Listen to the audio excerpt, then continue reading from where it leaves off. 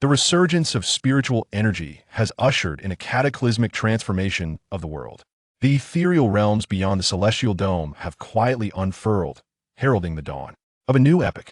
On the Azure planet, a myriad of indigenous flora and fauna have succumbed to the intoxicating influence of spiritual energy and other enigmatic factors, igniting a frenzied transformation of their very essences.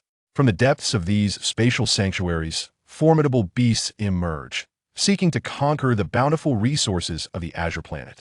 Humanity teetered on the brink of extinction. Yet, soon after, the effects of spiritual energy manifested within humankind, granting every individual the capacity to awaken their Beastmaster space upon reaching adulthood. This allowed them to cultivate and expedite the growth of their companion beasts, earning them the title of Beastmasters. Amidst this tumultuous landscape, a frail boy rose from obscurity, fueled by an insatiable passion for his beasts, embarking on a path devoid of regret. Thus, a resplendent golden road unfurled before him. The king of all ice-type beasts was destined to ascend to his throne. Chapter 1. Canglan Han and the White Fox. Azure Planet. Yanhua Alliance Branch. Linjiang City. As the first light of dawn painted the sky with delicate hues of gray, the alarm clock by the bedside began its incessant ticking, disturbing the tranquility of the morning. Canglan Han blinked his bleary eyes open and reached out to gently tap the edge of the clock. His hand then drifted above the clock, fumbling until he pressed the button to silence its relentless noise. He wished to linger in the warmth of his bed a little longer. However, at that moment, a small white fox bounded from the corner of the bed, using all four limbs to leap directly on his Canglan Han's mattress. With its adorable little paws flailing, the fox frolicked about on the boy's slender form, exuding unrestrained joy. The boy smiled indulgently, wrapping his arms around the little creature, feeling the soft fur brush against his fingers. "You glutton, is it already time for breakfast, and you can't wait?" Upon hearing this, the little white fox immediately began to whimper, as if to contest the boy's assertion. But Canglan Han was unyielding. He swiftly tucked the fox under the covers and rose to change his clothes. After completing his morning routine, he set about preparing breakfast. He fried 2 eggs and a sausage for himself, retrieving some previously thawed fish for the little white fox from the refrigerator. Pouring a glass of milk for each of them, he placed their meals upon the table. The little white fox had already escaped from the covers, appearing somewhat displeased with Canglan Han's actions, turning its back in a huff. Yet, Canglan Han merely smiled gently, lifting the fox and placing it on the opposite side of the table, pushing the thawed fish towards it. The little fox blushed, yet maintained a facade of pride. Ultimately, however, it could not resist the allure of food and slowly began to eat the fish on its plate. Seeing this, Canglan Han chuckled, but then felt a twinge of guilt for potentially bruising its pride, stifling his laughter. The little white fox cast him a disdainful glance before returning to its meal in quietude. Canglan Han rested his chin on his hand, addressing the fox. "Little White, today marks the beginning of our 3rd year of high school. Soon, I shall be able to sign the contract with you, fulfilling my parents' wishes and becoming a true Beastmaster." It turned out that the boy was an orphan. This was an era of cataclysmic upheaval. A millennium ago, mysterious spatial realms appeared in the skies. Countless monstrous creatures emerged from these domains, wielding devastating powers that nearly obliterated humanity, who at the time had yet to develop substantial firepower. Many nations fell, and amid this existential crisis, humanity cast aside their past prejudices and united to establish an alliance. As time progressed, humanity awakened their unique abilities Beastmaster space, allowing them to forge contracts with these creatures, hastening their ascent in strength and enabling them to transcend their inherent limitations. Moreover, upon forming a contract, a beast's prowess will be proportionally returned to the Beastmaster, typically around 30. Empowered by such formidable capabilities, humanity gradually reclaimed lost territories. They continually innovated human-centric technologies, integrating them into the Beastmaster framework to enhance their own abilities. Thus began the era of the Beastmasters. Canglan Han's parents had been renowned Beastmasters in Linjiang City, each possessing a master-level companion beast. Tragically, 5 years prior, they perished while fending off a monstrous tide unleashed by a spatial anomaly. Left behind was a helpless child who waited in vain for their return. Yet, not everyone is destined to witness a miracle. After enduring a protracted wait, the boy received the heart-wrenching confirmation of his parents' deaths from the Beastmaster Alliance. This revelation struck him like a thunderbolt, Leaving him in a profound state of grief, he rejected the Alliance's offer of adoption, resolutely choosing to remain in the home his parents had left behind. Yet, amidst his misfortunes, a sliver of fortune remained. Song Linhan's parents had amassed considerable wealth. As registered professional beastmasters who sacrificed their lives for the safety of citizens, the Alliance compensated their surviving children with substantial monetary support. Annually, this financial assistance not only sustained Song Linhan's daily needs, but also afforded him ample resources for his aspirations as a beastmaster. Thus, his resolve to become a true beastmaster solidified. This was not merely to fulfill his parents' legacy, but to prevent others from enduring a fate akin to his own. Consequently, Song Linhan had commenced his preparations long ago. His father, a master-level beastmaster, had left behind a unique compendium of insights for cultivating beasts, imparting it to Song Linhan in hopes of guiding him along a smoother path. His father's signature beast was a master-level frostwolf, an ice-type creature he excelled in nurturing. Furthermore, from his father's notes, Song Linhan gleaned extensive knowledge regarding beast attributes and classifications of power. Beast power is generally categorized as follows: ordinary, extraordinary, elite, master, earthshaker, epic, and legendary, with each realm divided into 10 tiers. Above all beasts stands a monarch level. Currently, only 3 leaders of the Beastmaster Alliance possess such elite beasts, serving as the trump cards of the Azure Planet. Few have witnessed their full prowess, as they primarily employ legendary tier beasts in their daily engagements. Contemplating this, Song Linhan cast another glance at the little white fox. Linjiang City is a small locale, where suitable high-potential ice-type wolf beasts are virtually unattainable from local breeding facilities. Acquisition necessitates a journey to larger cities, where one must pre-order from specialized breeding establishments. The costs are exorbitant, often reaching millions of Federation coins. Alternatively, one might hire high-ranking beastmasters to venture into the spatial realms specifically to seek these beasts. However, the prices are steep, reflecting the high casualty rates associated with such expeditions. Even previously explored realms by the Alliance cannot guarantee absolute safety, as unforeseen calamities can arise at any moment. Thus, he settled for a second-best option, selecting a high-potential fantastical creature, the Snow Spirit Fox, as his inaugural companion beast.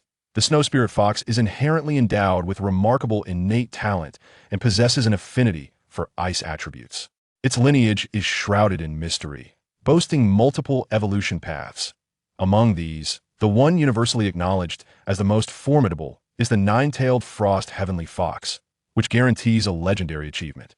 Furthermore, it is said that upon consuming a millennium-old snow lotus, this legendary nine-tailed frost heavenly fox can ascend to the rank of a sovereign entity. Song Linhan harbored his own ambitions. Thus, in his first year of high school, he invested 600,000 Alliance coins to procure a newly born snow spirit fox. The breeding facility in Linjiang City generously provided him with 2 free evolution paths for the snow spirit fox. This gesture was not merely altruistic. While selling companion beasts can be lucrative, it is still a business. The sale of evolution materials, however, is exceedingly profitable, bordering on extortion. By offering customers 2 free evolution paths, they could only aspire to become master beast tamers at best. The true strength lies in the subsequent evolution routes. Moreover, once a companion beast begins to evolve, it cannot regress. The path is irrevocably set. At this juncture, beast tamers have typically invested considerable resources into their initial companion beasts, rendering them compelled to continue purchasing higher-tier evolution paths and materials from the breeding facility, which could be deemed exploitative. However, for Song Linhan, this felt inconsequential. The pursuit of the strongest path was inherently his aspiration. Since someone had handed him the key to unlocking great power, what reason did he have to refuse? As for the resources required for evolution, he felt no trepidation. His parents had left behind a substantial inheritance comprising numerous ice attribute materials, alongside a considerable sum of Alliance coins in their bank account ample to support his initial expenditures. Should he fail to cultivate the capability to stand on his own after reaching the master level, then he might as well contemplate a swift demise by throwing himself against a tofu block instead of aspiring to be the strongest beast tamer in the world. Reflecting on this, he gazed at the little white fox with even greater tenderness. After 2 years of companionship, he had wholly embraced this adorable creature as his partner and family. Once they entered into a binding contract in the future, they would be inseparable for life. comrades bound by fate through thick and thin. Chapter 2. High school. After finishing his meal, Song Linhan tidied up the dishes, slung his backpack over his shoulder, and prepared to head to school. However, after a brief moment of contemplation, he realized he had forgotten something. He turned back to the living room and saw the snow spirit fox lying motionless on the floor, somewhat bored and amusing itself by rubbing its tiny white paws against the wooden surface. Song Linhan approached it and gently stroked its fluffy back. "Xiaobai, today you shall accompany me to school." Upon hearing this, the snow spirit fox appeared somewhat taken aback. It pointed at itself with its little paw, then at Song Linhan, emitting a soft woo as if to inquire whether he was serious. Song Linhan nodded, grasped the fox's forelimbs with both hands, and lifted it up. With that, he carried Xiaobai out of his home. The Beastmaster Alliance, after countless experiments, had finally determined that the optimal age for humans to form contracts was 18. Contracting too early could pose risks to the beast space, while delaying it too long could squander one's potential. Moreover, it was advisable for the first contracted beast to be in its initial form to prevent any unforeseen backlash during the contracting process. This was deemed the safest and most prudent approach. In consideration of the safety of all Alliance citizens, a decree was issued allowing all third-year high school students to contract their first beast. Students could purchase suitable beasts from breeding houses or opt to spend 100,000 Alliance coins on a standard beast provided by the Alliance. Prior to this, contracting a beast ahead of time was considered a violation and would result in severe admonishment.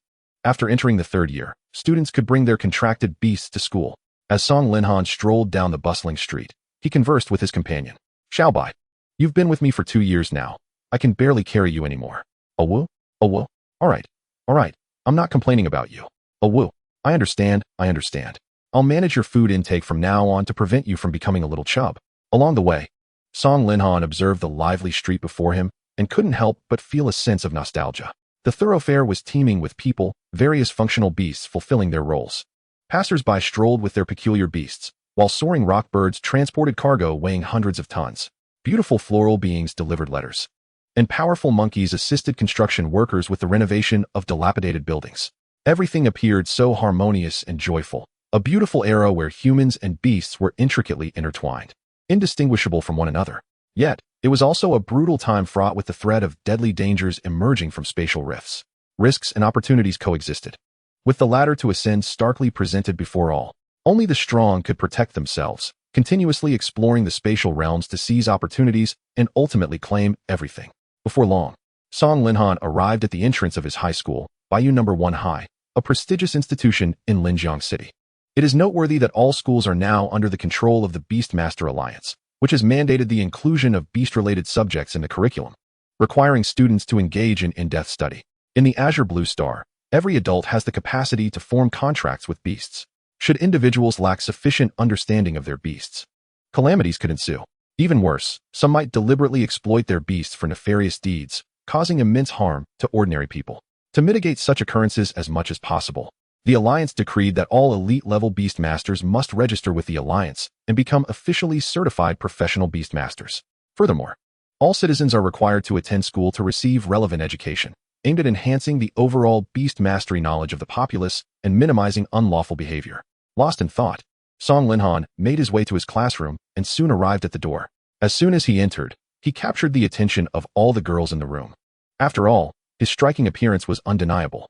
Standing at 185 meters tall, with a slender physique, he perfectly struck a chord with the protective instincts of many adolescent girls. Coupled with the adorable creature in his arms, it was enough to make numerous hearts melt. The snow spirit fox wriggled out of Song Linhan's embrace, shaking its head as it surveyed its surroundings. Noticing all the gazes directed at it, it tilted its head in confusion and emitted a soft awoo. "Wow, it's truly adorable." Indeed, Song Linhan is already captivating, and with such a charming little fox, my heart is completely melted. Having grown accustomed to the remarks regarding his looks, Song Linhan casually returned to his seat, placing Xiaobai on his desk and gently patting its head. This simple action unknowingly enchanted many around him, as they gathered in small groups to discuss, occasionally glancing at Song Linhan. At that moment, Neo Dali stood up from the back of the classroom, striding over to Song Linhan's desk with an air of disdain. "It's just a snow spirit fox. What's all the fuss about? Look at your reactions." As he spoke, he extended his right arm, flexing his biceps, revealing a peculiar pattern etched on his skin, an emblem of a beast master, a unique mark used to summon beasts from their spatial realms. Each beast master's mark was distinct, For instance, Neodali's depicted a bull's head adorned with large horns. Soon after, a massive, muscular beast known as the Mighty Bull materialized, occupying most of the classroom's aisle. With his arms crossed, Neodali provocatively gazed at Song Linhan. "This is my newly contracted beast, a fittingly powerful muscle-bound Mighty Bull.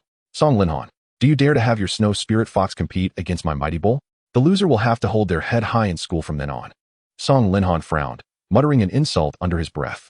Neodali was the child of a wealthy family in Linjiang City, naturally endowed with a robust physique. However, Song Linhan sensed that his intellect was lacking. Since he entered high school, Neodali had persistently clung to him, always seeking to outdo him in every aspect. For every bowl of food Song Linhan consumed, Neodali would devour 5. While Song Linhan maintained his health by running laps weekly, Neodali insisted on running 2 laps more than him. As Song Linhan fervently studied beast mastery to achieve the top score in the city, Neodali submitted blank papers, aiming for the lowest score possible. Truly an eccentric character, which made Song Linhan reflect on the vastness of the world and its peculiarities. Deep down, he had no desire to engage with Neodali, so he chose to ignore him instead. However, Song Linhan's indifference stung Neodali more than any insult could, causing him to stomp in frustration. He took great pleasure in belittling the campus heartthrob, Song Linhan, in a bid to attract the attention of others.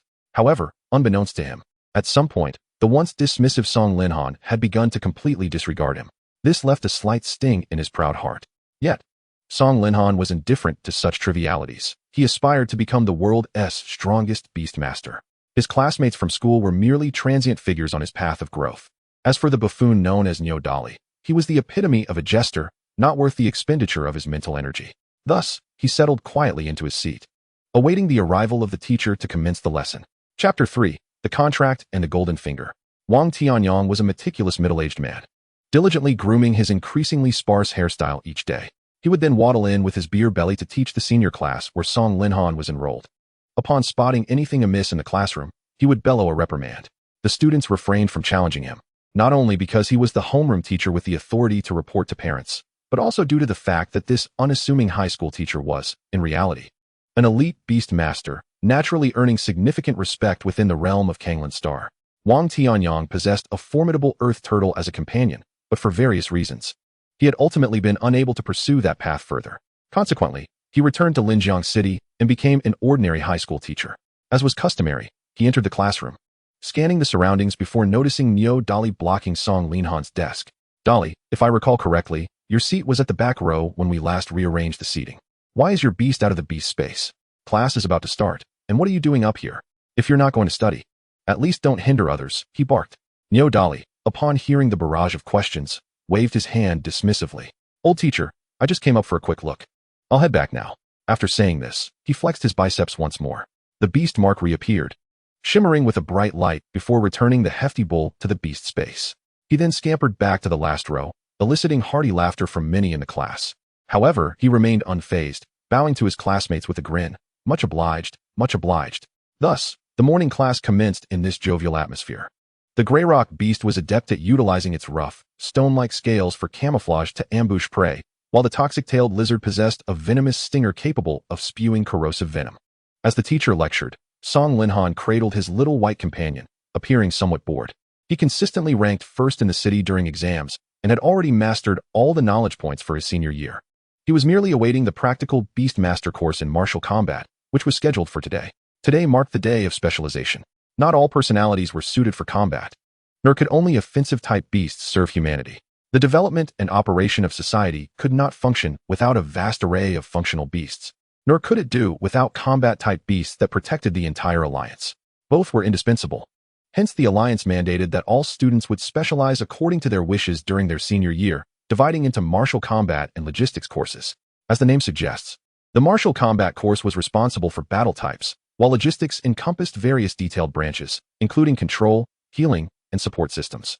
Many female students chose auxiliary and healing-type wood and water beasts, as they were not inclined towards combat, and thus preferred beasts more suited to logistics. As the morning session concluded, his little white companion nestled in his arms yawned for the umpteenth time, emitting a soft whine of complaint. This prompted Song Linhan to gently reassure it, stroking its smooth fur with his broad palm. "The morning has wrapped up. Once we submit the specialization application this afternoon, I'll take you home. I'm soon to become a genuine beast master, little white. Will you be happy for me?" Upon hearing this, Little White turned its proud head, looking at Song Linhan with a hint of uncertainty. At that moment, a gentle smile graced his handsome face. Oh dear, where's the hurry? It has already been 2 years. Don't worry, regardless of the path ahead, you will always be my family. At 5 in the afternoon, Song Linhan submitted his specialization application to his homeroom teacher. After confirming his main battle beast as the snow spirit fox, he shouldered his backpack and departed the school with Little White. Along the way, he stopped by the market to purchase fresh fish and chicken, intending to enhance Little White's diet.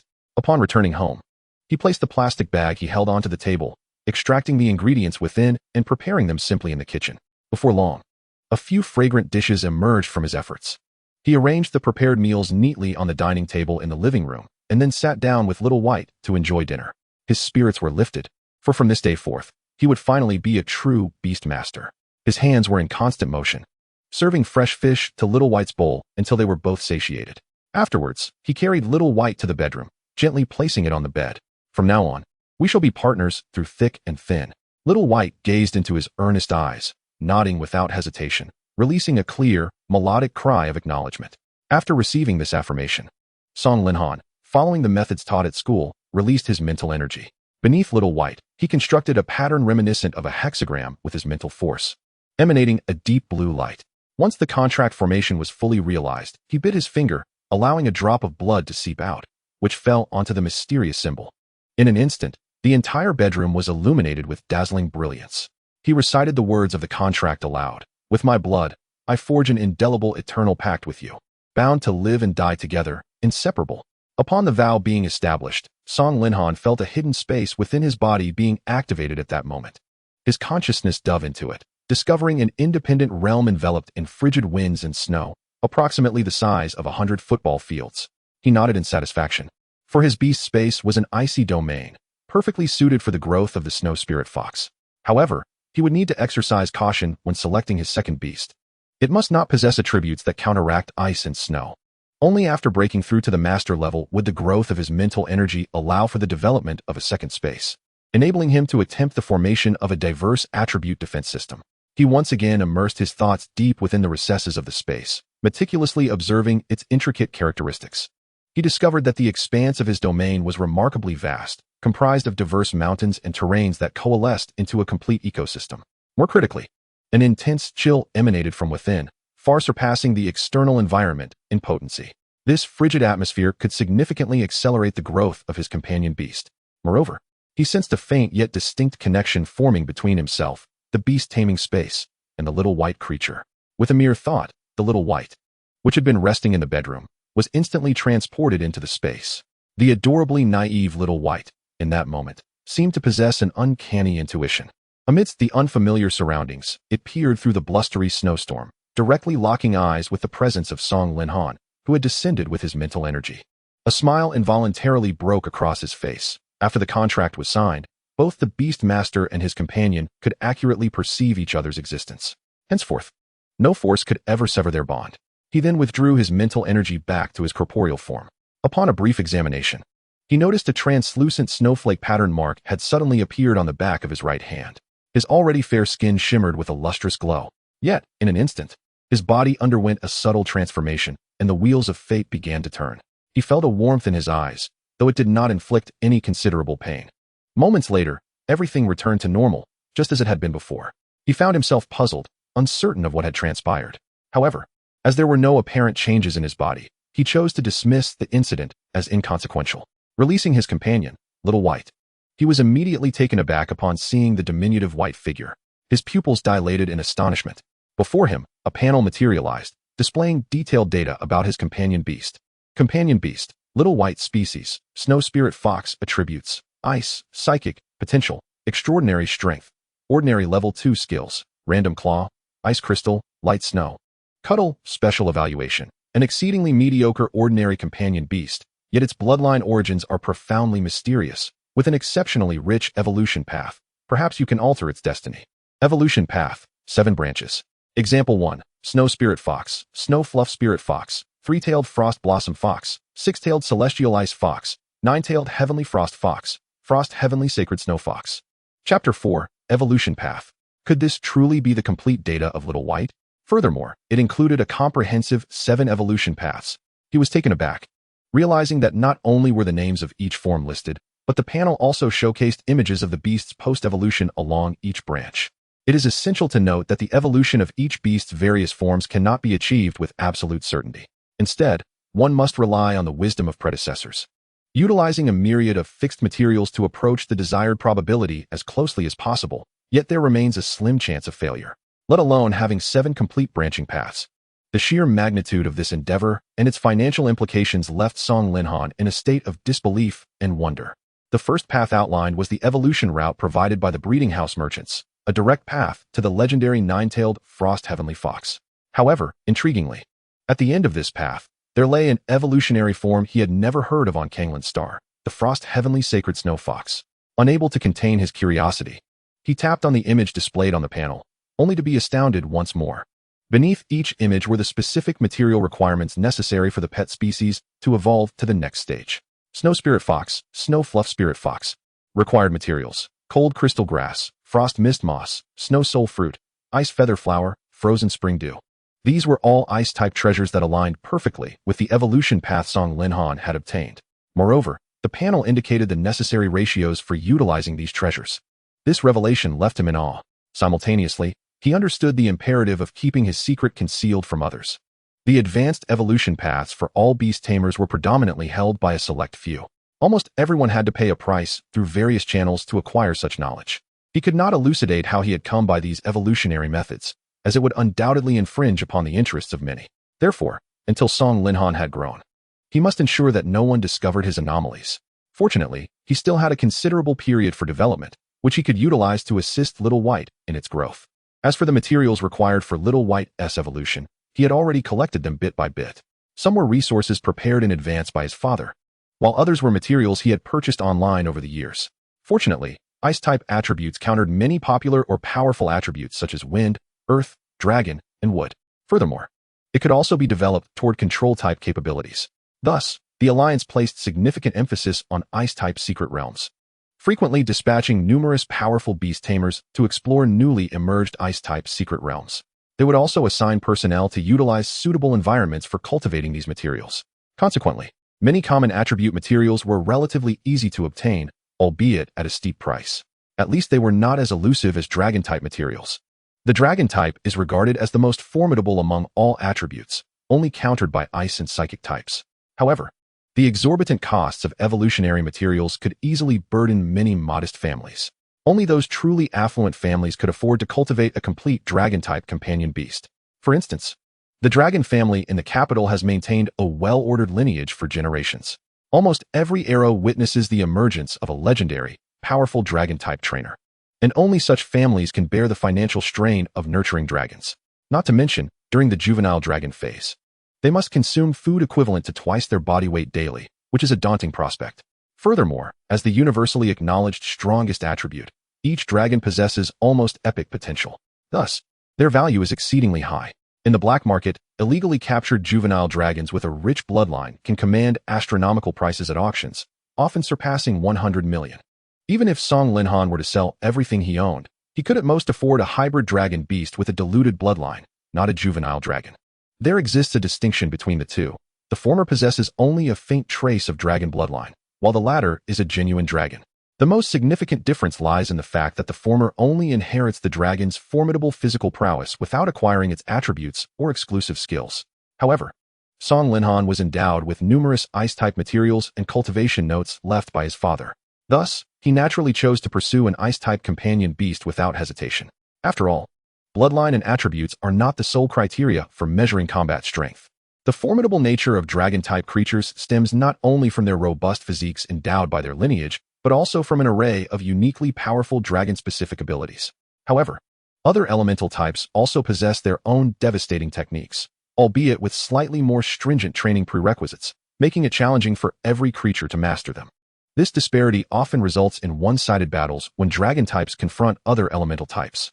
Nevertheless, Song Linhan harbors unwavering confidence in his abilities. While he may possess a seemingly mediocre companion, he is far from being an ineffective beastmaster.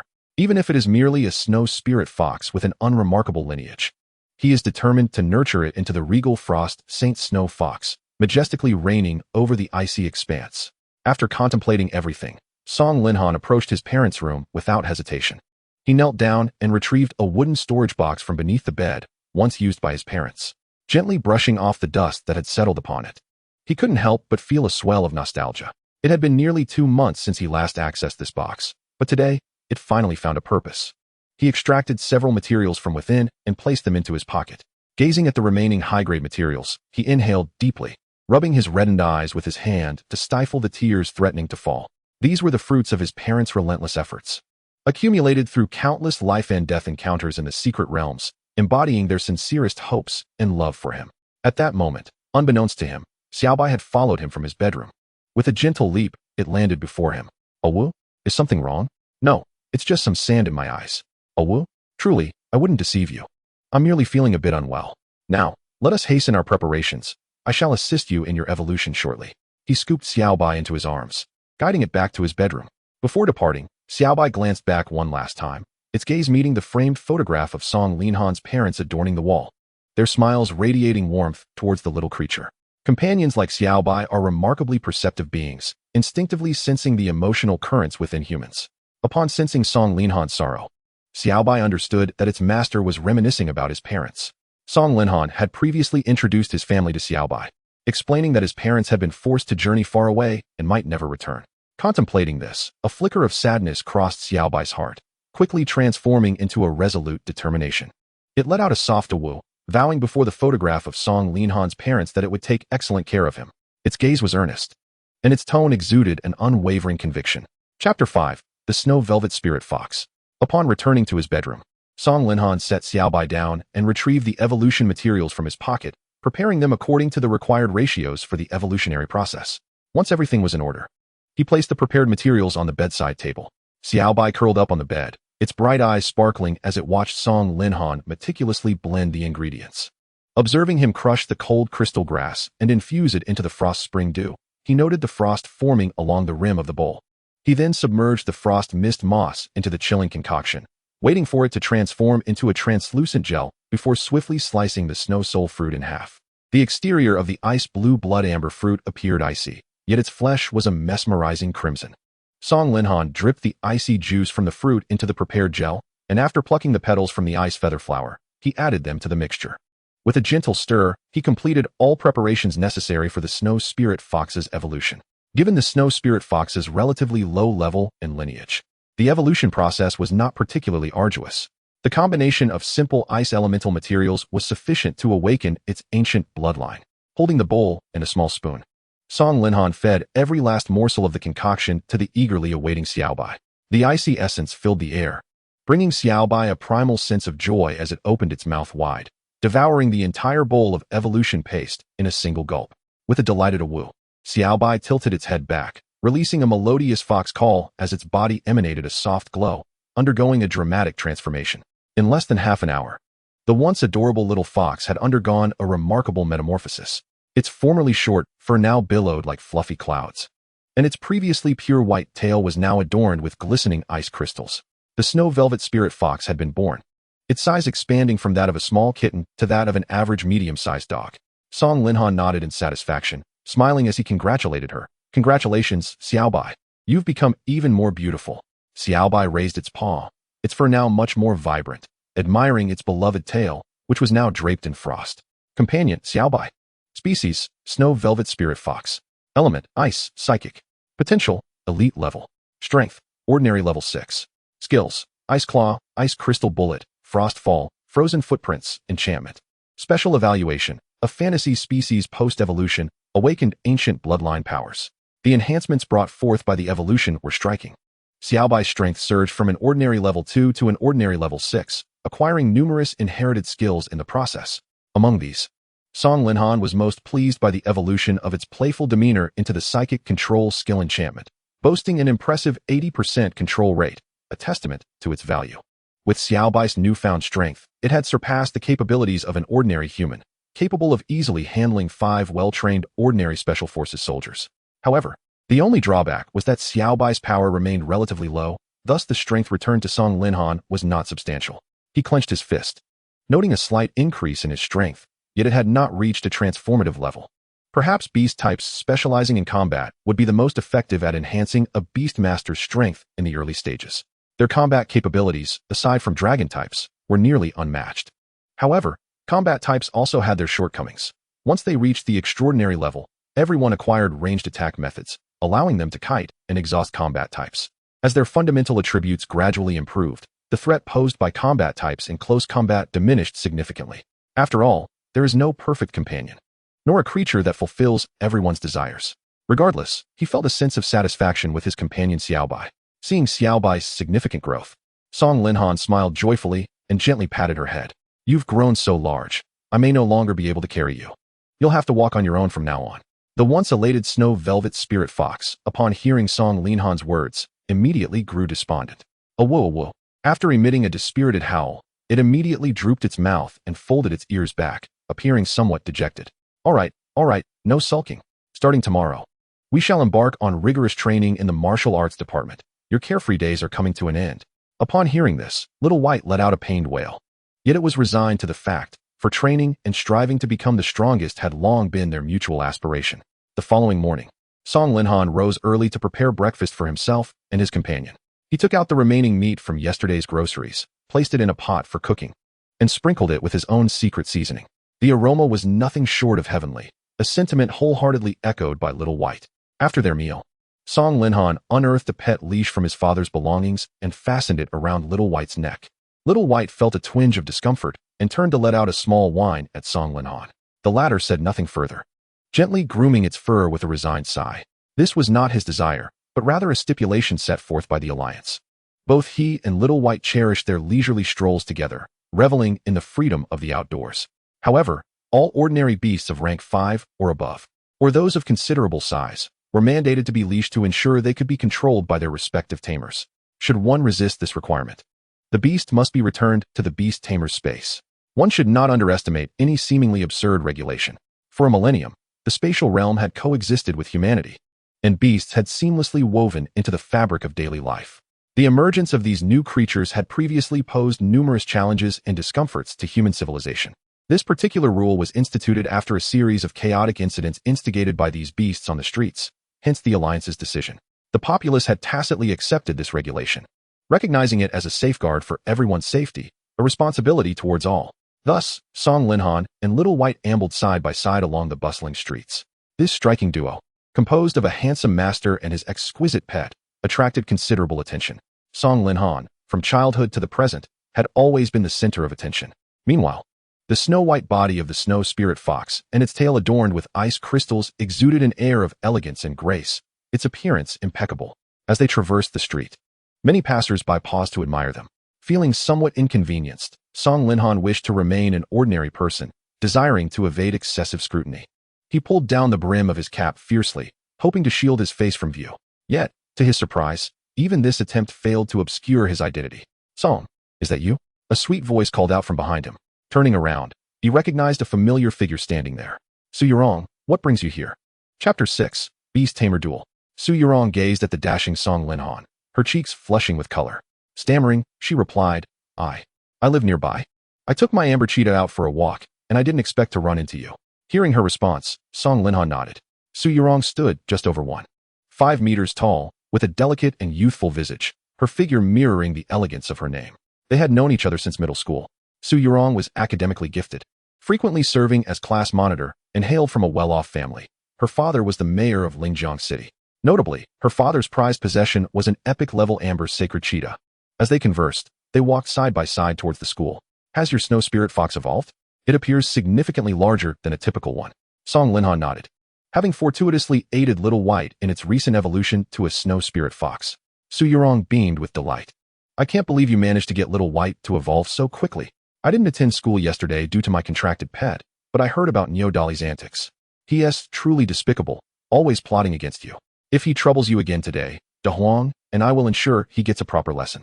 Upon hearing this, the massive cheetah accompanying Su Yurong let out a growl in agreement. Song Linhan's attention was drawn to this peculiar mutated beast, and glancing at Little White, he decided to return it to the Beast Tamers Space, fearing it might get jealous. Turning back, he sincerely asked Su Yurong, would you allow me to observe it up close? Huh, Song, what are you saying? That's not appropriate. We're in public. Su Yorong's lovely face flushed even deeper. As she beheld the earnest expression on Song Linhan's handsome face, she instinctively took a few steps back. What is wrong with being in public? It's not against the Alliance's laws. You wouldn't be so petty, would you? Song Linhan regarded the slightly trembling girl before him, feeling perplexed. He merely wished to closely examine the mutated beast to discern how it differed from ordinary creatures. Was that truly so inappropriate? Yet, he was taken aback by the typically confident class monitor's sudden shyness, unwilling to even permit a touch. If you're hesitant, then it's fine. And no. Su Yorong's voice trembled slightly, sensing her own reaction was becoming peculiar. If it's Linhan, I'd be willing. But please, just be discreet. We mustn't let anyone else see. After saying this, she glanced around, and upon noticing the sparse foot traffic, she lowered her head shyly, tightly closing her eyes, her long eyelashes quivering. Upon hearing her words, Song Linhan no longer hesitated and stepped closer to Su Yorong. The striking contrast between the tall, handsome man and the petite, charming girl created a notable disparity in stature. Song Linhan towered over her, extending his long fingers, which descended slowly. He gently patted the head of the amber cheetah beside Su Yorong, scratching it vigorously. The sensation was quite extraordinary. The surface felt remarkably smooth, and through the amber-like exterior, he could faintly perceive the creature's warmth. Its life form resembled a being encased in a translucent layer of amber. He activated the hidden panel in his eyes to examine the information regarding this mutated cheetah. Pet, De Huang. Species, amber cheetah. Attribute, mutated earth type. Potential, master level. Strength, ordinary rank 9. Skills, amber shadow, prism refraction, amber cage, psychic explosion, amber shield, amber mirage, shattered frenzy, crystal storm. Special evaluation, extremely outstanding. Inherited numerous high-tier skills from its ancestors, and has received ample high-grade resources from a young age, resulting in formidable combat prowess. This revelation left Song Linhan momentarily breathless with astonishment. This skill set is truly extravagant. The starting point of the Amber Leopard far surpasses that of Little White.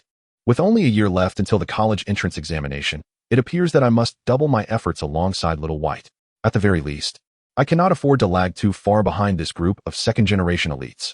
Meanwhile, Su Yorong, sensing a lack of movement, opened her eyes in confusion, only to discover Song Linhan engrossed in playful antics with her cherished beast. A wave of astonishment washed over her as the realization dawned that she seemed to have misunderstood the situation. Almost immediately, 2 crimson hues blossomed on her cheeks, accentuating her porcelain skin. At that moment, a voice of anguish and indignation echoed from behind them. Song Linhan, you scoundrel! Release Yorong at once. Upon hearing the insult directed at him, Song Linhan lifted his hand and turned to see a figure he greatly despised, Niu Dali. Su Yorong, noticing the sudden commotion, cast a glance at Niu Dali, who was sprinting towards them, her expression darkening instantly. Niu Dali, what brings you here? I'm here to protect you, Yorong. This rascal just dared to. Su Yorong's expression shifted as she regarded the brawny Niu Dali, who seemed devoid of intellect, and retorted sharply, What are you saying? I am here with classmate Song to study beast mastery knowledge, and it is not your place to meddle. Why don't you go somewhere cool and stay out of our way while we strive to improve? Niu Dali, watching his long-cherished goddess defend Song Linhan, felt his composure shatter. Yorong, we grew up together. How can you turn against me? That Song Linhan is as thin as a twig, lacking my robust masculinity. He struck a bodybuilder pose for emphasis. Su Yorong, hearing his words and observing Niu Dali's ridiculous display, felt her temper flare. She stepped forward, delivering a resounding slap across his face. Please refrain from spreading falsehoods. When have we ever been close? You've harassed me since childhood. And if you dare to speak out of turn again, I'll have my father apprehend you. Niu Dali stood in disbelief, clutching his right cheek, an amalgamation of joy and anger swirling within him. He was elated to have made physical contact with his goddess, yet furious that she struck him for the sake of an outsider. Unable to restrain his emotions any longer, he bellowed, Song Linhan, I challenge you to a beast mastery duel. The declaration rendered the group momentarily speechless. The Beast Mastery Duel was an officially recognized method of combat sanctioned by the Beastmaster Alliance, devised to resolve irreconcilable conflicts between Beastmasters.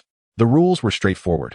One could unleash their full power in combat, provided they did not harm each other or their beasts. The losing party would bear full responsibility and could agree beforehand on compensation for the victor. Su Yorong summoned the Amber Leopard before her, a dangerous glimmer igniting in her eyes. Niu Dali, you have gone too far. Apologize to classmate Song at once. Niu Dali, feeling somewhat overwhelmed by Su Yorong's anger, found his own pride ignited. He felt trapped, compelled to continue his provocation. Song Linhan, are you even a man? Always hiding behind women. You will never become a true beast master. Su Yurong's face hardened, her mouth opening to command the amber leopard, but a clear, youthful voice interrupted from behind. Agreed. Su Yurong turned, puzzled, to see Song Linhan with his hands in his pockets, striking a cool pose that exuded a carefree demeanor, even tinged with a hint of arrogance. This brazen display seemed to resonate deeply within Su Yurong's heart. Meanwhile, Niu Dali, buoyed by Song Linhan's affirmation, felt a shift in his mood. He believed that defeating Song Linhan would earn him Su Yurong's admiration, perhaps even her affections. Oblivious to the fact that the goddess he idolized was already well within Song Linhan's grasp. Chapter 7. A triumphant initial battle. As Song Linhan regarded Niu Dali, emotions stirred within him. It was indeed time to settle matters with Niu Dali. He could not allow him to cling like a stubborn gum. Yet, he could not concede to his demands too readily, for that would be counterproductive. Considering his current status as a beastmaster, the expenses for nurturing his beasts would be substantial. With both of his parents deceased, the support from his family paled in comparison to others. In stark contrast, Niu Dali boasted a well-off background, his father a prominent businessman in Linjiang, who had invested heavily in a second-stage mighty bull for his son's contract. Contracting a second-stage beast was a perilous endeavor for an ordinary person, requiring exceptional physical strength and mental fortitude. Song Linhan doubted Niu Dali possessed such formidable mental prowess, suspecting he had merely procured a good deal through wealth. This extravagant behavior sparked a thought in Song Linhan. He intended to extract some benefits from Niu Dali. Upon hearing Niu Dali propose a beast mastery duel, Song Linhan's interest piqued, and he promptly agreed. Ordinary contests lack excitement. Let us raise the stakes. Niu Dali, now intoxicated by his emotions, readily concurred. A sly smile crept across Song Linhan's lips. How about 100,000 alliance coins? Niu Dali, upon hearing the wager, regained a semblance of composure. He scoffed at Song Linhan. 100,000 alliance coins? I can easily muster that. It's merely my pocket money for a week. But what can you offer? With a slight smile, Song Linhan replied, if I lose, I will publicly acknowledge that you, Niu Dali, are superior to me at school. Niu Dali's excitement surged at this proposition. To his limited intellect, it appeared to be a golden opportunity. Defeating Song Linhan and forcing him to concede inferiority would surely attract the admiration of all the girls who previously adored him. With this thought, he could not help but drool at the prospect. This display of foolishness prompted Su Yurong to glare at him with distaste, her brows furrowing in disapproval. Niu Dali stiffened, wiping his mouth and pointing at Song Linhan. All right, you've made your claim.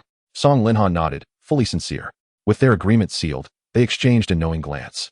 Su Yurong, realizing that her attempts to mediate were futile, suggested, let us head to the Linjiang sports arena. It has designated areas for combat. Song Linhan nodded in agreement, deeming it a suitable venue. Thus, the group made their way to the Linjiang sports arena. Song Linhan delved into his beast space, seeking out Little White, who lay resting in a snowdrift. She conveyed all that had transpired to her, offering soothing words to alleviate any worries. As long as she adhered closely to her commands, defeating the opponent would be a straightforward endeavor. Subsequently, she outlined a tactical plan for the upcoming confrontation. However, upon concluding Song Linhan's briefing, a flicker of confusion crossed Xiaobai's once clear eyes, seemingly questioning if this approach was truly viable. Would such a method not invite scorn during battle? Understanding Xiaobai's apprehensions through their mental connection, Song Linhan reassured her, fear not. Tactical planning is merely a component of combat. There is no need for concern. Soon thereafter, the group arrived at the Liming City Sports Arena. Su Yurong stepped forward, presenting a black card to the receptionist. Would you kindly reserve a standard duel arena for us? For 1 hour? Thank you. The receptionist, a strikingly beautiful young woman, greeted them with a radiant smile upon recognizing the exclusive black card, which was only attainable with a deposit exceeding 100,000 alliance coins. As a professional arena supported by the league, the usage fees for the dual arenas were relatively modest, requiring only a few dozen or 100 alliance coins per hour, aimed at fostering widespread participation in combat and enhancing overall battle proficiency. However, this was limited to ordinary and extraordinary level beasts, as the might of creatures at these tiers was insufficient to even damage the training facilities. Under the guidance of Su Yurong's black card, the group swiftly arrived at a spacious dual arena. The ground was level and immaculate, devoid of excessive ornamentation. With a designated central area for the beasts to engage in battle, 2 white lines etched at the periphery marked the safe distance for Beast Tamers. Overall, the arena exuded simplicity and grandeur, ample enough to accommodate intense confrontations. Both Niu Dali and Song Linhan stepped onto the arena, summoning their respective beasts. A snowflake-shaped mark suddenly appeared on the back of Song Linhan's fair hand, emanating a soft glow. In an instant, Xiaobai materialized in front of him on the training ground. Awu. Upon her arrival, she eagerly howled towards the heavens, brimming with excitement as she prepared for her inaugural battle. Opposite her, Niu Dali summoned his formidable Dali Niu. The emergency mark on his bicep glowed faintly, heralding the emergence of a powerful figure before Xiaobai, who responded with a few defiant moves. Song Linhan promptly accessed the panel to examine Dali Niu's attributes. Beast, Dazhuang species, Dali Niu element, Earth, fighting, potential, elite level strength, ordinary level 8 skills, mighty stomp. Fearless charge, mountain shatter, special evaluation, tough-skinned and immensely strong. Song Linhan could not suppress a gasp. Dali Niu's strength far surpassed that of Xiaobai. Not to mention the elemental advantage it held. Thus, a direct confrontation was inadvisable. Fortunately, he had already devised a strategy for Xiaobai before the battle commenced. Su Yurong assumed the role of referee as the combat was about to begin. After confirming the state of both beasts, she blew the whistle, signaling the start of the duel. Xiaobai, the snowy spirit fox, radiated an aura of chill, her steps leaving delicate ice crystals in her wake, while Dali Niu, panting heavily, had muscle-bound limbs that slightly trembled the ground beneath. As a fighting-type beast, Dali Niu excelled in close-quarters combat, and both Mighty Stomp and Mountain Shatter were capable of inflicting significant damage to ice-type opponents. Eyeing Xiaobai with fierce intent, it prepared to unleash its skills. Niu Dali, invigorated by the moment, commanded, Dali Niu, charge forward and use Mighty Stomp. Responding to his command, Dali Niu's eyes turned crimson as it launched itself from the ground. Its massive form barreled forth like a rampaging war chariot towards the snowy spirit fox, simultaneously executing Mighty Stomp. The powerful hooves struck the ground with a resounding thud, creating a wave of force that rippled outward. Xiaobai swiftly employed frozen footprints to evade. Upon hearing Song Linhan's directive, Xiaobai agilely twisted her body, evading the onslaught of the air wave with the grace of a drifting snowflake. She darted across the arena, successfully activating frozen footprints, leaving a trail of ice flowers in her wake. Well done, Xiaobai. Seize this moment to use Bewitch. At this command, Xiaobai's eyes shimmered with a pink glow as she locked gazes with Dali Niu. The beast's movements faltered, its eyes mirroring Xiaobai's pink luminescence, momentarily lost in confusion. Seizing the opportunity presented by Dali Niu's brief distraction, under Song Linhan's guidance, the snowy spirit fox unleashed Frostfall. A flurry of snowflakes cascaded from the sky, enveloping the arena in ice and drastically lowering the temperature. The ice flowers formed by frozen footprints began to connect, gradually creating a smooth layer of solid ice. The sudden chill roused Dali Niu from its stupor. Just as it attempted to move, it slipped on the slick surface, its massive form tumbling to the ground. Niu Dali's mind struggled to keep pace with the unfolding events, and only then did he realize the impending danger. Get up, Dazhuang, quickly. Yet before Dali Niu could react, the snowy spirit fox seized the moment, propelling itself high into the air with a powerful kick of its hind legs, rapidly forming an ice crystal projectile aimed at Dali Niu. The ice crystal struck Dali Niu like a barrage of icy arrows, sending chills through its body. In pain, Dali Niu let out an enraged roar, its muscles tensing as it prepared to retaliate with Mountain Shatter. Lowering its head, the golden glow of its horns flickered as it charged towards the snowy spirit fox with incredible speed. However, Song Linhan instructed Xiaobai to evade once more. The snowy spirit fox complied, skillfully dodging Dali Niu's assault. Timing her movements, she circled behind Dali Niu, launching herself with a powerful leap. Her claws glistening with frost as she executed Ice Claw, striking fiercely at Dali Niu's back. In agony, Dali Niu turned to retaliate, but once more lost its balance on the icy surface. Taking advantage of this, the snowy spirit fox unleashed another ice crystal barrage to sap Dali Niu's stamina. Thus, every time Dali Niu attempted to close the distance, Song Linhan anticipated its moves, ordering Xiaobai to retreat and unleash control skills from a distance, relentlessly wearing down Dali Niu. Under the continuous assault of ice and snow, Dali Niu's movements grew increasingly sluggish, a layer of frost gradually accumulating upon its form, dulling its senses. Seizing this moment, Xiaobai launched a flurry of ice-type attacks, ultimately overwhelming Dali Niu, which could no longer sustain itself, collapsing heavily to the ground, devoid of combat capability. Chapter 8. The Military Instructor. Standing at the edge of the arena, Su Yurong bore a stern expression as the referee. Witnessing the unfolding scene, she promptly instructed the Amber Cheetah to verify the situation. The Amber Cheetah obeyed the command, swiftly leaping into the center of the battlefield. It approached the incapacitated Strength Bull, gently pawing at its body. Upon realizing that it had lost all instinctive responses, the cheetah confirmed that the Strength Bull had completely succumbed to unconsciousness. Turning its head, The amber cheetah let out a roar towards Su Yurong. Without hesitation, she blew her whistle once more, declaring the strength bull unfit for battle and awarding victory to the snowy spirit fox. Song Linhan emerged victorious, and not without ease. He had long anticipated the level of the strength bull, knowing that it would face significant disadvantages against the snowy spirit fox. The chilling impact of the ice attacks was only half as effective against the combat-type strength bull. Thus, from the very beginning of the confrontation, he had instructed Xiaobai to prepare for an exhausting battle.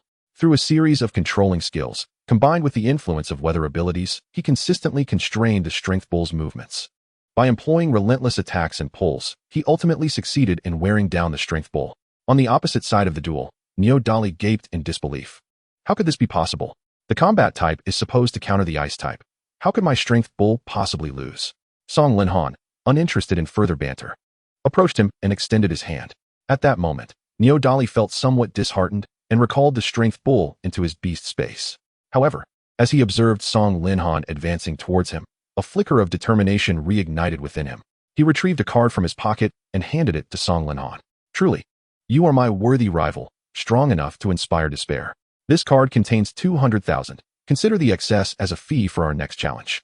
A friendly reminder, when we meet again, it shall not be so simple. Neo Dali crossed his arms, his expression returning to normal, and with those parting words, he departed with the strength bull. Upon hearing this, Song Linhan could not help but smile wryly. He marveled at Neo Dali's remarkable ability to self-regulate. Just moments ago, he appeared dejected, yet now he seemed a completely different person. More perplexing was the realization that he had somehow become Neo Dali's rival. Moreover, given his command skills, it was frankly rather subpar. The fact that he could lose to the snowy spirit fox while commanding such a powerful beast that was supposed to counter ice types was truly astonishing. What was even more outrageous was that Neo Dali had transformed a tank-like creature into a warrior. With skills like unyielding charge and powerful stomp at his disposal, he consistently ordered the strength bull to engage in close combat with the smaller Xiaobai. Song Linhan mused that such a decision could only stem from a decade-long cerebral blockage. Nevertheless, considering the 200,000 at stake, he chose not to dwell on it. He summoned Xiaobai to his side, observing the little creature panting heavily, and affectionately patted its head.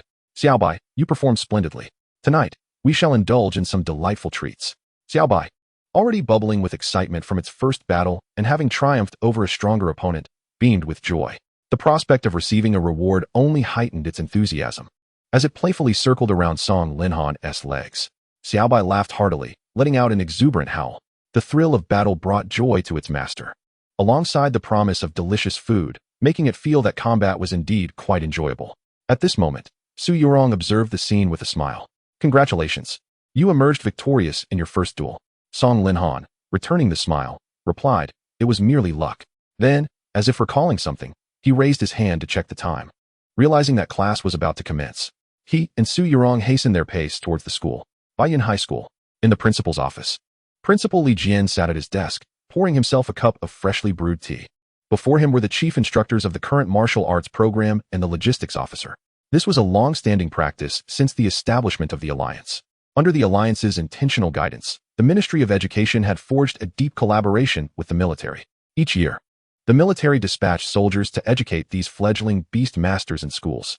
Upon discovering students with exceptional talent, they would secure a spot for them in military academies or guarantee their admission to prestigious institutions within the jurisdiction of the Yanhuang Alliance for further training. At that moment, a middle-aged man, leading the group of instructors, stepped forward. He picked up several documents from the principal's desk and began perusing them. Upon examining the first document, he furrowed his brow. However, as he continued to review the subsequent papers, his frown deepened further. What is this? A bunch of misfits. Are you jesting with me? Baiyan High is supposedly the best high school in Linjiang City, right? Oldly, spare me the suspense. I've been coming here for several terms, and not a single promising candidate in sight. The students I've taken to the recent genius competitions have all been at the bottom of the rankings. How do you expect my brothers in the army to perceive me? Do you have any worthwhile candidates left? Speak up. Lu Hong, the head of education at Baiyan High, lamented, his expression a mixture of frustration and despair as he scrutinized the principal's recommended talent profiles. Principal Li Jian, unfazed by Lu Hong's complaints, continued to sip his tea. After Lu Hong's irritation reached its peak, he slowly uttered, Linjiang City is a rural area. It cannot compare to the capital. Lu Hong, noticing the teasing smile on Li Jian's face, stepped forward and snatched the teacup from his hand. You old rascal, do you relish provoking me? Linjiang indeed lacks resources. But I am not asking you to compete for first place. At the very least, we should aim for the middle tier. You can't expect me to return with these abysmal results every time. If you are not embarrassed, then I certainly am. Li Jian, upon hearing Lu Hong's sarcasm, remained unperturbed. Instead, he closed his eyes, humming a tune to himself. Upon noticing this reaction, Lu Hong's unease grew. Something was off. Something felt amiss about Li Jian's demeanor. Disregarding the reactions of the other instructors and officers behind him, he circled the desk and shook Li Jian's shoulder. Stop playing coy with me. We've been cooperating for years. The moment you shift in your seat, I can guess what you're about to say. Yet, Li Jian had no intention of replying. Keeping his eyes tightly shut, once he sensed that Lu Hong's patience was wearing thin, he finally suppressed a chuckle and spoke up. I do have a candidate this year, but she may not be inclined to join your military. Upon hearing this, a glimmer of hope sparked in Lu Hong's eyes, realizing that this year's ranking might hold potential. Rest assured, she must at least be in the top 10 to secure a direct admission. If she wishes, we might not even accept her. With those words, Li Jian nodded in satisfaction. He then retrieved another document from his drawer and handed it to Lu Hong. Lu Hong gazed at the materials handed to him, extending his hand to accept them, and began to scrutinize the contents with utmost care. Upon encountering the specific details regarding the pet beast of the individual in question, he was momentarily taken aback. The combination of ordinary 9th-tier status, mutated attributes, and inherited skills had, in previous years, been enough to capture his attention. Yet, this year, all these elements were astonishingly embodied in a single student. He suddenly felt that this particular pupil might indeed make a significant impact on this year's provincial rankings. Chapter 9. Gale Demon Wolf. Song Linhan and Su Yorong hurriedly navigated the bustling street, finally making it to their classroom just before the bell rang. They returned to their respective seats, eagerly awaiting the division of their specializations.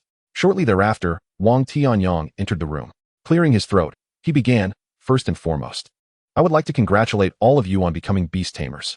As your homeroom teacher for the past 2 years, I have gained much from this journey alongside you. However, you now stand at a crossroads in your lives. The choice between martial combat and logistics will determine your future destinies. It is with great honor that I witness you reach this pivotal moment. Students opting for martial combat may find it challenging to meet again in the future. After a brief pause, he suddenly adopted an ancient salute of the Yanhuang Alliance and sincerely addressed them as a senior, saying, I wish you all great success in your martial endeavors. Upon witnessing Wang Tianyang's gesture, all the students rose in unison, returning the salute with the same reverence. Wang Tianyang straightened, casting a sweeping glance over the classroom before producing a prepared list from his pocket. I shall now announce the specialization results. Students in the martial combat department, please proceed to the playground to assemble with your instructors. As for those in logistics, remain seated until your mentors arrive. The students designated for martial combat included Niu Dali, Zhang Luren, Zhao Longtao, Song Linhan, Su Yorong. The logistics students comprised Zhao Zhangwo, Li Mumu, Lu Qinqin, Li Tiantian, Gao Yaya. Upon hearing the announcement, a somber atmosphere enveloped the room. Some of the more sensitive girls could not suppress their tears. Yet such is life. Everyone must carve their own path. Wang Tianyang sighed at the sight, reminding himself that the college entrance examination would still encompass academic subjects, leaving them a year to prepare. Albeit their encounters would become less frequent henceforth. All martial combat students, follow me to assemble, stand in formation, and I shall lead you to meet your instructors. Soon, Song Linhan and his companions were guided to an open area at the center of the playground, where numerous other students who had chosen martial combat had already gathered. As he surveyed the scene, he noticed a substantial military truck parked in the formerly spacious center of the playground. Beside the vehicle stood several imposing figures clad in military uniforms, exuding an air of authority. What astonished Song Linhan the most was the enormous demon wolves, each a striking blend of dark hues, squatting behind these individuals. The ferocious beasts appeared exceedingly intimidating, their jet black fur seemingly forged from steel, their taut muscles radiating immense explosive power. Most captivating were the faint wind and malevolent attributes that swirled around them. Wolf species. Intrigued, Song Linhan couldn't resist gazing at the lead individual's demon wolf, pulling up its attributes on his panel. Pet beast, Dogdan. Species, Gale, demon wolf. Attributes, wind, malevolent. Potential, mountain shaking level. Strength, master level, 9th tier.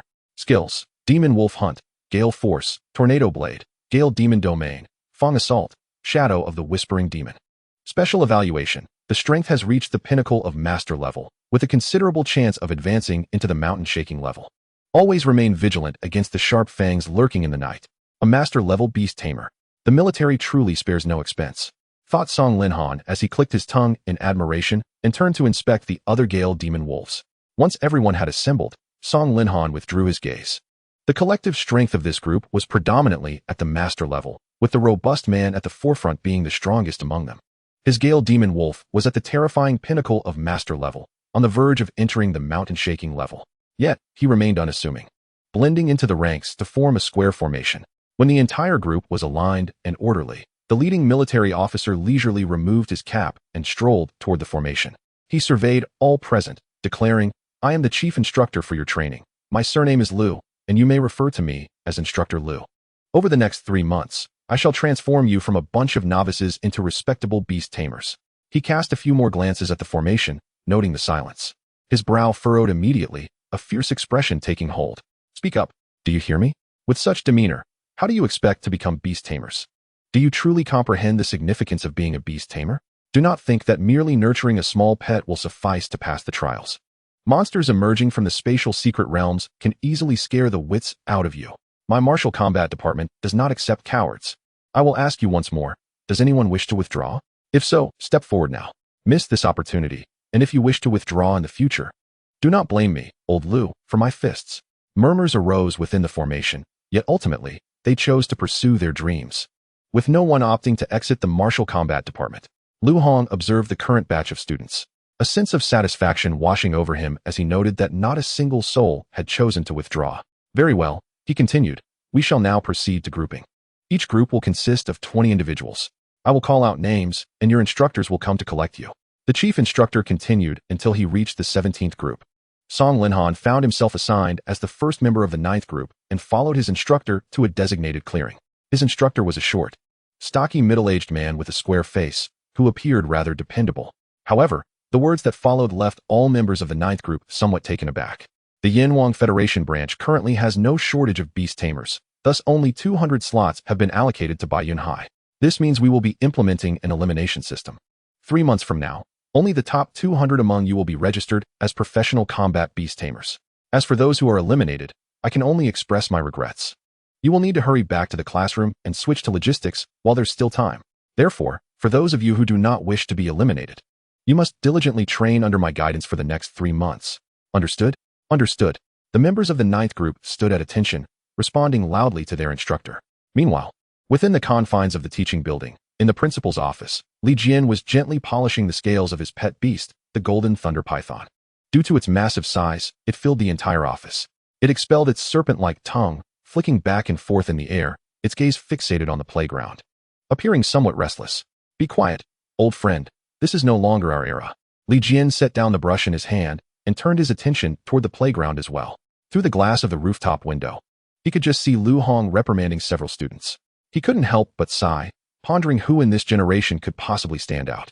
His deep gaze drifted toward the morning sunlight in the distance, and he couldn't help but reflect, ultimately, time slips away, and people grow old. Chapter 10. Online Shopping for Treasures. Upon returning home that evening, Song Linhan summoned Xiaobai from the Beast Master Space once more. Gently grooming its fur, he soothed its emotions. Overall, today's subject division had gone relatively smoothly, with no major surprises. However, what surprised Song Linhan slightly was the elimination system at the end. One must understand that the spatial secret realms could open randomly in the world at any moment. Enhancing the living power of the Beast Masters was a revered policy among every Alliance branch. Yet, the Alliance was consciously reducing the number of Beast Masters, particularly the advanced combat type ones. This led Song Linhan to sense some underlying secrets lurking beneath the facade of everyday life. He surmised that there might be issues with several massive resource-type secret realms under the Alliance's control. It seemed that the war between the Alliance and the aquatic civilization was not as smooth as reported. As he continued to stroke Xiaobai's icy fur, he contemplated the Alliance's situation. The aquatic civilization had descended upon Azure Blue Star a century ago. They invaded through the passage-type secret realms connecting the two planets. As the secret realms expanded, the battlefield gradually reached a boiling point. However, they were ultimately pushed back and severely weakened.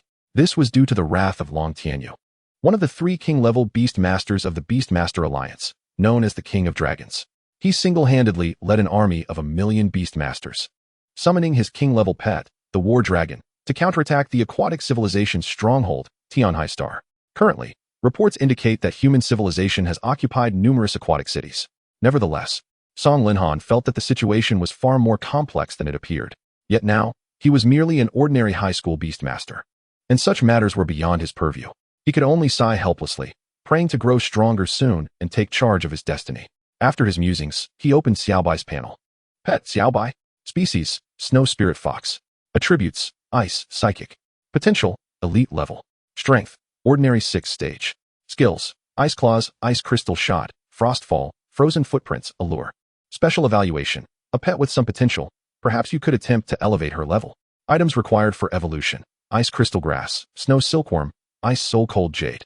Frost Crystal Flower, Ice Spirit Fruit, Condensed Ice Grass, Ice Marrow, Frost Flower Stone, Ice Soul. At present, Xiaobai's strength indeed lagged far behind Su Yorong's Amber Leopard. Not to mention those top-tier second-generation individuals from the capital. They had likely long since broken through to the extraordinary level and begun attempting to contract a second pet. Song Linhan began to feel a sense of urgency. He needed to rapidly enhance his strength. Furthermore, the methods to elevate Xiaobai's power were quite simple. One was to exhaust her potential, forcing a 2-stage evolution in a short time. However, this approach was akin to sacrificing the future. Forcing an evolution through overdrawing potential would mean that the beast would never break through to the epic level. Evolution is inherently a natural process. Once the life form of the pet stabilizes, guiding it with various treasures will allow it to evolve naturally. This route was promptly eliminated by Song Linhan. From a strength perspective, while forced evolution could indeed boost power, it would render the pet's foundation unstable. The strength would be precarious, and it could even damage the pet's essence. From a long-term standpoint, it would essentially waste one of Song Linhan's contract slots. One must understand that human mental energy is limited, as is the ability to care for beast masters, and the resources needed to cultivate them are a considerable expenditure. Thus, most master-level beast masters contract at most 6 pets, even after breaking through to higher levels. They seldom contract lower-tier pets unless they possess exceptional bloodline talents and a clear path toward becoming legendary-level beasts, making them worth cultivating as a secondary tier. Most, however, approach this with a trial-and-error mindset, as evolving into a legendary-level pet is exceedingly arduous. It requires a vast array of resources, a comprehensive evolution pathway, and the probability of successfully evolving into a legendary-level pet is less than 1%. Imagine a beast master exhausting themselves, spending enormous resources to cultivate a pet to this level, only to fail in the evolution process, losing the chance to become a legendary-level pet for life. Such a beast master would likely be utterly disheartened. Therefore, Song Linhan decisively chose the second method, spending money. With a wry smile, he cradled Xiaobai back onto the bed and retrieved his phone. He opened a shopping platform, entering into the search bar the terms for ice-type pet enhancement potions. Relevant items promptly appeared. 10,000-year Xianbing marrow, grown in extreme cold secret realms, naturally nurtured, deeply buried beneath the eternally frozen veins, extremely rare. Capable of allowing ice attribute beast masters to directly awaken the extreme cold ice, significantly enhancing combat power. Price, 25,800,000,000.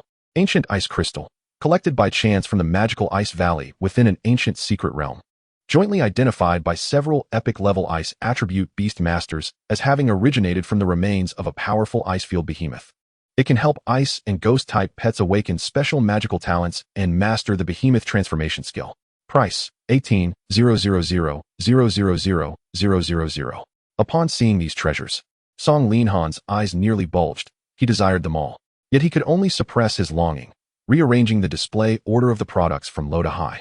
He prioritized purchasing based on enhancing strength. After these adjustments, the product page finally appeared more palatable. He scrolled through the list, purchasing several items within his financial capacity. Ice Spirit Elixir. Extracted from various low-tier ice attribute herbs at low temperatures, it can help ordinary and extraordinary pets rapidly enhance their strength, with absorption time depending on the pet's physique. Price, 70,000. Ice Cold Leaves. Produced by Chinya Pharmaceutical Group, cultivated in extreme cold secret realms, entirely natural and pollution-free. It can assist ice attribute pets in better mastering low-temperature breath in daily life, enhancing the power of ice attribute skills. Price, 5,000. Body Refining Pill. Produced by Yanhan Pharmaceuticals, meticulously crafted according to ancient methods, effective in improving a pet's physical strength, refining muscles and bones, and invigorating blood, making your pet as hard as steel. Price, 8,000. Song Linhan stroked his chin, realizing that these were indeed valuable items. However, the cost was quite steep. Although he had secured 200,000 from Yodali, he felt that his current funds would still fall short. Thus, he reluctantly resorted to his parents' death compensation. As a master beast tamer, they had left behind a considerable sum, 3 million alliance coins. The alliance had established a compensation amount of 5 million alliance coins, with an annual allowance of 20,000 alliance coins for the family. Living alone, Song Linhan's daily expenses were modest. He had only spent 600,000 alliance coins when acquiring his pet. Therefore, the remaining 13 million alliance coins had remained untouched, reserved for future training of his beasts. Now was not the time to be frugal. His fingers flew across the screen. Ice Spirit Potion, which could even be utilized by extraordinary level beasts. The effects would likely be formidable. He decided to purchase 10 vials for Xiaobai to use as a mouthwash. Ice Cold Leaf, which could enhance ice attribute skills. Excellent, indeed. He opted for 50 pieces to whet Xiaobai's appetite.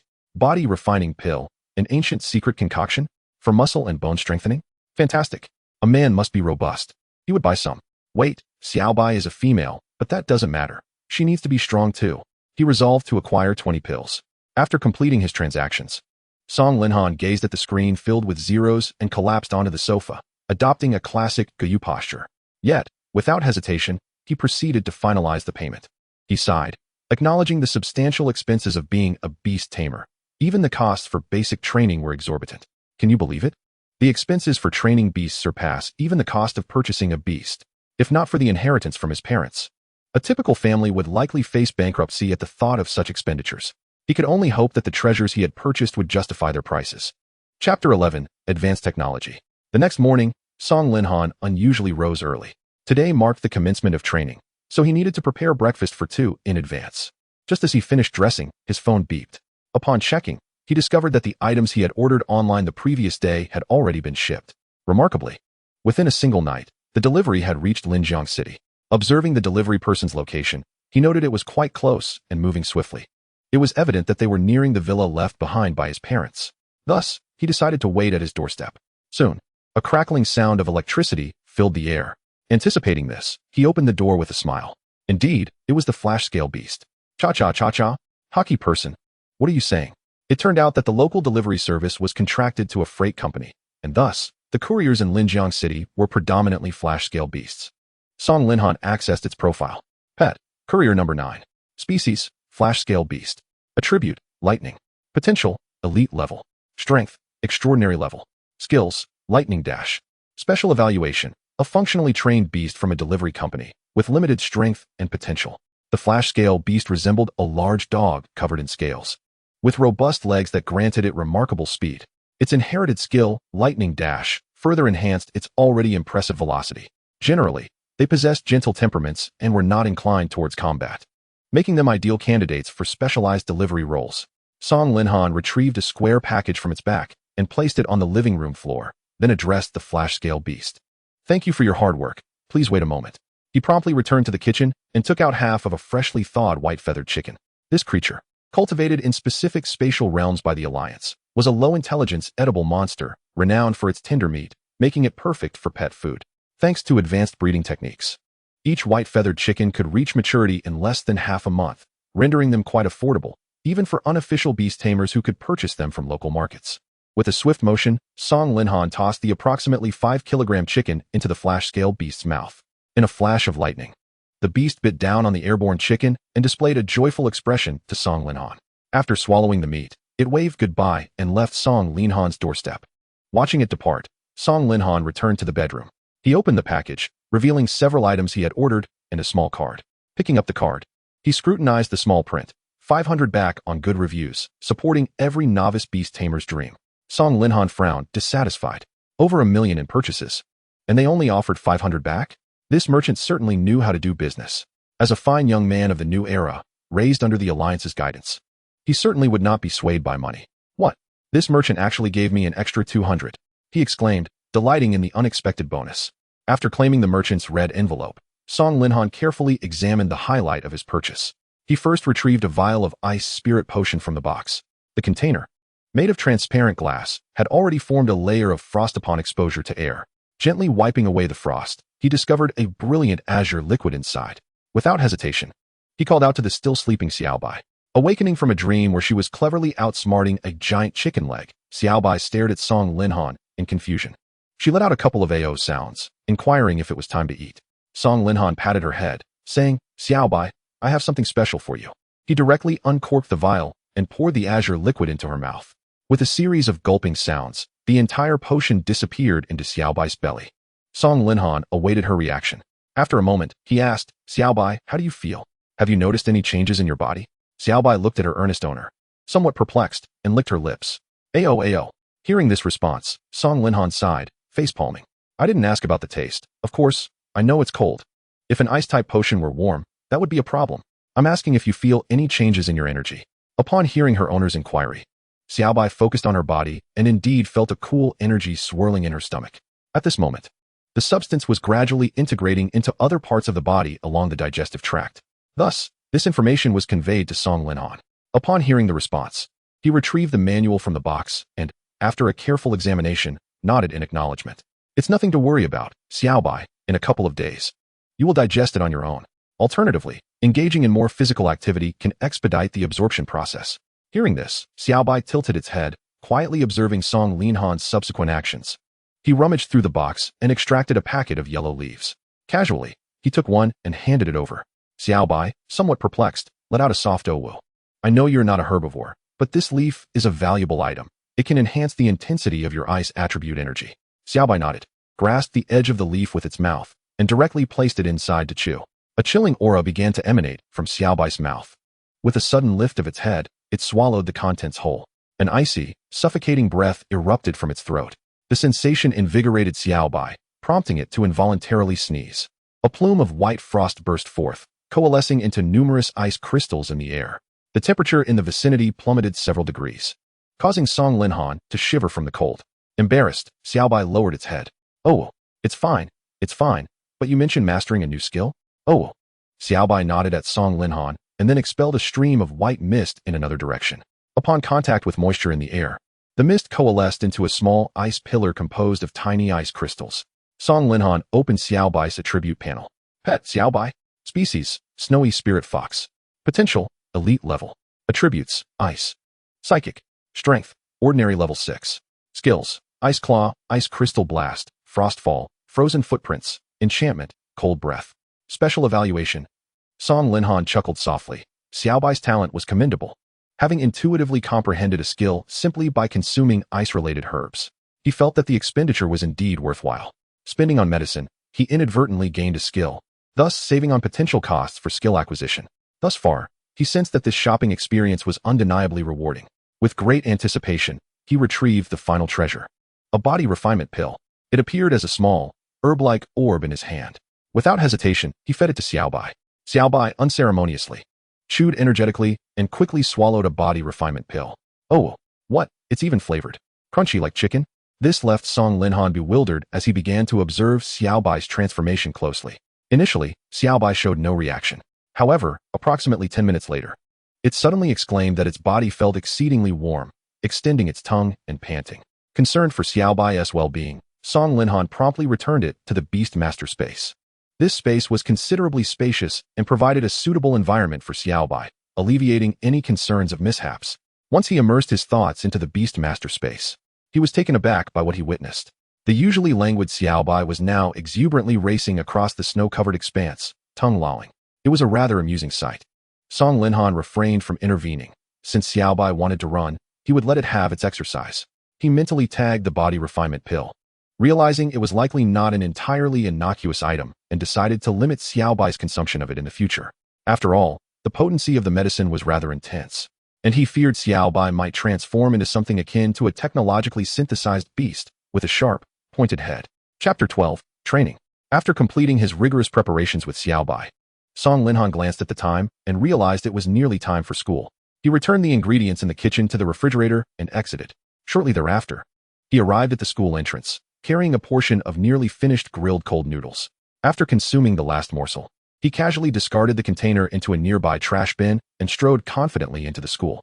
As a student of the martial arts department, he was exempt from cultural classes, only needing to review previously learned material on Wednesdays.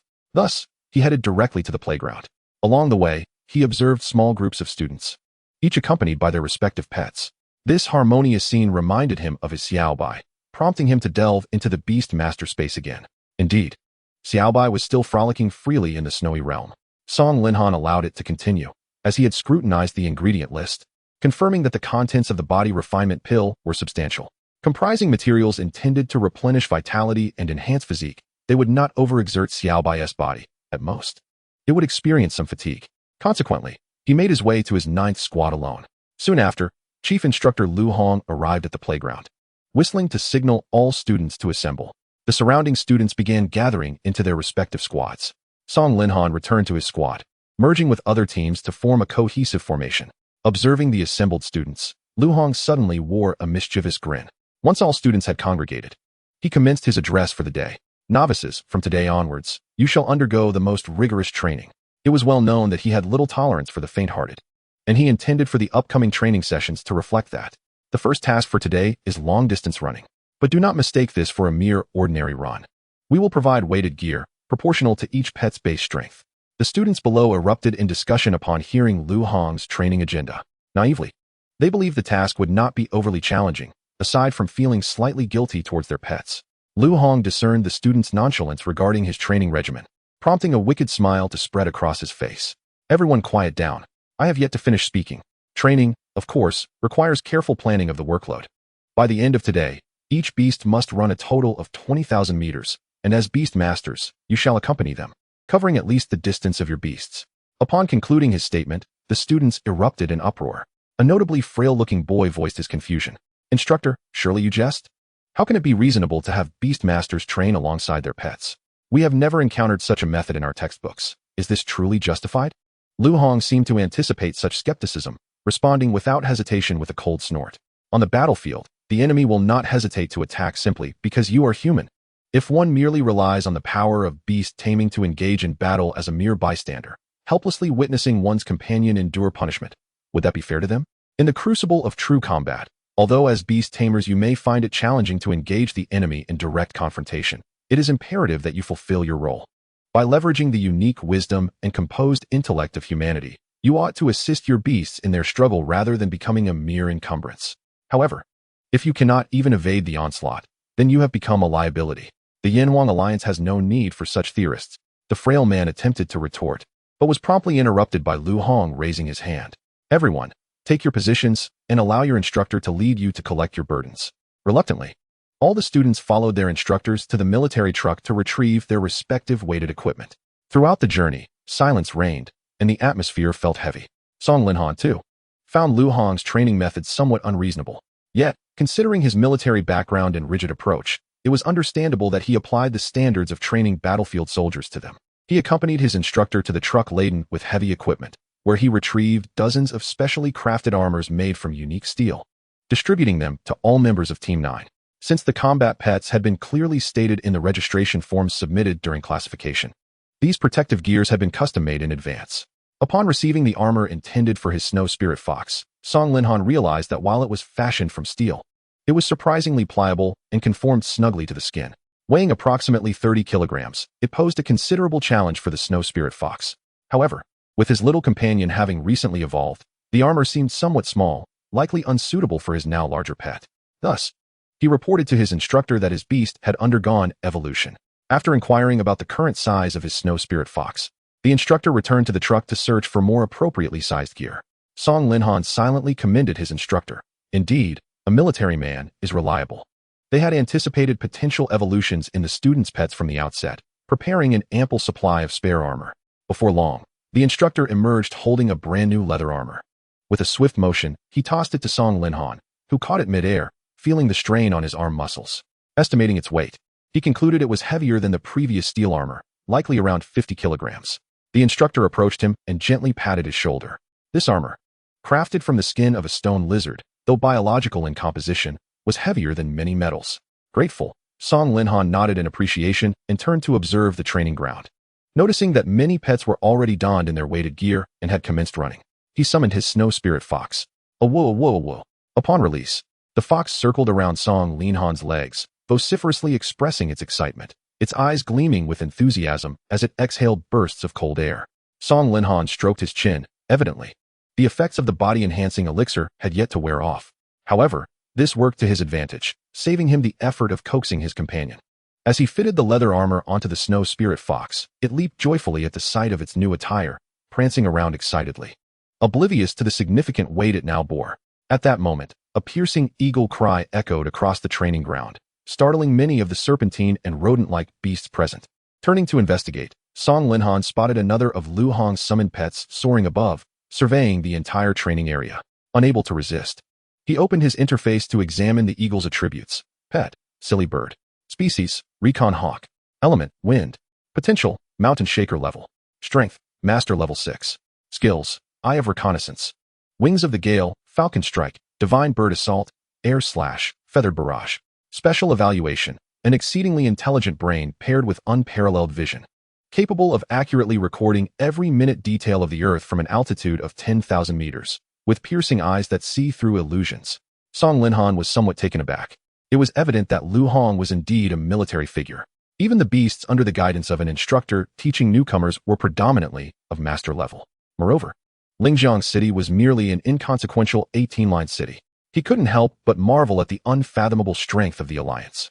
He pondered what caliber of strength the instructors from top-tier cities would possess. Would they be at the mountain shaker level, or perhaps even the epic level he had only witnessed on television? With these thoughts igniting a fervor within him, Song Linhan's competitive spirit surged. His academic performance had always been exceptional, consistently ranking first in the city. Viewed as a prodigy by others, he naturally harbored a sense of pride. At this moment, the youthful ambition within him was thoroughly awakened. He raised his hand grandly, leading his snow spirit fox toward the track. To the geniuses of Kyoto, await my arrival. I shall witness your splendor one by one, and then I shall defeat you. Chapter 13, Ambitious Aspirations. The midday sun poured generously over the track, casting a soft golden hue across the surroundings. At the center of the track, numerous youths and their respective pets were strenuously racing. Behind them, a colossal, fierce-faced Gale demon wolf loomed, supervising their efforts. The moment it spotted anyone faltering, it would unleash a terrifying aura, instilling fear in the low-tier beasts on the track, making them hesitant to linger even for a moment. High above the training ground, a hawk circled continuously, occasionally emitting a resounding cry that resonated throughout, coldly recording the training performance of the students below. The synergy between the Gale demon wolf and the recon hawk was remarkable. A mere roar or glance sufficed for them to understand each other's intentions. With their supervision, it was effortless to intimidate this group of fledgling youths. Thus, under their watchful eyes, Lu Hong could comfortably remain in the principal's office, sipping tea. Principal Li Jian stood by the expansive floor-to-ceiling window, continually observing the situation on the training ground. Lao Lu, do you think this training is a bit too demanding for them? After all, they are merely children. Lu Hong, upon hearing Principal Li Jian's concerns, did not respond immediately, but leisurely finished his cup of tea. On the contrary, I am saving them. You've heard about the situation with the Sea Clan, haven't you? Time waits for no one. After listening to Lu Hong, Li Jian fell silent, pondering. Alas, I truly wonder what those high-ranking officials are thinking. Engaging in simultaneous conflicts with two civilizations, forcing them into a corner to unite against us. Lu Hong placed a finger to his lips, signaling silence. Let us not speak of this matter. Even if the heavens were to fall, there are 3 king-level figures to hold it up. Rather, this group of students has fortuitously found themselves in an extraordinarily auspicious era. Li Jian let out a melancholic sigh, his expression betraying an undeniable compassion. Although he articulated it this way, he had watched these children grow up. Throughout my life, I have battled in the secret realms, devoid of romantic entanglements. These youngsters are but the cherished thoughts within this old man's heart.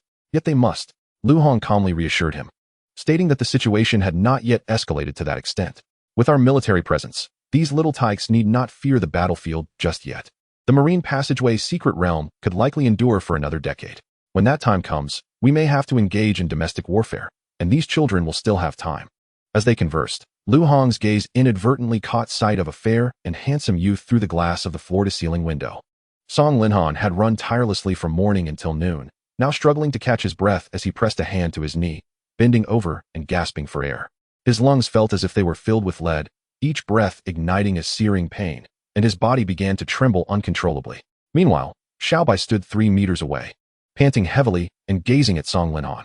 Upon realizing that his master could no longer continue, it immediately turned and returned to his side, nudging his pant leg with its moist nose in an attempt to urge him to rest. It's all right, just hold on a little longer. A strained smile broke across Song Linhan's face as he reached down to pat Xiaobai's head, noting that even the ice attribute creature was sweating profusely. I know I've already met the standard, but I must strive for excellence. Xiaobai tilted its head in confusion, emitting a questioning sound. Song Linhan smiled again. This time genuinely. There's no particular reason. If I had to say, I was born to be the best. He then shared his philosophy with Xiaobai, bending down to speak earnestly.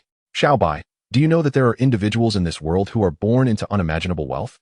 For them, resources and connections come effortlessly. They can refine their bodies with the finest treasures and summon epic or even legendary beast tamers with a mere phone call for personalized training.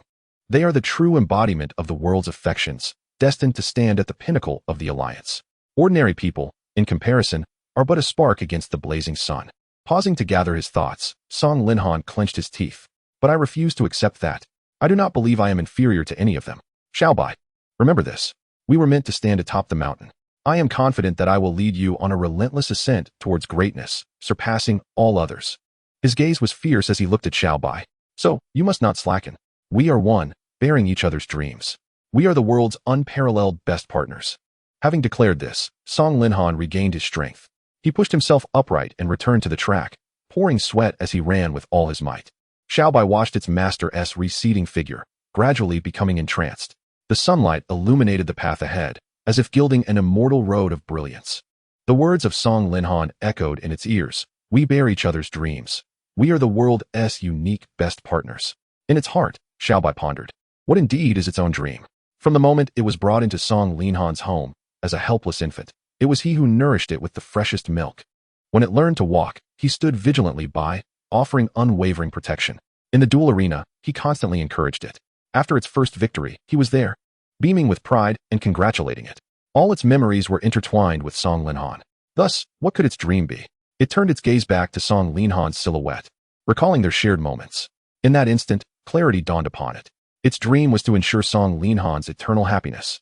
If he aspired to be the best, then it would accompany him in surpassing everyone on the playground.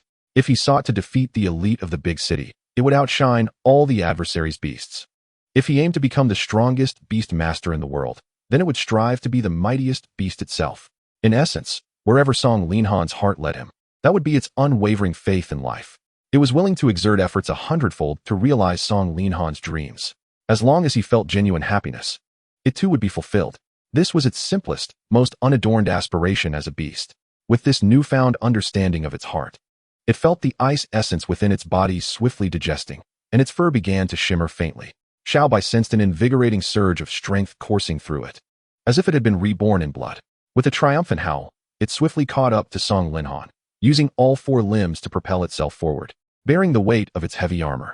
Should Song Linhan have opened his panel to inspect it closely, he would have been astonished to find that Xiaobai had suddenly advanced a level, reaching the ordinary 7th tier, and had independently learned a new psychic skill, self-encouragement. Upon accepting this reality, he found little cause for astonishment, for such was the nature of beasts. They are both a brutal trial bestowed upon humanity and a gift to the entirety of human civilization. Any miracle that occurs in their presence seems entirely reasonable, as they are inherently extraordinary beings. Chapter 14. Xiaobai's progress. So, this is how you leveled up? Song Linhan gazed at Xiaobai's panel, still somewhat incredulous. Beast, Xiaobai. Species, Snow Velvet Spirit Fox. Potential, Elite Level. Attributes, Ice, Psychic. Strength, Ordinary 7th Tier. Skills, Ice Claws, Ice Crystal Bullets, Frostfall, Frozen Footprints, Enchantment, Cold Breath. Self-encouragement. Special Evaluation. Xiaobai nodded, its eyes narrowing into crescent moons as it beamed at Song Linhan. Receiving this affirmation, Song Linhan felt a wave of relief wash over him. He had provided Xiaobai with ample potent nourishment that morning, coupled with the exhaustive exertion from the day's earlier training, enabling her to successfully metabolize the energy stored within. These substances were potent enough for even extraordinary beasts to utilize, and thus, it was only natural for Xiaobai to advance given her ordinary tier strength. The one aspect that puzzled him was how Xiaobai had awakened yet another skill, the psychic self-encouragement. The effect was straightforward. When a beast suffers severe injury or experiences a dip in morale, by employing this skill, one can dispel certain negative mental states and rekindle the fervor for battle. In simpler terms, it acts as a clarifying effect, aiding in the confrontation of adversaries' psychological disruptions. Now, he found himself suddenly curious about the extent of Xiaobai's current prowess. Thus, he persevered through the aches coursing through his body, and made his way toward a familiar figure. On the other side of the playground, Song Linhan discovered Su Yurong, who was resting beneath the shade of a tree, and conveyed his intentions to her. Do you wish for Da Huang to assist in testing Xiaobai's strength? That can be arranged. Although considering how hard you ran with Xiaobai this morning, are you certain you can handle another battle? Song Linhan scratched his head playfully and added, of course. It's no problem. Xiaobai and I are endowed with innate strength. Upon hearing this, Su Yurong could no longer maintain her composure, her face lighting up with a radiant smile. I never noticed how amusing you are, Song Linhan. In return, Song Linhan offered her a sunny grin, remarking, perhaps it's because I've spent too much time with you. Your personality is infectious. Su Yurong retorted, oh, stop it. I am not that ridiculous. To which Song Linhan replied, perhaps you've always possessed this talent. You simply haven't realized it. The two shared a hearty laugh, just as they engaged in their light-hearted banter. A booming voice echoed from afar. Yurong, are you tired? I brought you some water. Neo Dali, with a broad grin, approached from the direction of the convenience store, holding 2 bottles of energy drinks. However, upon noticing the person standing next to Su Yurong, his smile vanished instantaneously. Song Linhan, what are you doing here? Su Yurong stepped forward to accept the 2 bottles from Neo Dali, then handed one to Song Linhan. She began to explain, Linhan Xiaobai has made significant progress in strength. He wishes for Da Huang to assist in testing it. Neo Dali's expression stiffened, yet he was reluctant to jeopardize the hard-won rapport with Su Yurong. So he stifled his simmering anger. With a smile that was more painful than crying, he replied, is that so? May I lend a hand? Su Yurong regarded him with a hint of distaste, recalling her previous encounter with him, and thought of him as a useless second-generation heir. She had no desire to engage with him. Glancing once more at Song Linhan's subtly defined abs, she decisively chose to decline. No, I've already arranged things with Linhan. I'll seek your help the next time he needs it. Without further ado, she took Song Linhan's arm and departed, leaving Neo Dali standing there. As Neo Dali watched their receding figures, he clenched his fists and struck a nearby tree in frustration, gradually sinking to his knees, exclaiming, no, no, why? Meanwhile, Song Linhan remained blissfully unaware of his dismay, and even if he had seen it, he would not have cared. Just a defeated dog. At this moment, he and Su Yurong had arrived at a relatively open area on the playground, each summoning their respective beasts. A flash of light illuminated the space as Xiaobai let out a spirited cry, standing before Song Linhan. Upon seeing the imposing amber leopard, which could match him in size, Xiaobai's expression faltered. He turned to his master, letting out a whine. Fear not. I'm not foolish enough to have you engage in direct combat with it. Instead, focus on testing its defenses with your various skills. Xiaobai nodded in understanding, relieved that he would not be forced into a direct confrontation. Assessing the amber leopard's amber layer and glancing at his own sharp claws, he felt a surge of confidence. Breaking through the opponent's defenses seemed quite feasible. Su Yurong observed Xiaobai's confidence and found him utterly adorable, breaking into a sweet smile. Xiaobai, do not underestimate it. Da Huang has already reached the extraordinary level, and its mastery over attributes far exceeds that of a typical beast. Her words struck a chord within Song Linhan. He was taken aback that the amber leopard had advanced to the extraordinary level so swiftly. This marked a significant turning point for any beast, as their command over their innate attributes would surpass that of ordinary beasts. However, he was equally eager to witness the true strength of an extraordinary beast. Thus he resolved to proceed with the challenge. Once both parties were prepared, Su Yurong commanded the amber leopard to deploy the amber shield. A brilliant golden shield rapidly materialized before the amber leopard, effectively obstructing the distance between Xiaobai and itself. Song Linhan focused intently, directing Xiaobai. Xiaobai, first utilize self-encouragement to enhance your state. Then employ ice crystal to test the opponent's defensive strength. Xiaobai responded with a determined howl. Suddenly, a pink glow enveloped him. Self-encouragement had been successfully activated, and the previous tension on his face was replaced with fervor. With another howl, he conjured a blue energy orb upon his claws. Once the energy coalesced, he hurled it towards the amber shield. A cacophony of cracking ice resonated as icy crystals spread across the surface of the amber shield. Upon closer inspection, it became evident that while the ice crystal had showcased its freezing effect, it failed to penetrate the amber shield's defenses. Yet, Song Linhan remained undeterred, orchestrating a series of combined assaults against the shield. Ultimately, through the trifold freezing effects of frostfall, ice breath, and ice crystal, Xiaobai succeeded in encasing the amber shield in ice. In this frozen state, the amber shield lost its original sturdiness. With a ferocious swipe from Xiaobai's icy claws, the shield shattered into fragments, akin to ordinary ice. Song Linhan's eyes sparkled with encouragement at this sight. In merely 2 days, Xiaobai had demonstrated remarkable progress. After all, The amber leopard had inherited its formidable skills from its lineage, possessing numerous advanced abilities from birth. Moreover, its level significantly overshadowed Xiaobai's, spanning an entire tier. Thus, Xiaobai had truly excelled. His ice abilities had seen a substantial enhancement, attributed to the precious items Song Linhan had procured for him. Furthermore, the final icy claw attack had gained considerable power, likely due to the effects of a body-tempering elixir. After a full morning of exertion, Xiaobai had thoroughly absorbed the elixir's potency, resulting in a notable boost to his strength attributes. Song Linhan felt quite satisfied, believing his expenditure had been worthwhile. Meanwhile, high above, Lu Hong reclined leisurely atop his scouting falcon, gazing down at the playground, observing Song Linhan and Xiaobai as they tested their strength. He had been monitoring the young man since dawn, noting how he had persevered through training, pushing through moments of exhaustion with sheer willpower at critical junctures. Nevertheless, this still failed to evoke any significant emotional upheaval within him. It merely instilled a sense of appreciation in his heart. The purpose of his outing was, in fact, to observe Su Yorong, but he coincidentally encountered Song Linhan. Su Yorong's amber leopard possessed truly remarkable strength, having reached the extraordinary level, making her worthy of his focused observation and cultivation.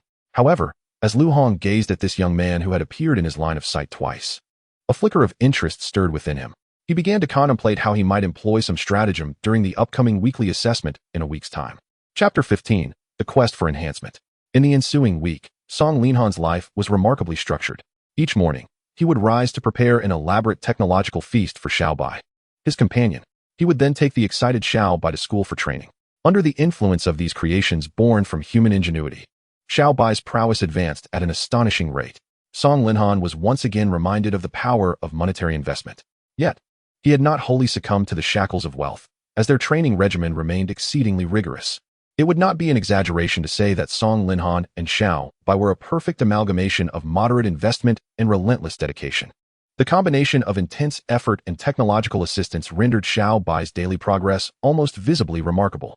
The most apparent transformation was in his physique. Xiaobai had significantly increased in size, now measuring approximately 2 meters in length and standing around 1.5 meters tall when upright. Despite the increase in size, Xiaobai's proportions remained athletic and elongated. The muscles concealed beneath his fur had multiplied considerably, exuding an aura of chilling intensity, as if warding off any unwelcome approach. Witnessing the increasingly formidable Xiaobai brought Song Linhan to the brink of tears, overwhelmed with excitement. How wonderful it is to grow. To be large is to be strong. To be large is to be beautiful. Xiaobai's remarkable transformation was a testament to the diligent nurturing by his beast master, as well as the ceaseless supervision and care he provided day and night. However, this process had been supplemented with a modicum of body-tempering pills and frost leaves. Song Linhan could swear that Xiaobai's intake of these substances was rather minimal, merely 1 body-tempering pill and 5 frost leaves per day. The crux of the matter lay in their exceptionally demanding training regimen. Without adequate sustenance to replenish his energy, Xiaobai could potentially face dire consequences. He opened Xiaobai's attributes panel for a careful examination. Pet, Xiaobai. Species, Snow Velvet Spirit Fox. Potential, Elite Level. Attributes, Ice, Supernatural.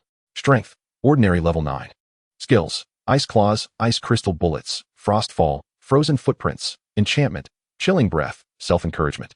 To experience a 2-tier rise in strength within a week was indeed a delightful occurrence.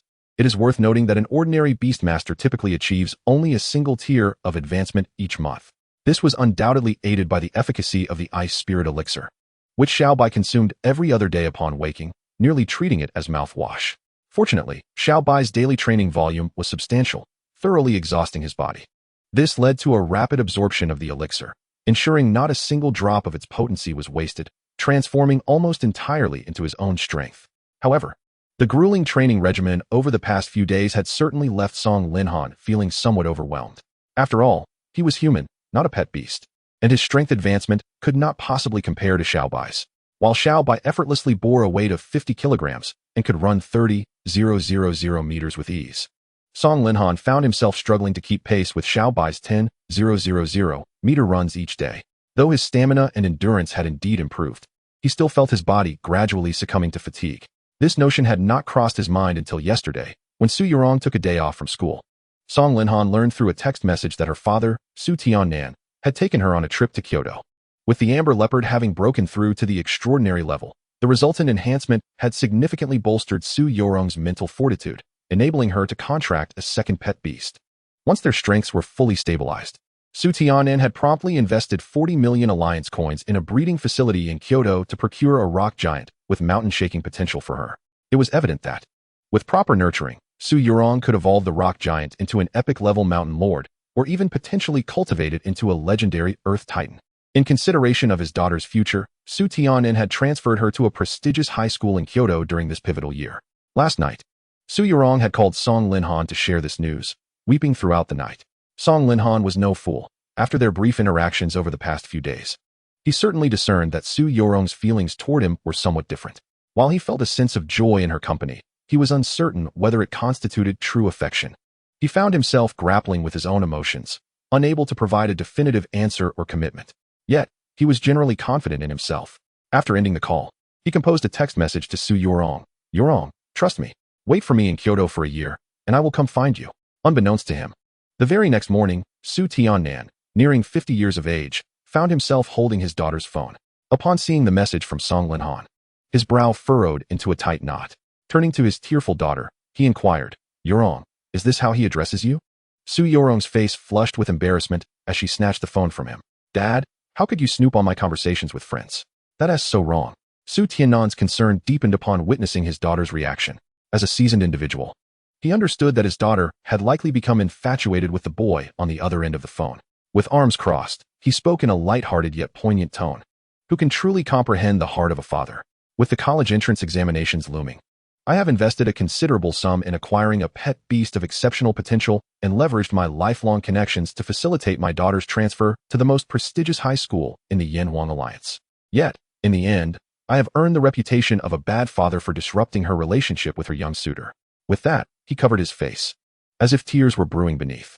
Su Yurong recognized her father's sorrow and hastily attempted to clarify. No, Dad, Linhan, he really is different from other boys.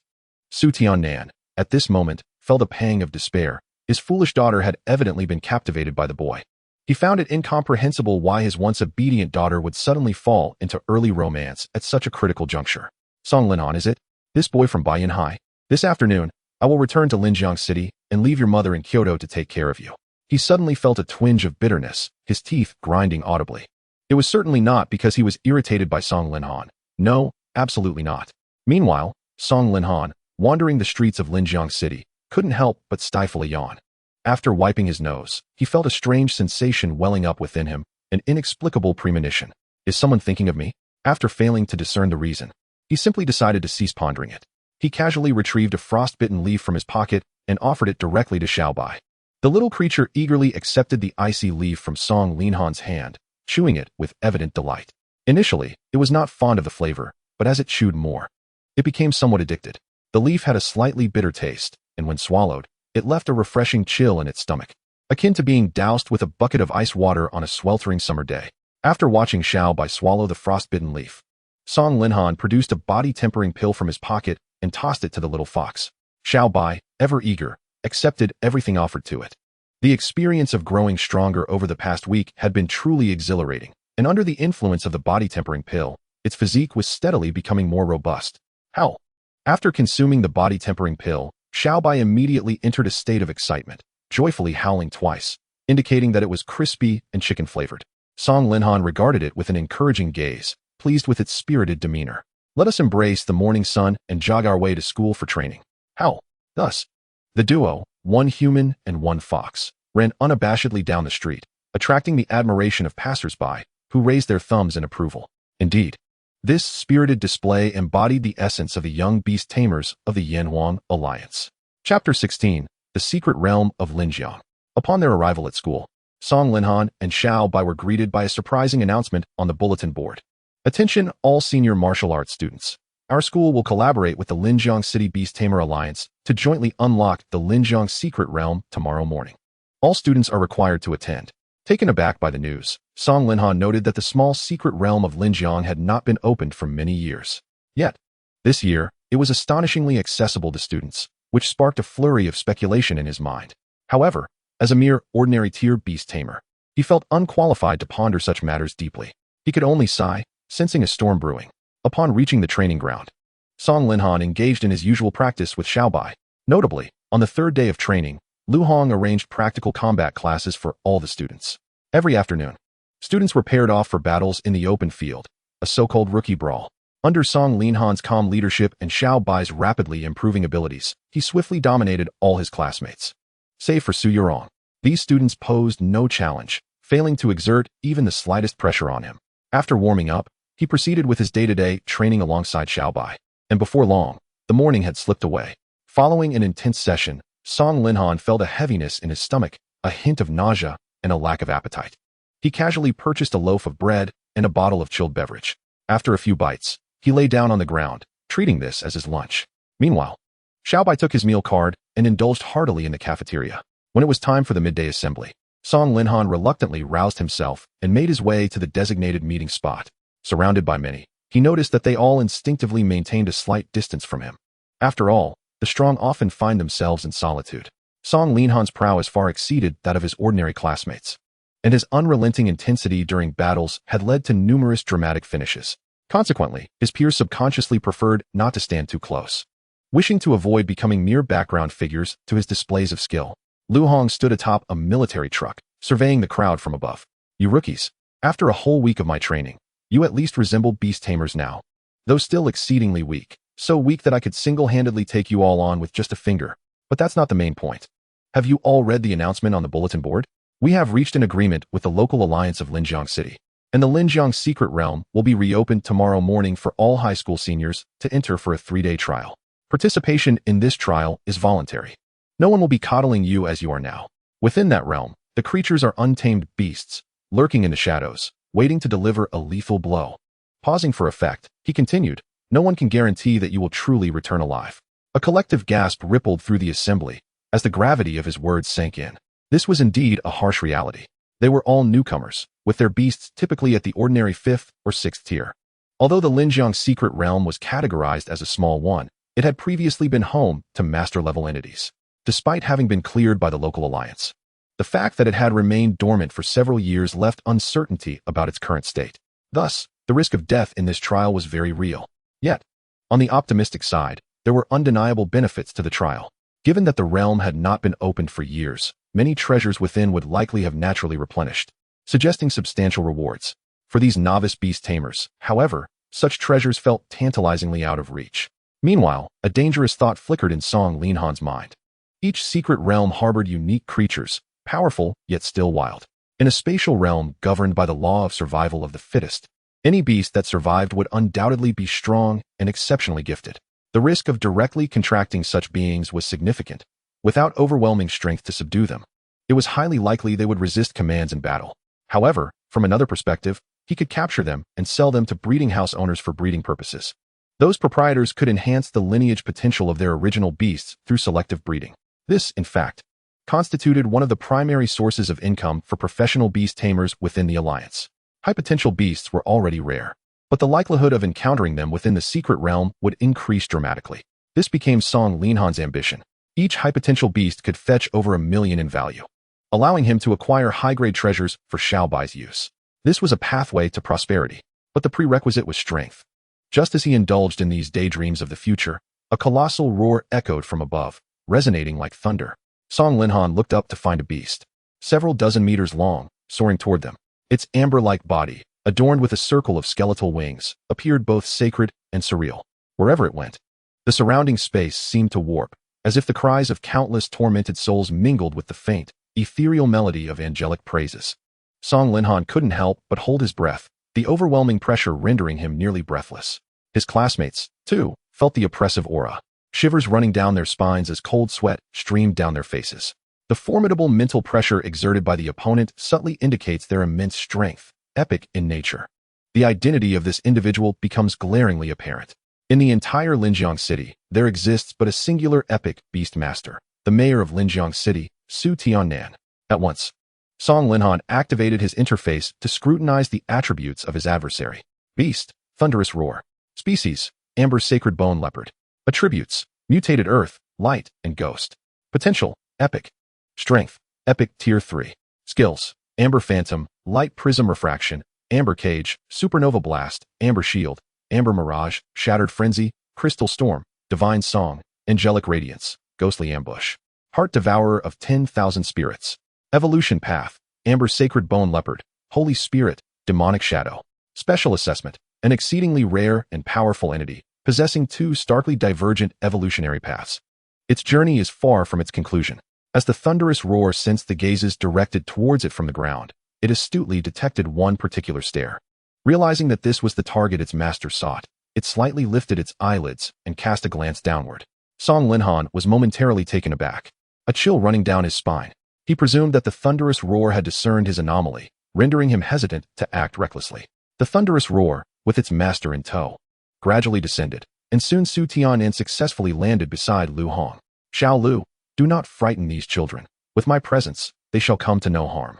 Lu Hong nodded in response to this assurance. With Mayor Su present, the safety of most students was indeed assured. However, the circumstances within the secret realm were ever-changing, and unforeseen events were likely to occur. Su Tianan pondered this for a moment and concurred with a nod. He then continued to stand by, quietly listening to Lu Hong impart words of wisdom to the students, though his gaze inadvertently lingered on Song Linhan several times. Naturally, Song Linhan sensed this scrutiny, prompting a wave of internal discontent. He could not fathom why this epic beast master was fixated on him. Chapter 17, Weekly Combat Assessment. After elucidating the precautions for the current secret realm, Lu Hong promptly announced the content of this week's assessment. This will be your first weekly assessment. I shall not make it overly difficult for you. The task is quite simple. Challenge the instructors, who will utilize extraordinary level beasts provided by the military, regardless of the method. As long as you emerge victorious, the assessment will be deemed satisfactory. Should you falter, upon your return from the spatial secret realm, I shall present you with a grand surprise. Upon hearing the details of the assessment, the students present erupted into lamentations. Heavens, I am to face a master-level beastmaster? Is this for real? I shall surely meet my demise. That Lu scoundrel has never treated us like humans. Indeed, when it comes to lacking humanity, Lu Hong had never been one to shy away from anyone. Observing the pained expressions of those present, he felt a wave of satisfaction wash over him, a triumphant smile gracing his face. Su Tianan too became intrigued, finding a space to settle down with a small stool, eager to witness this spectacle of competition. Thus commenced a decidedly lopsided battle. Poisonous vine grass, quickly evade. A creature ensnared by numerous purple vines, upon hearing its master's command, hurriedly retracted its tendrils and began to scurry sideways on its short legs. Yet, before it could take more than a few steps, a giant strength ant unleashed a torrent of rich, earthy energy. From its position, a peculiar phenomenon unfolded, as a thicket of rock formations erupted forth. Composed of rock spikes approximately 12 centimeters in length, they swiftly reached the feet of the poisonous vine grass. With a resounding thud, a massive stone pillar erupted from beneath its feet, launching it into the air. The dense earth energy compounded upon the stone pillar, amplifying the force of the assault. The poisonous vine grass crashed heavily to the ground, struggling to right itself, ultimately succumbing to incapacitation. Behind it, an unremarkable youth returned his beast to the beast space. Zhang Luren, witnessing the vibrant giant strength ant across from him, could only sigh in resignation, acknowledging the insurmountable disparity in strength. Song Linhan, meanwhile, meticulously observed every detail concerning the giant strength ant, beast. Number 91.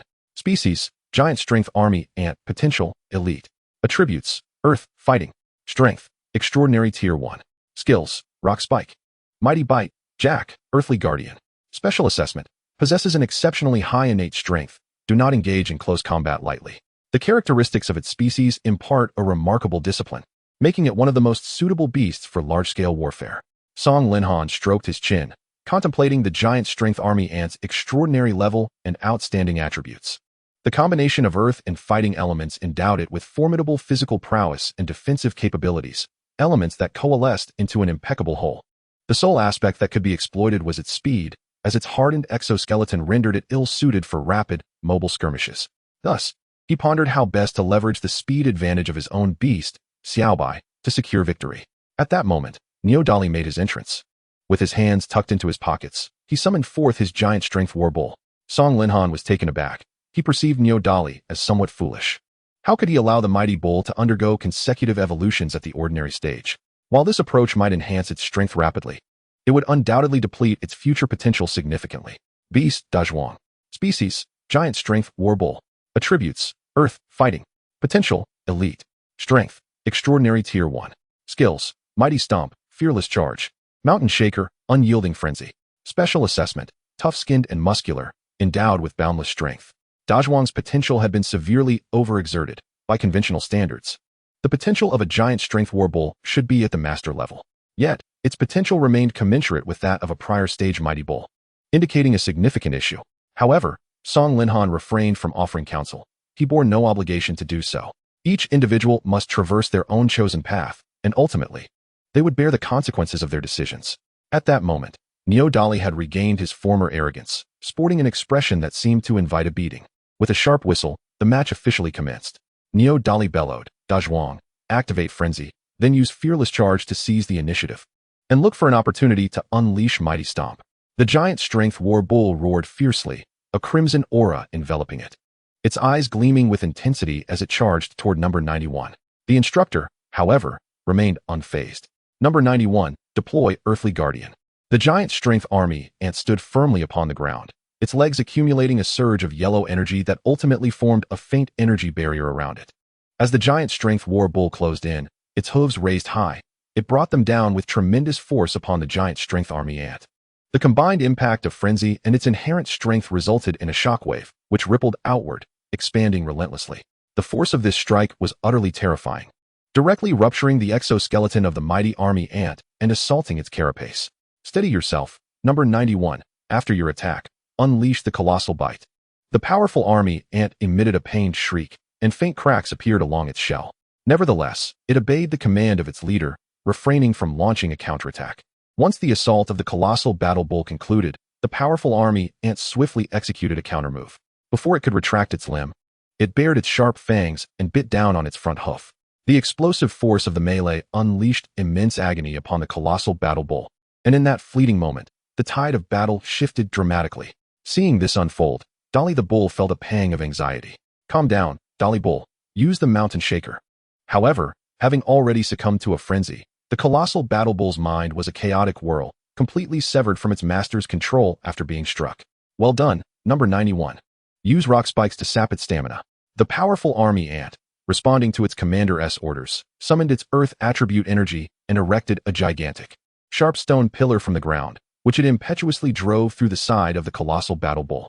A pained howl erupted from the colossal battle bull, accompanied by a cascade of blood falling to the ground. Yet, the powerful army ant showed no signs of mercy, concluding the confrontation with a fierce jackknife maneuver.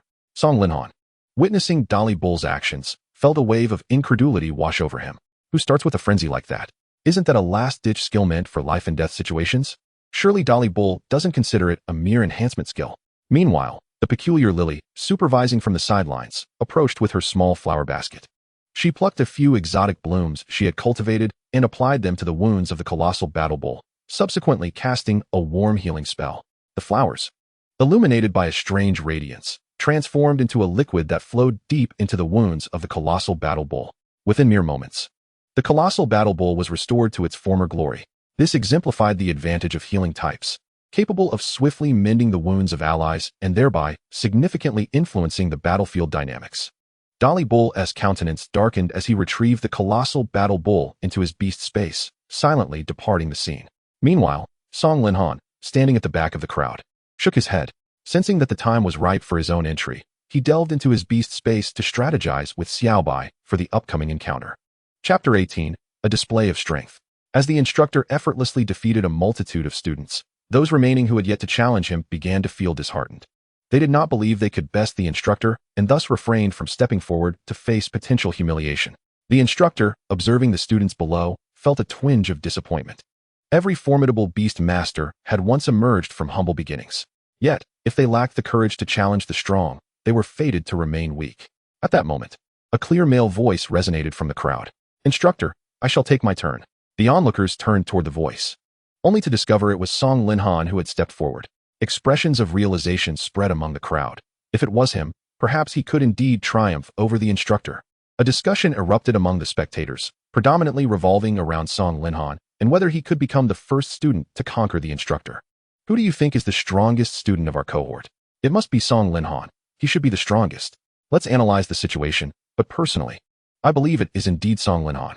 "Absolutely, I concur. However, if we consider Su Yorong, the scenario might shift slightly." Amidst this lively discourse, Song Linhan advanced to the edge of the battlefield, summoning his pet. As Xiaobai made her entrance, she captivated the attention of all present. Her lithe, aesthetically pleasing white form drew every gaze. Her elongated, enchanting fox-like eyes were mesmerizing, and the multitude of tiny ice crystals adorning her body sparkled brilliantly under the sunlight. At the very moment she appeared, a chilling gust swept across the battlefield, laying down an imperceptible layer of ice upon the ground. Upon witnessing Song Linhan's emergence, the instructor beamed with delight, promptly switching to a fully rested colossal army ant. The surrounding students were taken aback by this unexpected maneuver, for the instructor had conducted 11 matches that morning with a single beast. Now he had suddenly opted for a fresh, fully charged colossal army ant. This subtly indicated that the instructor regarded Song Linhan as a formidable opponent. On the other side of the battlefield, Su Tiannan and Lu Hong sat beneath the shade of a tree, observing the unfolding spectacle. Su Tiannan, glancing at the dashing Song Linhan, scoffed in annoyance. "No wonder. You've certainly been blessed with good looks." Lu Hong, overhearing this murmured complaint, chuckled heartily. "Senior, you flatter him too much." Su Tiannan, however, he had no time to dwell on Lu Hong's banter, as the referee had already blown the whistle. Xiaobai initiated the battle with the Frostfall skill, exhaling a plume of azure mist that soared into the air. The frigid aura exploded above, and the previously clear sky began to sprinkle with snowflakes. The instructor, keenly aware of Song Linhan's intention to wear down his opponent, commanded the colossal army ant to use Stone Spike. A barrage of sharp stone pillars hurtled towards Xiaobai with great speed. Without hesitation, Song Linhan instructed Xiaobai to employ frozen footprints to evade the colossal army ant skill while maneuvering around the arena to identify any weaknesses. The piercing whistle of the incoming projectiles sliced through the air like blades, and the sharp stone pillars arrived in an instant. With graceful agility, Xiaobai sidestepped the attack, her movements light and swift as she began to dart around the arena.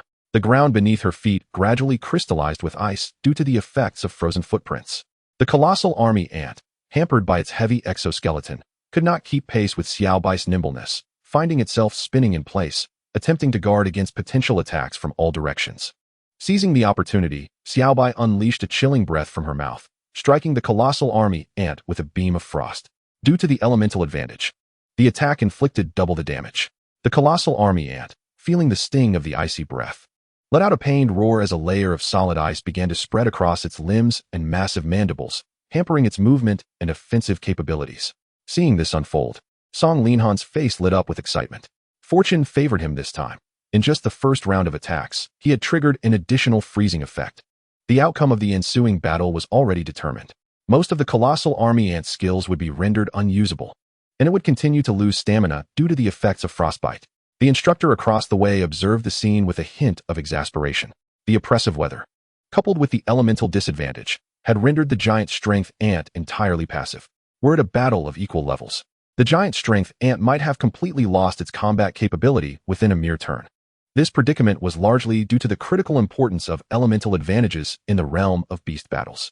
With a resolute demeanor, he continued to command, Number 16. Utilize Earth's protection to mitigate stamina depletion. Heeding the command, the giant strength ant activated the Earth's protection skill. A wave of earthy energy surged from the ground beneath it, enveloping its body with a protective layer of elemental earth. Unfortunately, due to the elemental disadvantage, it was unable to dispel its adverse state and could only prolong its inevitable defeat. However, Song Linhan was not inclined to grant it any opportunity for retaliation. He promptly commanded Xiaobai to employ self-encouragement to bolster her mental state, followed by a sustained assault with ice crystal to sap the opponent's stamina. Given the level suppression faced by Xiaobai, victory in the duel was not immediately attainable. Thus, she resorted to a protracted war of attrition. A delicate pink glow emerged around her body, invigorating her spirit. Numerous azure orbs of light coalesced upon her left claws. With a gentle motion of her arm, the light orbs were released from her palm, striking the giant strength ant. While Xiaobai's raw attack power was insufficient to shatter her opponent's exoskeleton, the double damage effect from the elemental advantage compensated for this shortcoming. The instructor, unwilling to remain passive, resolved to make a decisive move. Number 16, hold firm. Deliver the final blow, Jack. The giant strength ant, acutely aware of its precarious situation, recognized the need to cease being the target of relentless assaults and chose to obey the command. A surge of fighting energy flickered atop its head as it braced itself against the oncoming ice crystal orbs and charged towards Xiaobai. Although its speed was not remarkable, it was not inferior to that of an ordinary beast.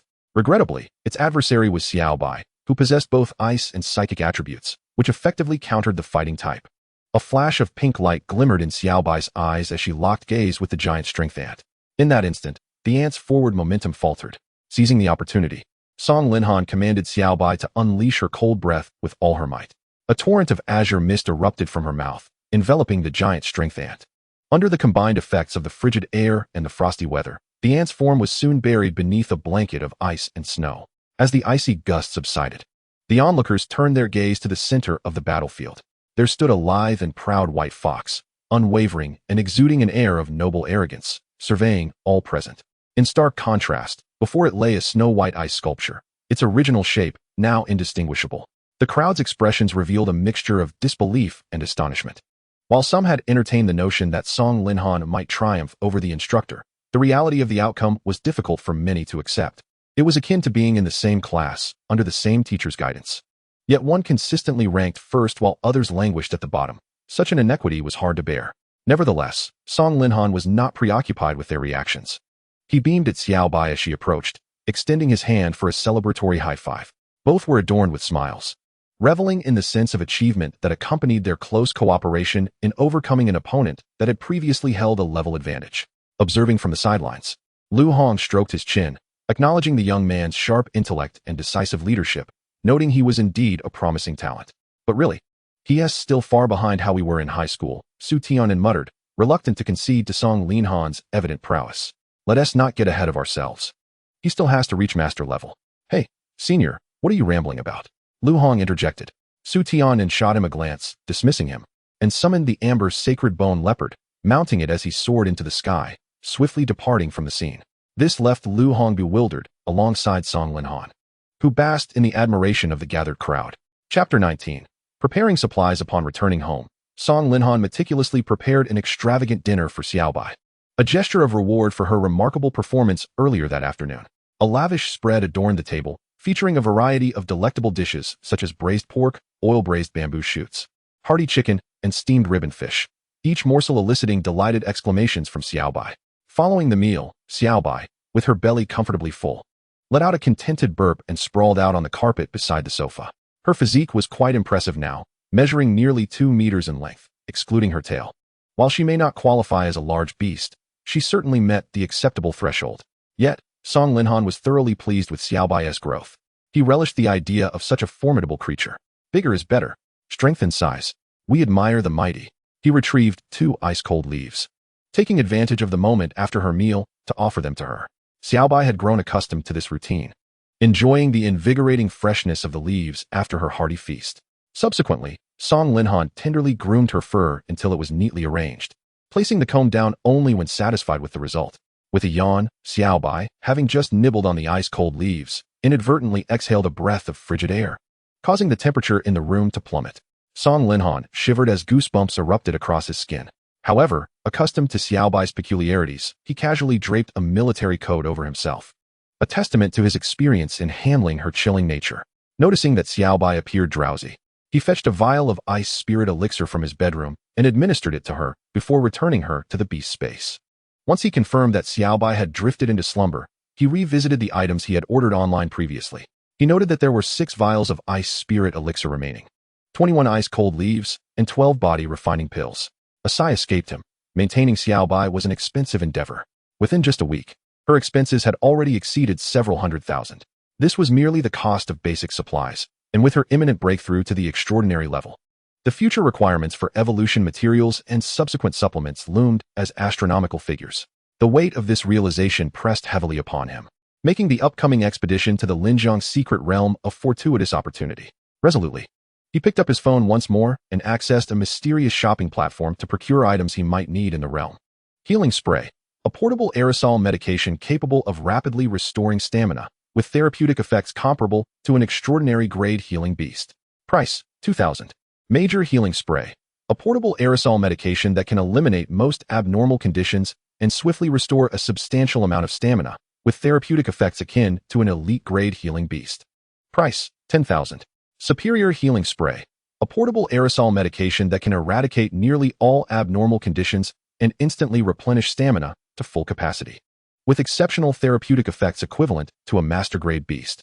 Price, $1,000,000. Indeed, these 3 healing sprays are quite impressive, demonstrating remarkable efficacy and cost-effectiveness, leaving no room for hesitation. He made the purchase immediately. Spatial storage device, developed by the science department of the Yanhuang Alliance. This device combines the traits of spatial beasts with the advantages of modern spatial folding technology, allowing for the effortless containment of non-contractual ornamental monsters and the swift apprehension of rampaging beasts that escape from spatial realms. Price, 10,000. Technological creations are not exorbitantly priced. The only deficiency on Canglan Star is resources related to beast cultivation. This pertains to his own monetary ambitions. It is a necessity to acquire. He continued to scroll down, eager to discover more items of interest. Little did he know that one swipe would unveil an extraordinary surprise. Blood-boiling pill.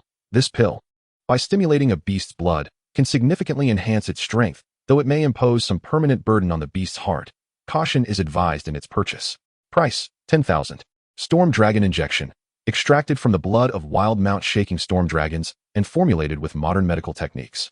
This super supplement can activate a beast's full potential in a short period. However, it may incite the beast's wild instincts and inflict permanent effects on more than 20 vital organs, including the heart, liver, spleen, lungs, and kidneys. Caution is advised in its purchase. Price, 50,000. Song Linhan found himself momentarily stunned. He had previously thought that the body refinement pill was powerful enough. Having contemplated late at night whether his expectations for Little White were perhaps too lofty. However, it now appeared that even more formidable options existed. Furthermore, their sales figures were quite impressive. He opened the comment section for the Storm Dragon injection and found the most popular review, which read, "This injection is remarkable, but it seems quite improbable. Let me ask you, is your Storm Dragon male or female? Why does its head appear so pointed?" Upon reading this comment, Song Linhan felt utterly flabbergasted. He promptly closed the page and blocked the two products. This was simply unacceptable. He was not joking. Such effects were far too potent for Little White to endure. Thus, he resolutely opted for the Ice Spirit Liquid, Frost Leaves, and Body Refinement Pills instead. Once he completed his purchases, he navigated to the payment interface of the platform. Healing Spray, 100. Major Healing Spray, 10. Superior Healing Spray, 3. Spatial Storage Device, 20. Ice Spirit Liquid, 10. Frost Leaves, 50. Body Refinement Pill, 10. Total price, 1,910,000. Thank you for your patronage. Song Linhan gasped, his body involuntarily collapsing onto the sofa. He trembled as he closed his eyes, his right hand quivering as he confirmed the payment. The sound of the transaction echoed, and he felt a wave of despair wash over him. In mere minutes, he had expended nearly 2 million Alliance coins. At this moment, he could only console himself, considering it an investment in Little White that would eventually return to him. Moreover, regardless of circumstances, one must never skimp on their beasts.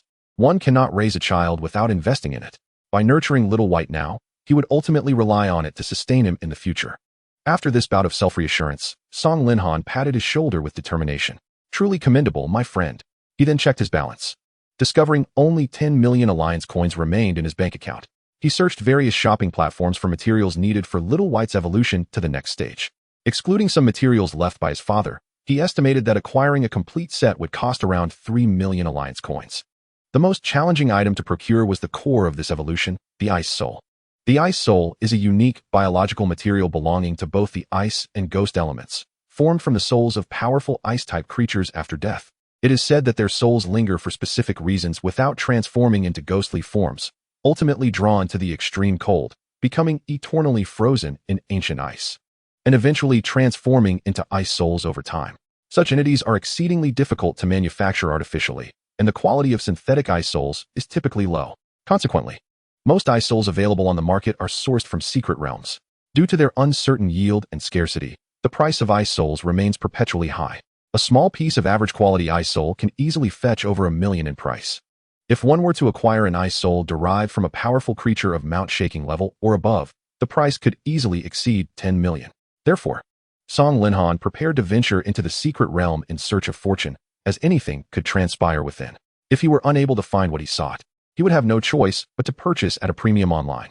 Economically speaking, the Linjiang secret realm was virtually his only hope for the future.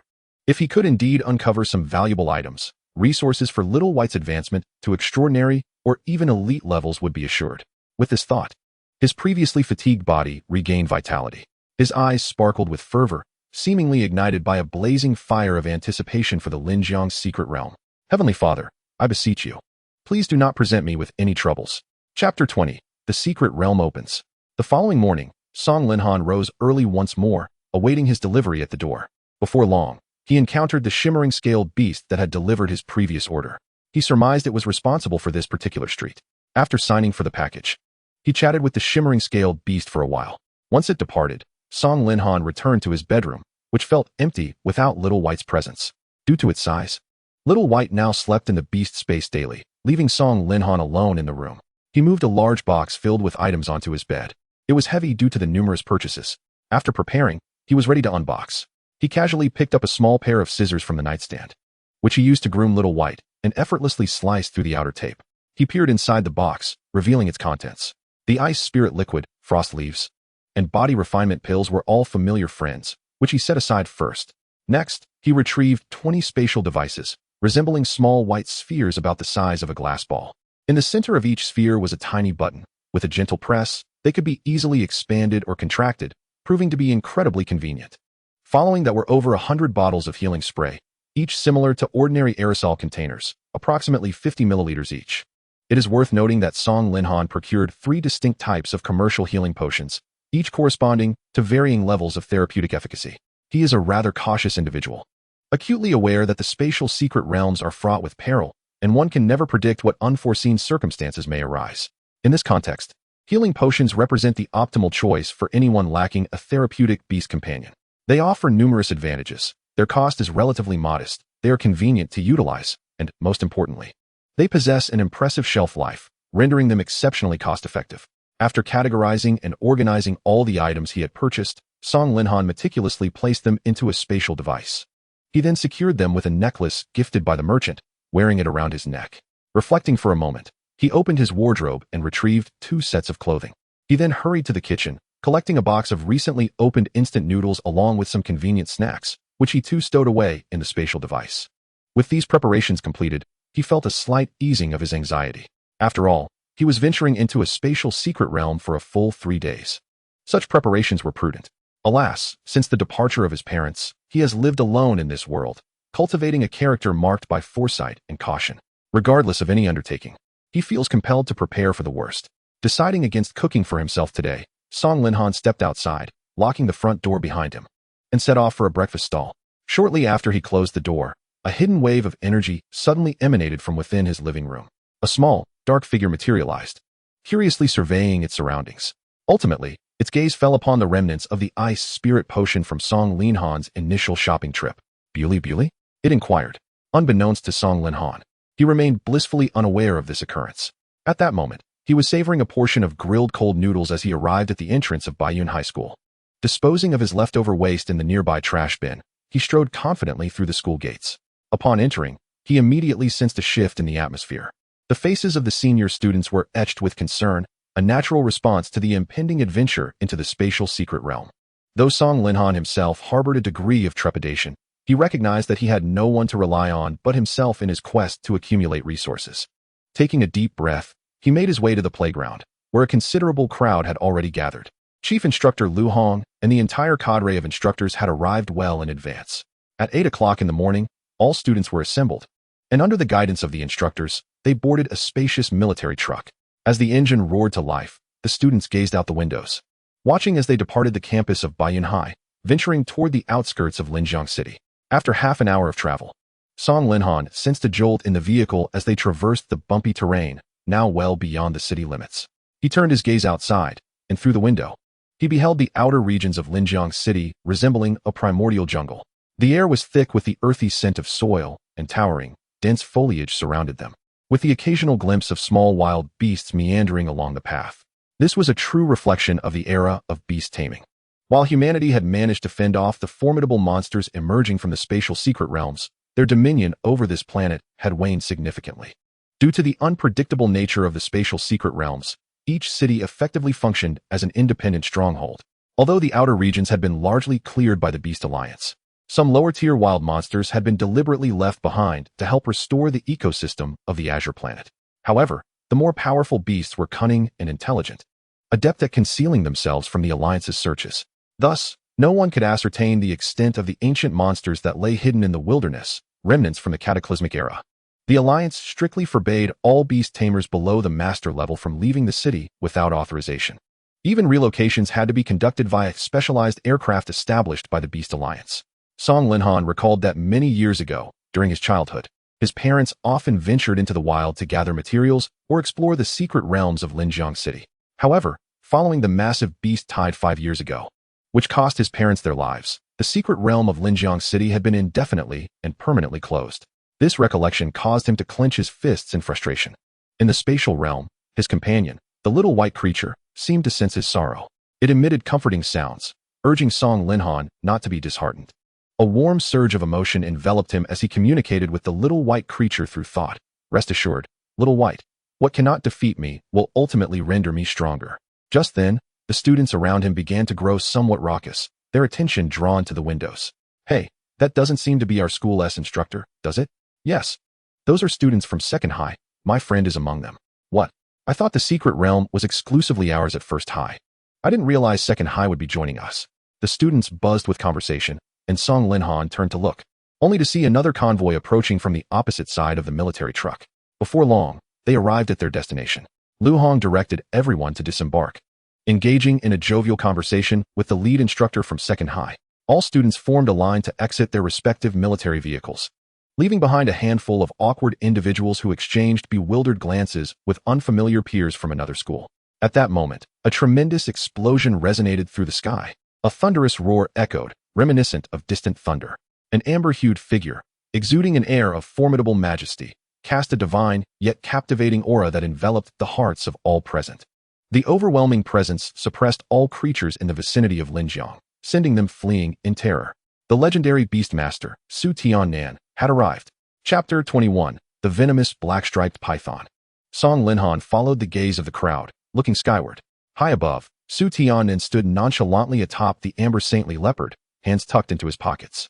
As the attention of the crowd coalesced upon him, he leapt into the air, plummeting toward the ground like a cannonball. Mere moments before impact, he harnessed his extraordinary energy, enveloping his form in a shroud of dark mist to steady his descent.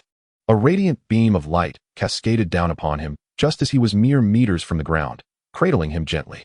With the force of this power, he alighted gracefully upon the earth, surrounded by dazzling effects. This spectacular entrance instantly captured the attention of all present, eliciting a bemused reaction from Song Linhan, who couldn't help but feel that Su Tiannan, despite his age, was putting on quite the show. He bore no resemblance to his daughter, who was far more composed and restrained. One could only wonder how Su Yurong was raised at home. Having executed a flawless entrance, Su Tiannan scanned the surroundings, inadvertently casting a glance in Song Linhan's direction. Upon witnessing Song Linhan's astonished expression, he let out a sigh of relief. This was the grand entrance he had meticulously studied online the night before. It was a design inspired by the immensely popular newcomer of the Yanhuang Alliance, the Dragon Master, Long Yichen. The intention was to showcase his prowess before the young. This indeed posed a challenge for him, yet the outcome proved satisfactory, which was all that mattered. He cleared his throat softly. The chief instructors of Baiyun High School, Lu Hong and Zhang Qifeng, swiftly approached him. Master Su, your vitality is truly admirable. Such a vibrant opening has left us younger generations feeling somewhat humbled. Indeed, Senior Su's creativity is profoundly inspiring. Hearing their flattery, Su Tiannan felt a slight embarrassment. He pondered to himself how he was still shy of 50, yet they referred to him as venerable. However, having already established a certain demeanor, he refrained from responding too readily. Instead, he donned a facade of aloofness and merely nodded at the two. Without further ado, he stepped to a clear patch of ground before them. Prepare yourselves, students. I shall initiate the teleportation to the secret realm. Upon hearing Su Tiannan's words, Lu Hong and Zhang Qifeng immediately nodded and returned to their respective teams to organize the students' order. From a distance, observed Su Tiannan standing on the vacant ground. He was somewhat perplexed. There seemed to be nothing there, so how could a secret realm be opened? Yet, he understood that with so many participants gathered, it was unlikely they would be sent away empty-handed. Thus, he patiently awaited to see how Su Tiannan would unveil the Linjiang secret realm. Meanwhile, Su Tiannan stood upon the clearing, waiting for everyone to converge. He harmonized his thoughts with his beast companion, immense waves of energy gradually coalescing around them, ultimately forming a visible energy tempest. The very space surrounding him began to tremble, colossal pressure lifting the edges of Su Tiannan's garments, causing them to flutter violently. Yet, he remained silent, extending his hand forward. Suddenly, a brilliant light erupted from his eyes as he clenched his fist, seemingly grasping a spatial node. The veins on his forehead bulged as countless malevolent and radiant energies erupted with his movement, as if devouring all surrounding light. Break! Su Tianan bellowed, unleashing his full power without reservation. The surrounding space buckled under the strain, shattering like a broken mirror. Amidst the remnants of the fractured space, a blue energy vortex re-emerged. Seizing the moment, Lu Hong reiterated the information regarding the spatial secret realm to everyone. The spatial secret realm exists in a special dimension, isolated from the Canglan Star. Entry is only possible through the outer passage. Its expanse is vast. Even the small Linjiang secret realm rivals a continuous mountain range in size. A large secret realm might even connect to an independent, civilized star. Moreover, most spatial passages are unstable. If participants do not enter simultaneously, even a mere few seconds delay could result in being transported to different locations. Thus, it is fraught with unknown dangers, and no one can guarantee their safety. A wave of tension swept through the assembled students. Yet, there was no turning back. They queued up, steeling themselves to enter the blue vortex. Positioned at the end of the line, waited until most had entered before his turn arrived. He cautiously approached the teleportation node of the secret realm. As he drew within a few steps, he felt a subtle tug. Gently placing his hand within, the surface of the vortex rippled like water, pulling him in. Sensing no significant danger, he resolved to step inside. In the northern part of the Linjiang secret realm lay a frozen snowfield, dominated by a snow-capped mountain teeming with ice-based resources. However, the native beasts there were correspondingly formidable. Upon hearing this, abruptly turned his head, only to see Su Tianan, hands in pockets, wearing an expression of indifference. He nodded slightly in gratitude and stepped forward without hesitation. Su Tianan, remaining in place, gazed at with a neutral expression. After a moment, he murmured, "If you truly have the ability to carve your own path, then perhaps it would not be unwise for you to associate with you wrong. A year's time to prove yourself in Kyoto? Then show me what you are capable of. After all, I am merely a father who wishes to see his daughter smile." On the other side, emerged from the spatial passage and immediately summoned Xiaobai, positioning it defensively around him. He began to ponder Su Tianan's words. The implications were rather overwhelming. He could not fathom why Su Tianan would extend his assistance. However, before he could contemplate further, ripples of movement disrupted the water surface before him. Xiaobai seemed to sense something, baring its teeth and roaring angrily at the water. Yet, the creature lurking within the pool was undeterred, swimming about, creating ripples as it searched for an opportunity. Furrowing his brow, activated his panel abilities. Species, venomous black-striped python. Potential, elite level. Attribute, poison. Strength, ordinary level 7. Skills, venomous fangs, python constriction, venom spray. Special assessment, fierce temperament, cunning, greedy. It tortures prey after consumption and exhibits immense patience while hunting, waiting for a single lethal strike. Scoffed disdainfully at the audacity of an ordinary level 6 beast daring to eye him. He promptly commanded, "Xiaobai, unleash your icy breath upon that pool." Upon receiving the order, Xiaobai immediately began to gather cold energy within its maw. A cloud of white mist expelled forth, enveloping the small pool before them. The temperature plummeted rapidly. As a cold-blooded creature, the venomous black-striped python was exceedingly sensitive to the sudden drop and promptly emerged. Its dark, glistening scales shone as if drenched in oil, with sharp fangs bared, dripping with foul-smelling venom. In its vertical pupils shone a dangerous glimmer. This creature possessed a fierce territorial instinct, should a powerful being encroach. It was a matter of life or death. Had no intention of wasting time, and prepared to instruct Xiaobai to eliminate the threat. Yet, unexpectedly, the python initiated an attack. Its triangular head darting forward like a flash of lightning. It opened its jaws to an alarming 180 degrees, fangs spraying venom outward. "Xiaobai, no need for courtesy. Fire your ice crystal shot at the ground before it." Without hesitation, Xiaobai gathered azure energy orbs upon its claws and swiftly shot them at the ground in front of the venomous python. The nearby pool's moisture intensified the air's humidity. The ice crystal shot struck the ground, causing it to rapidly freeze into a solid sheet of ice under Xiaobai's ordinary level 9 energy attack. The venomous black-striped python became momentarily immobilized, suddenly sensing its inability to advance. Song Linhan wore a confident smile, knowing that the movement of serpentine beasts relies on the friction of their muscular bodies. On the slick surface of ice, they are rendered incapable of movement. Such is the power of science.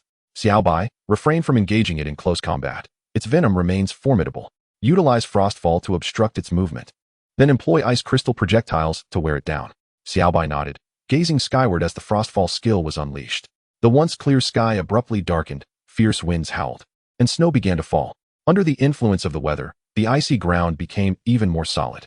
Xiaobai continuously unleashed ice crystal projectiles, attacking the gigantic, venomous, black-striped python from a distance. The creature let out a defiant roar, but remained helpless. Ultimately, its body temperature was gradually depleted by the relentless barrage of ice-based assaults. Being a cold-blooded creature, it eventually lost its capacity to resist, collapsing onto the ice. Xiaobai exhaled in relief, intending to approach for inspection. However, Song Linhan called out, "Xiaobai, come back. This creature is exceedingly cunning. It may be feigning death." Furthermore, serpentine beings exhibit brief physical reactions even after succumbing. Xiaobai froze momentarily, then glanced back at the fallen venomous python, noticing a glimmer of cold light lingering in its eyes. Her heart raced, prompting her to unleash another icy breath, completely encasing the venomous black-striped python in a solid block of ice. Satisfied, Song Linhan approached and affectionately patted Xiaobai's fluffy little head. "Well done, Xiaobai. We are in the wilderness, where creatures are exceedingly sly. We must act with caution and not grant them any opportunity." Xiaobai responded with a soft growl, indicating her understanding and promising to be more vigilant in the future. The atmosphere around them eased slightly, and together, they ventured forth, slowly exploring the edge of the forest. Chapter 22. The Vermilion Blood Fruit. Having dealt with the venomous black-striped python, Song Linhan and Xiaobai walked side by side, relying on their sense of direction as they headed north towards the secret realm by the river. However, after several hours of walking, they found themselves still ensnared within the forest. A frown creased his brow. The trial within this secret realm was limited to 3 days, and he was reluctant to squander precious time on mere travel. At that moment, he thought that if only he had a flying companion to ride, it might alleviate their pressing predicament. Yet, such considerations were futile for now. He could only contemplate contracting a second beast once Xiaobai reached the extraordinary level. Suddenly, Xiaobai nudged his sleeve, emitting a soft whimper. "What? You sensed 2 formidable presences, each at least of extraordinary rank, and they are positioned along our path?" Xiaobai nodded in affirmation. After a moment of hesitation, Song Linhan resolved to observe from a distance, curious about the situation. Shortly thereafter, they arrived at the opposite edge of the forest, where fierce sounds of combat echoed before them. Song Linhan refrained from acting rashly, surveying the surroundings. He noticed a robust tree nearby, likely ancient with a long history. They climbed up the massive trunk, perching on the branches that extended from it. From his elevated position, Song Linhan enjoyed a broad view. He spotted 2 enormous creatures confronting each other, their throaty roars reverberating through the air. He opened his panel to assess the situation of both parties. Species: Earth Barbarian Bear. Potential: Elite level. Attributes: Earth, Fighting, Strength. Extraordinary level 1 skills: Earthquake Slam. Shattering Claw Strike. Colossal Body. Earth Roar. Special Evaluation.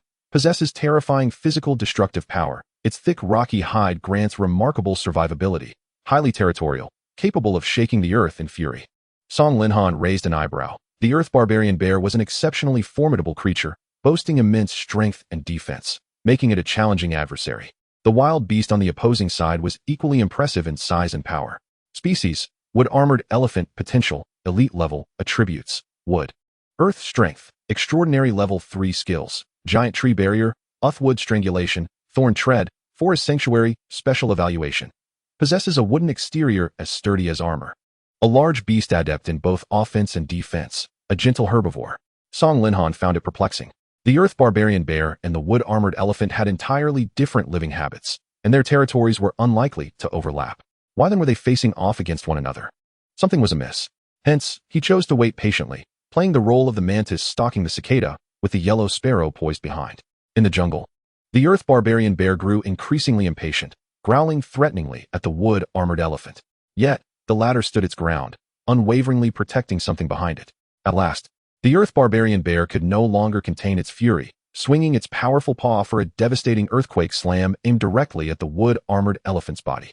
Unfazed, the Wood Armored Elephant, possessing considerable combat experience, swiftly countered with a giant tree barrier. From beneath the ground, numerous sturdy trees erupted, forming a robust shield that absorbed the blow, then immediately followed up with Uthwood Strangulation. Trees surged forth, eager to ensnare the Earth Barbarian Bear's legs. However, the Earth Barbarian Bear was no pushover. It simultaneously unleashed Colossal Body and Shattering Claw Strike, breaking free from several bindings and charging at the Wood Armored Elephant.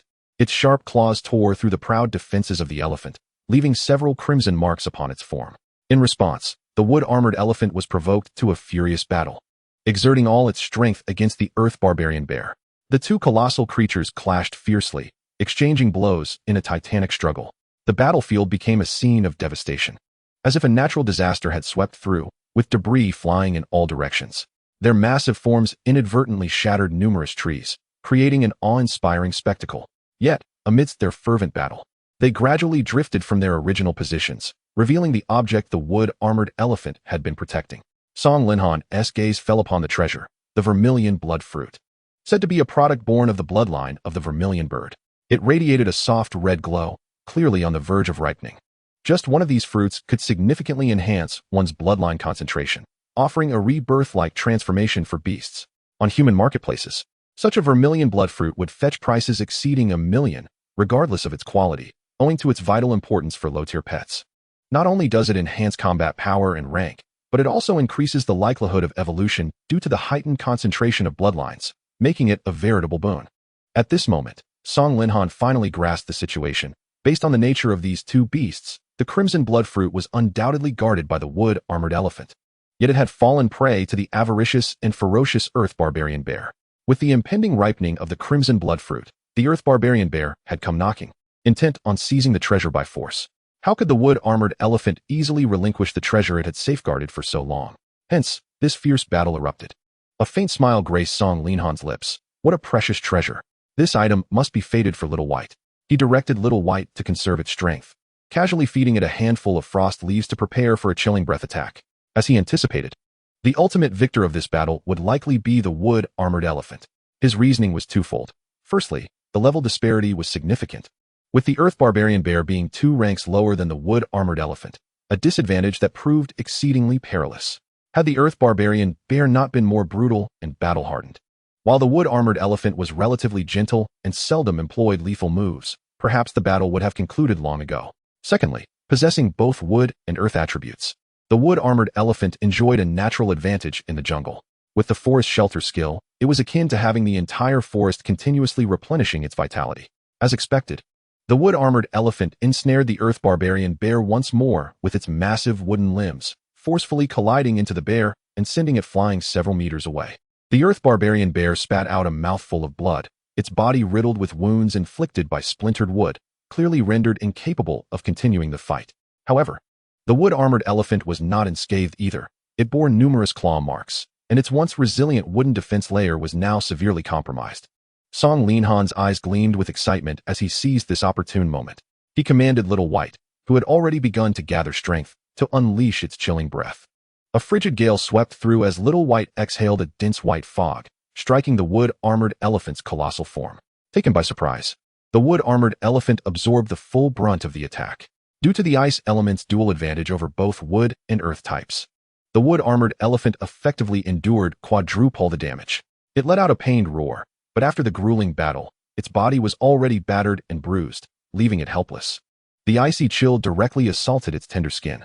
Without its defensive layer, the wood-armored elephant appeared particularly vulnerable under this strike. In no time, a thick layer of frost enveloped it, rendering it immobile.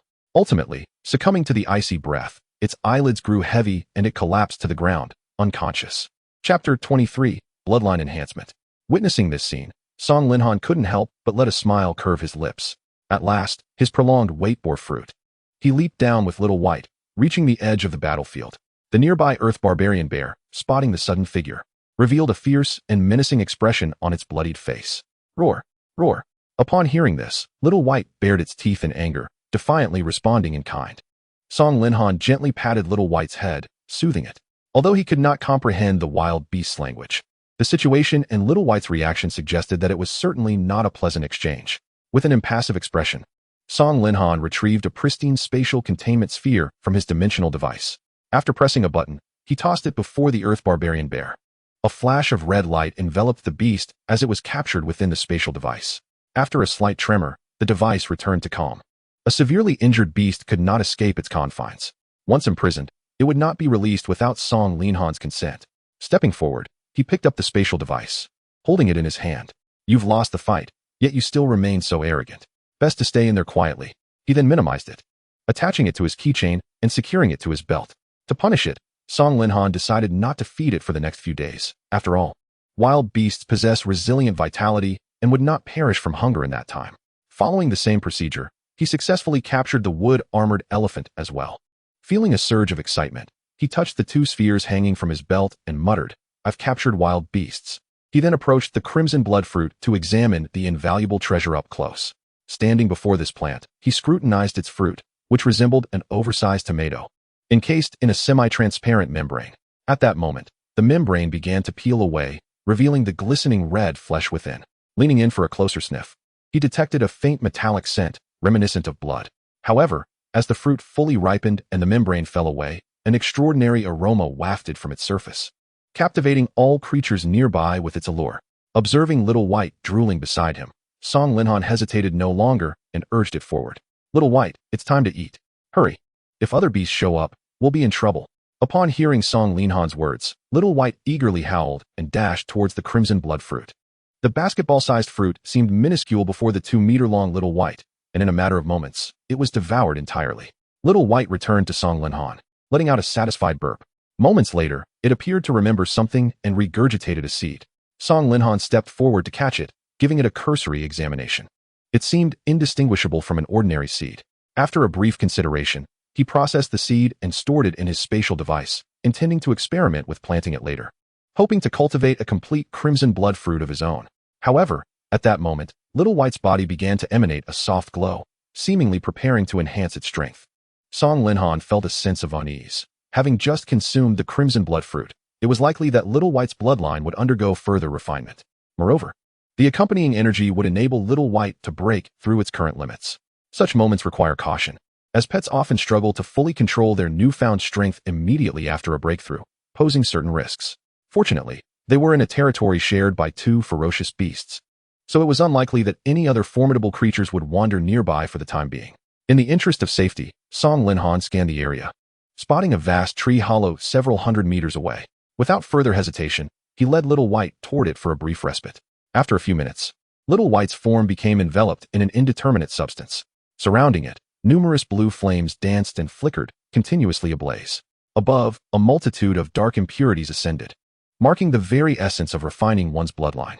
Ultimately, Xiao Bai's claws breached the external confinement, carving a substantial opening. Its form emerged from the breach, inhaling the fresh air of the outside world, signifying the successful refinement of its bloodline. Only then did Song Linhan exhale in relief. He approached to scrutinize closely and observed that Xiao Bai's exterior had not undergone significant alteration. Its fur had transformed to an almost pristine white, and upon gently caressing its body, he noted a chilling aura emanating from it. Pet, Xiao Bai. Species, Snowy Spirit Fox. Potential, Elite level. Strength, Ordinary level 10. Skills, Ice Claw, Ice Crystal Burst, Frostfall, Frozen Footprints, Allure, Cold Breath, Self-Encouragement, Mental Shatter. Special evaluation. The consumption of the blood fruit has enhanced its bloodline concentration, yet it appears that many of its effects remain unabsorbed. Song Linhan examined Xiao Bai's status panel with immense satisfaction. Xiao Bai had now ascended to Ordinary level 10. It was almost as if Xiao Bai were on the cusp of transcending into the extraordinary level. Moreover, since the effects of the blood fruit had not been fully absorbed, it was likely that Xiao Bai's current life form had reached its enhancement limit. To further awaken the medicinal properties of the blood fruit, it would need to evolve into its three-tailed form. What captivated Song Linhan's attention even more was that Xiao Bai, by augmenting its bloodline concentration, had successfully inherited the powerful psychic skill, Mental Shatter, from its ancestors. This formidable offensive skill possessed immense power, capable of delivering substantial blows both mentally and physically to adversaries, making it an exceptionally suitable ability for Xiao Bai. Song Linhan felt an overwhelming sense of pride in Xiao Bai, as it had also saved him a considerable sum of money. Currently, Xiao Bai's offensive attributes were somewhat singular, and he had long desired to procure additional psychic skills to broaden its combat capabilities. However, for the moment, he could afford to postpone this endeavor. The existing skills were ample for Xiao Bai to hone its prowess. Moreover, psychic skills were notoriously challenging to master, and upon returning to Linjiang City, he planned to secure a training ground specifically for Xiao Bai to enhance its skill proficiency.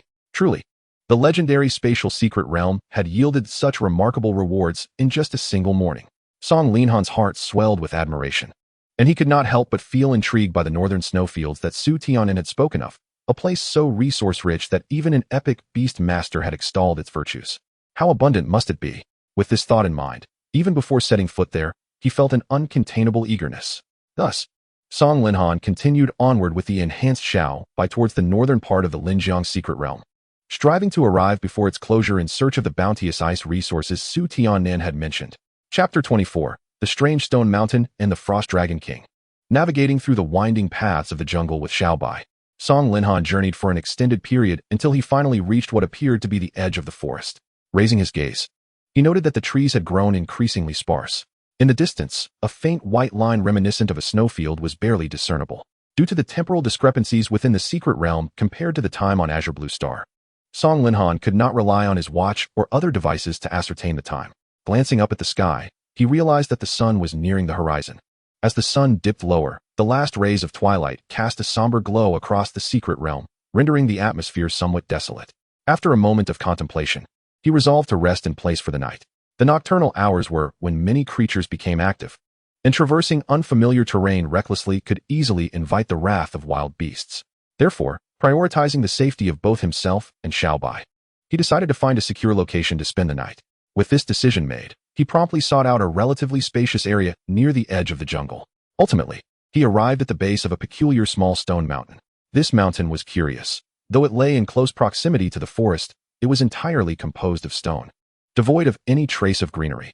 Approaching the stony edifice, Song Linhan lightly touched it and felt an unsettling chill emanating from the crevices in the rock face. The moment he made contact, a sensation akin to touching ice coursed through his palm, raising goosebumps along his arm. Compounding his unease, the surrounding atmosphere had inexplicably darkened, and a thick blanket of ominous clouds loomed overhead, punctuated by intermittent rumbles of thunder. Casting a wary glance skyward, Song Linhan sensed an eerie strangeness enveloping the area, sending shivers down his spine. Yet, with the impending rain, he had no time to dwell on these disconcerting feelings. He circled the rocky mountain in search of a suitable spot to pitch his tent. Inadvertently, he stumbled upon a spacious stone cave, approximately 3 meters wide and 4 or 5 meters long. He hesitated momentarily, prompting Xiaobai to sniff the air around the cave, seeking its assistance in determining whether wild beasts resided within. Xiaobai extended its nose and took a whiff, then shook its head at Song Linhan, indicating the absence of any signs of animal habitation. However, as the darkness descended, he gritted his teeth and opened his panel, attempting to ascertain some information. To his astonishment, the scan revealed specific data regarding the occupant within. Species: burrowing mountain mouse. Potential: elite level. Attributes: ground type, steel type, mutated ice type. Strength: ordinary level 6. Skills: earth spiral drill, rock armor, sonic ground probe, stone burst. Special evaluation: gentle temperament, inhabiting the crevices of caves, with a penchant for mining and consuming soil. Seeing this, Song Linhan finally breathed a sigh of relief. The creature was merely an ordinary level 6 beast, and a gentle-natured burrowing mountain mouse at that. An advantageous situation indeed. With this thought in mind, he retrieved a bag of vegetarian jerky he had prepared earlier from his spatial device, tossing a piece near the entrance of the cave. Leaning close to Xiaobai's ear, he whispered instructions on how to negotiate with the creature. Before long, a plump, rotund mouse emerged slowly from the stone. Its robust form composed of earthy hues. Its front claws glimmered with a chilling light, resembling a unique alloy steel. Tentatively, it poked its head out, sniffing the air at the cave's entrance, yet it seemed hesitant to fully emerge, wary of potential threats. Xiaobai let out a few crisp calls, eager to engage in conversation. However, the moment it vocalized, the burrowing mountain mouse emitted a series of frantic squeaks and swiftly retreated back into the cave. In its first moment of interaction, Xiaobai had inadvertently startled it back into hiding. This left Song Linhan utterly perplexed. He had underestimated the meticulousness of this creature. Consequently, he decided to wait a bit longer, hoping it would emerge again for a proper negotiation.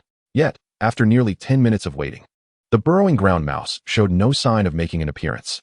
The ominous clouds overhead had darkened to an alarming degree, and the surrounding air felt stifling, making it hard to breathe. Drip, drip.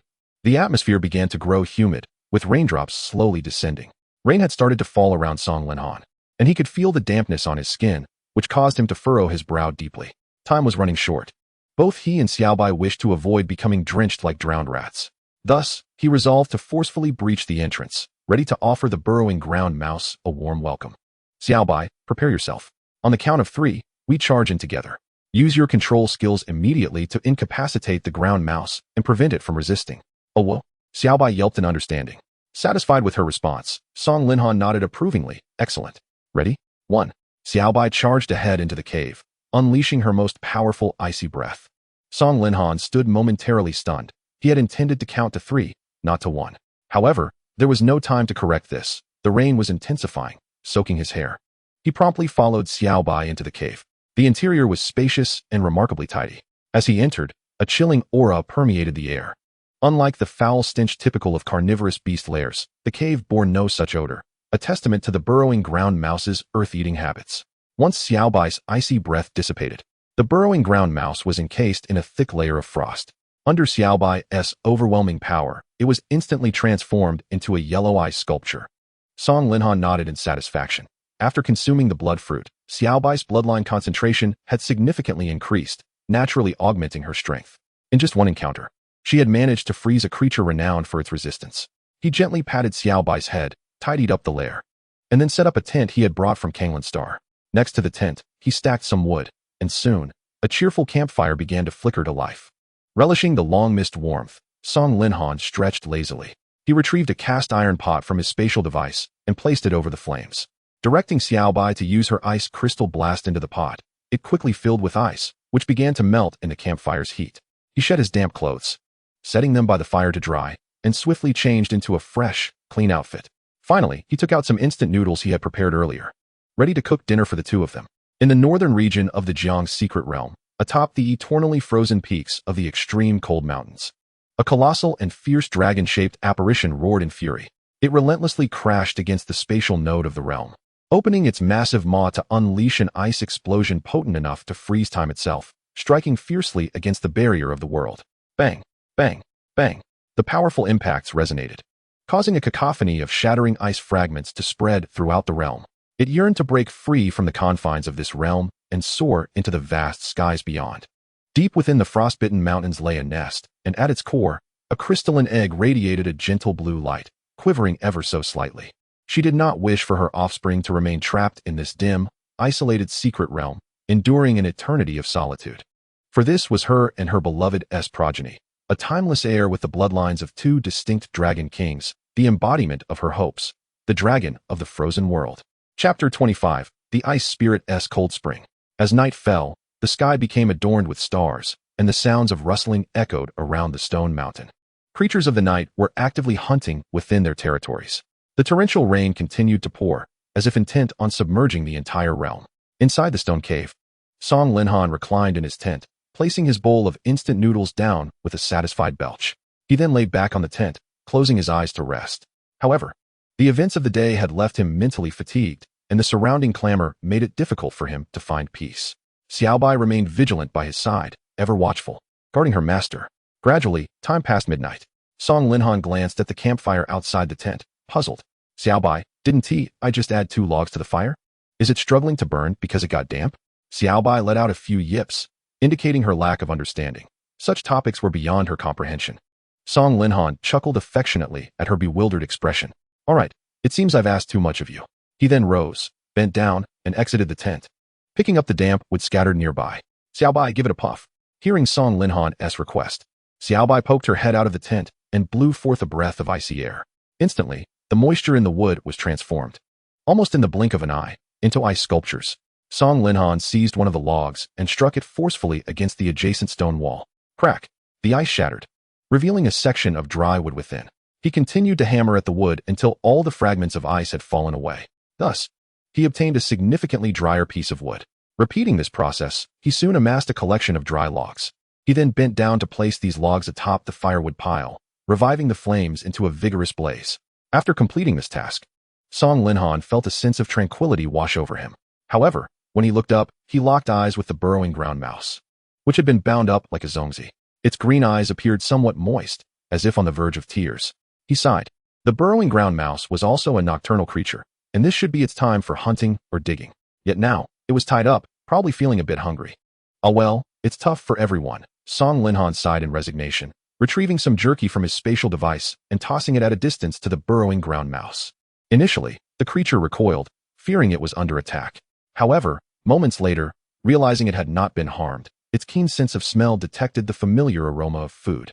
It opened its large, shifty eyes and saw the jerky lying on the ground, exactly the kind it had spotted earlier that afternoon, with its belly growling in hunger. It wasted no time and immediately rolled over to devour the treat.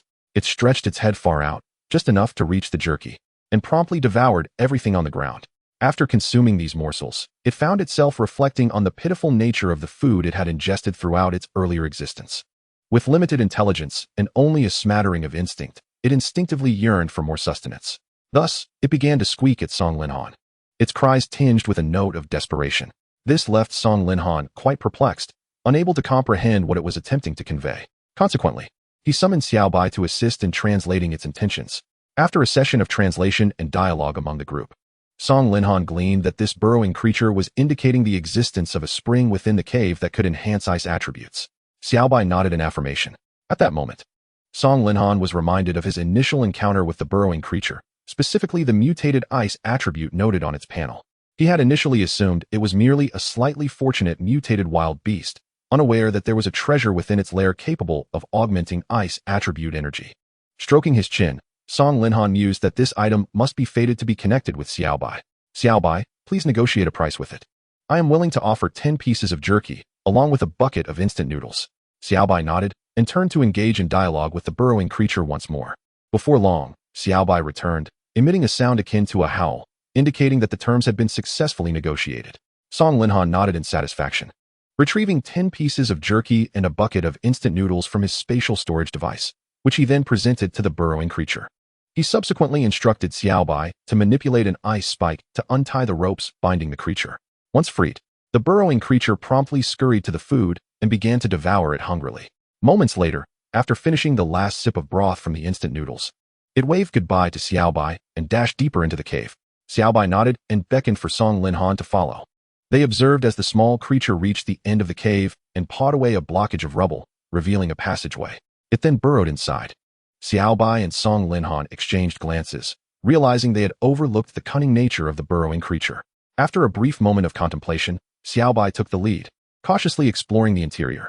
As they entered the passage and navigated several turns, they felt the air grow increasingly frigid. Eventually, they arrived at a spacious cavern where a vast pool of water lay before them. The liquid shimmered with clarity, its surface swirling with cold mist that crystallized into frost flowers. Song Linhan's pupils dilated in shock. The ice spirit cold spring. This was indeed a miraculous resource capable of awakening the ultimate ice attribute in pet beasts. What does ultimate signify? It denotes achieving the pinnacle within a specific domain. The ultimate attributes represent absolute authority within that field. Among peers, the ultimate is invincible. This encapsulates the essence of ultimate power. The ice spirit cold spring is an extraordinary treasure that can assist ice-type pets in awakening the ultimate ice attribute. In the human realm, a mere 50 milliliter vial of ice spirit cold spring can easily fetch millions in value, solely for its ability to aid pet beasts in awakening the ultimate ice attribute. And now, before him lay an entire pool of ice spirit cold spring. His heart raced with exhilaration. For the sake of safety, he instructed Xiaobai to freeze the burrowing creature standing by the spring once more. He then swiftly produced every container he possessed, filling them with the crystalline water, successfully collecting 10 liters. Reluctantly, he sent Xiaobai into the pool to absorb the energy of the ice spirit cold spring. Xiaobai had long anticipated this moment. She could sense the pure ice energy emanating from the spring. In an instant, she leaped into the pool. A fog enveloped the area, coalescing into numerous ice crystals that danced around Xiaobai. She squinted her eyes, inhaling the cold air deeply, her body radiating an icy blue glow, frost flowers adorning her tail. As she absorbed the energy, the icy mist flowed into her being, and the ice spikes at the spring's edge rapidly expanded outward. The cold frost gradually encased the surrounding stone walls, transforming the area into an icy realm. Feeling the encroaching chill, Song Linhan took a few steps back, positioning himself at the entrance of the passage, waiting for Xiaobai to finish her absorption. Time passed, and soon it was approaching dawn. Song Linhan remained vigilant. As Xiaobai was still in the midst of her enhancement, he stood guard at the passageway, alert to his surroundings, his fingers brushing against the zippers of his pants, where 2 spatial devices hung, containing 2 massive beasts. He was prepared. Should any trouble arise, he would swiftly unleash the wood-armored elephant and the earth barbarian bear. Throughout the night, the jungle's sounds had not ceased. Alone in the desolate forest under the cloak of night, Song Linhan felt his heart pounding fiercely. Fortunately, the night passed without incident. As dawn's light began to break, the morning rays filtered into the cave through its entrance. Song Linhan sensed the cold within the cave intensifying. By the time daylight fully arrived, The torrential rain that had fallen throughout the night had vanished. He moved the fire pit beside his tent into the passage and rekindled it. The flames cast a warm glow upon him, providing a semblance of comfort. However, as time wore on, the cold grew even more biting. Song Linhan wrapped his arms around his shoulders. Despite the fire's warmth nearby, he felt no relief from the chill. The cold spread rapidly, soon freezing the stone walls of the passage, as if the very air was solidifying. Before long, he witnessed an extraordinarily bizarre phenomenon. The flames that had been flickering just moments before were suddenly encased in ice, transformed into a perfect sculpture of fire. Eventually, daylight broke fully. Inside the cavern, a sharp crack echoed, followed by the sound of shattering ice. Countless icy tendrils burst forth, solidifying the air around them. Snowflakes began to fall from nowhere, swirling in the icy wind that howled around, causing nearby objects to shiver. In that instant, Song Linhan felt an intense cold that transcended the physical realm, infiltrating his being, nourishing his spiritual strength. He instinctively wanted to step back, but his senses were dulled by the frost, rendering him unable to control his movements. In that moment, he seemed to catch a glimpse of a long, beautiful foxtail. The snow-white tail stood upright, its fluffy fur glistening against the backdrop of ice crystals. On either side of that tail, he beheld two ethereal tails that appeared remarkably real. Unable to resist, he reached out to touch them. Yet, in the blink of an eye, those two tails shattered like springtime ice, scattering into countless ephemeral fragments. A surge of ice attribute energy flooded within him. While on the other side, Xiaobai let out a howl, drawing in the surrounding icy power into her form. Surrounding it were stone walls encrusted with ice and snow, while beneath it, the frigid spring had been entirely absorbed by her. Song Linhan gazed at his companion, Little White, feeling an indescribable surge of emotions. At that moment, she exuded an aura of elegance and power. The biting cold wind swept through, enhancing her regal presence, as she sat majestically upon a throne crafted from crystal. Upon seeing her master, Little White trotted towards him with uncontained excitement. With each step, delicate ice blossoms unfurled beneath her paws, as if she were leaving a trail of frozen footprints in her wake. Unable to restrain himself, Song Linhan opened his interface. Pet, Little White. Species, Snow Velvet Spirit Fox. Potential, Master Level. Attributes, Mutated Ice, Ultimate Ice, Psychic. Strength, Extraordinary Stage 1. Skills, Ice Claw, Crystal Bolt, Frostfall, Frozen Footprints, Enchantment, Ice Beam, Self-Encouragement, Mental Break, Blizzard. Special Evaluation, Ultimate Ice. The ultimate fantasy of all ice beast tamers. The Ice Queen, revered and yearned for by all monsters. Seeing Little White's current attributes, Song Linhan could not help but break into a radiant smile. Under the influence of the naturally occurring frigid spring, the effects of the blood ruby had been fully awakened. This not only significantly enhanced Little White's potential, but also facilitated the awakening of her ultimate ice attribute. The tier of this ultimate attribute had already transcended the realms of the extraordinary. It could be said that Little White now embodied the pinnacle of extraordinary mechanisms. With merely a chilling gaze, she could freeze many weaker ice-type monsters into sculptures of ice. Moreover, possessing the ultimate ice attribute allowed Little White to disregard any counteracting properties against ice, delivering equal damage directly. Most astonishingly, attributes that were originally weaker against ice, such as dragon types, would suffer quadruple damage from each of Little White's skills under the influence of ultimate ice. In practical combat, it could be stated that when facing dragon types, Little White was an unparalleled and formidable weapon. In future battles, she could boldly proclaim, "I, Little White, the ultimate ice." The Dragon Slayer, understand? Furthermore, due to the complete development of her bloodline, Little White's frost breath had automatically advanced to a higher tier skill, Ice Beam. This skill served as a perfect upgrade, generating a powerful beam of icy energy from her mouth, which could be unleashed with great force. Not only was its penetrative power and strength significantly enhanced, but the skill's range could also be manipulated according to the amount of energy infused, and the activation time had been notably reduced. However, the aspect that brought him the utmost satisfaction was another newly awakened skill of Little White, Blizzard. This skill required specific weather conditions for its release, such as frost or snowy days. Its effect was remarkably straightforward, yet devastating. The beast would channel its icy energy into the blizzard created by the weather, controlling it to assault enemies, capable of inflicting widespread damage in a short duration, with a 60% chance of freezing the foes. As an enthusiast of tactical research, Song Linhan believed this skill held immense developmental potential. He envisioned creating a combat system tailored for Little White, centered around this core skill. With this thought, a myriad of strategies and methods flashed through his mind as he pondered how to link Blizzard with other attacks to achieve an 11-3 damage effect. Yet, He momentarily cast these thoughts aside. The priority at present was to soothe Little White's emotions. Approaching her, he extended his arms and enveloped her in a warm embrace. His broad, warm chest stood in stark contrast to her icy form. Gently, he stroked her now elongated and graceful tail, saying, "Little White, you have awakened the ultimate ice. Splendid. Please continue to strive forward." Feeling the warmth emanating from her master, Little White was enveloped in a comforting wave of warmth and nestled her head closely against Song Linhan's body.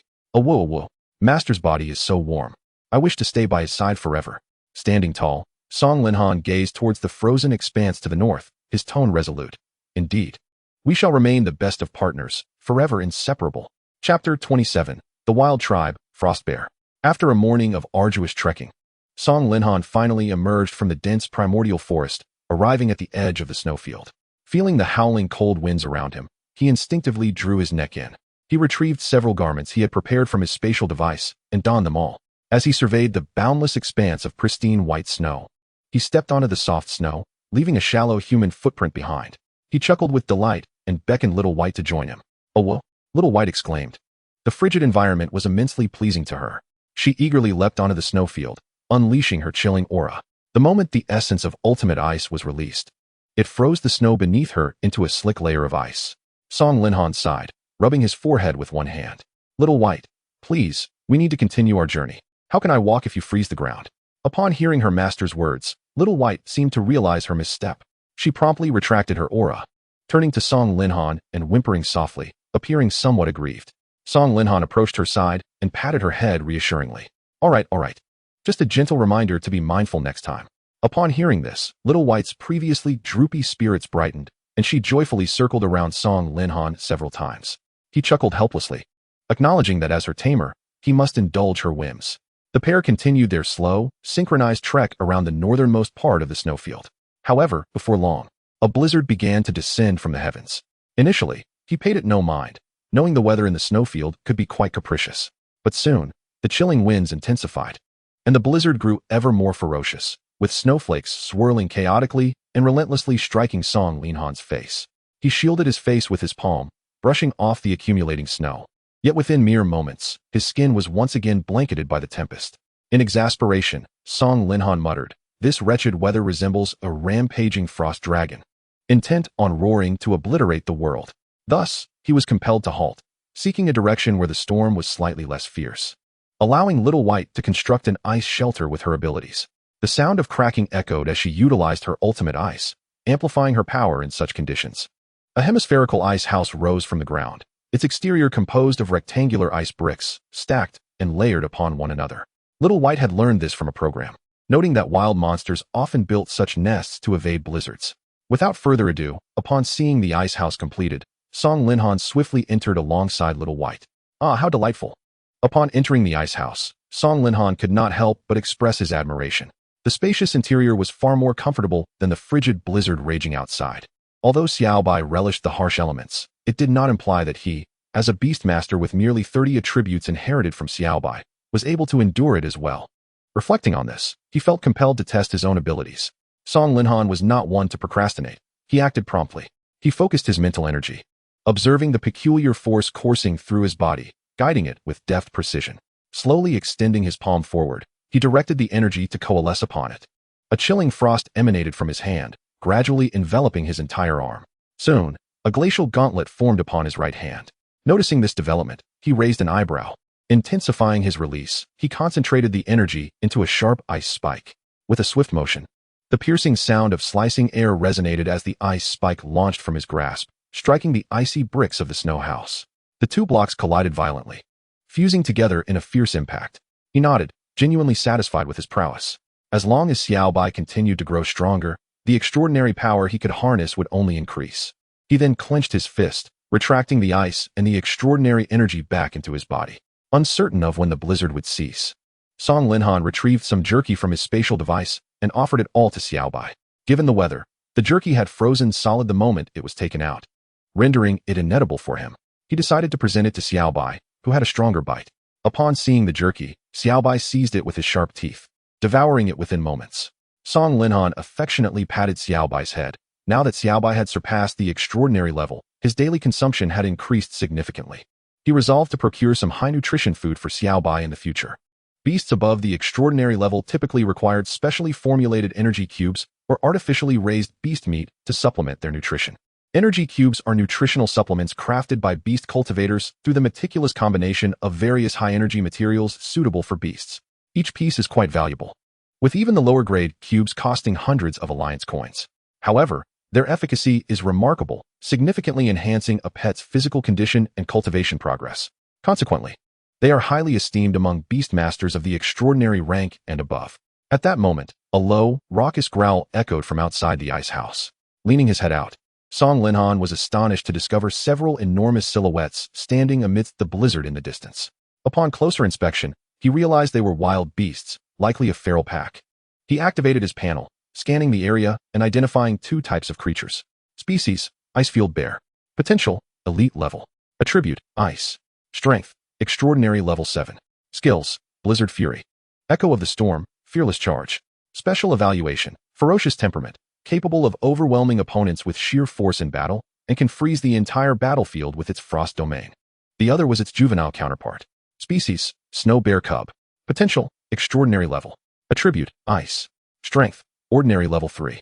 Skills: Little Snow. Special Evaluation: Weak in Strength. Possesses a slight ice attribute aura. Requires the care of adult individuals. At that moment, the robust adult Icefield Bear leader turned its massive head, sniffing the air as though it had detected something. Suddenly, it pivoted, glaring towards the ice house where Song Linhan stood, unleashing a thunderous roar. It appeared to have been hungry for quite some time, its rationality slipping away. In this blizzard, leading its pack to hunt, it had now set its sights on Song Linhan, an extraordinary level 7 bear, and it was now driven mad by hunger. Had it been the previous Xiaobai, with only the utmost ice powers, Song Linhan would have turned and fled immediately. However, the current Xiaobai was not to be underestimated in terms of energy levels. He was consumed by a singular thought. The Icefield Bear's self-sacrificial spirit deeply moved him. Observing the several snow bear cubs trailing behind, he felt a pang of sympathy for the solitary bear struggling to provide for its young in this desolate expanse. Thus, Song Linhan extended his hand, retrieving several empty spatial devices from around his neck. He had resolved that, as a benefactor, he could not passively witness these cubs suffer from hunger. He was prepared to find them a warm home upon his return to Linjiang City. Simultaneously, he intended to capture the fully grown Icefield Bear leader, pairing it with the Earth Barbarian Bear to sell to the Linjiang breeding house. Chapter 28. The Anomalies of the Spatial Secret Realm. He communicated his intent to Xiaobai telepathically. Understanding immediately, Xiaobai responded succinctly before stepping out through the passage beside Song Linhan, confronting the pack of wild Icefield bears alone. A frigid aura radiated from Xiaobai, whose eyes glimmered with an icy gleam. A silent, biting wind howled, expanding the cold atmosphere outward from Xiaobai's center. The snow beneath him had inexplicably crystallized into a thick layer of ice. Utilizing the influence of the frostfall skill, the surrounding area transformed into Xiaobai's domain, extending for dozens of meters. The once howling blizzard now became Xiaobai's most formidable ally. The Icefield Bear across from him seemed to sense the shift. It observed the sudden emergence of the white fox, detecting an aura of danger. With a slight crouch, it straightened its massive frame, its imposing stature exuding an unparalleled sense of pressure. The Icefield Bear leader appeared extraordinarily robust, towering nearly 2 stories high. The cubs behind it followed suit, emerging alongside their mother, baring their undeveloped baby teeth and emitting clumsy howls as they practiced the art of hunting. The surrounding blizzard intensified, obscuring both parties' vision to a degree. At this moment, neither side made a hasty move, each calmly assessing the other's vulnerabilities. Ultimately, the pangs of hunger ignited the Icefield Bear's emotions, prompting it to unleash a thunderous roar. The blizzard converged around it, swiftly cloaking its form in a battle armor forged from swirling snowflakes. Song Linhan observed the battlefield with a cool demeanor. The Icefield Bear's massive size made its movements easily detectable. It was evident that it had activated the Blizzard Fury skill, substantially enhancing its defensive and offensive capabilities. At this moment, the Arctic bear has begun to make its move, advancing towards us with its massive body like a heavy tank. Xiaobai remains unhurried, directly unleashing a frigid ray. The cold beam is projected in front of the Arctic bear, accompanied by a cracking sound. Instantly, a wall of ice formed from concentrated beams of light manifests before it, obstructing its path. However, this fearsome beast merely roars in fury and slams its broad paw forcefully against the ice wall. The terrifying force erupts instantaneously, causing the freshly formed ice wall to crack from the center. After exerting a certain degree of strength, it shatters the barrier. Then, with a surge of power, it lifts one of the massive ice columns and hurls it towards Xiaobai, all the while letting out continuous roars in an attempt to provoke her. Even more infuriatingly, the group of unweaned cubs behind the Arctic bear joins in, taunting Xiaobai alongside their mother.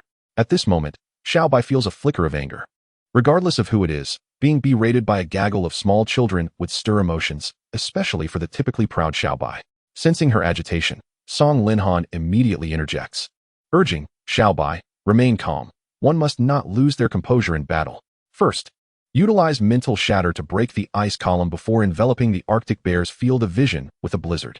Upon hearing her master's command, Xiaobai promptly regains her composure. She adheres to Song Linhan's instructions and unleashes mental shatter.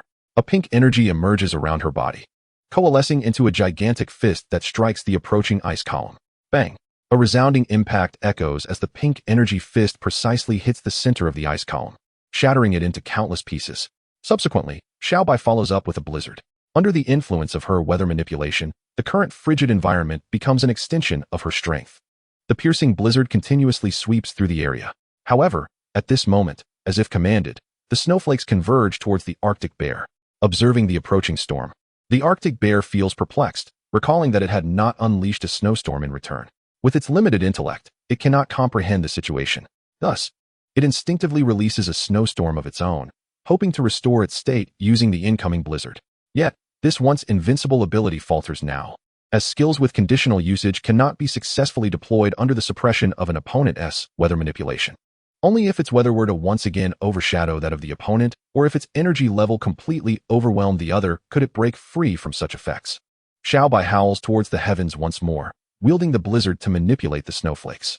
Each crystalline snowflake transforms into a sharp ice blade, relentlessly hurtling towards the Arctic bear. Whoosh, whoosh, whoosh. The sound of countless razor-sharp projectiles fills Song Linhan's ears. The Arctic bear is now drenched in blood. A closer inspection reveals that beneath its thick fur, numerous tiny wounds have emerged on its skin, with shards of ice embedded, gradually melting within its warm blood. As it feels its body temperature dwindling and the agonizing pain from its wounds, the Arctic bear becomes utterly enraged. It activates Fearless Charge, recklessly intent on barreling towards Xiaobai. It yearns to tear apart this little one who dared to injure it, and to violently dismember it. Only then could it alleviate a fraction of its fury. However, Xiaobai stands undaunted. Her tail stands tall, and an unsettling chill glimmers in her eyes. Ultimate Ice is unleashed. Suddenly, everything around falls into a hushed silence. At this moment, the world becomes eerily quiet, with only the soft sound of snowflakes touching the ground breaking the stillness. All sounds are muted under this terrifyingly low temperature, as if even space itself has been frozen. A penetrating cold penetrates the very soul of the Arctic bear, causing it to shudder involuntarily. Yet, in the next moment, it feels astonished. As a creature born and raised in the icy wasteland, the Arctic bear is not only naturally resistant to extreme cold, but also possesses tough skin capable of withstanding severe blizzards. Yet now, it feels an unsettling chill that sends tremors through its body. This complete suppression from a being of the same elemental affinity seems to awaken ancient memories buried deep within its bloodline. Ultimate Ice, the sovereign of its kind. Xiaobai swiftly gathers a white beam of light in her mouth, directing it straight at the Arctic bear. The bear instinctively raises its paw to shield itself from the familiar attack. However, it has no chance left, as Xiaobai has invoked Ultimate Ice. This signifies that the game is drawing to a close. The brilliant beam of light strikes the Arctic bear. It attempts to shield itself from the radiant beam, but in the next instant, it loses consciousness, its very thoughts frozen. When the dazzling ice beam dissipates, all that remains is a colossal ice sculpture of a bear and a few cubs behind it, crying out in confusion. Song Linhan discards the spatial device in his hand, and several red lights flicker. He encounters no particularly vigorous resistance. Picking up the fallen spatial device, he attaches it to his belt. He successfully encapsulates the entire Arctic bear family of 11, leaving none behind. Meanwhile, on the other side of the Linjiang secret realm, atop the northernmost ice mountain, a blue dragon-shaped phantom reemerges. However, this apparition is evidently less solid than the last time, appearing somewhat ethereal, akin to floating duckweed that could disperse with a gentle touch.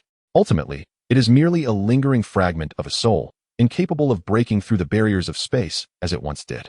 A sense of sorrow envelopes it as it gazes at the crystalline dragon egg within its lair. Looking at its soon-to-hatch offspring, it laments that the child will also be forever trapped in this lightless secret realm, feeling as if its heart is pierced by thousands of sharp blades simultaneously. Yet, this powerless mother can no longer break the world's constraints to lead her child away. The only remnant she possesses is a dissipating specter of a soul.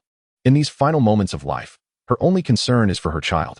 Although dragonkind inherits their lineage from birth, the newly hatched young cannot yet master or wield their powers with proficiency. The dragonhead's phantom gently leans against the dragon egg, whispering, "My child, Glacian. May the dragon goddess Tiamat watch over you." But in the next moment, amidst her sorrow, she senses a hint of the dispersing ultimate ice in the air. The dragon head lifts, its eyes shimmering like a flowing river of stars. Moments later, the silhouette of a human and a white fox emerges in her gaze. Soon, hope for the future rekindles within her. Has the human beastmaster awakened the ultimate ice? She looks back at her child, her eyes filled with tenderness and affection. With a resolute vow echoing silently within my heart, "My beloved progeny, come what may, I shall liberate you from this eternal prison." Chapter 29, The Icy Sanctuary. An unusual sound from the mountain peak. After subduing a pack of wild beasts, Song Linhan took a moment to rest in the ice dwelling crafted by Xiaobai. Once the weather improved slightly, he set forth with Xiaobai towards the northern expanse of the snowy plains. Traversing the seemingly boundless expanse of pristine white, he lost track of the distance covered, driven by a fervent hope for resources and a palpable fear of poverty, resolutely advancing northward. However, thus far, apart from a few weak beasts, he had not encountered a single valuable resource. Moreover, the initial potential of those beasts was disappointingly low, necessitating excessive investment for their cultivation, likely yielding poor returns. Thus, he chose not to squander his spatial apparatus, merely assisting them in defeat before moving on, leaving him with a sense of despondency and doubt about Su Tiannan's reliability. Yet, he clung to a flicker of hope, guided by his innate sense of direction. Persistently making his way north, the chilling winds howled around him, and he began to feel a numbing sensation in his feet as his body temperature steadily dropped. Nevertheless, as an ice-type beastmaster, he possessed a formidable resistance to the cold. To maintain his mental acuity and conserve energy, he rode atop Xiaobai, resting upon her back. He fed Xiaobai a body-refining pill, urging her to carry him onward as they continued their rapid advance northward. Xiaobai propelled herself forward with powerful limbs, leaving behind a trail of crystalline paw prints etched into the snow. As dusk fell once more, Xiaobai brought Song Linhan to the edge of the northern snow-capped mountains. He dismounted and gazed into the distance, noticing the terrain at the foot of the mountain formed a circular depression enveloped in a thick, frigid aura, reminiscent of a mist-shrouded valley. He sensed that treasures awaited within, as even from afar, he could catch a whiff of a tantalizing medicinal aroma. With caution against potential beast ambushes, Song Linhan and Xiaobai gradually approached the valley's heart. Upon entering, he could scarcely believe his eyes. In this unique realm sculpted from ice and snow, a dazzling array of treasures lay before him. Enormous ice pillars cascaded from the valley's apex, their bases slowly dripping with crystalline springs that formed a natural brook, nourishing the myriad medicinal herbs within the valley. Surrounding the brook, exquisite petals bloomed freely, exuding peculiar fragrances. The howling wind scattered glistening icicles that reflected a resplendent luminosity, while clusters of resilient frostgrass flourished around him. Additionally, countless ice-blue gemstones adorned the ground, each radiating an astonishing chilling power, dotting the entire valley. As Song Linhan wandered through this enchanting landscape, his eyes beheld precious flora that would typically demand exorbitant sums to procure. Yet now, they were laid bare before him, awaiting his harvest. Unable to contain his excitement, he plucked a crystalline gem, holding it aloft to feel its extraordinary icy essence. However, to his astonishment, the seemingly unyielding gem disintegrated into a multitude of ice-blue powder the moment it touched his palm, like a gust of wind slipping through his fingers, leaving behind only a faint trace of icy energy lingering in the air. Undeterred by this anomaly, he grasped another gemstone, yet it too succumbed to the same fate, vanishing into nothingness. Gradually, he came to comprehend the peculiar rules governing this secret realm. The treasures within the valley were not meant to be taken by outsiders, for they would self-destruct if removed. This was an exceedingly rare regulation, as many large secret realms within the Alliance were specifically cultivated for the purpose of nurturing beast resources.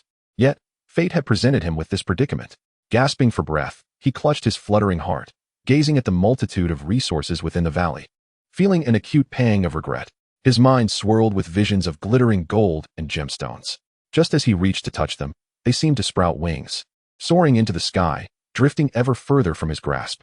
Resolving to cast aside such painful thoughts, he closed his eyes, recognizing that dwelling upon this loss would only deepen his sorrow. In this moment, a singular solution emerged. He turned to Xiaobai, his expression grave. Xiaobai, don't just stand there. Quickly, consume as much as you can, and save me some coin. Xiaobai responded with a confused howl.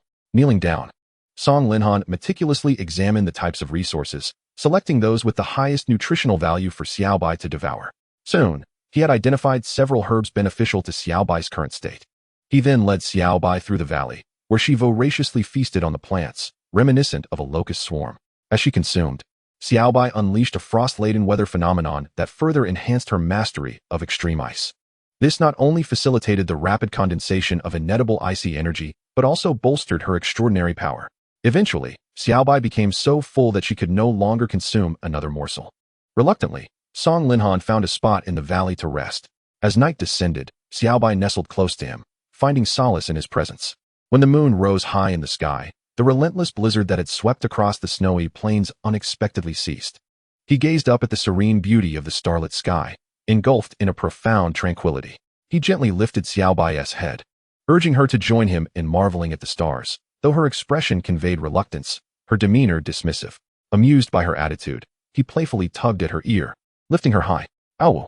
Xiaobai winced in pain, her eyes filled with a mix of indignation and affection, before burying her head in his embrace. As he stroked her soft, icy fur and gazed at the resplendent stars above, he felt an exhilarating sense of boundless ambition.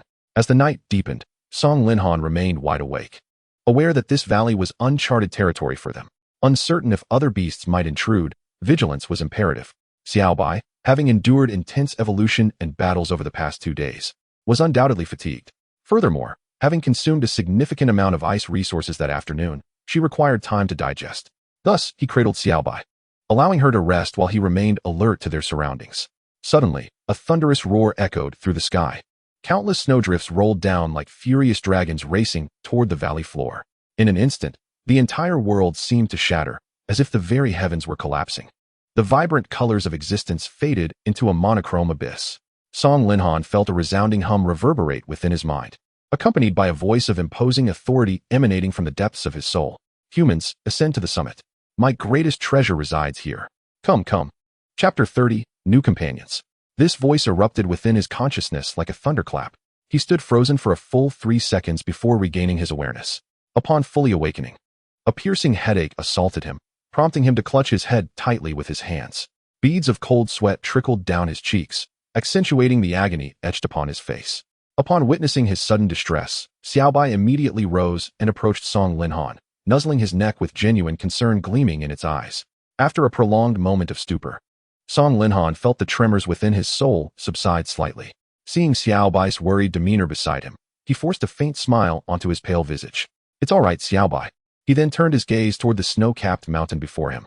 The mountain loomed majestically, its undulating terrain resembling a furious dragon coiled upon the earth. Or rather, it was a pure, true dragon. He swallowed hard, suppressing the shock that threatened to engulf him. The fact that an entity, which existed solely in legends, had fallen in such a desolate place was still difficult for him to fathom. At this moment, his heart was in turmoil. Yet, he compelled himself to stifle his emotions. Having heard the call of that being, he resolved that come dawn, he would venture to the mountain's peak, no matter the cost. A night of silence ensued. Blanketed in tranquility, the revelations of the previous night had ignited an unparalleled fervor within Song Linhan. At the break of dawn, he prepared fervently, rousing the slumbering Xiaobai beside him. However, after a moment of contemplation, he decided to return Xiaobai to the beast-keeping space. Just then, a colossal creature, measuring several dozen meters in size, soared down from the heavens. Adorned in pristine white feathers, its expansive wings stirred up tempestuous winds. In the past, it had been regarded by humanity as the harbinger of calamity. Species, Ice-wing snow owl. Potential, mountain shaking level. Attributes, ice, wind. Strength, master level 2. Skills, frost feather storm. Ice spike dive, cold gaze, snowstorm protection. Special evaluation, a raptor wielding the power of extreme cold, capable of freezing the air with its wing beats. Possessing the ability to foresee disasters and relay the message to its allies. Song Linhan waved at it, and the beast descended slowly beside him. It extended its left wing, inviting Song Linhan to ascend. Clambering onto its feathers, he settled onto its back. The ice-wing snow owl flapped its wings once more, easily conjuring a hurricane capable of altering the climate. It then surged upward, gliding smoothly above the clouds, steadily advancing toward the mountain's summit. As Song Linhan reclined on its back, he felt an unsteady center of gravity, gripping its feathers for support. Each feather was of substantial size, roughly the length of his arm, yet remarkably soft with a pleasantly chilly touch. Unable to resist, he glanced outward, discovering that he was spiraling above the clouds. Beneath him lay a vast expanse of sky, and when he looked down, everything appeared minuscule. Even the once majestic valley now resembled merely a slightly larger circular stone wall. Is this the sensation of looking down upon all from such heights? Song Linhan found it quite exhilarating, and no wonder the elite reveled in such experiences. The ice-winged snow owl soared swiftly, its wings outstretched in the air, creating currents that sliced through the atmosphere. They ascended ever higher, gradually losing sight of the land below. Soon enough, they reached the peak of the snow-capped mountain. Dismounting from the ice-winged snow owl, Song Linhan nodded in gratitude. It flapped its wings dismissively, signaling that no thanks were necessary, before taking off into the sky, disappearing into the unknown. Summoning his beast mark, the snowflake-patterned emblem on the back of his right hand glowed, and he called forth Xiaobai. Upon emerging, Xiaobai anxiously surveyed its surroundings, driven by an almost instinctual apprehension. It sensed an unsettling presence that instilled a deep-rooted fear within. Xiaobai raised its head, scanning left and right in search of the source of its unease. However, in the next moment, a fearsome dragon had materialized before it. Caught off guard, Xiaobai met its gaze. Instantly, it trembled violently, its fur standing on end. Emitting a mournful howl, it dashed back to Song Linhan's side, looking utterly dejected, and began to weep, snot and tears streaming down its face.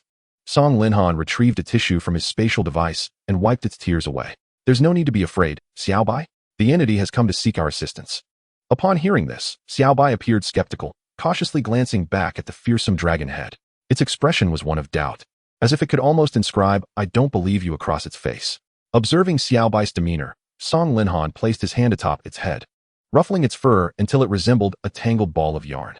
Then, disregarding the bewildered Xiaobai, he locked eyes with the dragon-shaped apparition.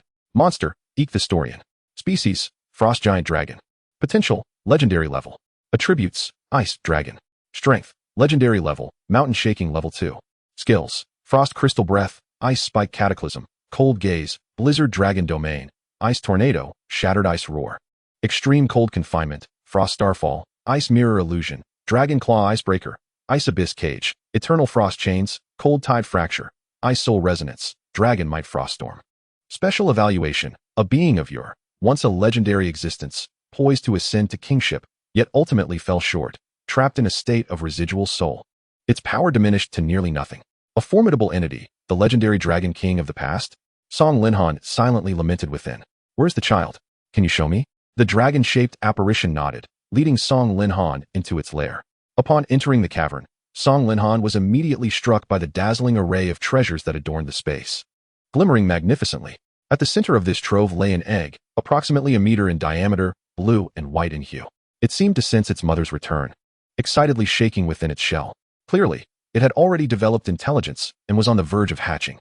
The frosty dragon apparition nestled protectively in front of the dragon egg. Its eyes filled with tenderness.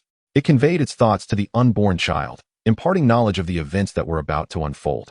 Moments later, the dragon egg fell into a profound silence, and the frost dragon remained equally mute. Between mother and child, there was an unspoken understanding.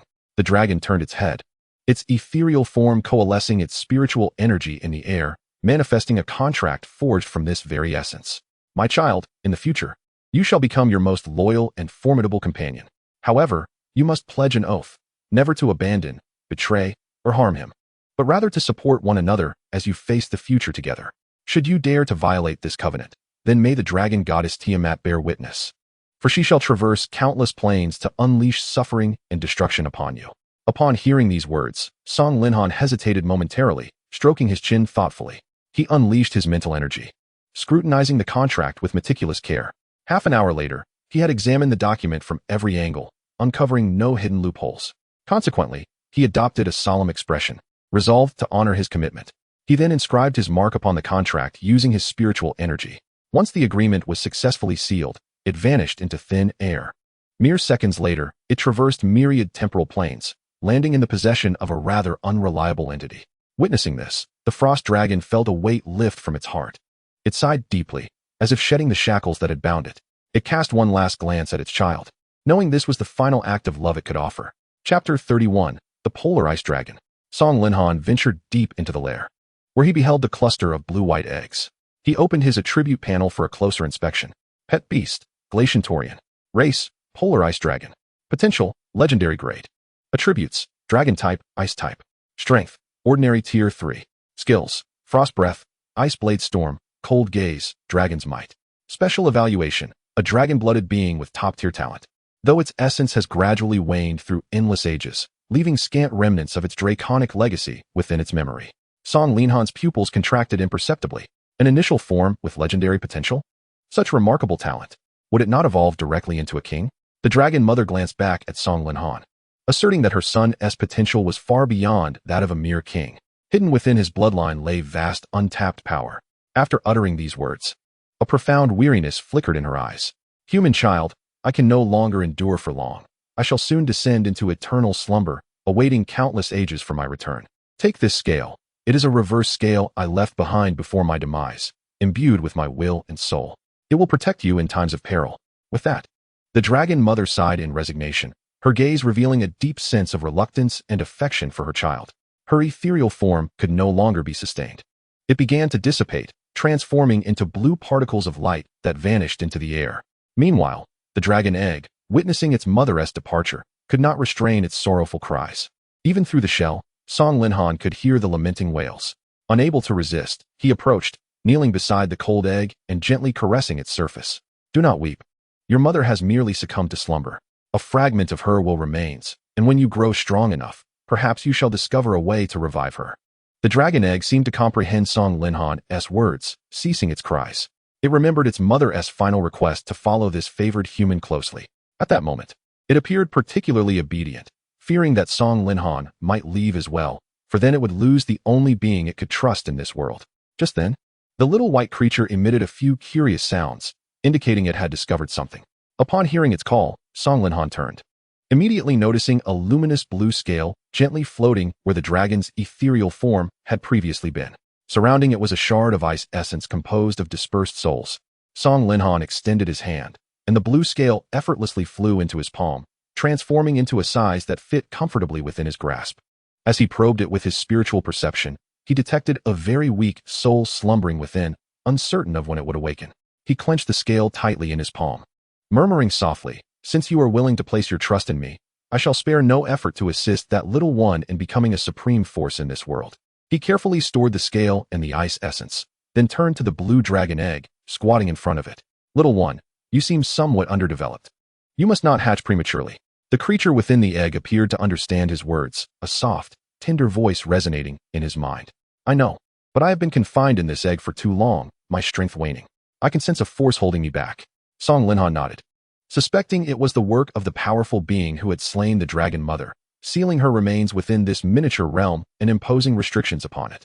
From his spatial device, he retrieved a vial of icy elixir and dripped it above the dragon egg. The moment the liquid touched the shell, a dazzling blue light erupted, greedily consuming every drop of the potion. "Delicious, delicious, I want more."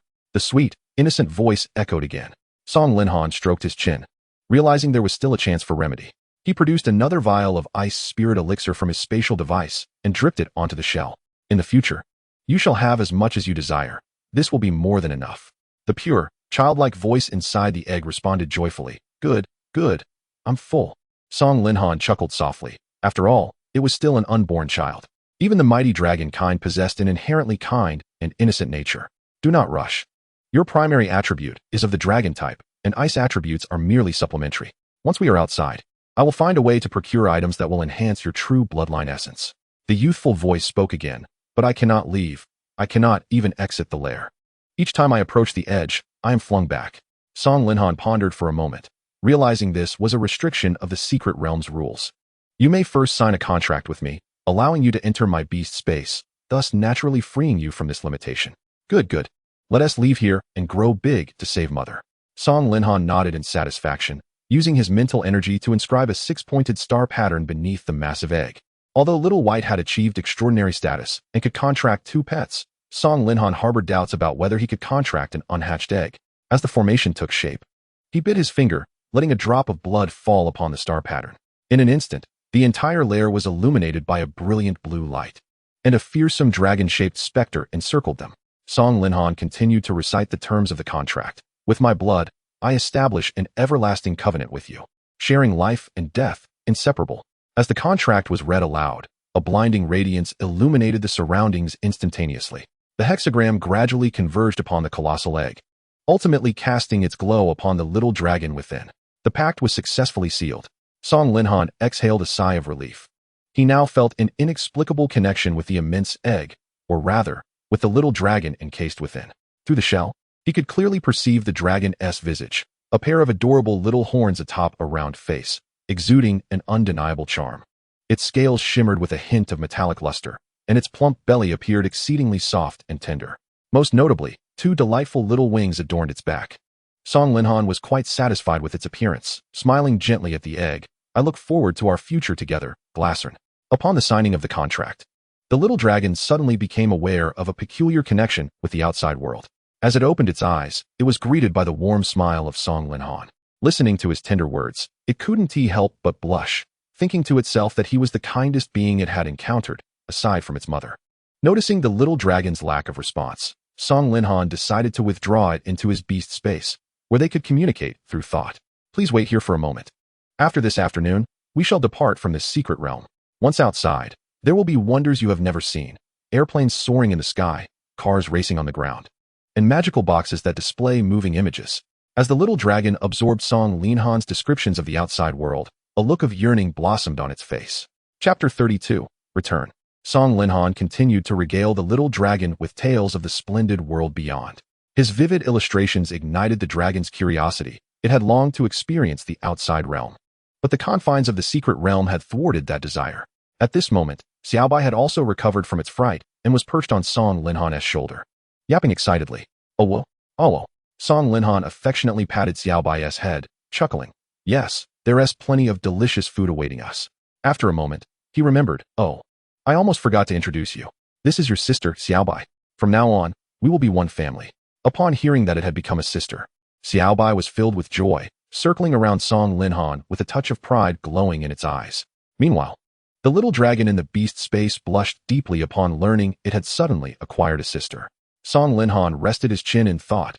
According to our family tradition, I should give you a name. Xiaobai leaned in, eager to contribute its ideas, wishing to bestow a powerful name upon its new little brother. After much discussion, the veto-wielding Song Linhan dismissed Xiaobai's flamboyant suggestion of super cool explosive dragon. In the end, he settled on the name Sticky Rice Ball. The choice bore no particular significance. Song Linhan simply found it pleasing to the ear, suiting the little dragon's endearing nature. On the other hand, Xiaobai felt somewhat dejected, its head drooping in disappointment as it sulked to the side. However, Song Linhan focused his mental energy on the beast space.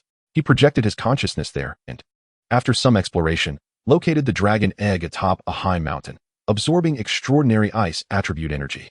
He descended, pouring approximately 50 milliliters of the ice spirit cold spring around the egg. Instantly, a ring of solid ice formed around it, emanating an aura of chilling cold. Little one, you must have heard that. Henceforth your name shall be Sticky Rice Ball. Upon receiving its new moniker, Sticky Rice Ball felt an overwhelming sense of joy, though shyness prevented it from expressing itself. Sticky Rice Ball, the ice attribute energy surrounding you is ample for your absorption. Just wait one more day. Once we are outside, I will procure some exceptional dragon attribute resources for you. Hearing these words filled Sticky Rice Ball with warmth. Apart from its mother, Song Linhan was the kindest individual it had known. It silently vowed to grow stronger and revive its mother, ensuring it would repay Song Linhan's kindness. After soothing Sticky Rice Ball's emotions, he shifted his focus back to the outside world, contemplating the future. Now that he had contracted a young dragon as his second beast, it was imperative to arrange resources for the dragon type. After all, with such remarkable potential as Sticky Rice Ball, neglecting its cultivation would be a grave mistake. However, dragon-type resources were notoriously expensive, causing Song Linhan considerable distress. He did not intend for Sticky Rice Ball to emerge anytime soon. It was essential to address its inherent deficiencies first. This process would take time, and gathering all necessary materials would require at least several months. Nevertheless, having advanced to the rank of an extraordinary beast master, he could not let his contract slots remain unutilized. With his current level of mental energy, he was capable of managing the burden of 3 contract slots, meaning he still had 1 vacant position. He was determined not to squander this training time. After all, The requirements for the Martial Combat Academy's entrance examination stipulated that each participant must bring 3 beasts. Many third-year students spent an entire year merely assembling their teams, let alone nurturing and enhancing their strengths. Yet, Song Linhan had only been at it for half a month and was already ready to engage with his second beast, granting him several months' worth of training advantage over others. If he could facilitate Sticky Rice Ball's development of its core essence and successfully bring it into the world within 2 months, the formidable strength of a dragon-type beast would significantly bolster his capabilities. Thus, he approached the selection of his third beast with utmost caution. His first preference would undoubtedly be an ice type, as his current resources were primarily concentrated in that domain. Opting for a different attribute would be counterproductive. He planned to supplement his team with other attributes later to diversify their defenses, but for now, he would diligently focus on advancing his ice-type prowess. He had a general idea for the third beast. With Xiaobai serving as the control hand and primary damage dealer, there was no need to add another offensive beast. Sticky Rice Ball, being a dragon type, inherently possessed formidable physical strength, capable of engaging in close combat and frontline control. Thus, the choice before him became increasingly evident: an auxiliary beast. Ideally, it would be one that could enhance the abilities of its allies, possess healing capabilities, and maintain a certain level of survivability and disruption, providing continuous support to its teammates and acting as a medic in battle.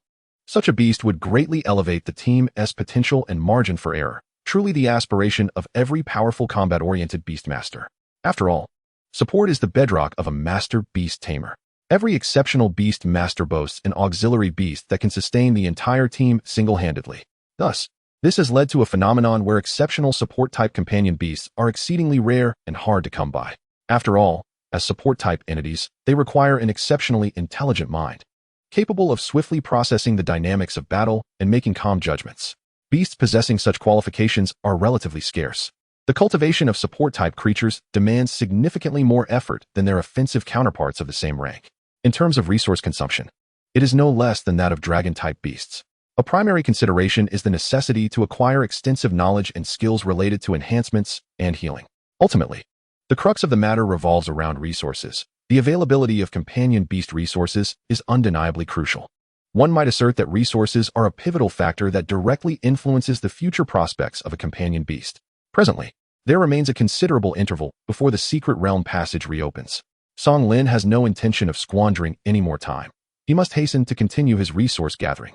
After all, securing resources is a prerequisite for his entry into the Linjiang secret realm. His encounter with the glutinous rice dumpling was entirely unexpected, yet it has rendered his future resource consumption even more pressing. Where could he voice his grievances? He could only sigh resignedly and descend the mountain with Xiaobai. Upon reaching the midway point, he began to sense the harshness of the world. His legs felt nearly numb from fatigue, and he had scarcely traversed half the distance.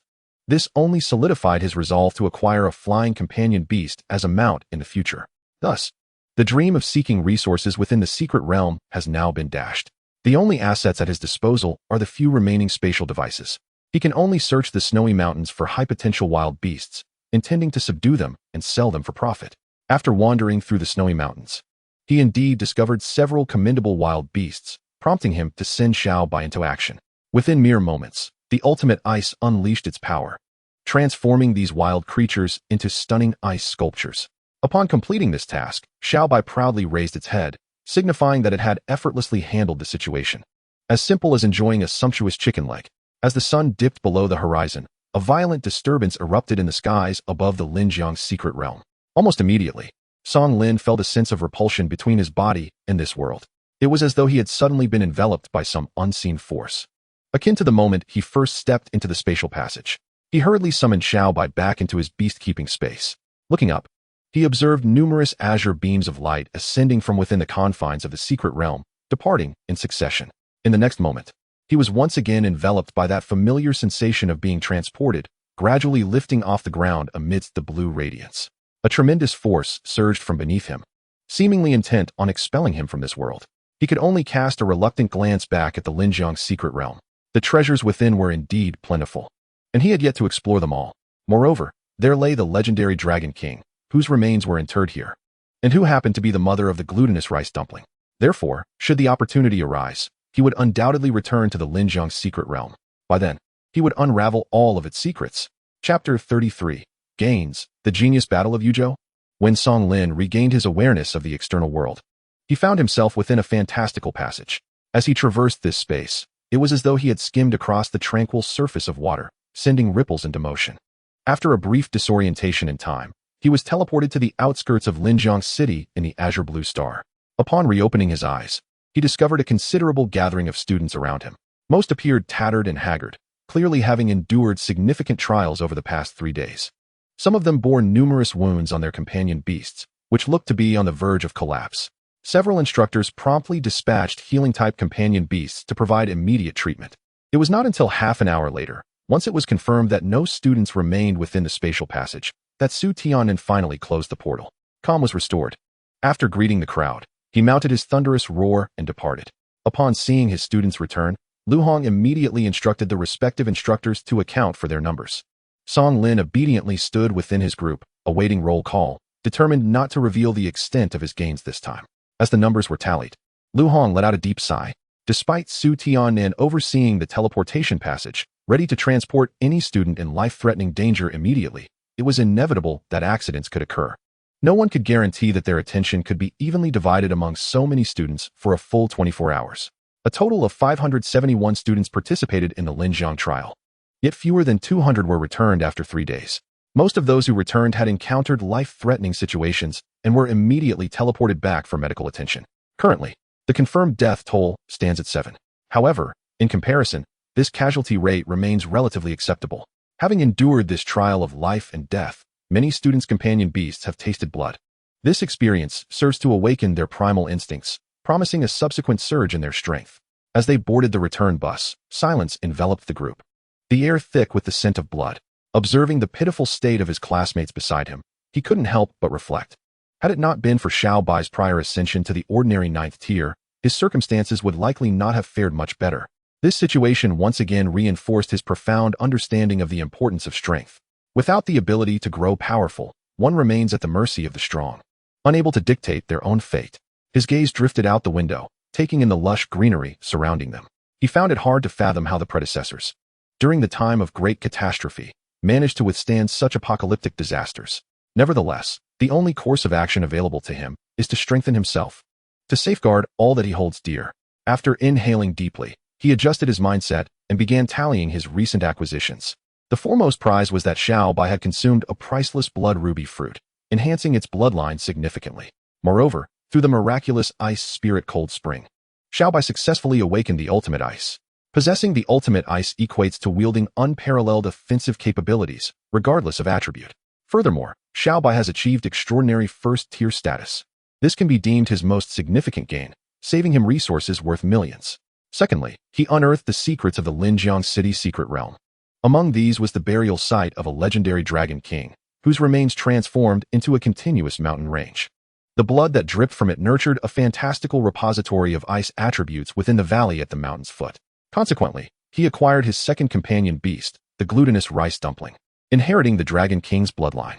However, due to the constraints of the secret realm, the glutinous rice dumpling's essence has diminished considerably over the ages. He would need to invest substantial resources to replenish its origin. Lastly, he captured numerous wild beasts, which could be sold to Linjiang City's breeding house in exchange for resources. However, he found himself troubled by the configuration of his team.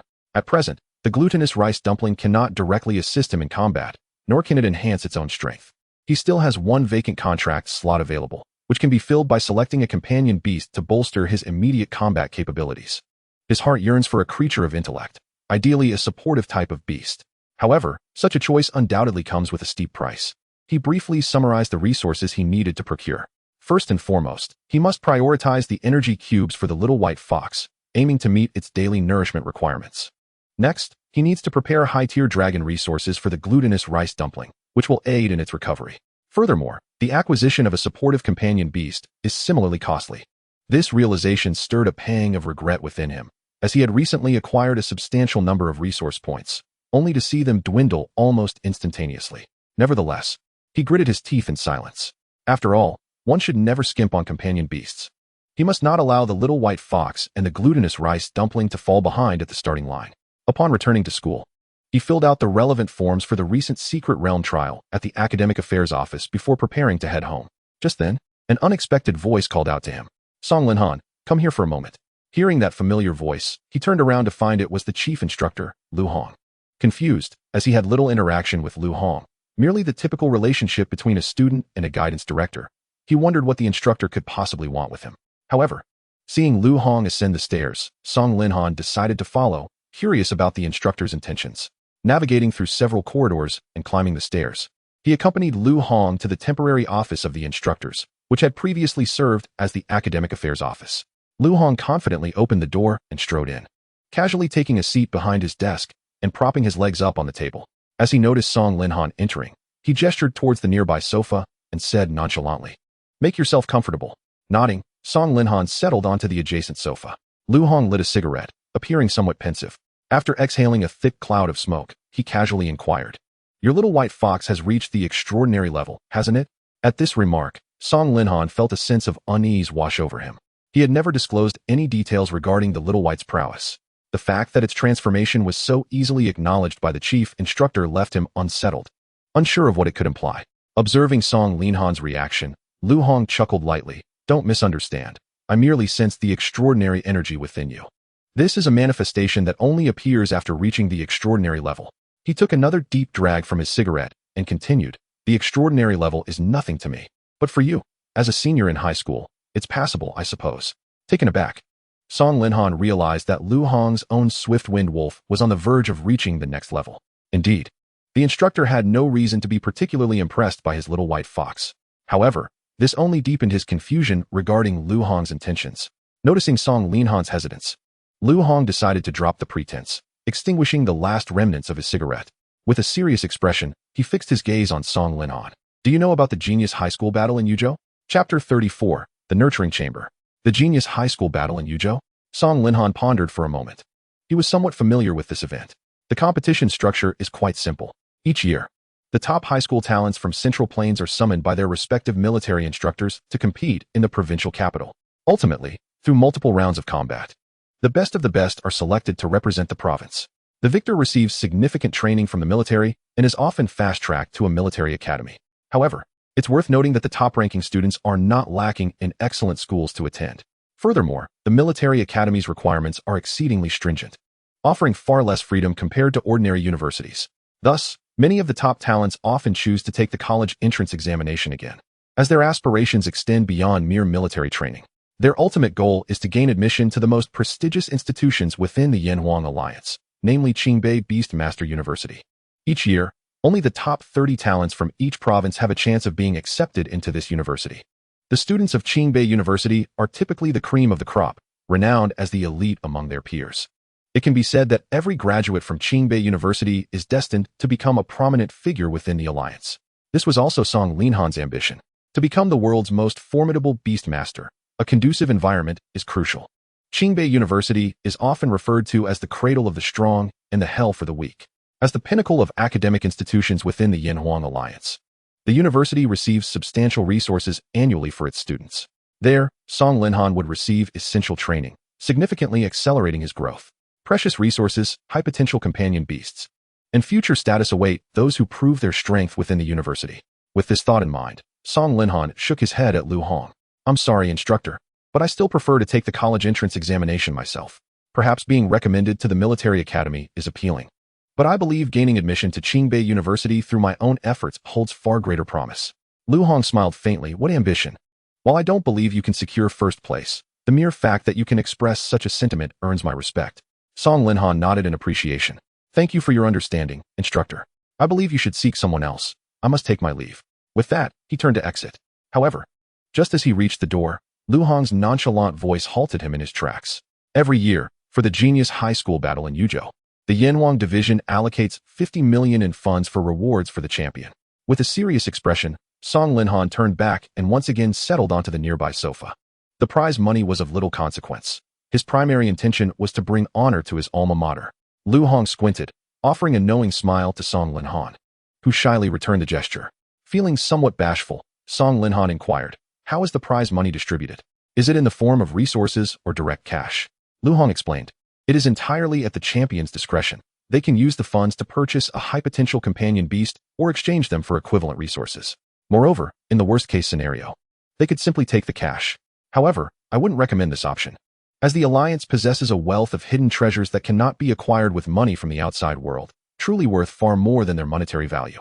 Song Linhan nodded in agreement. The Alliance, as a dominant force of Canglan Star, holds countless resource-rich secret realms. The opulence within is surely beyond what outsiders can imagine, guaranteed to contain rare and precious treasures seldom seen elsewhere. He contemplated the yet-to-emerge glutinous rice dumpling, realizing that perhaps the Yanhuang Alliance held the remedy he sought. Thus, he resolutely made up his mind. He addressed Lu Hong, saying, "Instructor, please assist me with the registration. I shall pledge my loyalty to Bai Unigao." After exiting Lu Hong's office, Song Linhan strolled alone along the street, his mind incessantly revolving around the words he had just spoken. The requirements for this competition stipulate that participants must possess at least 3 pet beasts to engage in a rotation-based battle, with no restrictions on the types or strengths of the beasts. If one truly possesses the requisite strength, it is entirely feasible to dominate with a trio. Contemplating this, he couldn't help but click his tongue in astonishment. Cultivating 3 pet beasts within a span of a month and a half posed a considerable challenge for someone like Song Linhan, who hailed from a small town. Presently, there remained nearly a month until the genius battle, and the Mu Mi Tuan showed no signs of emerging. He urgently needed to bolster his current team composition. However, this necessitated a substantial amount of funds. At that moment, he suddenly recalled that he had a dozen wild monsters caught in the wilderness dangling from his belt. Now was an opportune time to sell them for the much-needed funds. With this thought in mind, he hurried towards the pet beast cultivation house in Linjiang City. Navigating through numerous narrow alleys, he casually hopped into a taxi. In less than half an hour, he arrived outside the cultivation house. After disembarking, he scanned the QR code on his phone to complete the payment. Gazing at the familiar surroundings before him, Song Linhan couldn't help but feel nostalgic. The last time he had been here was when he had brought Xiaobai home. The edifice stood before him just as he remembered, magnificent and distinctive, resembling a cozy sanctuary. Without hesitation, Song Linhan strode inside. As soon as he entered, a well-dressed young lady approached him. She smiled and inquired in a formal manner if he required assistance. Song Linhan nodded, stating, "I wish to sell some wild monsters, approximately of extraordinary and ordinary tiers, all possessing a certain cultivation value." The young lady's eyes lit up upon hearing this. She scrutinized the handsome youth before her, and a realization about the recently opened Linjiang City secret realm dawned upon her. She then led Song Linhan deeper into the cultivation house. Traversing the opulent red carpet, Song Linhan was taken aback by the lavish decor within the establishment, a clear testament to the grand scale of the cultivation house. The young lady gestured for him to take a seat on a sofa fashioned from rare beast hides, while she picked up a communication device to briefly update a certain prominent figure about the current situation. Shortly after, she departed, turning back to smile at Song Linhan, saying, "Please hold on for a moment. I shall return shortly," before hurrying away. Song Linhan found it somewhat perplexing. Selling wild monsters was typically a profitable venture for professional beast tamers, and the cultivation houses across various cities were usually quite adept at such transactions. Why then did the staff seem so exhilarated at his mere intention to sell? Suddenly, it struck him that the small secret realm in Linjiang City had not opened for several years. This recent, brief opening had only allowed students to explore slightly. Thus, it occurred to him that the cultivation house had not engaged in such business for quite some time. With this realization, he felt less urgency. Rising to take a brief tour, he meticulously observed the resplendent surroundings of the cultivation establishment. Chapter 35, Identification and Quotation. Yet, while he was still engrossed in his observations, a sudden flurry of footsteps echoed from behind him.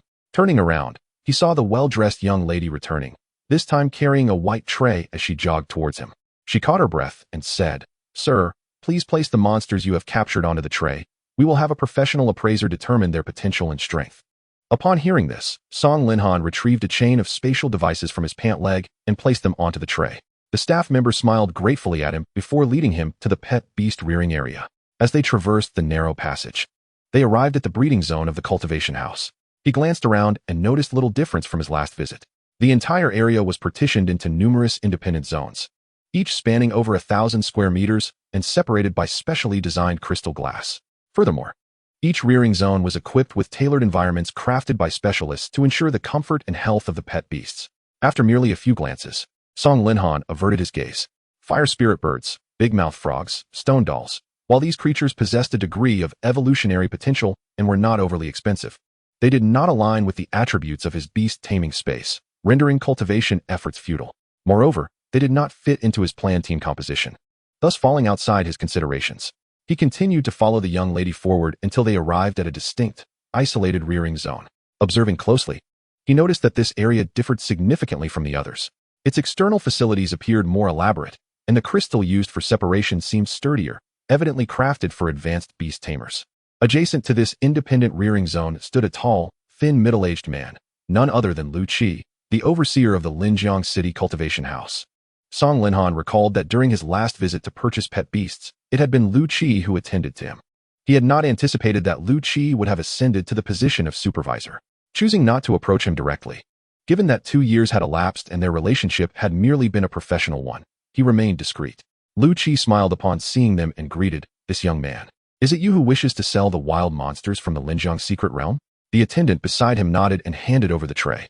Lu Qi stepped forward, casually picking up one of the spatial devices. Facing the crystal wall, he tossed the device through a small pipe. A flash of red light erupted, and a ferocious earth bear materialized before them. It roared angrily, its previous injuries having healed, though it bore several vivid scars. The moment this beast was released, it displayed its inherent brutality. Spotting Song Linhan through the crystal glass, it locked eyes with him from several meters away. In that instant, it recalled its experience in the Linjiang secret realm.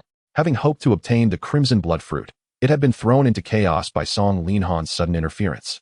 Losing its chance at the fruit and instead being confined to a strange, cramped space where it had endured days of hunger. This memory ignited a furious blaze of rage within it. Without a moment's hesitation, its remaining reason drowned in anger, and it lunged at the individuals beyond the glass with its powerful bare claws. Song Linhan felt a flicker of concern, contemplating whether he should summon Xiaobai. However, he cast his gaze upon Lu Qi before him, only to find an expression of serene indifference adorning his face, as if he were appraising the wild beast before him. In that instant, enlightenment dawned upon him. The defenses within the breeding facility must be of the highest caliber, sufficiently robust to withstand the onslaught of the Earth Barbarian Bear. Thus, he too ceased his summoning motions. On the other side, the Earth Barbarian Bear approached the crystalline barrier, launching a fierce assault with its claws. Intent on shattering this fragile obstacle, thunderous echoes resounded as its attack struck, producing a series of violent sounds. Yet, the crystalline glass before them remained impervious, seemingly unscathed. Undeterred, the Earth Barbarian Bear let out a furious roar and continued to unleash its myriad skills, its relentless assaults reverberating with intensity. It sought to obliterate the glass before it, unleashing its full fury to rend the feeble humans into mere fragments. However, no matter how ferociously it attacked, the glass remained steadfast, untouched, while the tumultuous sounds echoed within. Lu Qi observed the tireless Earth Barbarian Bear, and a smile finally graced his lips. The energy emanating from it was of the extraordinary first tier, yet its might was exceptionally formidable, capable of momentarily rivaling that of the extraordinary third tier. A brief stint of training back at headquarters, coupled with some breeding of lower-tier initial beasts, would suffice. Upon concluding his thoughts, he stretched leisurely, a subtle sheen emanating from his back as the Beast Master mark glowed. His contracted beast was summoned forth, and through means unbeknownst to the others, it was directly transported to the vacant breeding area before them. Song Linhan, upon witnessing the sudden appearance of a crimson figure before him, promptly activated his panel. Species, Lava Battle Rhino. Potential, Master Level. Attributes, Fire Earth. Strength, Elite 6th Tier. Skills, Lava Tread, Rock Fire Charge, Lava Armor, Ground Fire Eruption. Special Evaluation, a heavyweight battle beast with liquid magma coursing across its surface. Its unique structure renders it impervious to attacks, and its formidable horns can send any adversary flying. He felt a tinge of admiration, realizing that indeed, the major forces harbored hidden talents. Thus far, every beast master he encountered had not fallen below the elite level. The depth of the Azure Blue Star Beastmaster alliance was truly unfathomable. Meanwhile, the Earth Barbarian Bear momentarily faltered at the sight of the newly emerged Lava Battle Rhino, sensing a powerful aura that left it somewhat disoriented. Yet, the Lava Battle Rhino showed no mercy, unleashing its magma energy. A spiraling drill of intense lava coiled around its horns, and with a ferocious charge, it struck. Boom! A thunderous sound erupted. The Earth Barbarian Bear was sent crashing into the wall by the force of the impact, blood spilling from its mouth unbeknownst to it. Its figure was cast upon the wall, unable to rise, its aura now alarmingly faint. In a mere instant, this extraordinarily resilient creature had been utterly vanquished. Song Linhan exclaimed in admiration, "Such formidable strength." Lu Qi turned back with a hearty laugh. "Oh, my young brother, you jest. It is merely an elite-level beast that has barely ascended through time." Song Linhan shook his head in response. "Senior, you are being humble. One cannot merely achieve elite status through the passage of time. it undoubtedly requires immense effort. Lu Qi, upon hearing these words, ceased the pleasantries. After retrieving the spatial device from the lava battle rhino, he reclaimed the earth barbarian bear. Following this, they commenced the subsequent assessments. Approximately half an hour later, the evaluations of all the wild beasts were completed, and Lu Qi provided his appraisal. The earth barbarian bear and the wood-armored elephant had both undergone a period of self-evolution in the wild, squandering a great deal of their potential. Thus their value was diminished, relegating them to breeding stock. The icefield bear, being relatively rare and possessing exceptional strength, still held considerable value even post-evolution, albeit at a slightly higher price. As for the several snow bear cubs, they represented the bulk of the transaction. All were initial-stage rare species, their potential yet to be tapped. Thus, they offered significant operational latitude. With minimal training, they could become initial beasts for the next cohort of students. Upon concluding the assessments, Lu Qi proposed the following buyback prices. Wood-armored elephant, 1 million. Earth barbarian bear, 2 million. Icefield bear, 2 million. Snow bear cub, 700,000 each. The last few wild beasts caught, being rather ordinary with no redeeming qualities, were sold to the breeding facility in a bundled deal for 2 million. Upon hearing the quoted prices, Song Linhan felt as if he had been struck dumb, as though a windfall had descended upon him. Merely spending 3 days in the secret realm yielded such bountiful rewards. While the dangers within were indeed formidable, the resultant profits were enough to entice many to flock towards it. Chapter 36. Selecting Auxiliary Beasts.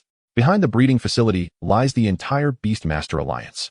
They possess substantial cash flow, alleviating concerns of financial instability. Thus, within the Yinhuang Alliance, substantial transactions are typically settled directly in alliance currency. Song Linhan promptly resolved to sell all of them, netting a total of 2 million. Lu Qi beamed with delight, leading Song Linhan into a room. He produced a machine designated for payment processing. Upon hearing this, Song Linhan swiftly presented his bank card. Lu Qi merely scanned it with the peculiar device in his hand and entered the transaction amount.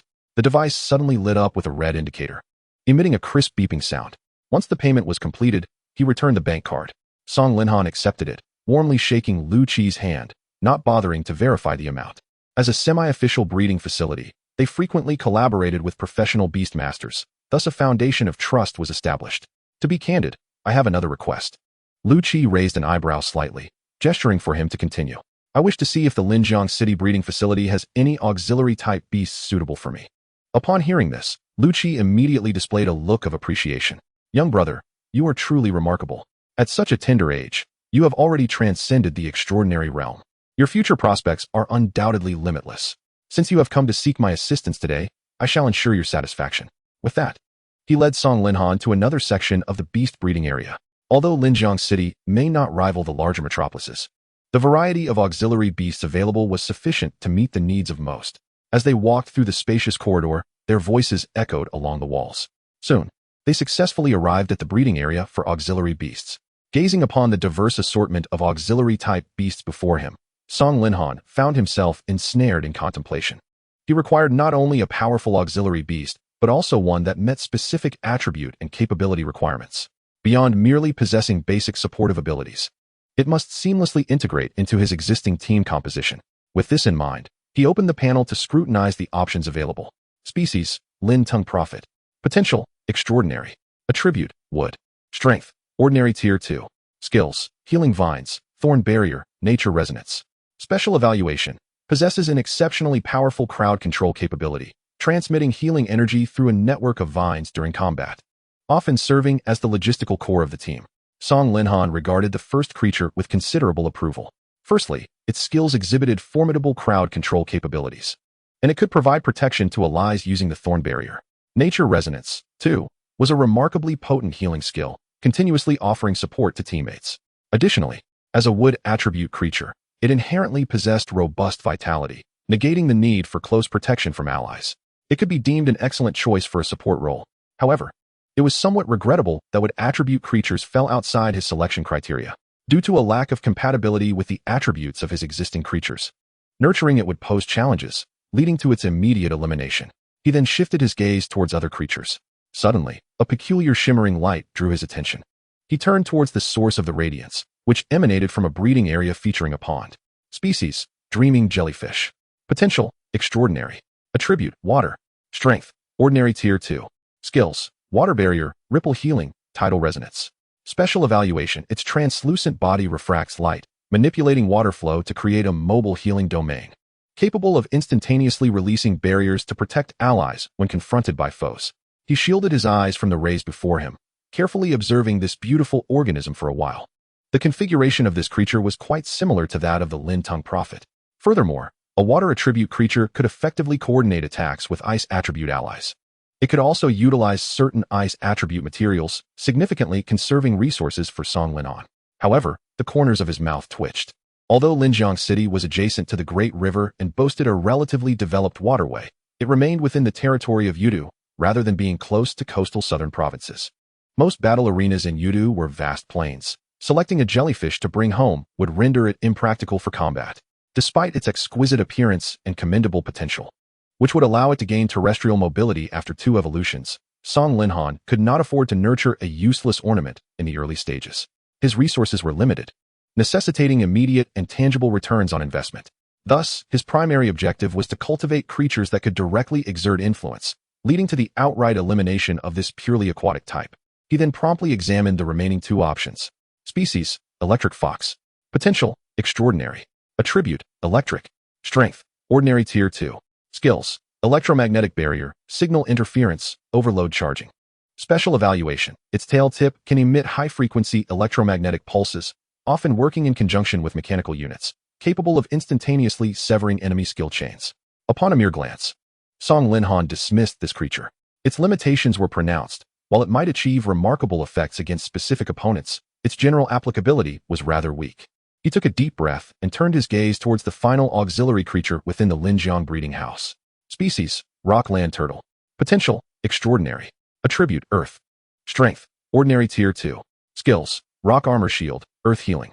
Special evaluation: a quintessential defensive support creature, exhibiting solid frontline capabilities and serving as a meat shield. Song Linhan sighed. This creature was entirely misaligned with his strategic role. With the dragon-type Nwomi Tuan already in his possession, he lacked the need for another frontline crowd control character. Opting for it would result in overlapping functions between the 2 creatures, effectively wasting a contract slot. Meanwhile, Lu Qi observed Song Linhan's expression of helplessness. Having navigated society for many years, he immediately discerned that the auxiliary types here did not meet Song Linhan's expectations.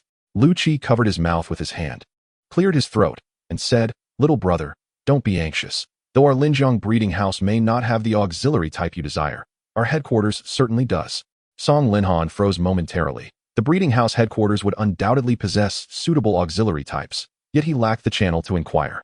Observing Song Linhan's bewilderment, Lu Qi no longer played coy, revealing a somewhat shrewd smile. "Little brother, what era are we living in?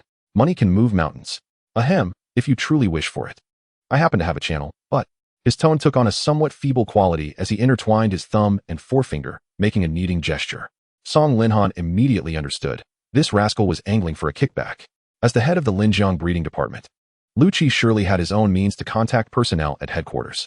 Therefore, there was no need for further complications. It would suffice to do him a favor and entrust this business to Lu Qi. After a moment's hesitation, he solemnly nodded, confirming his intent to proceed with the transaction. Lu Qi, witnessing this, ceased further chatter. With a serious expression, he produced a smart tablet from seemingly nowhere and began tapping away. The typical price for initial auxiliary-type creatures hovered around 1 million. You give me 3 million, and I will arrange for it to be delivered to your doorstep. Chapter 37, Frost Crystal Fawn. Song Linhan felt a pang of anguish. Merely for a channel fee, he was being extorted an additional 300,000. Yet, he could only grit his teeth and acquiesce. Although the extra 300,000 was somewhat steep, as long as it fulfilled his objectives, it remained within an acceptable range. Most importantly, at present, he had no stable means of acquiring wild creature resources. Thus, he had no choice but to endure being heavily taxed by these powerful factions. Meanwhile, Lu Qi, upon hearing Song Linhan's response, handed over the tablet. Song Linhan took it with some confusion, discovering that it displayed an internal software program launched by the breeding house. At that moment, Lu Qi had already adjusted the page to a search box for auxiliary creatures. Song Linhan briefly modified the attribute selection to ice. After a simple scroll, he watched as the page refreshed. Soon, a multitude of densely packed creature information appeared, leaving him somewhat awestruck. He had anticipated that the breeding house's internal channels would be extensive, but he never imagined their repository of creature resources would be so vast. He set the page to prioritize highly rated creatures, and the system automatically recommended several creatures with the highest number of endorsements. He scrolled up and down, carefully examining the data on these ice attribute auxiliary creatures. He still sought a creature that could synergize with his existing lineup. Ultimately, after considerable effort, he discovered a creature that greatly satisfied him. Species: Frost Crystal Fawn. Potential: Extraordinary. Attribute: Ice. Strength: Ordinary Tier 2. Skills: Frost Blossom Healing, Cold Breath Shield, Swift Ice Gale. Ice Spirit Blessing. Special Evaluation: The Antler Ice Crystal is imbued with healing powers, adept at harnessing frost energy to assist allies, yielding commendable support benefits. Evolution Path: Frost Crystal Fawn, Frost Spirit Deer. His eyes brightened. He found this pet to be exceedingly satisfactory. Firstly, its attributes seamlessly complemented his existing team composition. Secondly, it possessed inherent buffing and healing skills, with no overlap in functionality with his other pets, allowing it to fulfill its role impeccably. One could assert that it was the quintessential support he had envisioned. Thus, he hesitated no longer and decisively opted for this creature. Observing his choice, Lucci reached out and retrieved the tablet. A cursory glance revealed the Frost Crystal Fawn, a solid selection indeed. After confirming there were no lingering doubts, he proceeded to finalize the order. The price for this support pet stood at 1.07 million Alliance coins, significantly surpassing that of its offensive counterparts. Song Linhan, unfazed, promptly produced the recently acquired bank card and transferred 1.3 million to Lu Qi. He felt he had not suffered a grave loss. Primarily, the pet he selected bore a high compatibility with him, a veritable match made in heaven. Furthermore, with the Frost Crystal Fawn priced at 1.07 million, it meant he merely incurred an additional 210,000 as a channel fee.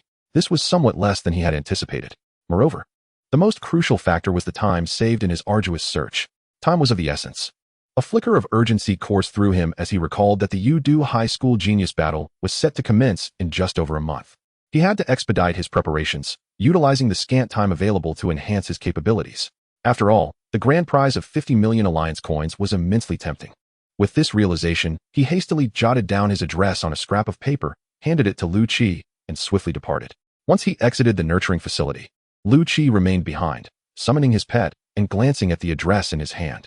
Covering his face, he lamented, "Alas, if it weren't for the financial burden of maintaining such a money-draining creature, would I really have to pester these youngsters for funds? My dignity is nearly in tatters." Upon hearing his master's grievances, the lava battle rhinoceros felt somewhat wronged and emitted a low growl. As a formidable elite-level creature, it required a substantial intake of energy merely to sustain its prowess each month. The immense resource consumption placed considerable pressure on Lu Qi, the manager of the Jiangbei nurturing facility. To ensure the lava battle rhinoceros's strength, he had no choice but to devise various means of generating revenue. This predicament was well known throughout Jiangbei City. However, one thing was certain: when he accepted payment, he delivered results. Thus, the locals were more than happy to leverage his connections to procure resources that would otherwise be challenging to obtain. Meanwhile, Song Linhan ambled alone down the street. He took out his phone and texted Su Yorong, who was far away in Kyoto. "Yorong, could I trouble you for a favor?" The message was dispatched, and within 3 minutes, a reply came through. "Linhan, why are you being so formal? Just tell me what you need." A smile crept across Song Linhan's face upon reading the response. "I intend to sign up for the Udu High School Genius Battle. In the coming month, I will require extensive training for Xiaobai. May I borrow your gym membership card?" In less than a second, the reply came. "Is that all? I'm sending you my membership number. I probably won't be returning to Jiangbei anytime soon, so feel free to use it. Don't forget your promise. I will be waiting for you in Kyoto for a year." Su Yorong concluded her message with a cute emoticon. Song Linhan, encouraged by her response, exchanged a few more pleasantries before forcefully slapping his own face, shutting off his phone, and quickening his pace towards home. He intended to tidy himself up first. After all, he had spent 3 whole days in the secret realm and felt somewhat fatigued. Upon returning home, he planned to organize all the resources he had acquired. Additionally, with the support pet already ordered, he needed to prepare for the next phase. He must also purchase an essential skill that every team should possess. While this skill might not hold much significance in direct combat or team battles, it was undeniably unparalleled in rotation-based competitions. Countless legendary players had employed this skill to overturn dire situations and achieve remarkable comebacks. With this thought, a smile graced his lips. As he approached his home, he unlocked the door with his key and pushed it open. However, upon entering, he was enveloped by an ominous chill. His pupils dilated as he beheld the scene before him, prompting deep contemplation. What on earth is this giant-eyed creature doing here? Chapter 38. The Giant-Eyed Creature. A peculiar entity resembling a massive eye floated across the hallway. Upon noticing Song Linhan's return, the pupil at its center constricted sharply, its form becoming increasingly ethereal as it attempted to slip into another dimension. Taken aback, Song Linhan summoned Xiaobai without a moment's hesitation and initiated an attack. A beam of pure ice energy surged forth, hurtling toward the strange, ocular apparition. Yet, to his astonishment, Xiaobai's beam passed right through its form, striking the wall behind. Crack! The sound of ice forming echoed through the room as a thick layer of frost blanketed the wall. Covering his face in exasperation, Song Linhan realized, I can't believe it's a ghost-type creature. At that moment, he swiftly examined the creature's profile. Species, Eye of the Phantom. Potential, elite level. Attributes, ghost type. Ice type, variant attribute. Strength, extraordinary first rank.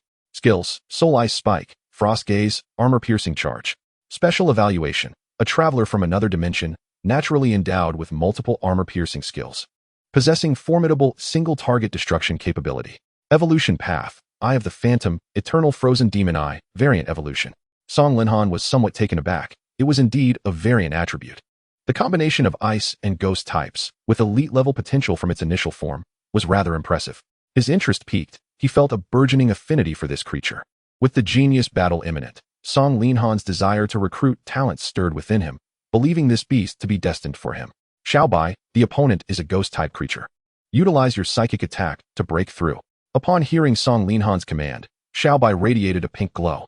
With a fierce howl, a tangible pink shockwave coalesced into a solid fist, crashing into the semi-ethereal figure before him. The sound of a violent collision resonated throughout the space. The large-eyed creature emitted a piercing shriek as it plummeted from the air. Song Linhan approached the creature and retrieved the last remaining spatial device from his pocket, tossing it toward the being. A flicker of crimson light enveloped the entity, which had mysteriously appeared, and it was swiftly absorbed into the device. Song Linhan raised an eyebrow in mild surprise. Such low special defense? However, judging by its panel description and skills, it appeared to possess potential as a formidable single-target damage dealer. He pondered whether it could develop into a secondary damage dealer for his team. At the very least, it could serve as an effective combatant in his snow-themed team composition. He resolved to interrogate it personally, instructing Xiaobai to remain vigilant for any signs of abnormality, ready to attack if necessary. Once all was prepared, he took a deep breath and unleashed the spatial device, releasing the enigmatic large-eyed creature. Upon its release, the creature, initially taken aback, immediately contorted its body and knelt on the ground. Its once large eyes now appeared tinged with red, as if on the verge of tears. Song Linhan raised his hand, signaling for silence. Stop. You were the one who intruded upon my home. If I strike you, it is you who bears the blame. Do not feign innocence. Hearing his accusation, the creature recalled that mere days ago, upon its arrival, it had indeed glimpsed this very individual. Instantly deflated, it found itself at a loss for words. Observing its demeanor, Song Linhan intensified his tone. Trespassing is a grave offense on Canglan Star. Should I report you to the Beastmaster Alliance? They would dispatch agents to apprehend you. You would be confined in a dark cell, never to emerge, and should you prove disobedient, they would shatter your very eyes. As he spoke, a sinister expression crossed his face, his tone chilling as if he had transformed into an agent of the Beastmaster Alliance. At these words, the creature ceased its tears, a fearful expression replacing them. Tentatively, it emitted a sound, Bewley, Bewley. Xiaobai, hearing this, turned to act as a translator. Awu Awu. Song Linhan responded, yes, acknowledging your wrongdoing makes you a good child. Now, I shall pose my questions, and you shall answer. After a lengthy exchange, Song Linhan finally discerned the circumstances. This phantom-eyed creature was a wild entity, originally dwelling in an alternate space, but had been swept into the reality of Canglan Star due to a spatial storm. Separated from its kin, it lacked the ability to survive independently and could only wander the city, relying on instinct.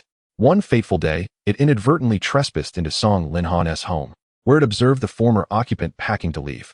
It intended to stay for a few days while scavenging for food. However, as a ghost-type entity, its only means of sustenance lay in devouring souls or consuming rare materials. Upon hearing this, Song Linhan instinctively felt a sense of foreboding. He hurried back to his bedroom, rummaging beneath his bed until he unearthed a battered box. Upon opening it, he discovered that nearly all the treasures from his first shopping expedition had been nearly devoured by the large-eyed creature. A wave of dizziness washed over him, his mind buzzing in pain.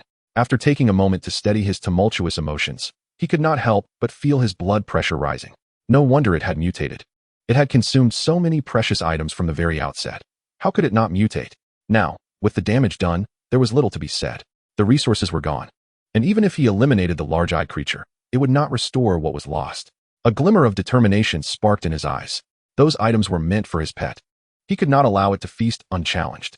Since the large-eyed creature had consumed his belongings, it was now his pet. With renewed resolve, he returned to the living room, wearing a serious expression. Upon seeing the large-eyed creature still crouched on the floor, he brandished the dilapidated wooden box. The creature, lying quietly in the living room, shrank back at the sight of the imposing Song Linhan and the box he held, its demeanor betraying its unease. With a resigned sigh, Song Linhan displayed a look of regret. You have invaded my home and committed theft. Your crimes are compounding. If you are apprehended, you shall never escape. Upon hearing this, the large-eyed creature panicked. It did not wish to be captured and confined in a dark cell, nor did it desire to have its eyes shattered. Thus, it levitated beside Song Linhan, conjuring two ethereal arms from its ghostly energy to gently massage his shoulders. Bewley, having spent some time together, Song Linhan surmised that the large-eyed creature was pleading for mercy.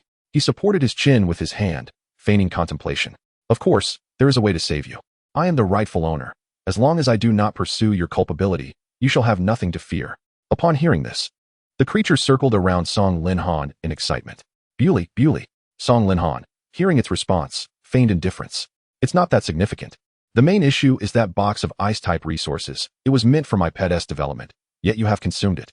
The large-eyed creature paused for a moment. Then, mimicking Song Linhan, it supported its own eyes with its ethereal arms, seemingly pondering how to resolve the predicament. Observing its expression, Song Linhan realized he had successfully manipulated the creature's perception. How about this? Since those resources were intended for my pet, if you become my pet, then it would not be a crime. The large-eyed creature's eyes sparkled with hope at Song Linhan's words. It brought its virtual arms together, and a mouth suddenly appeared between its eyes. Bewley? It was astounded, feeling that this human was truly a genius. Such a perfect solution had never occurred to it. Meanwhile, Song Linhan, witnessing the creature's reaction, mentally gave himself a thumbs up. Everything was proceeding smoothly. The plan was a success. Chapter 39. The large-eyed creature's talent. After a masterful manipulation, Song Linhan successfully gained the large-eyed creature's trust and was ready to attempt a contract. However, he had already pre-ordered a support-type fawn. Adhering to the principle of first come, first served, Song Linhan felt it prudent to contract the fawn first. Consequently, he had no available contract slots for the large-eyed creature at present and could only temporarily keep it within the spatial device. He returned the large-eyed creature to the spatial device and went to the bathroom for a quick wash. Once he felt a bit more comfortable, he changed into clean, tidy clothes, telling Xiaobai to wait at the dining table for a moment. He headed to the kitchen to prepare a sumptuous feast with the last remaining ingredients in the refrigerator. Before long, a delightful spread adorned the table. Song Linhan and Xiaobai savored the meal, relishing a proper feast after subsisting on instant noodles in the secret realm. This genuine delicacy brought tears of joy to the usually finicky Xiaobai, who wagged its tail in excitement. Upon witnessing this scene, Song Linhan couldn't help but smile.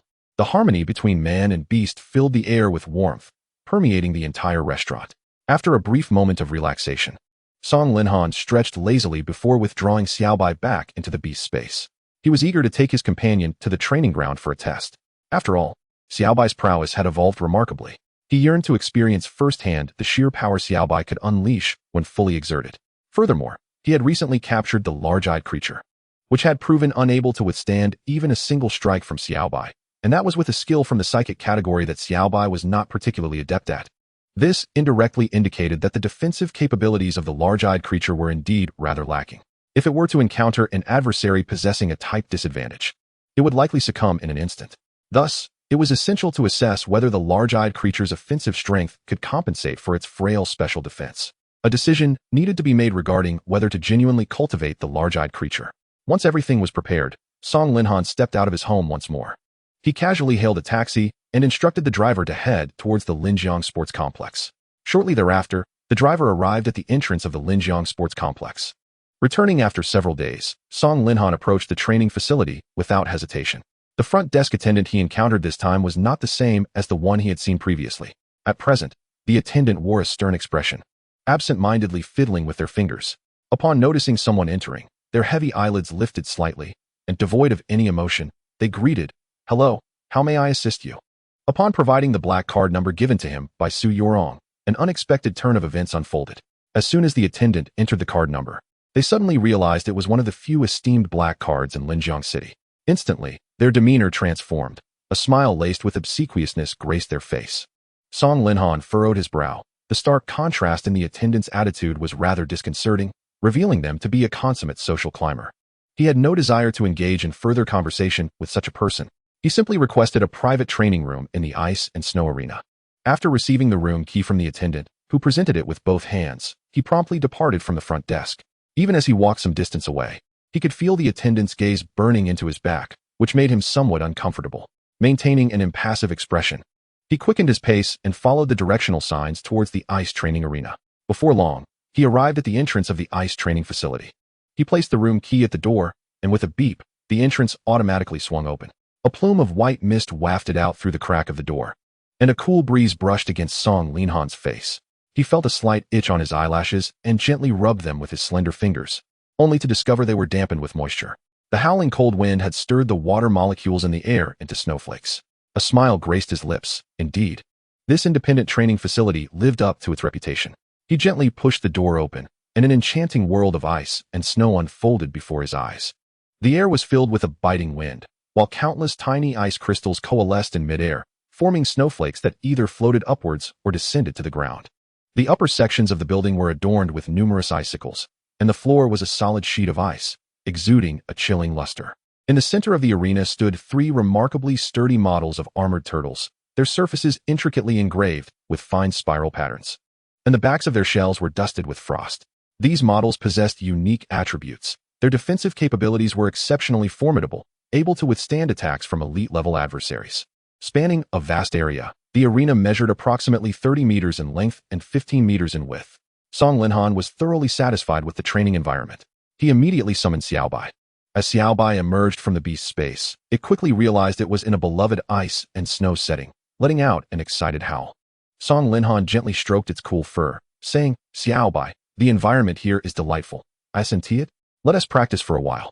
It'll serve as a nice way to help you digest your meal."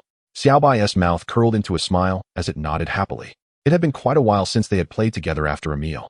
Once both were ready, Song Linhan shifted into training mode. He began by testing the skills Xiaobai had mastered, eager to ascertain its maximum potential. This would aid him in formulating a reasonable training plan for Xiaobai moving forward. After all, the facilities here were sufficiently resilient. The first skill Xiaobai would experiment with was Frostfall, the cornerstone of Song Linhan's Snow Day team. A glimmer of blue light sparkled in Xiaobai's eyes as it opened its mouth, releasing a blue energy orb that swiftly soared into the air. Song Linhan extended his hands, feeling that the already piercing cold wind had become even more invasive. The tiny ice crystals above coalesced into snowflakes that gracefully descended, carpeting the previously smooth ice surface with a pristine white layer. Xiaobai, use self-encouragement and then attempt to control the entire weather environment of the arena with the blizzard skill. He instructed. Xiaobai let out a howl, its pink aura flickering momentarily. A chilling essence emanated from its body, penetrating to the very soul. The extreme cold of the blizzard then spread forth. Suddenly, the previously erratic snowflakes seemed to receive a command, converging towards a single direction before dispersing into a flurry of icy sand, relentlessly sweeping towards the armored turtle dummy before them. After a solid 3 hours of exertion, Xiaobai collapsed onto the ground, exhausted. Song Linhan surveyed the chaotic scene before him, immensely satisfied with Xiaobai's current offensive capabilities. The only shortcoming Xiaobai possessed was perhaps its psychic-type attack power, yet the potency of its ice-type skills was undeniably formidable. The attacks imbued with extreme cold could even shatter elite-level defenses. Visible cracks marred the surface of the foremost armored turtle dummy, a testament to its terrifying power. It was crucial to note that Xiaobai was merely a first-tier extraordinary beast. Through its relentless barrage, it could even inflict damage upon the defense-oriented elite-level armored turtle. Song Linhan could only marvel at the dreadfulness of the extreme cold. He resolved to further harness Xiaobai's strengths, diligently honing its ice-type skills to maximize its advantages. Meanwhile, he would also take this opportunity to bolster its psychic abilities. As Xiaobai began to tire, Song Linhan pondered how best to utilize this moment. He retrieved a spatial device from his belt and, with a swift motion, cast it onto the icy surface before him. A flash of red light illuminated the area, and the large-eyed creature materialized within the ice training arena. At this moment, it was staring with its round, glistening eyes, surveying the surrounding environment. "Burly? Song Linhan waved his hand dismissively. Big Eye, since you are now my pet, I would like you to assist me with a task. Use your strongest attack to attempt to shatter those dummies. Big Eye, accustomed to life in an alternate dimension, was thrilled to see snow for the first time, spinning excitedly around the arena. Upon hearing Song Linhan's command, it mimicked his gesture with two arms constructed from ghostly energy. Burly, a trivial matter. Just a sprinkle of water. Then, a faint purple glow emanated from its eye sockets. Two unsettling beams of light shot forth from its pupils. The simultaneous activation of the icy gaze and armor-piercing strike enveloped the heavy-armored turtle models in a shroud of dark purple light. At that moment, a sinister grin seemed to roll behind them, like a ghastly visage. Shortly thereafter, an ice arrow rapidly crystallized. Whoosh! The sound of slicing through the air was swift. The model, which had already shown signs of cracking, was ruthlessly pierced by the ice arrow, shattering like fragile paper. Crack! After obliterating one model, the ice arrow continued its trajectory, and upon contact with the two models behind, they too crumbled like thin ice. The entire sequence of events transpired with astonishing speed. Song Linhan stood aside, his eyes gleaming with excitement as he recalled the moment he first encountered Big Eye that morning. The stark contrast between its formidable offensive capabilities and its fragile special defense was striking. Wow, so you're the legendary glass cannon, he exclaimed. Chapter 40, The Knight's Ambush. After concluding a day of training, Song Linhan exited the training facility, stretching his arms with a yawn. It's getting late. There are no taxis around. He waited for a moment, but the hour was too late, and the surroundings had darkened. Glancing around, he noted that it was now the dead of night, with hardly any vehicles on the road. Thus, he began to stroll alone down the desolate street, accompanied by a somewhat eerie floating eyeball. At this moment, it hovered ambiguously in the air, surrounded by a veil of intangible black mist. Its center gaped open, revealing a disordered array of sharp teeth. A long tongue dangled out, seemingly poised to play a prank. Don't act up too much tonight. We don't want to frighten passers-by, Song Linhan admonished, frowning at Big Eye. He then retrieved a slender chain from his dimensional device, securing it around the creature's form. Big Eye immediately expressed discontent, being a ghost type. It was inherently immune to physical attacks. Its body began to become ethereal, seeking to merge into the surrounding space and escape the chain's constraints. Observing this, Song Linhan's expression turned serious. Did Big Eye possess a rebellious streak? He crossed his arms, adopting a stern demeanor, and reiterated, "If you don't want to be captured by the Beastmaster Alliance, it would be wise to behave." Upon hearing this, Big Eye recalled the moment Song Linhan threatened to shatter its eyeball, and a wave of fear washed over it. Its already translucent form stiffened momentarily before rapidly solidifying again, revealing an awkward yet polite smile. Burly, please don't treat me like this. I'm merely a ghost who has lived for who knows how long." With that, its ghostly energy arms waved in the air. Song Linhan, witnessing this scene, could only shake his head in bemusement. It seemed Big Eye was quite the drama queen, always eager to stir trouble and not one to be easily managed. From now on, he would need to keep a close eye on it, ensuring it didn't run amok. After addressing Big Eye's rebelliousness, Song Linhan calmly walked along the road with the chain in hand, while Big Eye floated obediently behind him. During this time, Song Linhan's consciousness briefly entered his Beastmaster space. He arrived at the peak where glutinous rice dumpling resided and found it once again in slumber after absorbing the energy from the ice spirit spring. A faint blue light surrounded it, gradually being drawn into its body, clearly replenishing energy in preparation for the day it would hatch. Song Linhan could only silently pray for its success. Resources related to dragon types were rare and difficult to acquire. Online, they vanished in the blink of an eye, with the speed of those seasoned trainers who had devoted decades to nurturing their beasts being truly astonishing. In Linjiang City, such high-end resources were non-existent, and he had no intention of exposing his dragon-type trump card to Lu Qi. After all, one could never be too cautious. Too much interest could turn a person into a ghost. Hence, he currently had no viable channels to obtain dragon-type resources. Nevertheless, he had already begun to devise a plan in his mind. As the provincial capital, Yudu's abundance of resources and vast market far surpassed that of Linjiang City.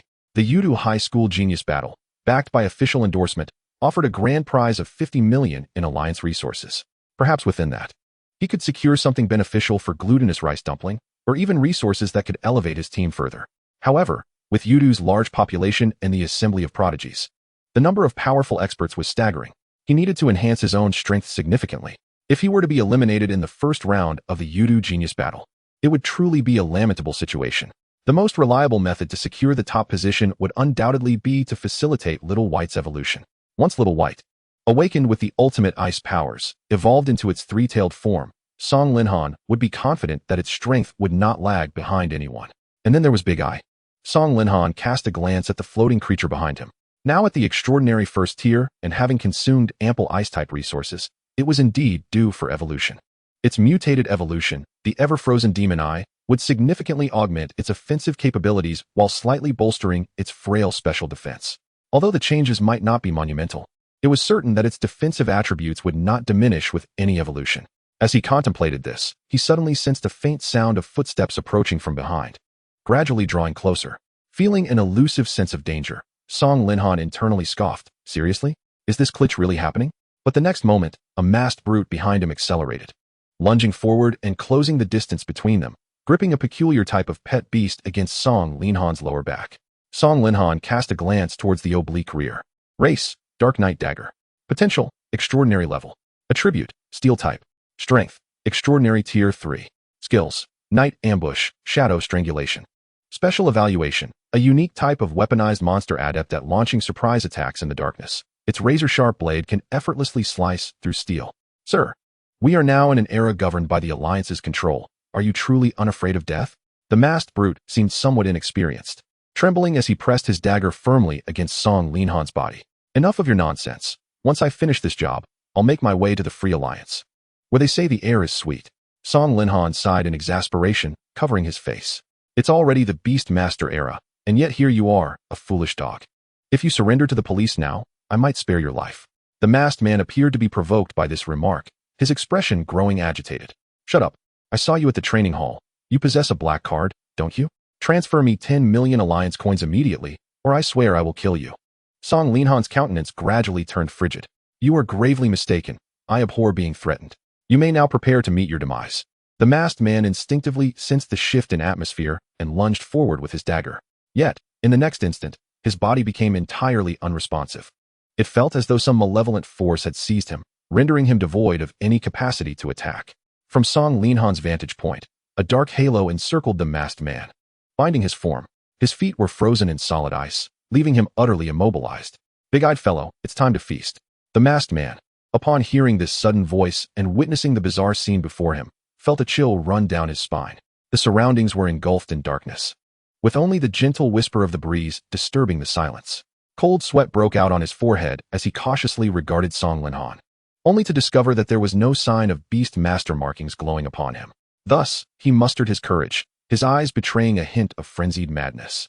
You, stop pretending to be a ghost. I will kill you. I swear I will kill you. The Dark Knight Dagger activated Shadow Strangulation. The masked brute, fueled by the power of his skill, forcibly broke free from his restraints. He brandished his dagger, intent on eliminating the sinister youth before him. However, at that moment, a terrifying, gaping eye suddenly materialized from the air above. It split in two from the center of its eye, revealing a gaping maw lined with jagged teeth, and a blood-red tongue flicked out. In the dim environment, it appeared as a demon rising from the depths of hell. The very entity that had rendered the masked man powerless just moments ago was now mocking him with eerie sounds. A black mist coiled around a freezing arrow that gradually took shape before him. The masked man, paralyzed with fear, collapsed to the ground. Song Linhan summoned the ultimate icy energy within him, exhaling a frigid breath. In an instant, a thick layer of ice crystals enveloped the masked man. At this juncture, the masked man's sanity was entirely obliterated. Veins of blood shot through his eyes as he screamed, "Ghost! There's a ghost!" Yet, in the next heartbeat, he, along with his weaponized beast, was encased in ice. The big-eyed creature swiftly unleashed its ice arrow, piercing through the man's forehead. Crack! A vivid crimson bloom blossomed amidst the night's icy expanse. Big-eyed fellow, devour his soul, and then join me to prepare a case. Upon receiving the command, the big-eyed creature's orb glimmered with a sheen. It lunged forward, opening its maw wide to consume the icy figure before it. Numerous blue shards of soul, ensnared by the ultimate ice, were drawn into its mouth. Moments later, the soul devouring was complete. In that instant, its entire eye quivered with delight. Two arms composed of spectral energy caressed its belly, and it extended its long tongue, beaming a bashful smile as it glanced at the now lifeless ice sculpture. Bulai bulai. How shy? He just called me a ghost. Chapter 41. The Little Deer Arrives. You troublemaker. You've dragged me out here to clean up your mess at the crack of dawn. We are living in a society governed by law, do you understand? Did you not think to cover the cameras before committing murder in broad daylight? And now I, your chief instructor, Have to come to the Law Enforcement Bureau personally to bail you out. Do you not feel any embarrassment? Song Linhan covered his ears, offering a sheepish grin. Isn't it your incredible prowess that brought me to this point? My parents passed away long ago, and you are the only influential figure I know. If you don't help me, who will? Lu Hong was momentarily taken aback, his tone suddenly stiffening. He had previously reviewed Song Linhan's background and was aware of his family circumstances. At that moment, he found himself at a loss for words. He waved his hand dismissively. Oh, forget it. After all, he was merely a criminal drowning in debt preparing to commit robbery. It's not surprising that he would consider murder. Just eliminate him, and that's the end of it. After a pause, his expression turned serious. However, you must never act so impulsively in the future. This time, there is irrefutable evidence that confirms he posed a threat to your life, which is why I could intervene on your behalf. But if you act recklessly again, I will personally come to apprehend you. Song Linhan immediately straightened up and performed a standard military salute. Understood, Commander. Lu Hong, witnessing this, couldn't help but chuckle, giving him a playful kick on the backside. Stop being cheeky, I'm serious. Song Linhan yelped, covering his rear. I understand, instructor. I wouldn't have acted so decisively had I not felt my life was in peril. Lu Hong expressed doubt. After all, being encased in ice and still sensing danger seemed rather implausible. Yet, the next moment, his expression hardened. Energy enveloped his hand as he reached into the space before him with a sudden grasp. Crack. His palm pierced through the fabric of reality, and he suddenly held a dark blue figure, none other than the big-eyed creature, poised to frighten. Bulai, how could you see me? Lu Hong chuckled coldly. Surveillance may not capture spirits, but I have seen my fair share on the battlefield. Capturing a little ghost like you is a piece of cake. Upon hearing Lu Hong's words, the big-eyed creature bashfully covered its face with its spectral arms. Bulai. Master, look. He praised me. He called me the big-eyed ghost. Song Linhan sighed in exasperation, realizing that the big-eyed creature was overly exuberant. He cleared his throat. Instructor, please let it go. The big-eyed creature's special defense is quite low, and your dark energy is doubly effective against it. We wouldn't wanted to get scattered later. Lu Hong snorted in response, releasing his hold on the big-eyed creature. I shall refrain from elaborating further. You are well aware of the situation. The Udu High School Genius Competition is less than a month and a half away. Prepare diligently, as I have already arranged for your leave with the school. Upon hearing this, Song Linhan felt a twinge of surprise.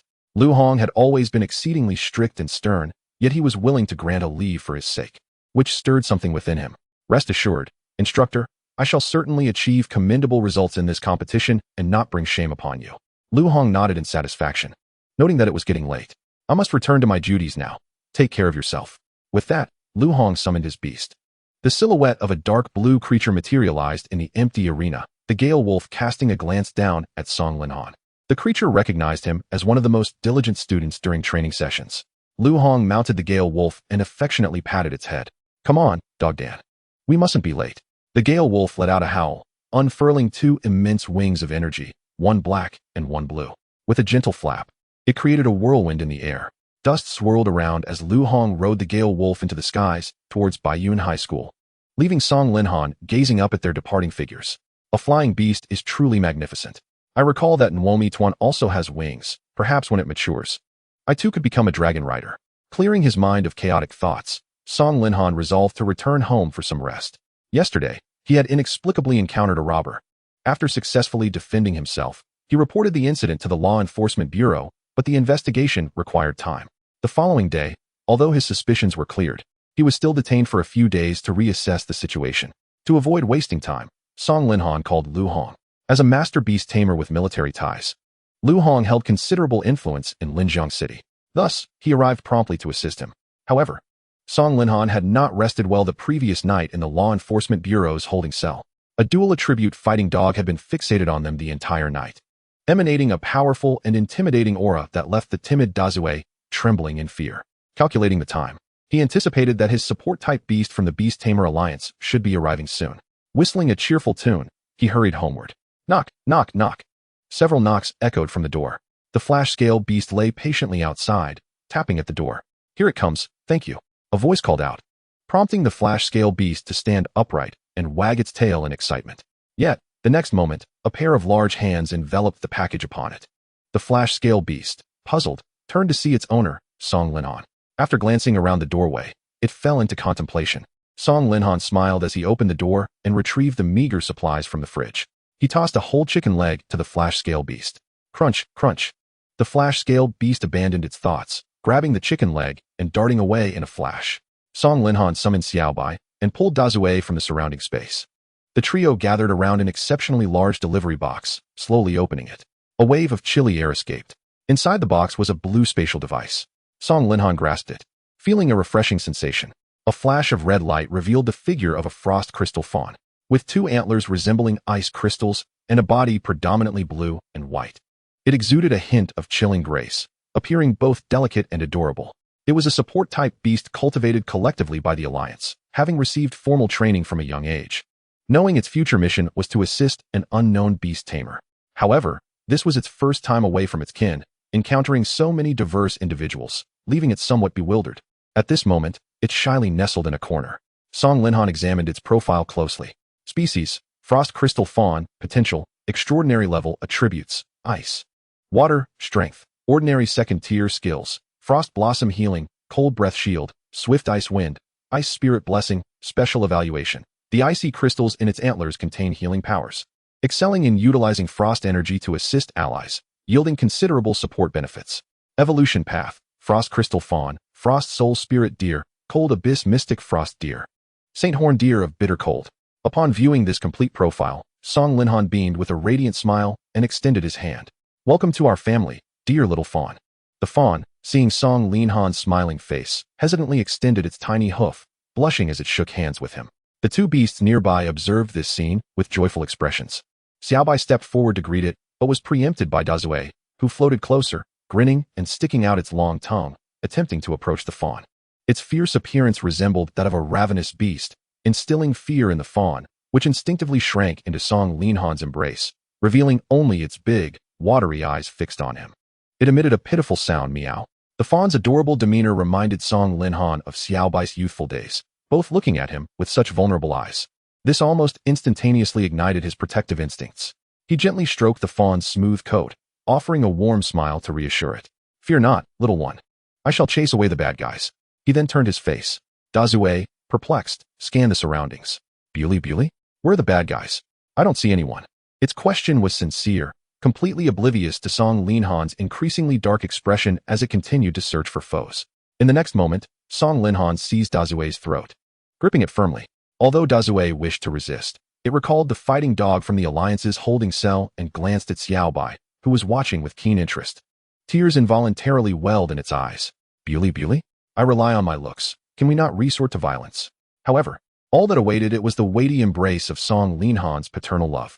The next instant, a wail akin to that of a slaughtered pig resonated throughout the room.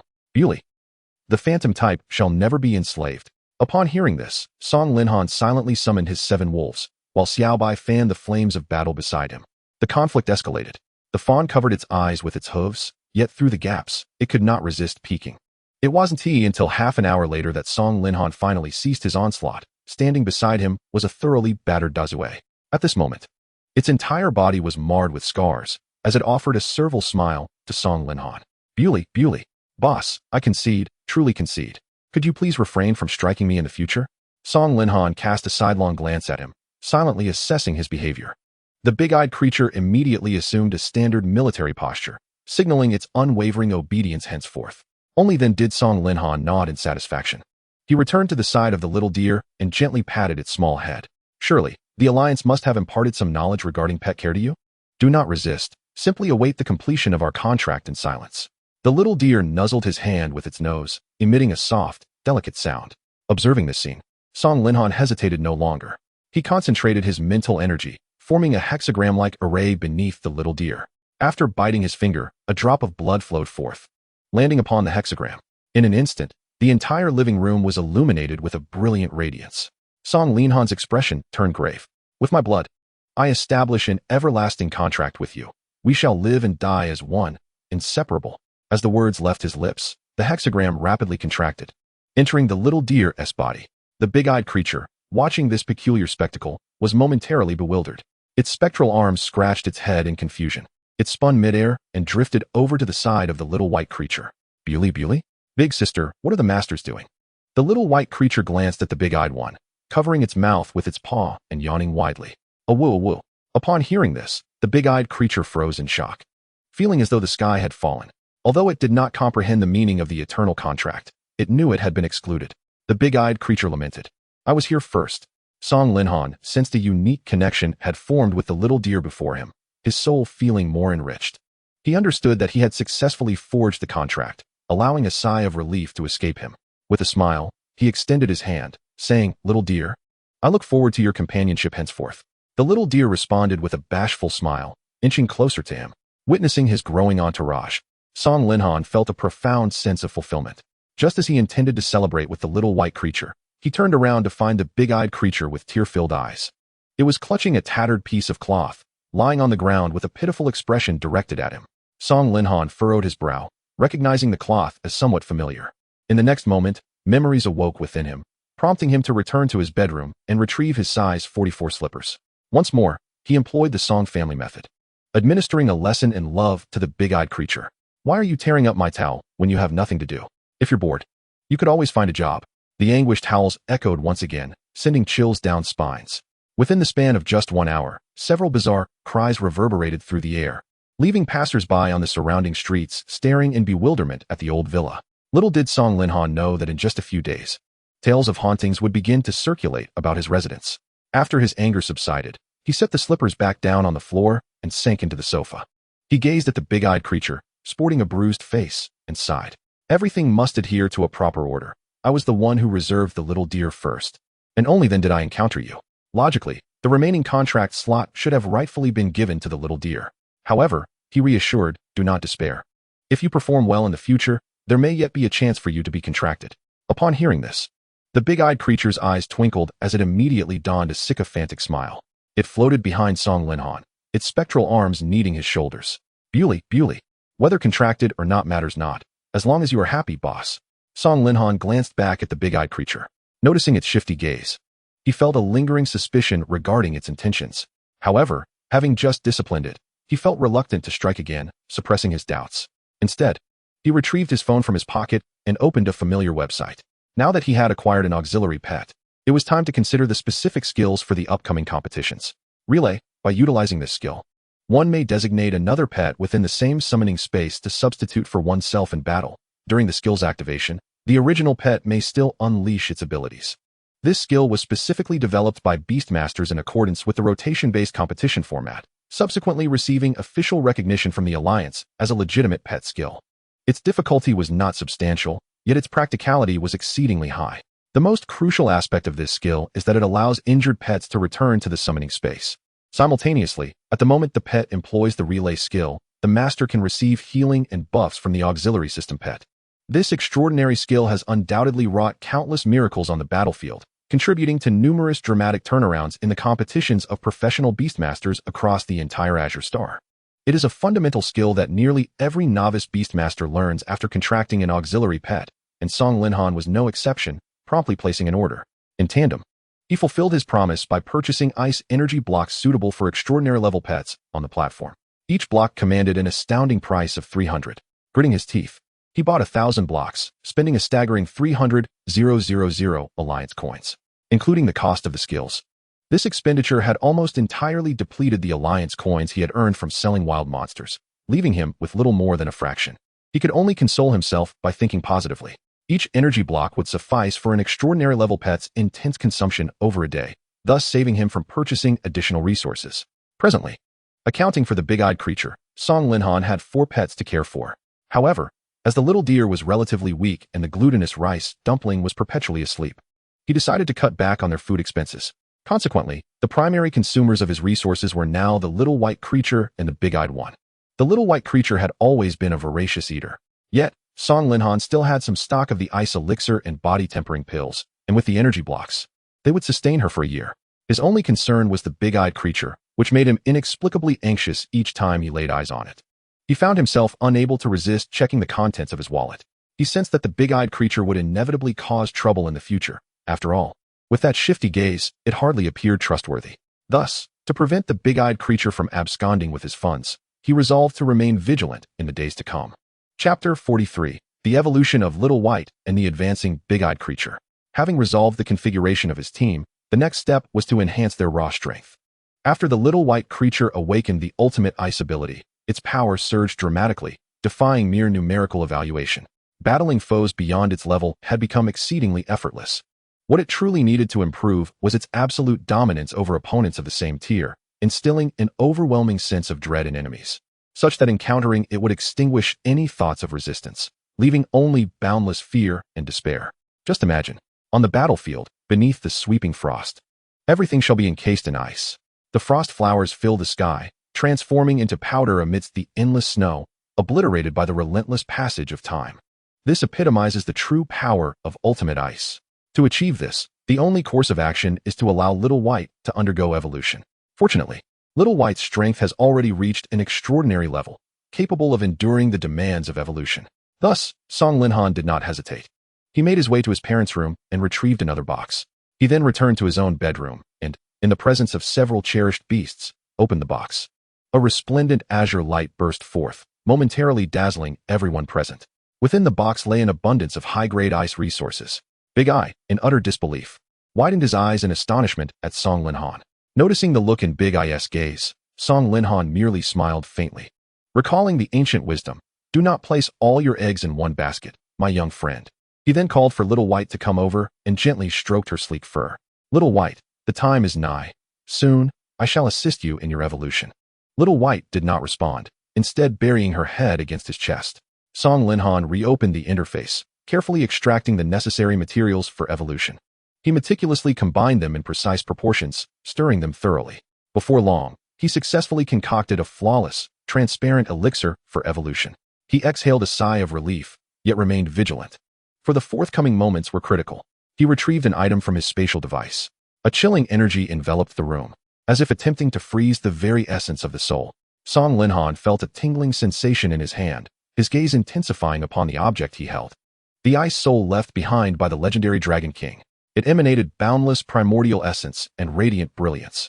This dazzling spectacle left the onlookers momentarily blinded. As Song Linhan grasped the ice soul, he applied gentle pressure. Crack! The ice soul shattered effortlessly, dispersing into a cascade of shimmering light that descended into the bowl. In an instant, the previously prepared, transparent potion underwent a dramatic transformation. The infusion of the ice soul ignited its medicinal properties, and the once clear substance now radiated sparkling starlight. To the naked eye, it appeared as if an infinite galaxy had been compacted into a single mass. Song Linhan presented the concocted potion before Little White, who had now grown considerably in size. She extended her long tongue and swiftly licked the potion clean, leaving only Big Eye, who stared longingly at the bowl. After consuming the potion, Little White felt a wave of dizziness wash over her, her body becoming somewhat unresponsive. The memories hidden within her bloodline awakened, radiating a soft blue glow from within. Unintentionally, she released an aura of extreme cold, causing the surrounding air to freeze. Quick to respond, Song Linhan swiftly contained Little White within the Beast Mastery space, preventing the disoriented creature from causing chaos. He immersed his mental energy within, closely observing Little White's transformation.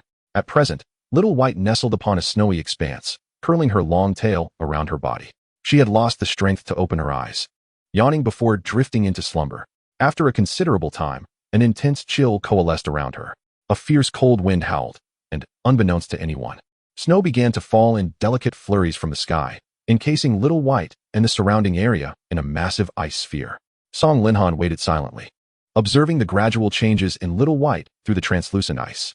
Before long, a young deer entered the Beast Mastery space of its own accord. With its large, glistening eyes, it gazed curiously at the enormous ice mass.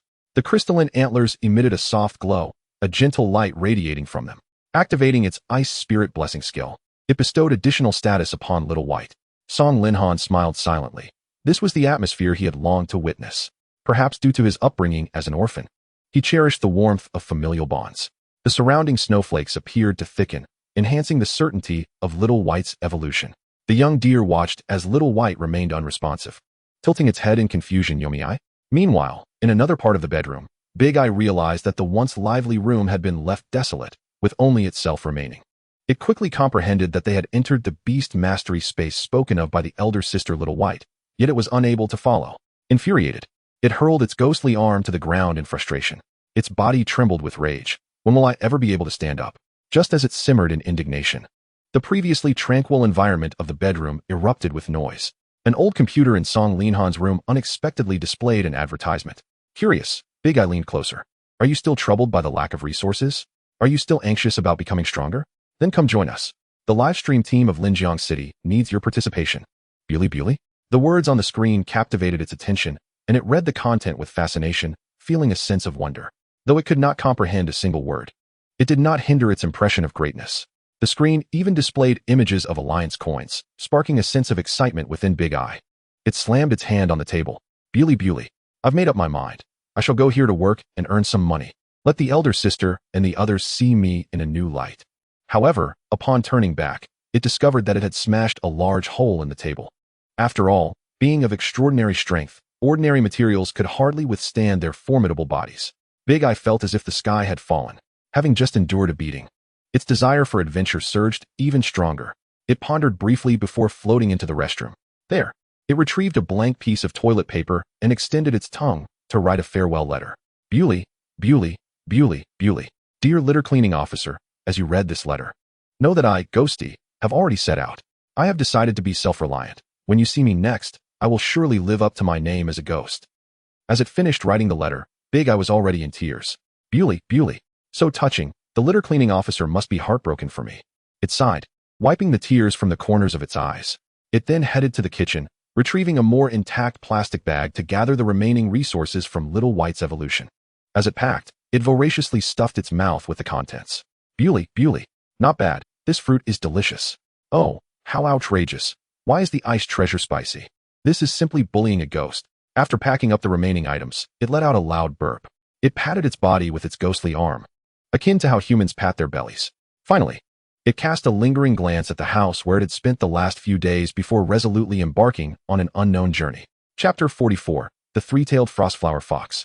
Streamer Big Eye. Time slipped away unnoticed. Song Linhan glanced at the clock and realized that several hours had passed in the blink of an eye. The massive ice block within the Beastmaster space was showing signs of thawing. The energy from the evolution potion had nearly been absorbed by Xiaobai. A bluish-white glow gradually flowed along her body, reaching her lower back. The surging energy began to manifest two ethereal shadows at the base of Xiaobai's tail. Tiny flecks of icy powder coalesced onto her fur and tail, gradually forming intricate and beautiful patterns. At this moment, Xiaobai had undergone a remarkable transformation. She was enveloped in an indescribable aura, her fur adorned with vibrant markings reminiscent of ancient murals from a bygone kingdom. Her physique had become more lithe and proportionate, enhanced with an alluring and enchanting grace. Song Linhan sensed that the evolution was nearing completion, and Xiaobai was on the cusp of transcending her juvenile phase to embrace her formidable stage. He opened his panel to observe closely. Beast Xiaobai. Species, three-tailed frost fox. Potential, master level. Attributes, mutated ice type, ultimate ice, psychic type. Strength, extraordinary tier 3. Skills, ice claw, crystal bolt, frost fall, frozen footprints, enchantment, frost beam, self-encouragement, mental break, blizzard. Magic radiance, absolute 0. Special evaluation, the ultimate fantasy of all ice-type beast masters, the ice queen that all monsters yearn for and admire. After confirming that the evolution status was favorable, Song Linhan exited the Beast Master space alone. He needed to afford Xiaobai some time. After all, this evolution was nothing short of a metamorphosis. Upon returning to his room, he was met with a scene of utter chaos, and a surge of anger welled up within him. The resources that had remained on the table were completely swept away, the wooden surface battered to shambles, and the floor littered with random wood shavings. He attempted to suppress his emotions, discreetly concealing his clenched fists behind him, gathering a bit of ice energy. With a strained but amiable smile, he called out, Dianzi, where are you? Come out. I have something to discuss with you. After a considerable time had passed, Dianzi still had not appeared before him.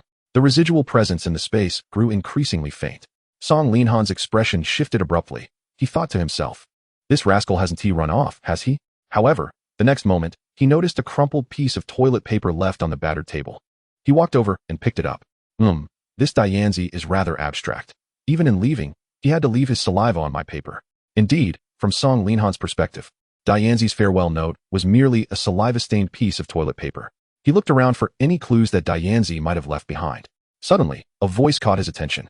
He discovered that the computer screen was still illuminated, continuously playing an advertisement for recruiting streamers in the Linjiang Alliance live broadcast room. 666. This Dianzi hasn't he run off to become a streamer, has he? That guy can't even speak. What could he possibly do there? No. He couldn't allow this little rascal to be tricked away after consuming so many of his resources. He simply couldn't let him slip away. Resolute in his decision, Song Linhan tidied his appearance and prepared to search for Dianzi. On the other side of Linjiang City, Dianzi floated alone down the street, in front of a colossal building. Fearing detection by the Alliance personnel, he was currently in a semi-invisible state, holding a wooden stick, at the end of which dangled a makeshift bag fashioned from a plastic bag. It was worth noting that this stick appeared to have been disassembled from a table leg. Wiping away non-existent sweat from his forehead, he compared the building before him to the advertisement in his memory. The exterior was nearly identical. It must be the place recruiting streamers. He exhaled a puff of black mist, molding it into a round mirror. After scrutinizing his appearance, he nodded with satisfaction. Despite enduring a series of beatings, he still found himself strikingly handsome. Dianzi grinned broadly, swallowing both the makeshift bag and the wooden stick into his belly.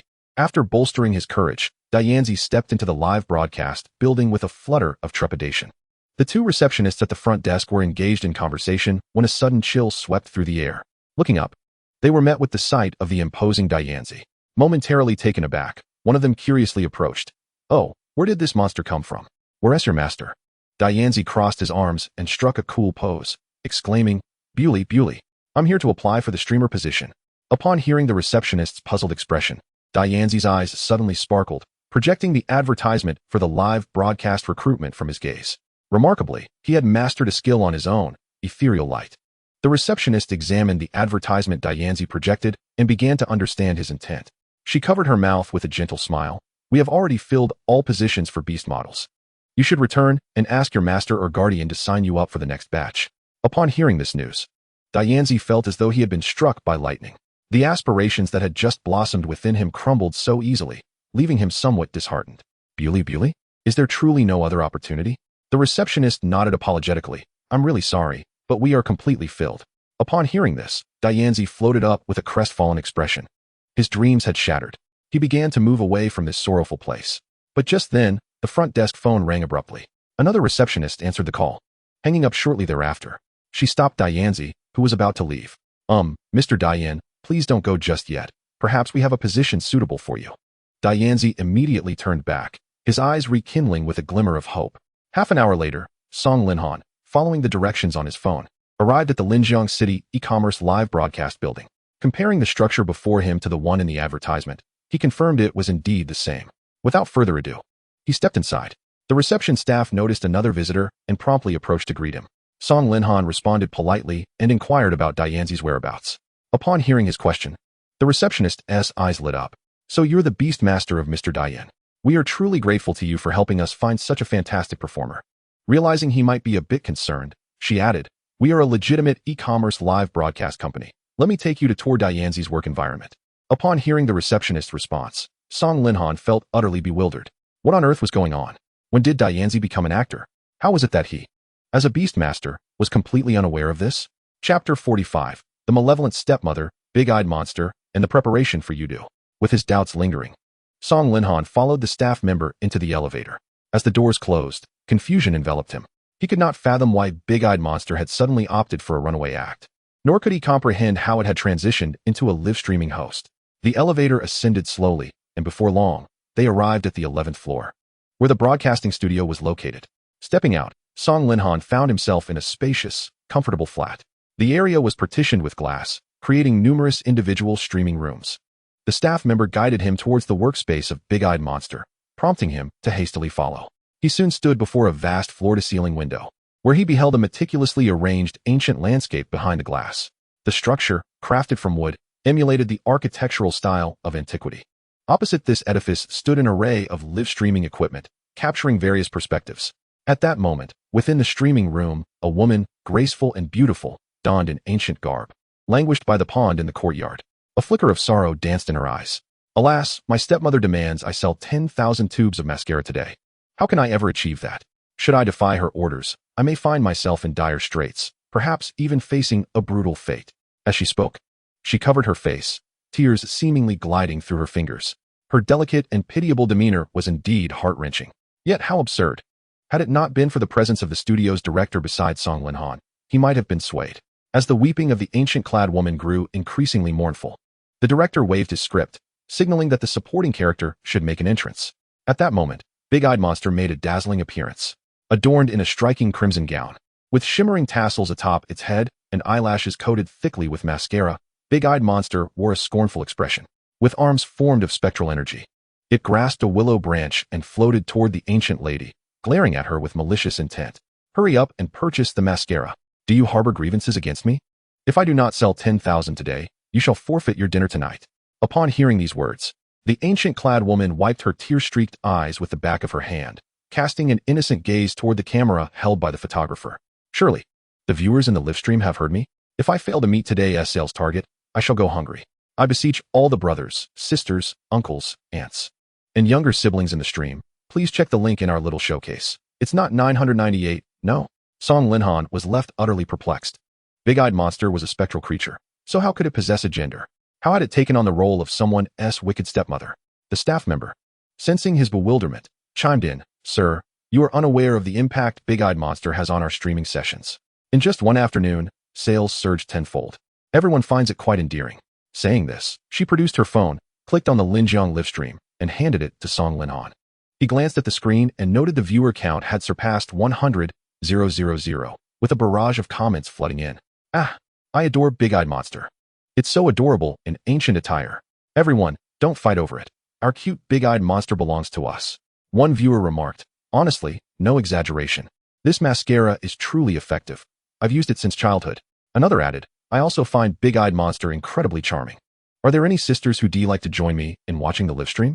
Those under 28 who love to wear white silk, locals of Linjiang preferred. As Song Linhan scanned the chaotic comments, he wiped the sweat from his brow. What on earth was happening? Had Big-eyed monster truly become an idol? Was it indeed surviving on its looks? This was all rather overwhelming. He even noticed someone attempting to arrange a date in the livestream. He swiftly reported the comment before returning the phone to the staff member. With a resigned scratch of his head, he apologized. I'm sorry. This child, Big-eyed monster, can be a bit mischievous. I may have caused you some trouble. The staff member smiled sweetly. Not at all. We're simply here to earn a living. Since you are its beast master, we can conveniently draft a contract. Song Linhan's expression turned serious. The contract is of little consequence. If it can assist you, it is a blessing for me as its beast master. He glanced at the jubilant big-eyed monster in the livestream and decided it was best to allow it to nurture its newfound passion. He then proceeded to sign the contract with the staff member. The printed contract lay on the table, and after a cursory glance, Song Linhan noted the generous terms. A base salary of 10,000 per month, along with sales commissions and social security benefits. Moreover, all that was required was to broadcast daily from 6 p.m. to 11:30 p.m., leaving ample time for training while also earning income, a veritable win-win. After reviewing it meticulously to ensure no predatory clauses lurked within, he signed his name with a flourish. Before departing, he felt a twinge of concern. Thus, he recorded a video message for Big-eyed monster and entrusted it to the nearby staff member, asking her to play it for the creature after its shift ended. He then exited the broadcasting building. Upon returning home, he discovered that Little White had completed its evolution. Without hesitation, he summoned Little White from the Beast Space. The moment the pristine figure manifested, it leapt into his embrace, 3 fluffy tails tightly wrapping around his waist. A whoa. He affectionately ruffled Little White's head. All right. You've grown so much yet still clingy. After a prolonged moment, they finally separated. Song Linhan scrutinized Little White's new form. The most notable change was the mysterious patterns adorning its fur, adding an air of enigma and allure. It had also increased in size, now measuring around 3 meters, even more imposing with its tails included.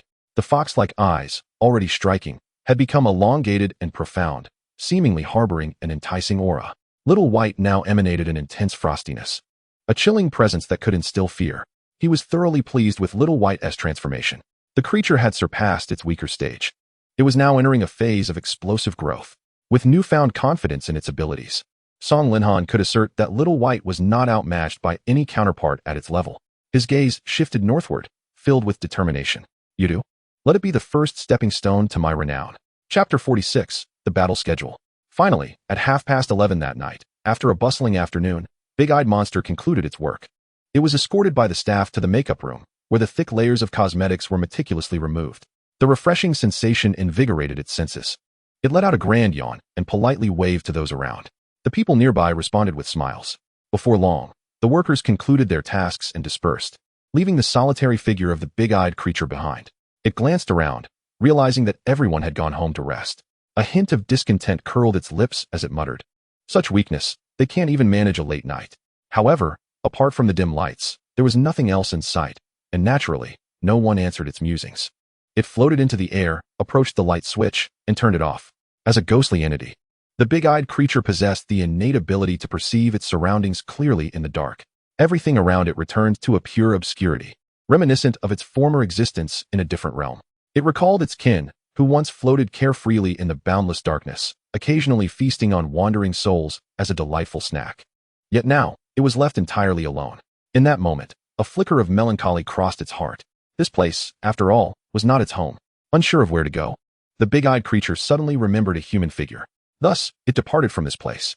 Rather than taking the elevator, the big-eyed creature chose to etherealize its form, gradually slipping through the gaps between the floors until it reached the first level.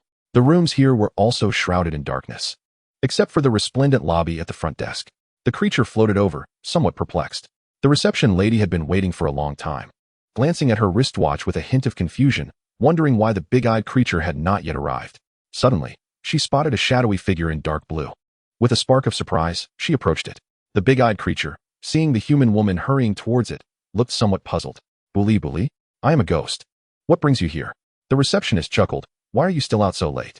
Your beast master might have been waiting for you for quite some time. The big-eyed creature crossed its arms, revealing an all-seeing gaze. Bully, I am a wild ghost. Where would I have a beast master? Are you jesting with me? The lady said nothing further. Instead, she pulled out her phone and played a short video. In the next moment, the big-eyed creature leaned forward, instinctively pressing its face against the screen as it recognized a very familiar voice. Big-eyed creature, our location is XXXXX. Don't stay out too late. Come home early. The big-eyed creature's pupils dilated in disbelief as it stared at the screen. Bully. Boss, why have you shrunk? Who has imprisoned you in this small screen? I shall rescue you at once. With that, it attempted to etherealize its form to slip into the screen. However, it merely passed through, emerging from the back of the phone. All right, enough of this. Your beast master has been waiting for you to return home. The big-eyed creature glanced back at the staff member who was reminding it, curling its lip in disdain. Bully.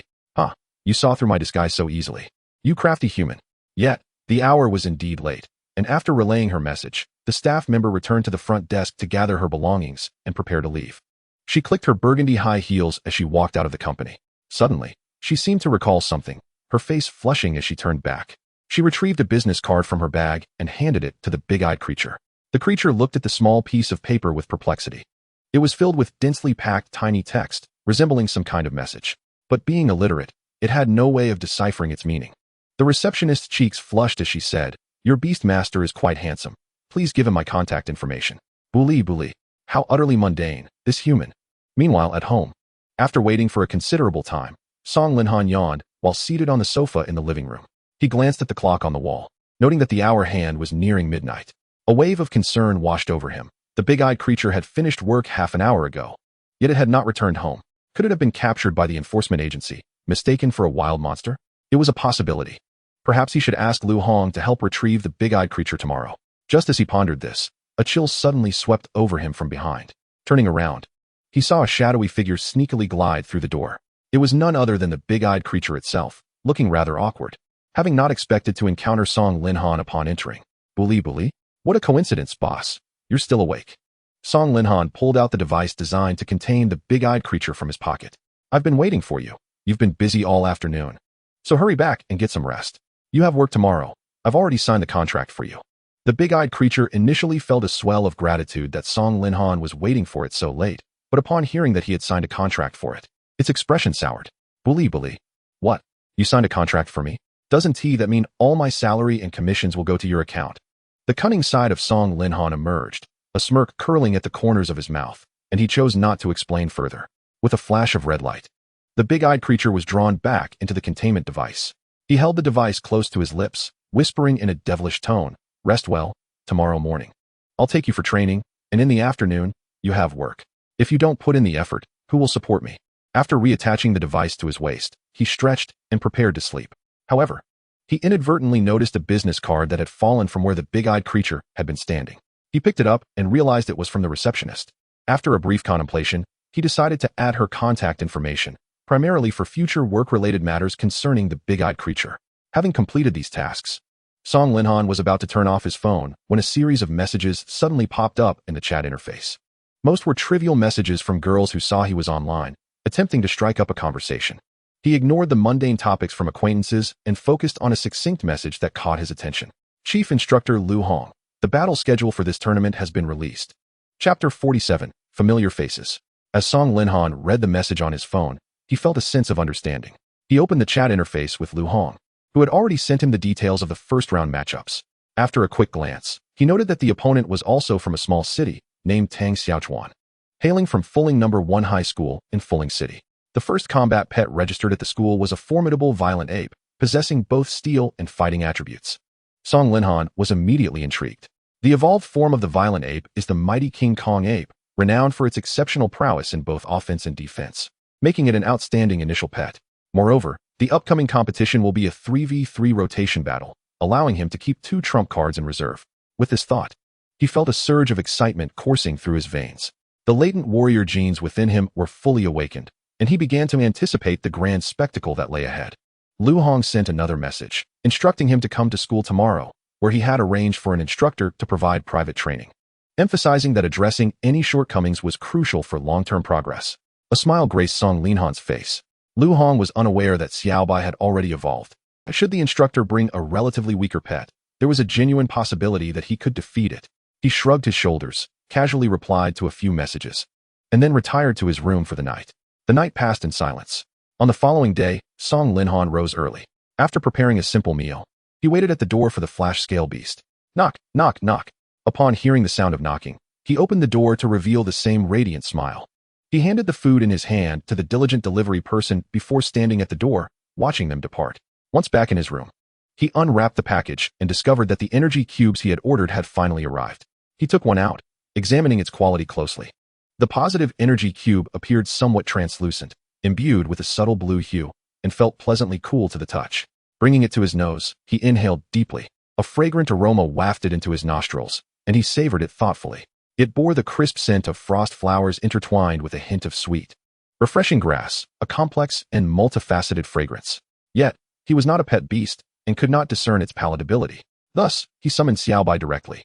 A towering white figure manifested in the room, and as she stood, her 3 robust tails nearly brushed against the ceiling. Song Linhan gently stroked her sleek fur while simultaneously feeding her the energy cube. Trusting him implicitly, Xiaobai swallowed the energy cube whole without a second thought. Oh. He chuckled softly, knowing that it wouldn't be so easily digested. It contained numerous precious materials, sufficient for her daily consumption. Xiaobai nodded, seemingly understanding, and continued to snuggle closely against Song Linhan, her eyes narrowing into crescent moons as she relished the affectionate moment. He glanced at Xiaobai's current status panel. Pet Xiaobai. Species, 3-tailed frostflower fox. Potential, master level. Attributes, mutated ice, ultimate ice, psychic. Strength, extraordinary level 4. Skills, ice claw, ice crystal bomb, frostfall, frozen footsteps, charm, frozen beam, self-encouragement. Mental break, blizzard, magical radiance, absolute 0. Special evaluation, the ultimate fantasy of all ice beast tamers, the ice queen revered and desired by all monsters. Xiaobai's panel was now nothing short of luxurious, more than sufficient for current use. Continuous improvement in skill proficiency was all that was needed to maximize the potency of her abilities. In the imminent genius battle, she would undoubtedly be an indispensable core member of the team. After contemplating, Song Linhan released the Big Eye from his spatial device. A dark blue figure materialized. Big Eye opened its wide mouth, eager to greet Song Linhan, but upon noticing Xiaobai standing behind him, it timidly retreated. Burly? Hello, big sister. How have you become so beautiful?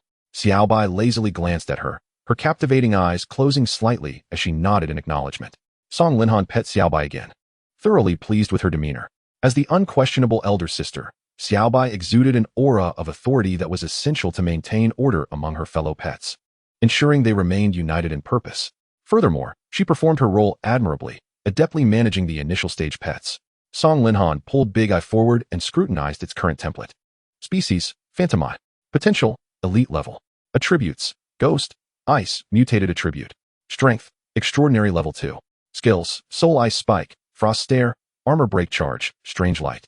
Special evaluation, a traveler from an alternate dimension, equipped with multiple armor-breaking skills, possessing formidable single-target explosive capabilities. Evolution path, Phantomite, eternal frozen magic eye. He cradled his chin in thought. Big Eye was one of only 2 pets capable of direct combat in his current lineup. It would undoubtedly have a place in the team configuration for the genius battle. Moreover, this little rascal had secretly consumed an unknown quantity of precious ice resources behind his back, showing remarkable progress and strength. Additionally, it had accumulated a considerable amount of ice energy within, sufficient for a potential mutation evolution. After careful consideration, he decided to hold off on evolving Big Eye for now, as it seemed to harbor a rebellious streak. He would assess its performance in the genius battle first. The final member of his team would be the recently acquired fawn. Although the support-type pets lacked strong direct combat capabilities, they served to elevate the overall potential of the team. Song Linhan believed it was essential to nurture the fawn diligently. While it wouldn't require the Ice Spirit Cold Spring, the initial tier ice treasures left over from Xiaobai would suffice for it to nibble on, perfectly suited to its herbivorous diet. He took one last look at his team, nodding in satisfaction. He promptly led them to Baiyunigao, ready to embrace his first rotation battle. At Baiyunigao, on the grassy field, the now noticeably leaner Niodali stood before Lu Hong.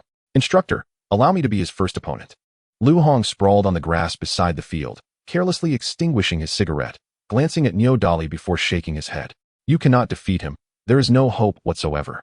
A barely perceptible smile flitted across Niodali's pale face as he tightened his biceps, attempting to summon his pet as he had done before. However, his beast-taming mark now appeared somewhat dim. 2 massive figures materialized on the grass. Niodali spoke again. "With this, I should qualify, right?" Lu Hong cast a brief glance, his pupils constricting as he felt a surge of confusion within. "Alas, my child, why must you do this? The backlash you invite is far too great. It is simply not worth it." Niodali remained silent, gazing skyward, his eyes filled with determination. "I know you have chosen him as Baiyunigao's representative. But if he cannot defeat me, I will never acknowledge him. Perhaps I have always harbored the belief that he surpasses me, which is why I have consistently competed with him from childhood to the present, and this time shall be no exception. This is my singular obsession." Chapter 48, The Mad Bull, Xiao Bai's Fury. Song Linhan soon arrived at Baiyun High School. Upon entering the school gate, he noticed the peculiar gazes of his fellow students. The students strolling along the pathways occasionally cast glances in his direction, as if he were a renowned figure. However, he dismissed it, realizing that Lu Hong must have already disseminated the news of the candidates for this year's genius battle. He hastened towards the public playground. Not long after he departed, those who had been engaged in scattered discussions abruptly halted their conversations. Among them, a stout boy nudged his slender companion with his elbow. "Hey, Dachuan, is that our contestant for this year's genius battle? He doesn't seem particularly remarkable. In terms of looks, he is on par with me." The tall and lean boy shot a disdainful glance at the stout boy. "Zhao Potzi, don't be ridiculous. This individual is currently the strongest among the third-year students. If he doesn't compete, who else could?" Moments later, the lean boy cast another glance at Song Linhan's retreating figure. "I've heard from my friends in the third year that his strength is genuinely formidable. This year is our Baiyun High's most promising year." Zhao Potzi, the stout boy, shook his head dismissively. "Every year is touted as the most promising, yet we always struggle to even reach the next round. Alas, the disparity in resources is simply too vast. We can only aspire to attend a prestigious Beastmaster University in a major city next year." Unbeknownst to them, Song Linhan was oblivious to their conversation. At that moment, he was standing at the entrance of the playground, preparing to report to Lu Hong. Just as he crossed the threshold, a familiar figure appeared before him. Surprised, Song Linhan scrutinized the figure before hesitantly speaking. "Is that you, Niodali?" It was no wonder he hesitated to confirm, as Niodali now appeared to be a completely different person. The once robust muscles now seemed somewhat emaciated, and his once full cheeks had sunken deeply, rendering him extraordinarily pale. He resembled a skeleton draped in the guise of a strong man. Niodali forced a smile on his ghastly visage. "You're quite slow. I've been waiting for you for ages." Confused, Song Linhan asked, "What are you waiting for?" Niodali did not respond, instead exhibiting a sickly flush on his cheeks as he tensed his biceps, causing his beast master mark to faintly glow. A ferocious giant bull materialized between them. Mo! The moment the colossal figure appeared, it threw back its head and bellowed, its eyes glinting with blood-red veins. It stomped its powerful hooves on the ground, kicking up a cloud of dust, unabashedly displaying its ferocity and madness. Song Linhan furrowed his brow, sensing something amiss with the imposing bull. Pet beast, de Zhuang. Species, frenzied battle bull. Attribute, earth, combat. Potential, elite level. Strength, transcendent level 3. Skills, mighty stomp, fearless charge. Mountain shaker, unyielding fury, blood rage impact. Special evaluation, mad and irritable, tough-skinned, immensely powerful. Song Linhan gazed at Niodali in disbelief. You lunatic. In less than half a month, you've allowed De Zhuang to evolve 3 times consecutively. Do you have any idea what that entails?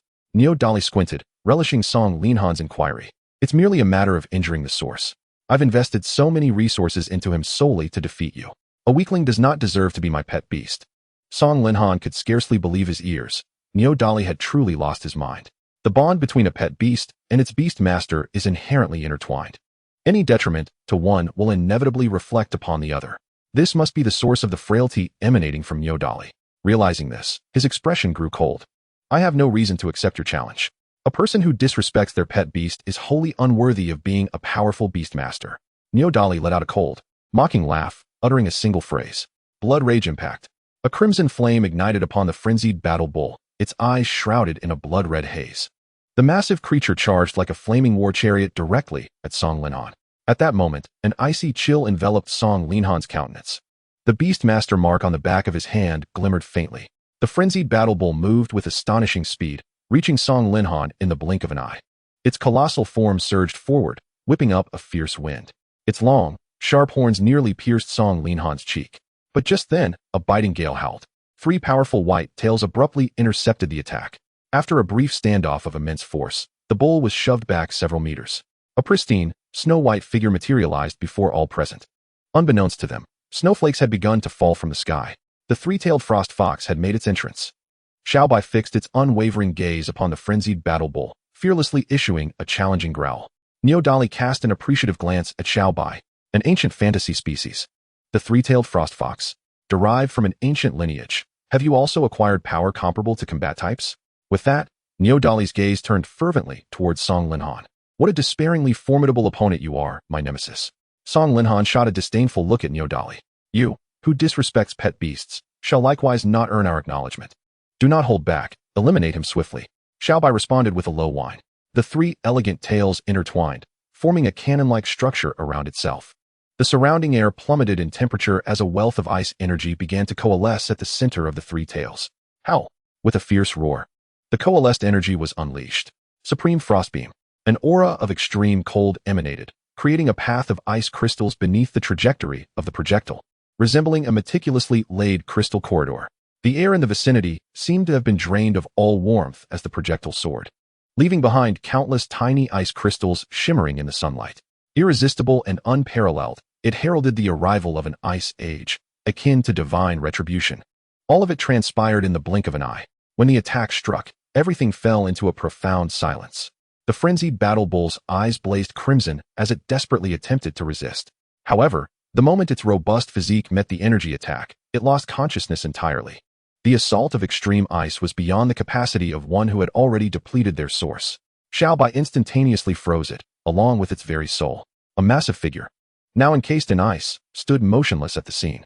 The lifelike ice sculpture retained the expression of shock it had worn in life, as if in disbelief at the formidable power that stood before it. Hidden in the shadows, Lu Hong exhaled a plume of smoke, his demeanor calm, yet contemplative. He retrieved his walkie-talkie and initiated a conversation with a certain instructor, requesting a last-minute alteration to exchange the originally extraordinary level training beast for one of elite caliber. The voice on the other end expressed disbelief, yet complied, stating, "Yes, sir. I shall execute your command. However, I must express my concern. He is merely a senior high student. Is it not somewhat unfair to proceed in this manner?" Lu Hong dismissed the inquiry, severing the connection with an air of finality. Foolishness. Opting for an elite beast merely ensures he cannot bully you. His gaze remained fixed on the battlefield adjacent to the playground, where a throng had gathered around Song Linhan and Neo Dali. Lu Hong appeared somewhat taken aback, murmuring to himself, "After all, it is the ultimate ice." Chapter 49, The Fire of Vengeance. Clap, clap, clap. The sound of applause resonated through the air. Song Linhan turned his attention towards the source of the noise, where he beheld Neo Dali standing in place, his hands raised in a gesture of applause, excitement glimmering in his eyes. "Song Linhan, you truly excel. Only someone of your caliber could serve as the target I have relentlessly pursued. How will you confront what lies ahead?" A cruel smirk graced his lips, his visage taking on a more menacing aspect. "Come forth, my trump card." A sickly hue flickered in his eyes. A colossal figure descended, dwarfing even the raging battle bull, sending tremors through the surrounding earth. Roar. The humanoid form was adorned with robust muscles, enveloped in a layer of light brown fur that concealed its explosive might. Beast, Fire of Vengeance. Species, mighty golden ape. Attributes, steel, fighting, earth. Potential, elite level. Strength, extraordinary 6th stage. Skills, diamond bodyguard, rock armament, mountain crushing fist, gravity field, indomitable frenzy. Special evaluation, possesses earth-shattering power, unafraid of the searing flames, capable of reigning supreme in the mountains. Evolution path, mighty golden ape, mountainous golden ape, earth-shattering divine ape. At the moment of its emergence, it exhibited astonishing destructive prowess and an insatiable thirst for combat. Its fists pounded against its chest, reverberating throughout the space around it. Yet, what astonished Song Linhan most was the beast's extraordinary 6th stage level. Such power could not possibly be cultivated by Neodali.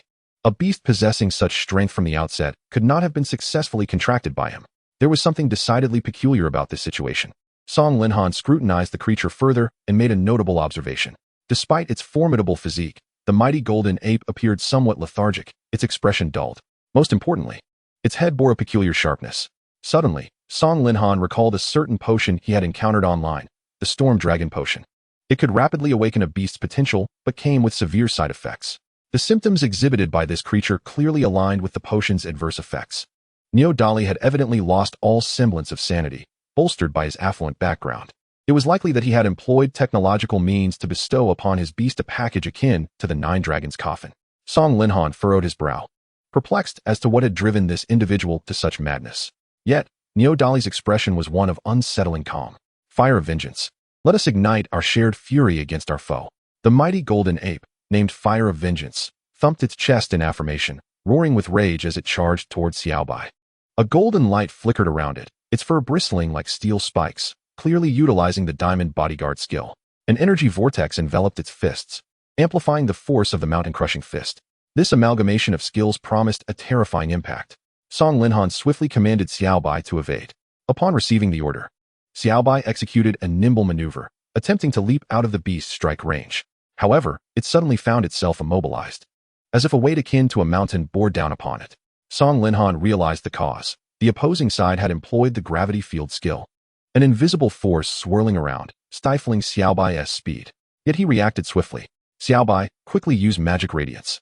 A cascade of iridescent light erupted from Xiaobai, accompanied by a fierce howl as it unleashed its energy, breaking free from the constraints of the gravity field. A sharp, pink energy coalesced around its claws as it lashed out, colliding with the mighty golden ape's fist. Bang! A resounding crash echoed, propelling Xiaobai back a half-step, while the mighty golden ape merely bore a minor scratch. Xiaobai, use enchantment. Song Linhan shouted urgently. Once more, a pink glow enveloped Xiaobai, its enchanting gaze locking onto the mighty golden ape. The beast's eyes momentarily reflected the same pink light, freezing in place, but only for an instant. The mighty golden ape quickly broke free from the enchantment, scratching its head in confusion, unaware of what had just transpired. Song Linhan silently shook his head. The creature's mind had been entirely consumed by the technology of the Nine Dragons. It could no longer distinguish between itself and a mere stone. Thus, the enchantment skill held little efficacy over it. However, Xiaobai had successfully created distance, which sufficed. Exhaling slowly, Song Linhan's gaze turned icy. Frostfall, now summon a blizzard. A chilling aura emanated from Xiaobai, the once sunny day transforming abruptly as countless snowflakes began to drift down. Yet, as if under some unseen control, they coalesced, gently descending upon the mighty golden ape. The mighty golden ape, bewildered, recalled that just moments ago, the sun had shone brightly. It extended a hand to catch a falling snowflake, only to find that the delicate flake was imbued with a trace of ice energy. The moment it touched its finger, the soft snowflake sliced through, revealing a deep crimson droplet of blood. A glimmer of confusion flickered in the mighty golden ape's eyes as it gingerly probed the wound with its other hand. Is this water? It then brought its finger to its nose, sniffing curiously, and realized it was blood. The mighty golden ape's mouth gaped wide, revealing its sharp fangs. As its crimson eyes fixed menacingly on Xiaobai across the battlefield, the surrounding snow intensified, swirling more densely. The snowflakes, as sharp as lethal daggers, descended upon the heart of the battlefield. Under the deft control of Xiaobai, they danced through the air like ethereal sprites. Ultimately, not a single flake was spared as they landed upon the body of the mighty King Kong ape, rendering its flesh a gruesome tapestry of blood and sinew. Neodali let out a chilling laugh, proclaiming, "Let my fire of vengeance taste blood. This shall be your gravest blunder." With a fierce command, the mighty King Kong ape, named the Fire of Vengeance, unleashed a thunderous roar. The wounds upon its body, oozing with blood, rapidly healed in a matter of moments. The blood on its skin ignited into a boiling crimson glow, coalescing into its mighty fists. Yet, Song Linhan remained unfazed. You seem to have miscalculated. Snowy days are my domain, he declared. Absolute zero. Xiaobai howled to the heavens, her three tails intertwining and exuding an aura of bone-chilling cold. The surrounding atmosphere was swept by the icy winds. All onlookers widened their eyes, for they understood that the impending strike would determine the victor. Boom. The colossal form of the fire of vengeance stirred a whirlwind, ripping the ground beneath its feet as if it were a cannonball launched with tremendous force. However, a cold smirk adorned Xiaobai's lips. I've awaited this moment. The long-accumulated absolute zero was simultaneously unleashed, showcasing the pinnacle of icy might. The two opposing forces clashed violently, creating vibrant waves of contrasting colors in their wake. The vivid crimson flames of the fire of vengeance clashed with the deep blue radiance of Xiaobai's absolute zero, each claiming its territory. Yet, merely a breath later, the blood within the fire of vengeance was completely scorched away, leaving it unable to withstand the chilling onslaught of absolute zero. The frigid essence penetrated the fiery barrier, spreading from its fists to its arms, and ultimately consuming its torso. Beautiful and dreamlike ice crystals began to form, producing a series of cracking sounds. In the end, the mighty King Kong ape, along with its very soul, was entirely encased in ice. A glint of cold light flickered in Xiaobai's fox-like eyes. Beneath her, an imposing throne of solid ice had already crystallized. Chapter 50, the first rotating combat. Silence enveloped the battlefield, with the spectators profoundly astonished by the power unleashed by Xiaobai. Among them, two figures stood out, one stout and one slender. Zhao Fatty gulped audibly, a sense of discomfort washing over him as he instinctively touched his thigh. Was it sweat? No. It must be urine. How could mere extraordinary combat make me sweat? Beside him, De Chun wore a similar expression of astonishment, adjusting his glasses. Is this really the representative from Bayou No. 1 High School this year? Truly monstrous in strength, he exclaimed. How could such extraordinary power be manifested at such a level? In the center of the battlefield stood Song Linhan, his hand casually tucked in his pocket, his expression cool and composed. Do you recall the 200,000 challenge fee? Consider this the second use. You shall not have such an opportunity again. He surveyed the gathering crowd, sensing that this farce should come to an end. I shall not pursue the matter of your attack, but do not let me see you again. He withdrew Xiaobai into the Beastmaster space, striding past Niu Dali with purposeful grace. In that fleeting moment of proximity, they brushed past one another, forever separated into two distinct worlds. Niu Dali would never have another chance to catch up to him. Lu Hong felt it was time to step in and tidy up the aftermath. He emerged from the shadows, offering a commendatory clap towards Song Linhan. Impressive strength, naturally awakened to the pinnacle of ice. Your potential exceeds my expectations. His words were barely audible, meant only for the two of them. Song Linhan met his gaze. Xiaobai is indeed talented, but for me, it was merely luck. After a lengthy silence, Lu Hong broke the tension. You are aware of the rules for rotating combat, the prevailing format in professional competitions? Song Linhan nodded affirmatively. In 3v3 and 6v6 formats, each participant can summon 3 fixed beasts to battle until all of one side's beasts are rendered incapable of fighting, resulting in victory for the other side. Lu Hong nodded in satisfaction. Although our military favors a more chaotic, all-out assault with all beasts, it cannot be denied that this format is more visually engaging and reveals the distinct power disparities among each beast. Song Linhan added. The strategist's command also plays a crucial role in determining the outcome of the battle. Lu Hong chuckled heartily. Kid, if your strength is formidable enough, tactics are unnecessary. You can simply charge in without hesitation. With pleasantries aside, he continued, I found you a powerful opponent to ramp up your intensity. As they conversed, they made their way to a designated training area. Soon, an unexpected figure appeared before them. Instructor Yuan? Song Linhan inquired incredulously. The stout, somewhat shorter middle-aged man before them removed his military cap, revealing a resolute face. It was indeed Instructor Yuan, the very same one assigned to his group during the initial training. Upon hearing his uncertainty, Instructor Yuan smiled slightly. I never imagined you would grow to this extent in just a few days. Song Linhan, eschewing arrogance, executed a precise military salute, attributing his progress to the instructor's excellent teaching. Sensing the nostalgic atmosphere between the two, Lu Hong interjected, enough with the pleasantries, let us get ready to fight. The two exchanged a glance and nodded in unison, stepping onto the training field. They positioned themselves at opposite ends and summoned their respective beasts. Instructor Yuan did not opt to use his contracted beasts, as their mastery-level prowess would be excessive against a novice like Song Linhan. A sandy-hued figure emerged onto the battlefield. Song Linhan's eyes brightened. He recognized the beast before him. Beast, number 7. Species, mighty army ant, potential, elite level. Attributes, earth type, fighting type. Strength, elite first stage. Skills, earthquake, rock spike, mighty bite, jack, earth shield, mountain shaker. Special evaluation, possesses an exceptionally high innate strength. Do not engage in close combat lightly. The species characteristics afford it remarkable discipline, making it one of the most suitable beasts for large-scale warfare. The mighty army ant was indeed the creature he had encountered during the previous test. Albeit this specimen was of a higher number and possessed far greater strength than the previous, number 91. He pondered thoughtfully. In confronting you, this particular creature seems most suitable. He retrieved a pristine white spatial device from his pocket, placing it near his lips as he softly uttered a few words. Gently pressing the central button, a flicker of red light illuminated the surroundings, and a shadowy figure of black and blue materialized upon the battleground. Bewley. Ahaha. The magnificent me has finally been released once more. Song Linhan cast a glance at the boastful Big Eye. Hey, don't underestimate it. The opponent's level completely overshadows yours. An elite-level energy attack can inflict some damage upon you. Big Eye circled around, flipping its body upside down and directing its gaze at Song Linhan.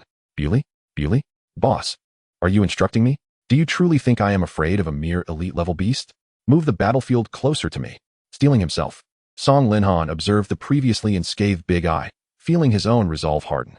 On the other side of the arena, Instructor Yuan regarded Song Linhan with a hint of admiration upon seeing him release a rare ghost-type creature. Lu Hong's gaze lingered for a moment. Was that the ghost-type spirit from yesterday? Let us see what you're capable of. A student acting as the referee whistled, signaling the impending clash.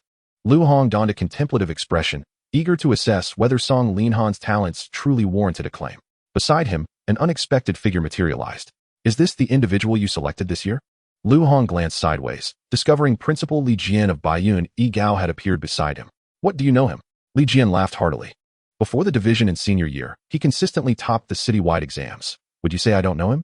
Lu Hong nodded in agreement. The records indeed indicated he was an exceptionally bright talent, excelling in academic pursuits, truly a polymath. Suddenly, a resounding crash interrupted their conversation, compelling both to turn their attention to the center of the arena. The battle had commenced, and neither wished to miss this exhilarating confrontation. Chapter 51, The Might of the Ghost. The massive force of the army ant, resembling a small hill, swung its colossal pincers. A wave of earthy yellow energy coalesced upon its arm, and with a mighty strike, it hammered the ground, creating a serpentine fissure that spread towards Big Eye. Song Linhan's gaze sharpened. Big Eye, float higher to evade the fissure, then employ your ghostly phasing to guard against potential secondary harm. Bewley. Big Eye formed its right hand from ghostly energy, covering its mouth and revealing a grin tinged with malice. It levitated into the air, merging with the surrounding space, successfully evading the opponent's assault. Then, with a mischievous gesture, it pulled back its eyelid, sticking out its tongue at the army ant. Instructor Yuan remained composed, murmuring, Ghost-type creatures indeed pose a certain challenge. Number 7, Earth Shield. Then utilize Mountain Quake to attack the surrounding space. The mighty army ant screeched as earthy yellow energy gradually enveloped its body, coating its armor. Its gaze turned icy as it gathered ample energy atop its head. A yellow shockwave erupted, causing the surrounding space to tremble. The instability forced Big Eye out of hiding. Its eyes widened. Bewley? Wait, are you serious? Big Eye. Create duplicates using illusory light, then unleash Frost Gaze. Responding to the command, Big Eye extended its long tongue and raised its hands, gathering a sphere of dark purple energy, which it then dispersed. A cloud of black mist billowed, obscuring the onlooker's vision. When the mist dissipated, 5 identical figures of Big Eye remained in place. The energy from Mountain Quake struck one of the figures, but it merely transformed into black fog and vanished upon impact. The remaining 4 Big Eyes tumbled through the air, laughing with delight. Song Linhan felt discontent with its current performance. Big Eye, this is not the time for laughter. The Big Eye on the battlefield waved its hand, signaling it had not forgotten the command. Ice blue beams emanated from its pupils. The army ant felt a sudden stiffness and an inexplicable dread surged within it. Yet, the situation remained unchanged, leaving it bewildered. Yuan frowned, recognizing the cumbersome nature of the dual earth and fighting type army ant, which was indeed at a disadvantage against a ghost type spirit. Number 7, constantly charge rock spike, prepare to create space. But before he could continue, Song Linhan's command took precedence. Big Eye, attack simultaneously with your duplicates. Don't allow the enemy a moment's respite. A smirk appeared at the corner of Big Eye's mouth as the soul ice spike began to coalesce before it. Bewley. Ahaha, Tremble before me, for I am Big Eye, the embodiment of ghostly power. It grasped the ice spike before it, as if wielding a weapon of unparalleled supremacy. The four figures surged forward, rapidly approaching the army ant. They brandished their ice spikes while simultaneously unleashing a wave of black mist. The armored strike was released in tandem. Suddenly, a shroud of black mist enveloped the army ant. They danced above it, swirling and coalescing into a grotesque visage. Instructor Yuan bellowed now. The opponent has revealed their true form. Utilize rock spike. Encircle and strike the opposing figures. Boom. Countless spikes erupted from the ground, converging around the army ant in a rocky circle. Its pincers unleashed tremendous force, accompanied by a frigid gust and energy directed at the nearest Big Eye, just as it was about to make contact.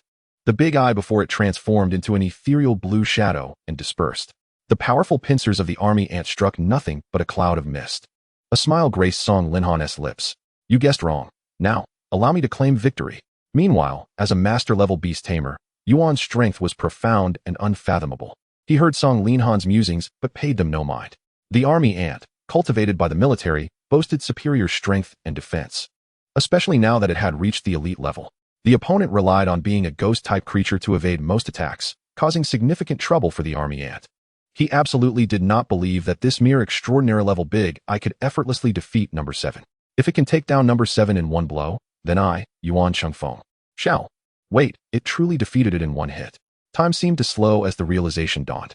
In the moment when Instructor Yuan was still immersed in brainstorming, the large-eyed creature unleashed 3 simultaneous attacks that struck the formidable giant ant, which had lost its means of counteraction. The ice sword it wielded fell, producing a crisp crack as the large-eyed creature effortlessly shattered the ant's outer armor. Akin to crushing a biscuit, the giant ant, burdened by 2 debilitating debuffs, was utterly incapable of resisting the combined onslaught of the 3 avatars. A roar erupted from its maw as it felt its biological tissues, akin to skin, shatter, unable to suppress a cry of agony. However, the large-eyed creature had no intention of granting it an opportunity for a comeback. Its dark energy arm extended forward, fingers splayed in a grasping motion, and a sharp ice spike materialized in its palm. Whoosh! The sound of slicing air resonated as the ice spike was launched, piercing through the giant ant's body once more, embedding itself like a nail into its joint.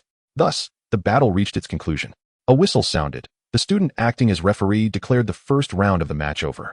The healing beasts, having waited patiently, promptly whisked the giant ant off the battlefield for treatment. Only the large-eyed creature remained, frolicking in the surrounding air, occasionally displaying peculiar and mischievous grimaces. Bewley, I'm a formidable little rascal indeed. Song Linhan nodded at Instructor Yuan across the way. I concede. Instructor Yuan licked his dry lips and stretched his neck. A glimmer of appreciation shone in his eyes. Indeed, I underestimated you. From now on, I shall give it my all. As he spoke, another beast was brought forth. Song Linhan activated his panel to inspect the opponent's creature. Species, Wind Featherbird.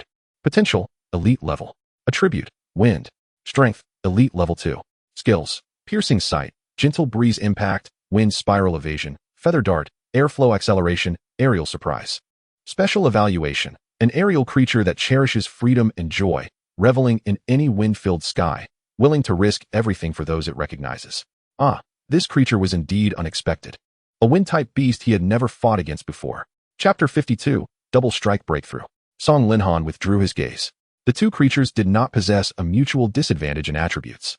Considering the opponent's aerial capabilities, he opted to let the large-eyed creature take the stage once more. Instructor Yuan also adopted a serious demeanor, fully immersing himself in the battle. He took the initiative, commanding his beast loudly.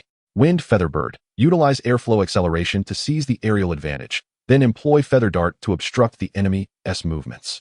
Caw! The Wind Featherbird's sharp eyes opened wide, locking onto the dark blue figure before it. Its wings unfurled suddenly and then vibrated powerfully.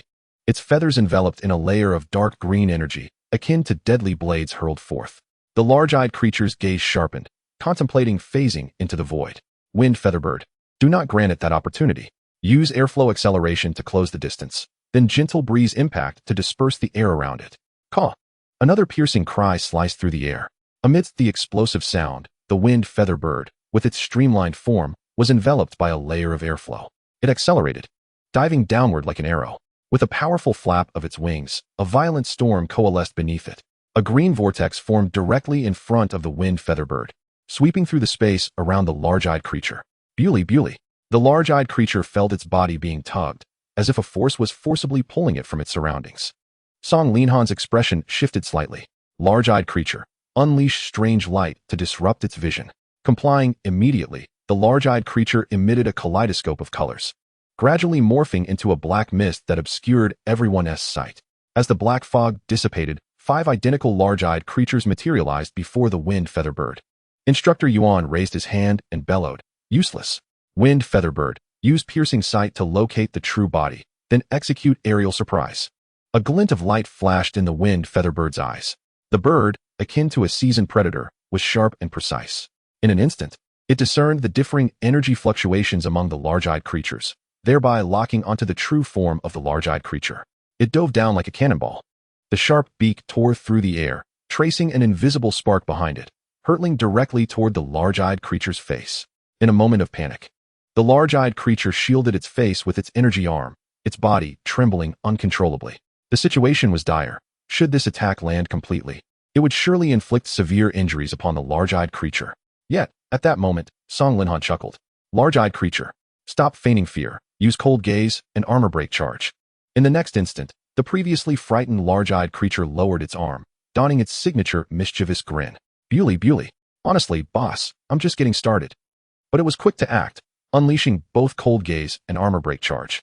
2 peculiar waves of energy shot forth from its eyes.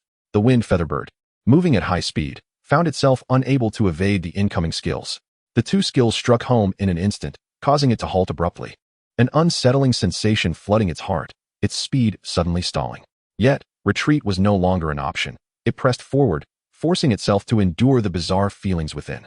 Unbeknownst to it, a terrifying, rolling visage cloaked its form. Song Linhan observed as both defense-reducing skills landed squarely on the Wind Featherbird, his expression brightening with delight. "With this, we are nearly there." His tone remained calm, softly uttering 2 words, "Ghost fire." Upon hearing the command, the large-eyed creature revealed a sinister expression. Bewley. That foolish bird on the opposite side has underestimated me. I am the invincible Ghost King." A hint of ferocity, hidden in the nature of its spectre-type origins, surged forth.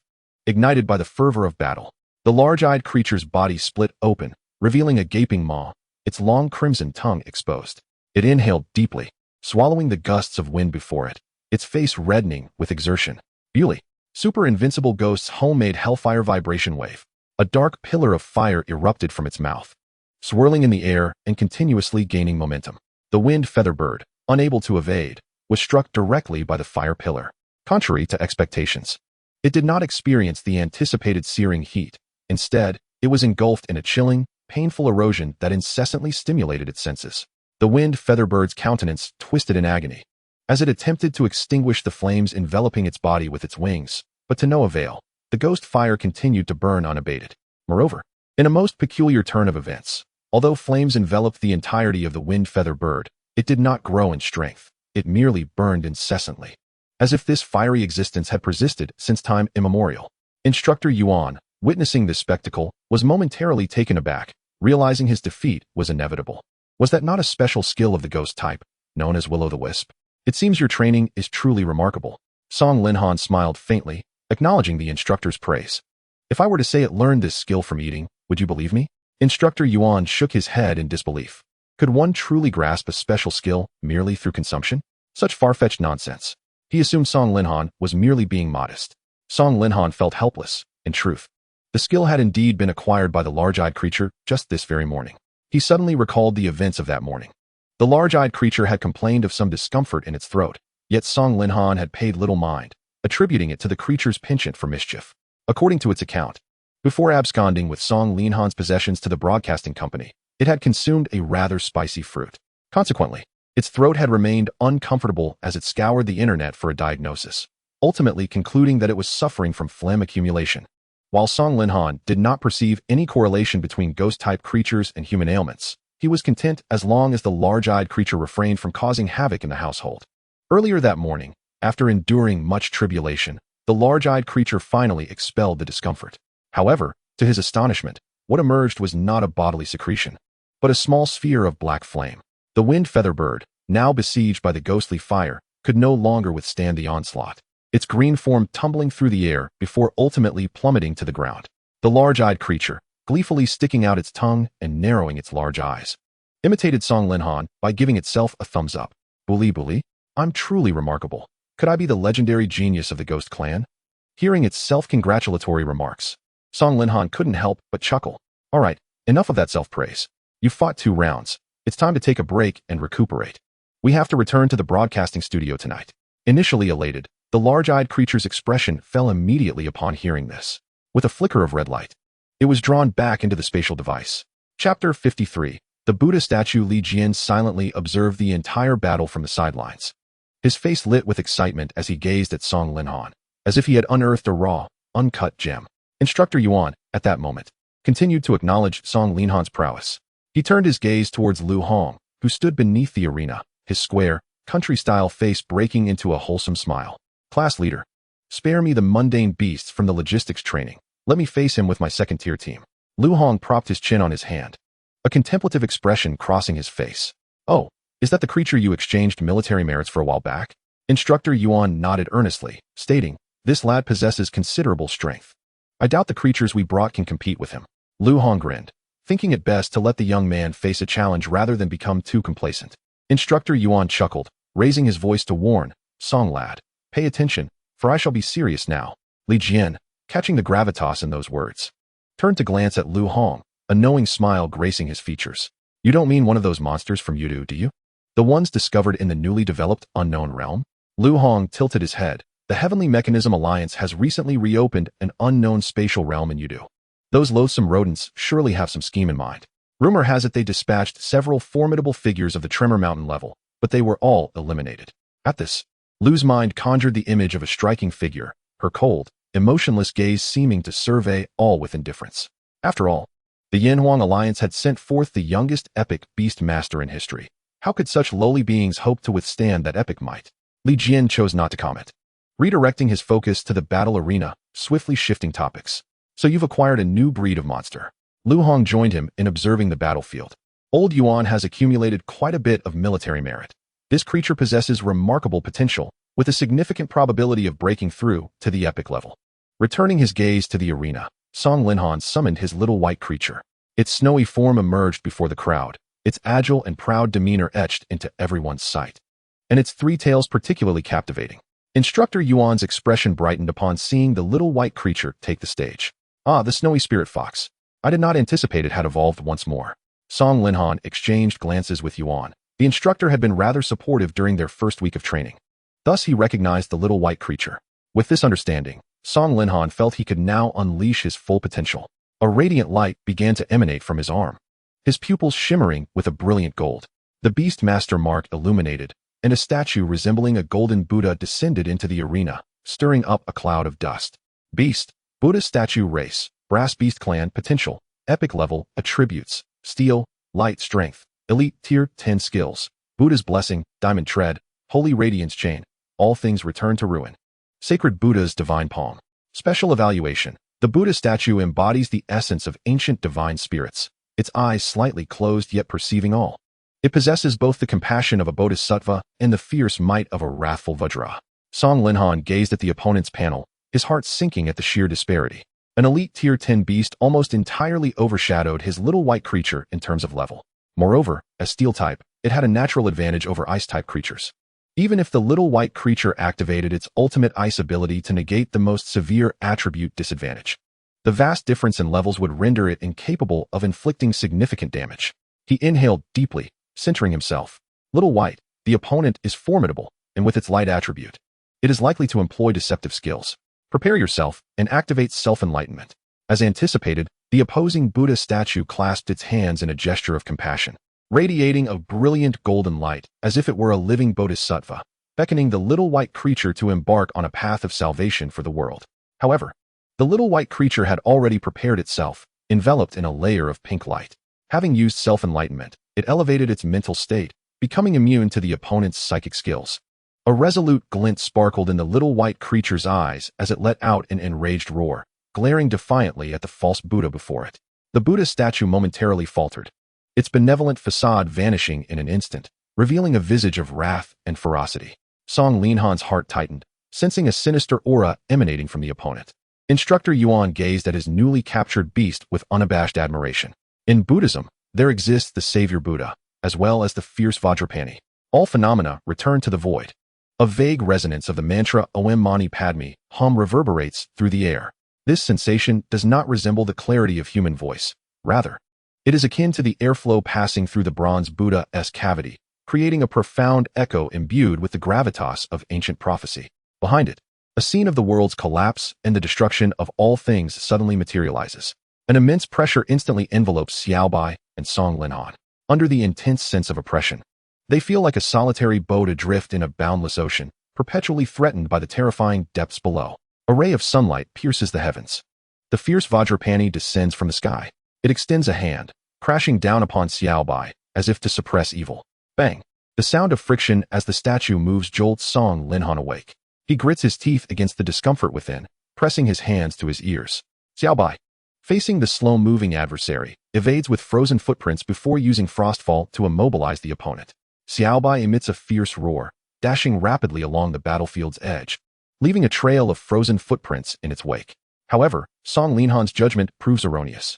The fierce Vajrapani thrusts one foot down, striking the ground with a force that radiates blinding light, akin to the thunderclap of a storm. The dueling platform before them emits a resounding cry of distress. From the point of impact, the ground fractures evenly outward, stirring up a cloud of dust. Song Linhan swallows hard. The might of this strike is truly terrifying. As the smoke dissipates, a seemingly bottomless pit appears beneath the fierce Vajrapani, surrounded by countless imprints of concavity. Xiaobai stands but a step away from the pit's edge, uncertain if mercy has been shown. Yet hesitation is no longer an option. Xiaobai, the disparity in strength is insurmountable. It must unleash its full power with absolute zero. Upon hearing the command, Xiaobai quickly gathers its three tails, placing them against its body. They intertwine, continuously coalescing energy. Instructor Yuan smiles gently, instructing not to evade but to unleash the sacred Buddha palm. The fierce Vajrapani obeys, its visage shifting back to the compassionate Buddha, standing still in anticipation of Xiaobai's charge. Simultaneously, it positions its right hand horizontally in front, radiating resplendent light that gradually expands before all. At last, Xiaobai completes its charge of absolute zero. With a furious roar, it unleashes the attack. The Buddha's countenance reflects serene compassion. Behind it, a black hole of transference emerges, extending innumerable radiant golden chains that shield its front. A series of crisp sounds follow as the chains ensnare the absolute zero assault, drawing it into an unknown realm. Maintaining its benevolent smile, it slowly presses its enlarged palm forward, akin to the radiant sun unfurling. Its energy manifests as a colossal golden hand, descending upon Xiaobai. A powerful gust of wind rushes forth, leaving Xiaobai feeling the chill of ice coursing through its limbs. Its body is firmly bound, leaving no room for retreat. Everything has lost significance. Song Linhan raises his right hand, prepared to summon Xiaobai back to the beast space. Yet, in the next moment, all aggression halts. The Buddha's energy palm transforms into intangible energy particles, dissipating into the ether. Its face remains adorned with the expression of boundless compassion, as if loath to harm any creature in the world. Across from them, Instructor Yuan stands with one hand in his pocket, his face still bearing that simple smile. Kid. When masters clash, it's merely a gentle touch. Chapter 54, Domestic Life. Half a month later at home. To this day, Song Linhan remains unable to shake the profound impact the colossal Buddha statue had on him. Alone in bed, he cocooned himself in blankets. A small deer nestled at his side. Reflecting on that day's battle with Instructor Yuan, he cannot help but recall the Buddha's imposing presence. It was a manifestation of overwhelming power radiating absolute authority. In the face of such might, any resistance seemed futile. Merely a formidable 10th-tier beast wielded such strength. He finds it hard to fathom how terrifying true masters of the highest caliber, those capable of shaking mountains or even embodying legendary prowess, might be. Since that day, he feels he has finally grasped a glimpse of the true essence of the world's strongest beings. His understanding of the prowess displayed by professional players online has become clearer. A fervent fire of ambition ignites within him. Song Linhan cannot help but lick his lips in anticipation. He is eager to witness the vistas from the pinnacle of the world. Since that day, Xiaobai has fervently endeavored to unlock its latent potential. Consuming vast quantities of ice-related resources and training vigorously alongside Song Linhan at the gym in Lingjiang City. Its combative spirit, deeply rooted in its bloodline, harmonizes perfectly with Song Linhan's own determination. As a proud member of the Fox clan, Xiaobai refuses to lag behind. Song Linhan delves into the depths of the beast space. At this moment, it is night. The luminous moon hangs high in the sky, casting its silvery light and evoking a sense of serenity in the world. He finds Xiaobai diligently training late into the night, seated quietly upon the snowy expanse. Its three tails sway gently in the breeze, resembling a blooming white rose from afar. A delicate mist of white emanates from Xiaobai's form, as its inherent bloodline potential continually draws in the surrounding chill, transforming it into pure ice energy. At this moment, its eyes are tightly shut, emitting a soft hum. A woo. Song Linhan's face breaks into a smile as he steps closer. Do you sense my presence? He approaches the ever-expanding Xiaobai, reaching out to stroke its soft, cool fur. He presses his body against Xiaobai, burying his head in its neck, his slender fingers caressing its form. No matter what, I will always be by your side. Hearing Song Linhan's words, Xiaobai opens its elongated fox eyes, gently nudging its chin against his hair. A woo. Song Linhan lifts his head to meet its gaze. Indeed, one day we shall ascend to the very summit of the world together, for we are the unparalleled duo of this realm. The next morning, Song Linhan awakens in bed. He feels a dampness on his face. Upon opening his eyes, he finds the lively little deer licking his cheek. He chuckles helplessly. The skills I ordered for you have arrived. No slacking off now. The deer, blushing at Song Linhan's sunny smile, lowers its head shyly. Just then, the spatial device on the bedside table begins to tremble. Song Linhan sighs, rubbing his forehead. He reaches for the device and presses the central button.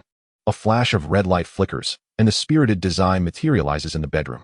It stretched its two arms, composed of pure energy, indulging in a languorous yawn. Burly. Gigi, I have returned. Tremble, O world. Song Linhan observed the large-eyed creature, which had begun to exhibit its eccentric behavior early in the morning. Gathering icy energy in his hand, he launched a punch aimed directly at its core, sending it crashing down from midair. This was not merely a matter of Song Linhan's bias against the large-eyed creature. Rather, it was a necessity to administer a daily dose of discipline. Otherwise, this creature would indeed concoct the most unexpected mischief. The destruction of property was the least of his concerns. It seemed that today, the large-eyed creature was in a relatively subdued mood and had not sought entertainment elsewhere. The large-eyed creature clutched its head in pain, glaring at Song Linhan with a face full of indignation. Burly. Boss, why do you hit me again so early in the morning? It rolled up its sleeves, its eyes flashing with a hint of coldness. You ungrateful wretch, do you wish to drive me to madness? Do not feign innocence before me. Last night, the little deer merely went to get a drink, and you callously subjected it to a horror film in the living room, causing it to flee in tears. How dare you deny your culpability? Upon hearing this, the large-eyed creature's expression stiffened, a hint of unease crossing its features. Burly? How can you make such baseless accusations? I was confined within the spatial device all night. How could I possibly come out without your permission?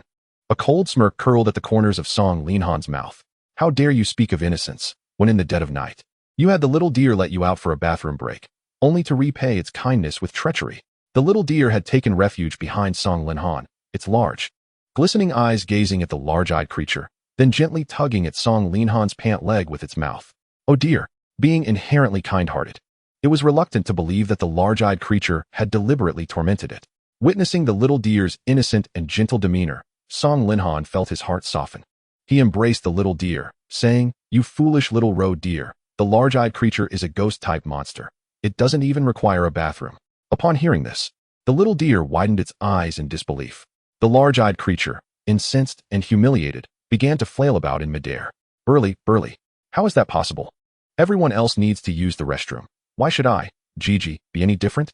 Do you look down upon me? This display frightened the little deer, which drew closer to Song Linhan, appearing utterly pitiful. In an instant, Song Linhan switched to a serious demeanor, locating an eye mask on his bedside and placing it over the little deer's face. He then loosened his muscles and wrists. A father's love is as immense as a mountain. It was high time for the large-eyed creature to comprehend the weight of this truth.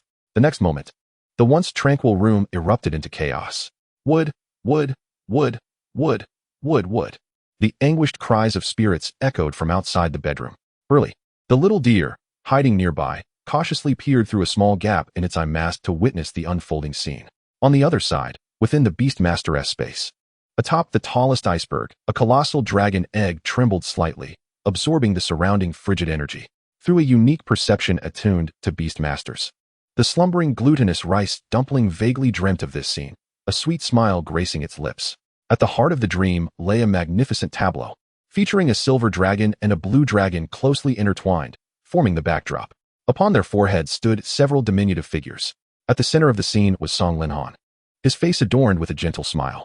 Beside him lay the striking three-tailed beauty, Xiaobai. The adorable and bashful little deer and the mischievous large-eyed creature flanked them, while the glutinous rice dumpling soared above, radiating its joyous laughter. Everything felt beautiful and vividly real. Chapter 55. Enhancing Strength. All is prepared. Everything proceeded with remarkable order. Time swiftly passed once more.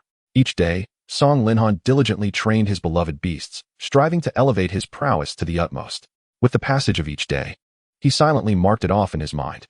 This unspoken urgency inspired those around him. Driven by a thirst for strength and hope for the future, his creatures unleashed tremendous latent potential, making significant strides in their abilities. Of course, this was largely due to Song Linhan's relentless investment in resources. He never hesitated to provide various ice attribute treasures and energy cubes. In the world of beast masters, strength remained the sole criterion for measuring one's worth. Since Xiaobai had faced the colossal Buddha statue, the oppressive aura of absolute power had been indelibly etched into her heart. Her proud nature would not allow failure alongside her master. Her desire to become stronger surpassed that of anyone else. Driven by vengeance, Xiaobai's training could be described as relentless, and naturally, her strength surged to extraordinary levels within this month, reaching the 6th tier of the extraordinary realm. And she was rapidly accumulating energy toward the 7th tier. This was an astonishing achievement, considering Xiaobai had only been on her path of strengthening for a mere 2 months. Her ability to surpass many other creatures was undoubtedly attributed to Song Linhan's unwavering support. Yet, it was equally a testament to her own dedication. Most importantly, the crimson blood fruit and the ice spirit spring obtained from the secret realm had addressed the deficiencies in her bloodline. After consuming these 2 treasures, Xiaobai found herself on par with any purebred monster, and her strength soared. However, what surprised Song Linhan the most was the remarkable enhancement of the large-eyed creature. To be candid, he genuinely believed the large-eyed creature possessed the finest innate talent among all his beasts. Despite its lazy demeanor, blind arrogance, penchant for mischief, and a tendency to stir trouble, it bore one undeniable trait, a talent that could only be described as terrifying.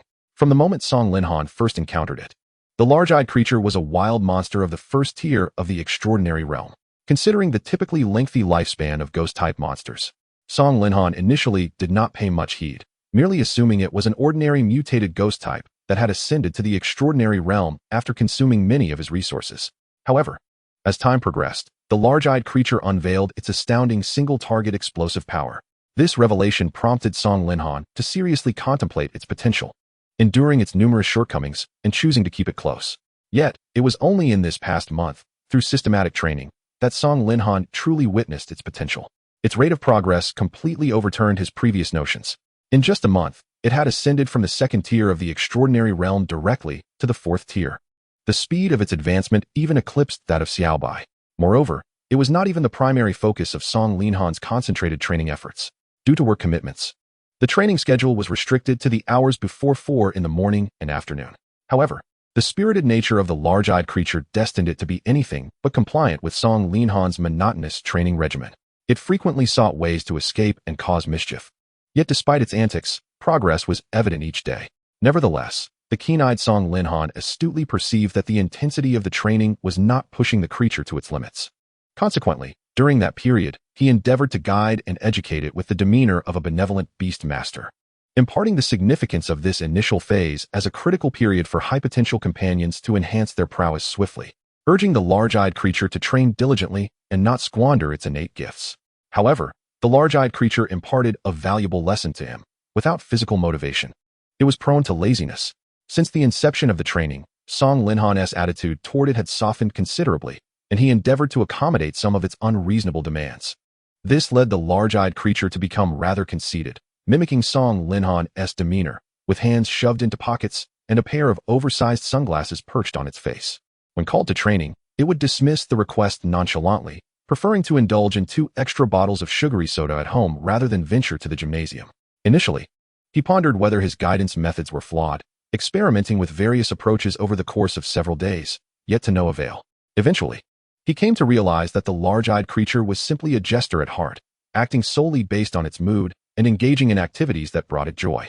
It embodied a completely unruly spirit, often responding contrarily to his requests. Upon this realization, Song Linhan chuckled to himself and quietly retrieved a whip from his waist.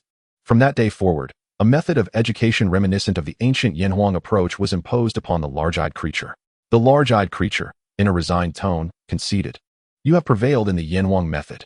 Ultimately, through a blend of encouragement and discipline, the large-eyed creature was compelled to unearth its potential. It fully harnessed its talents, ascending 2 levels within a month and independently mastering 2 skills, Shadow Ball and Shadow Punch. Recognizing its hidden potential due to the unique shape of its eyes, Song Linhan personally invested in the Nightmare Space skill for it. This skill could draw opponents into a separate ghostly realm, manifesting their deepest fears and potentially inducing a state of fright, thereby diminishing their special defense and agility attributes. This skill effectively broadened the large-eyed creature's offensive capabilities and control effects, a decision made after thorough contemplation by Song Linhan. The difficulty of mastering these skills was not trivial. Their effectiveness in actual combat would largely depend on the user's proficiency. However, given the large-eyed creature's innate talent, mastery did not seem overly ambitious. The only uncertainty lay in how long it would take to achieve true mastery. Thus, he allowed it to train independently while he diligently checked on its progress each evening. Should it fail to meet the key performance indicators he had established, the large-eyed creature would experience the weighty consequences of paternal love akin to a landslide. Presently, the only companion requiring significant attention was the young deer. Although the deer had joined their family concurrently with the large-eyed creature, its temperament was a stark contrast. It was naturally timid and shy, yet possessed a heart of gold, often falling victim to the large-eyed creature's pranks. Nevertheless, it never harbored resentment towards its mischievous counterpart.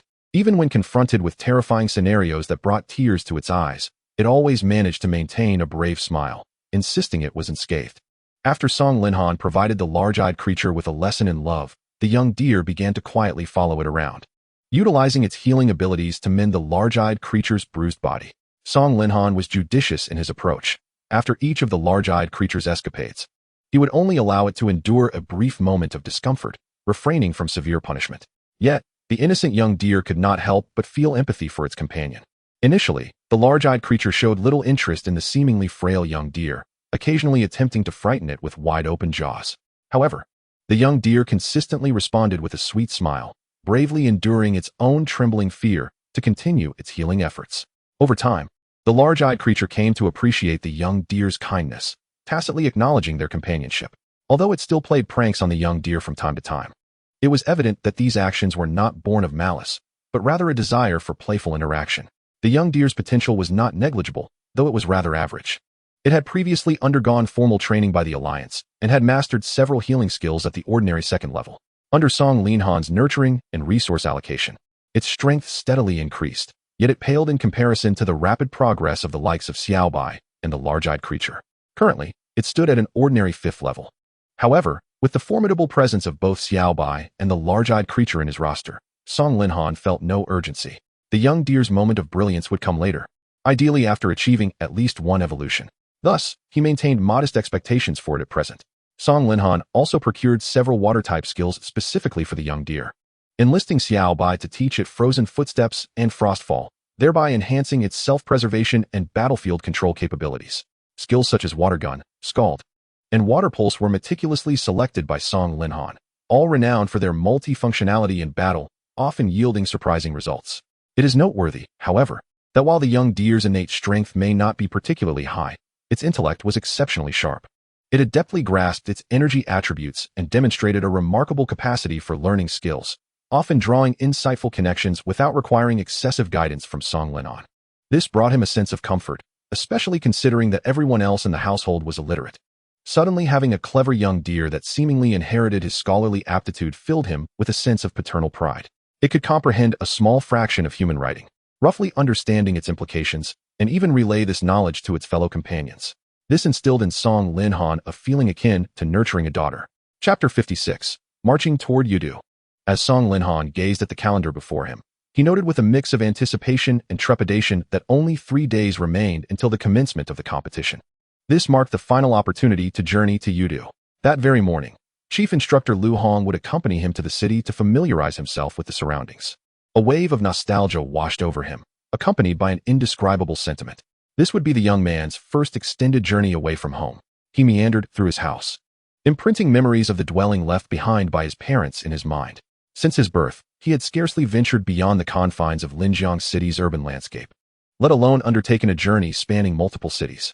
With purposeful strides, he meticulously surveyed each corner of the home he had inhabited for 18 years, the bedroom, the bathroom, the kitchen, and the balcony. Every nook bore the indelible marks of his life. Before he realized it, he found himself standing outside his parents' room, lingering in silence at the threshold. With a gentle push, he entered, casting a sideways glance at one side of the room. Gazing at the framed black and white photographs of his parents adorning the wall, their smiles radiated an incandescent brilliance. The features of his parents had gradually become blurred in his memory, yet the emotions he harbored for them intensified with each passing day.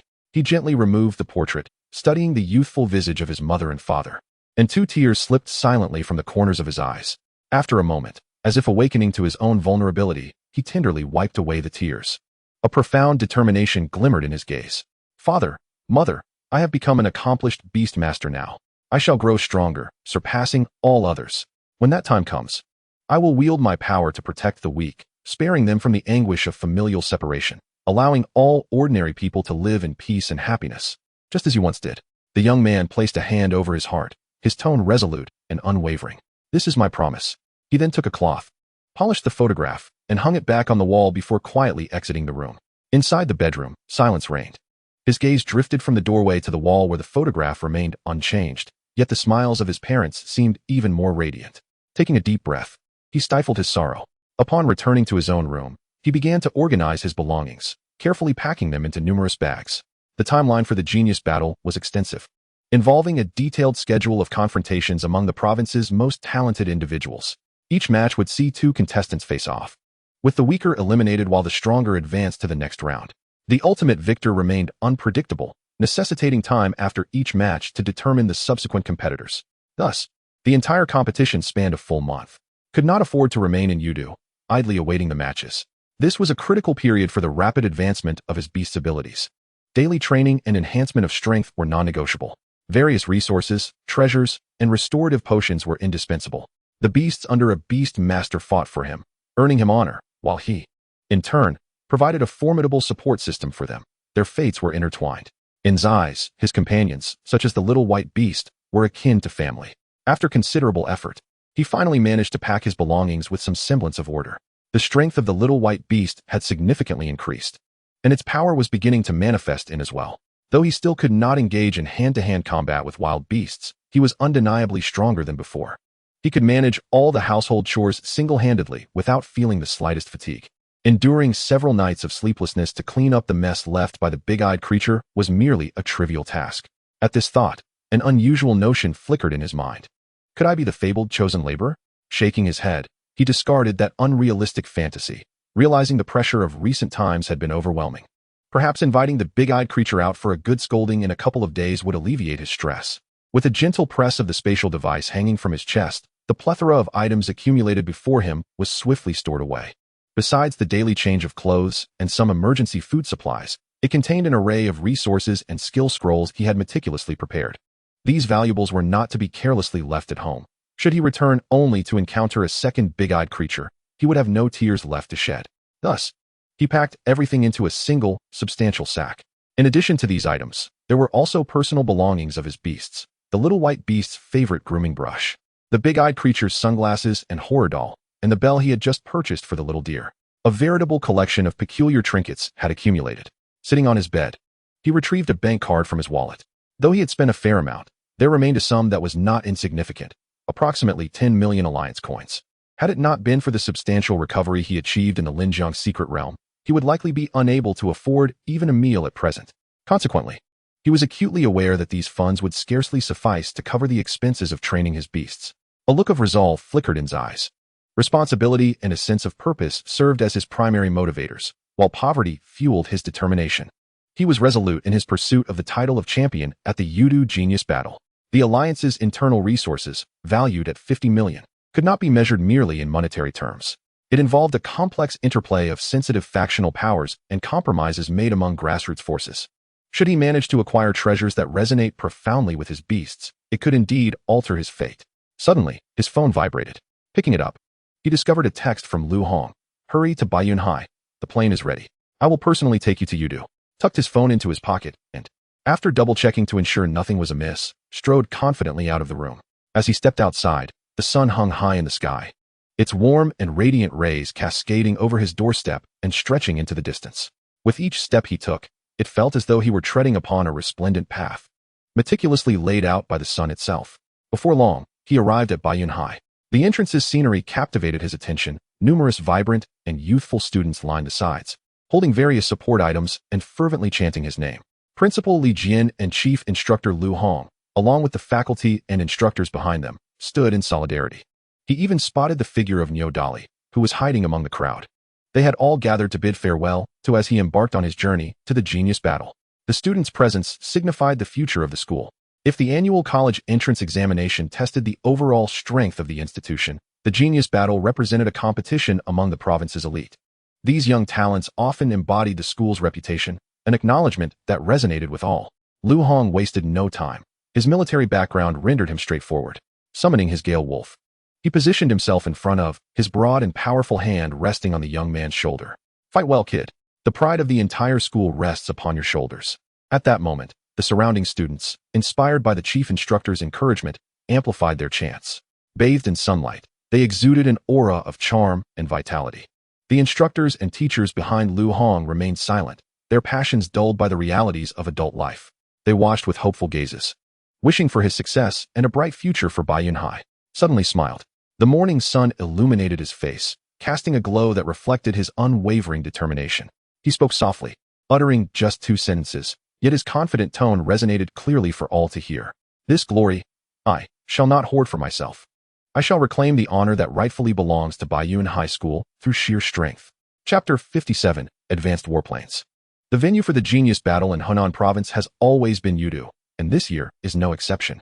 As the capital of the province, it is teeming with prodigies, not to mention the presence of a legendary beast master. This esteemed beast master, known as Ma Xiaoyan, commands the formidable Qingtian Baiyu elephant, which has ascended to the legendary 10th tier, mere steps away from the monarch level. Lu Hong and Song Linhan found themselves aboard a military pickup truck, navigating the expressway of Lingjiang City. At that moment, Lu Hong was elucidating the particulars of Yudu to his companion. Upon hearing Lu Hong's introduction, Song Linhan seemed to recall something. "Instructor, I believe I learned about the esteemed Ma Xiaoyan in our textbooks. He achieved remarkable feats 300 years ago during the conflict against the celestial civilization. I never imagined he would still hold a frontline position to this day." Lu Hong cast a glance at Song Linhan. Monsters generally possess long lifespans. By forging a contract with them, we can enjoy a 30% feedback benefit. Once a Beastmaster's pet ascends to the legendary tier, their essence of life undergoes a profound transformation, consequently extending the Beastmaster's lifespan significantly. Although Ma Xiaoyan is nearly 400 years old, he remains in the prime of his life, showing no signs of fatigue. Moreover, having single-handedly faced a million-strong alien army, his prestige enables him to continuously serve as the head of the Yudu Alliance.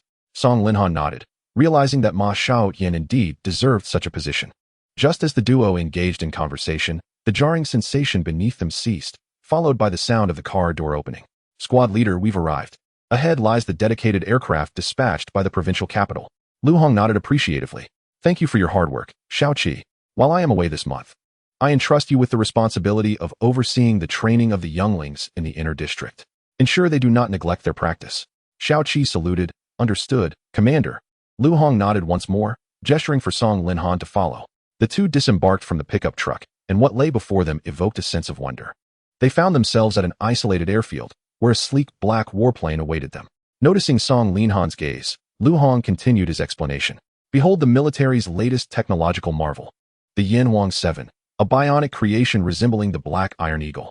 Its flight speed can effortlessly surpass the sound barrier, and its exterior is equipped with cutting-edge chameleon-like stealth paint, enabling it to evade the sight of most airborne monsters. Beneath its wings are the latest technological missiles, and concealed within its undercarriage are special armaments reminiscent of Gatling guns. Believe me, even master-level monsters would think twice before confronting such a machine." Upon hearing Lu Hong's description, Song Linhan could not help but express his admiration. A technological marvel that rivals master-level monsters? The ingenuity of humanity is truly remarkable. Just then, another voice reached their ears. "Old Lu, you've arrived quite early today?" Turning around, Song Linhan recognized Zhang Qifeng, whom he had encountered at the outskirts of the Lingjiang secret realm. Accompanying him was a boy of similar age. Given the significance of the day, it was apparent that they were destined to join forces in Yudu for the genius battle. At that moment, the other boy seemed to sense a connection, lifting his gaze to meet Song Linhan's eyes. Song Linhan nodded politely before averting his gaze. After sensing the absence of scrutiny, the boy raised his head once more. He had exchanged a fleeting glance with Song Linhan in the Lingjiang secret realm when he was lost in a jungle alongside his partner, a mere stone puppet of ordinary fifth-tier strength. Fortuitously, they had heard a violent commotion and the terrifying roars of monsters. Driven by curiosity, they sought the source of the sounds. Upon arrival, the once tumultuous vibrations had ceased. Peering from behind the foliage, he witnessed a scene that had left an indelible impression on him. A cold, aloof youth, strikingly handsome as if descended from the heavens, stood amidst the chaos, accompanied by a resplendent white fox exuding an air of ethereal grace. Lurking before them were two terrifying behemoths, one grievously injured, the other encased in ice. At that moment, Song Linhan's attention was entirely captivated by the Zhu blood fruit, its intoxicating aroma masking their presence from the white fox. Even if they had sensed an outsider, it would have mattered little. Song Linhan was not a brute.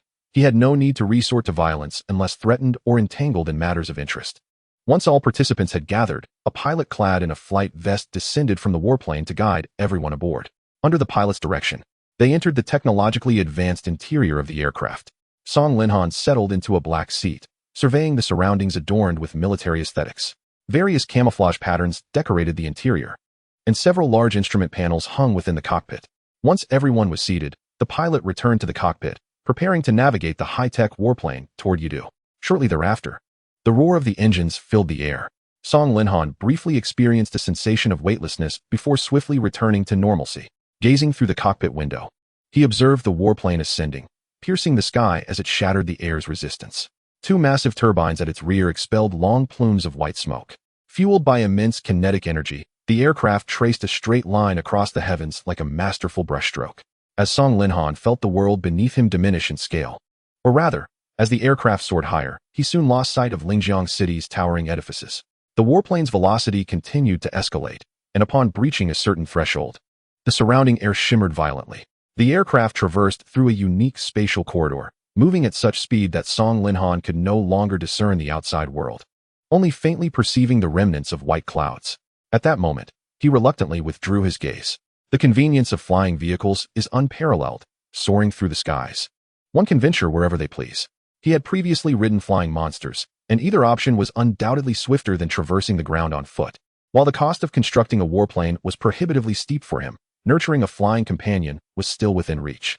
His eyes brightened as he recalled the slumbering Nuomi Tuan within his Beastmaster space. With a dragon-related treasure, he could expedite its recovery. And then he could indulge in the fantasy of being a dragon knight. Thus, for this genius battle in Yudu, he had every conceivable reason to emerge victorious. Chapter 58, The Flourishing Ancient City. The warplane's speed was remarkable. In approximately half an hour, Song Linhan could distinctly sense the aircraft gradually decelerating. He could once again discern the objects below through the cockpit's glass. The once endless expanse of primal jungle gradually transformed into broad, flat terrain.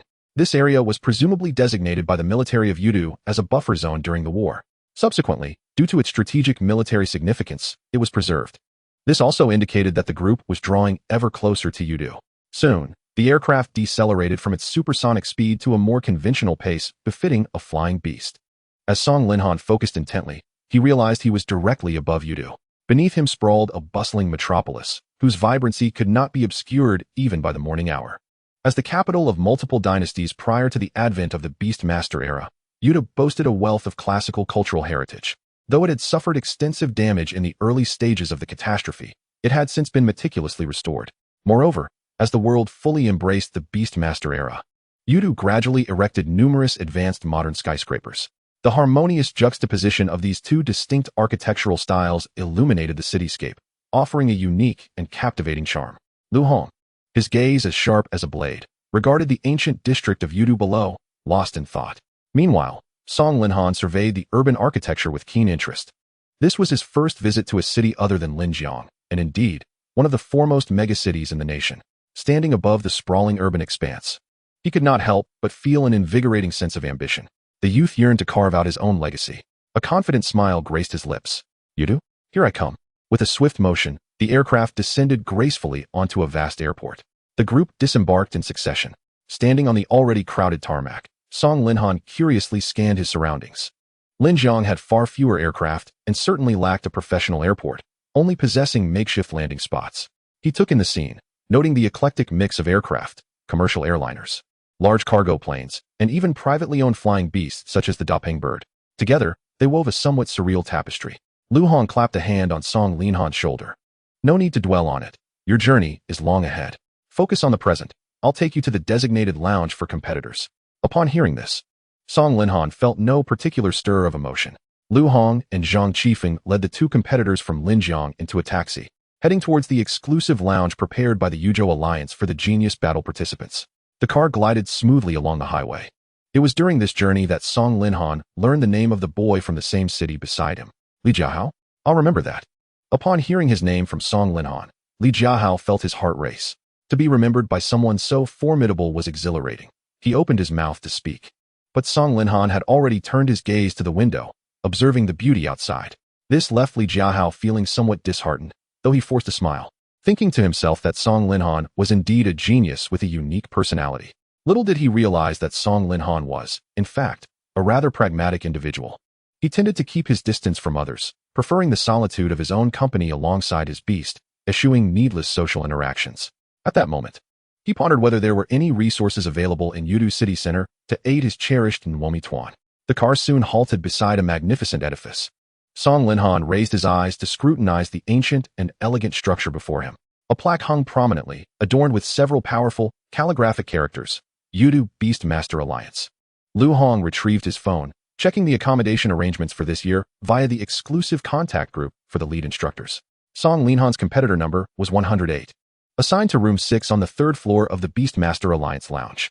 Li Jiahao's number was 109, placing him in the adjacent room 7. After informing Song Linhan of the pertinent details, the group exited the vehicle together. Upon entering the Yudu Beastmaster Alliance, Song Linhan discovered that the building was even more colossal than he had imagined, seemingly stretching beyond sight.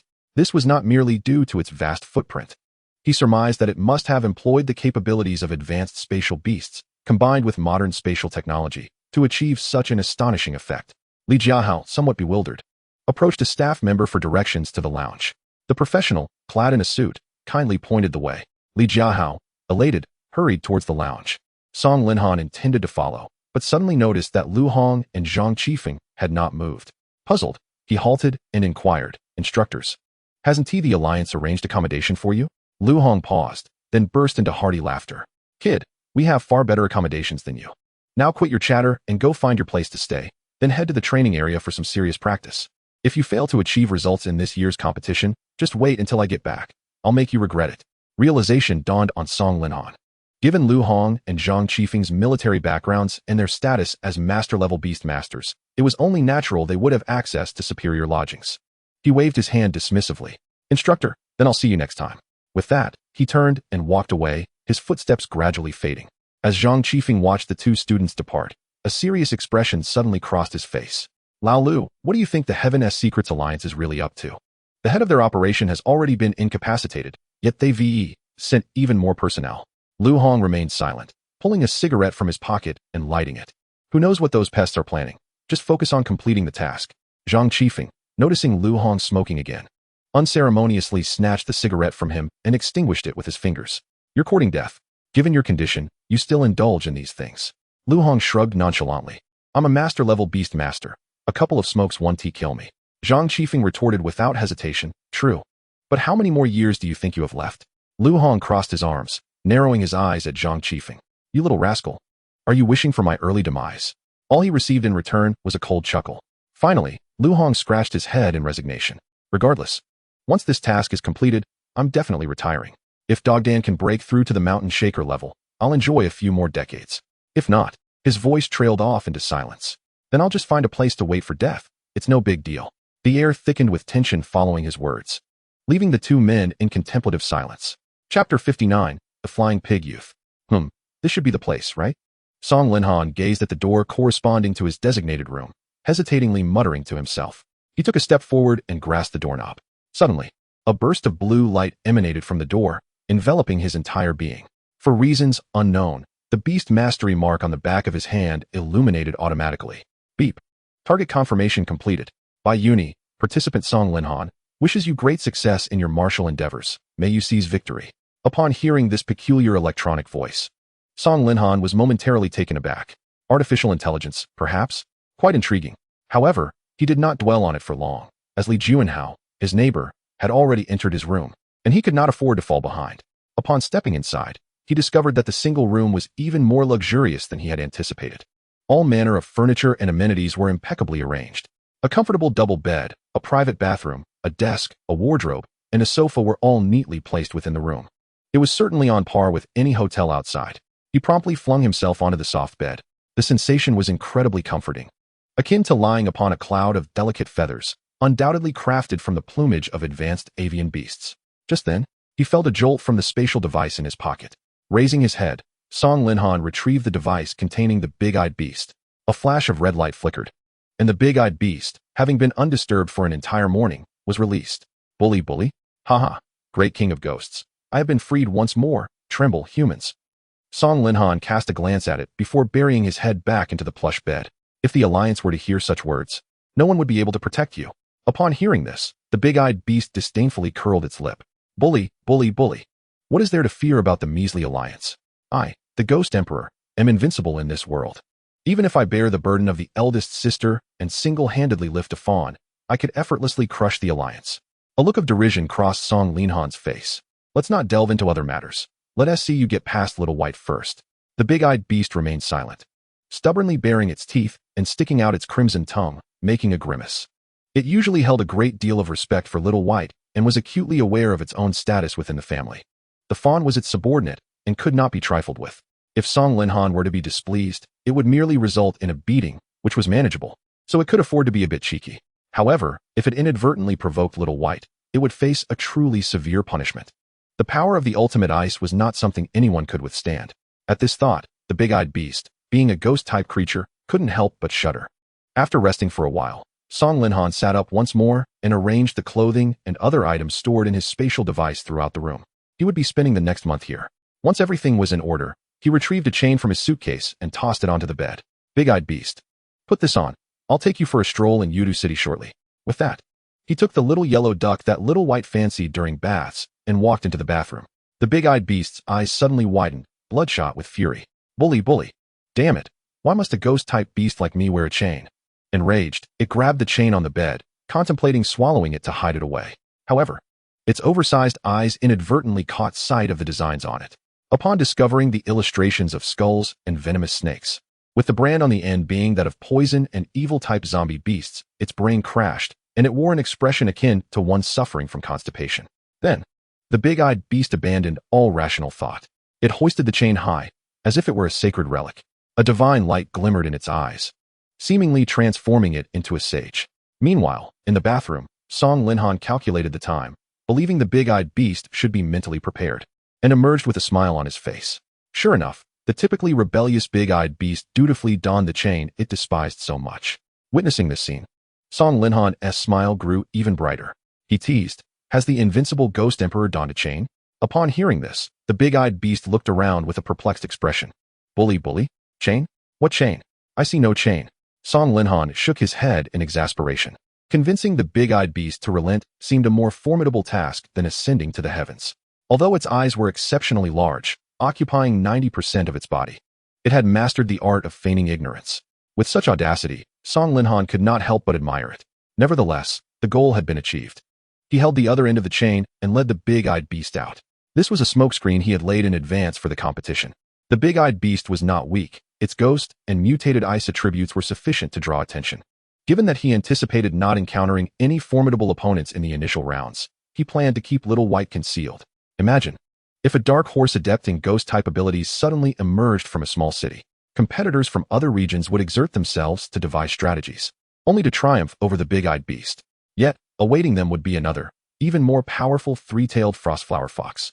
They would believe they had outsmarted the boss through their efforts and ingenuity, only to discover they were facing an even stronger second phase. What a sight that would be. Song Linhan couldn't help but lick his lips, a grin broadening across his face.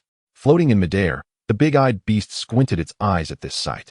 It then lowered its altitude to align itself with Song Linhan. Bully, bully. Boss, I've noticed you are quite serious. I wear a chain. And you can laugh for so long. Upon hearing the big-eyed beast's remark, Song Linhan's previously imaginative expression immediately soured. You, a wandering wild beast, are using the old Kyoto style on me. The big-eyed beast glared in anger. Bully, bully. Boss, you cannot insult me. I am a legitimate resident of the alternate space. My ancestors have all been from alternate space. Song Linhan chose not to argue, instead displaying an all-seeing gaze. You, a ghost-type beast, are merely a spontaneously formed entity, at most part of a clan. Where do your ancestors come from? The big-eyed beast stared incredulously with widened eyes. Bully? Bully? What? Ghost-type beasts have no ancestors. In that moment, it felt as though the sky had fallen.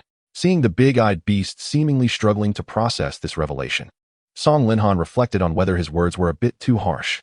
He was about to approach and console the big-eyed beast when an unexpected transformation occurred. The big-eyed beast burst into laughter, a hint of madness in its demeanor. It lowered its voice, mimicking the demeanor of a male lead from a drama, feigning profundity. Bully, bully. Keek, keek. So that is how it is. I am indeed unique. No wonder those tribespeople are so foolish. It seems I am destined to tread the path of a world-destroying demon. Well, Song Linhan has had enough. The big-eyed one remains just that, impossible to be easily subdued by a mere phrase. Now, it seems, he is once again contemplating the annihilation of the world. Song Linhan decided to disregard it entirely and promptly set out to wander around the Beastmaster Alliance for a while. As they returned to the hall, the hour had crept toward noon, and the Beast Hall was bustling with activity, with people leading their own beloved pets, creating a lively atmosphere. Just then, a cacophony erupted behind him, followed by the sound of items crashing to the ground and a male voice offering repeated apologies. It seemed that whatever was happening was about to reach Song Linhan's side. Humph! A massive figure, flapping its small wings, bulldozed its way through the crowd. Its fan-like ears flapped as its glossy black eyes occasionally glanced back. Tiampong, stop right now. Look at the chaos you've caused. Do you believe I won't turn you into braised pork when we get home? The voice boomed, and soon a rotund figure came into Song Linhan's view. Chapter 60, Zhu Changjiang. Listening to the uproar behind him, Song Linhan regarded this pair whose combined weight likely approached 500 pounds. He promptly opened the other's panel. Pet, Tiampong. Species, iron-headed flying pig. Potential, master level. Attributes, steel wind. Strength, extraordinary level 5. Skills, iron bodyguard, 1000 gene drop strike, sandstorm bomb, gale rush, gentle breeze impact.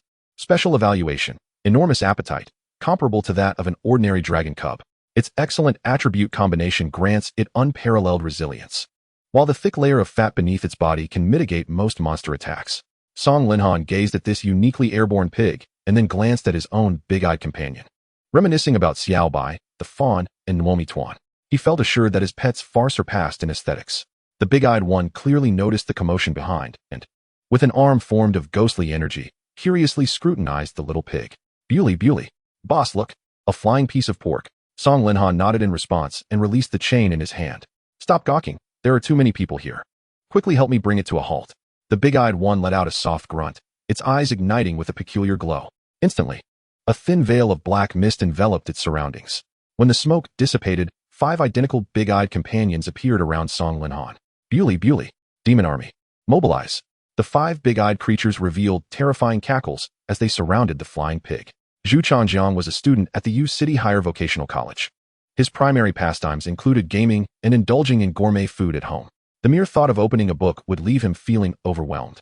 Furthermore, he harbored no interest in the terrifying monsters, content to languish at home, eating and waiting for life to pass him by. That was until the day he turned 18 and was compelled to contract a pet. His parents, having reached their limit, insisted he pursue the path of a beast master. Reluctantly, he made his way to the U City breeding house. The breeding house in U City boasted an array of potential pets, each more remarkable than the last, albeit at a steep price. Fortunately, his father was a wealthy magnate, allowing him the luxury to select whichever pet he fancied. He meandered through the breeding house, observing the various distinctly characterized monsters, only to feel a profound sense of disinterest. He found the professionally trained pets to be overly rigid and devoid of vitality. However, in a fleeting moment, he laid eyes upon the pet that was destined to be his. In a secluded breeding area, there stood a winged pig. It was soaring through the air, its rotund belly adorned with a few green apples, devouring them greedily before rubbing its belly in dissatisfaction. Its seemingly indolent demeanor resonated deeply with Zhu Changjiang. In that instant, tears of joy welled in Zhu Changjiang's eyes, as he felt he had encountered a kindred spirit. Thus, Disregarding the objections of those around him, he resolutely chose the still unevolved little flying pig. Yet, he overlooked the subtle smile that played upon the breeder's lips when they bid him farewell. This little chubby pig was nothing short of a troublemaker. Its arrogant and unruly nature left Zhu Changjiang's father, Zhu Xintian, exasperated as it constantly provoked him. However, with the contract already signed, it was a lifelong commitment. Zhu Xintian could only begrudgingly accept the situation, hoping that Zhu Changjiang might eventually mature. Moreover, the pig's potential was quite impressive, despite minimal training. It had reached extraordinary level 5 simply through resource accumulation and had even undergone an evolution, further enhancing its prowess. Yet, from that day forth, Zhu Changjiang's nightmare began. Each day post-evolution, the pig would wreak havoc in their home, demolishing everything in its path. Every few days, it would shatter 2 antique vases or gnaw at the ceiling. Zhu Xintian had no choice but to insist that Zhu Changjiang take the pig out for walks, hoping to expend some of its boundless energy. As long as it wasn't tea in the house, anything else could be negotiated.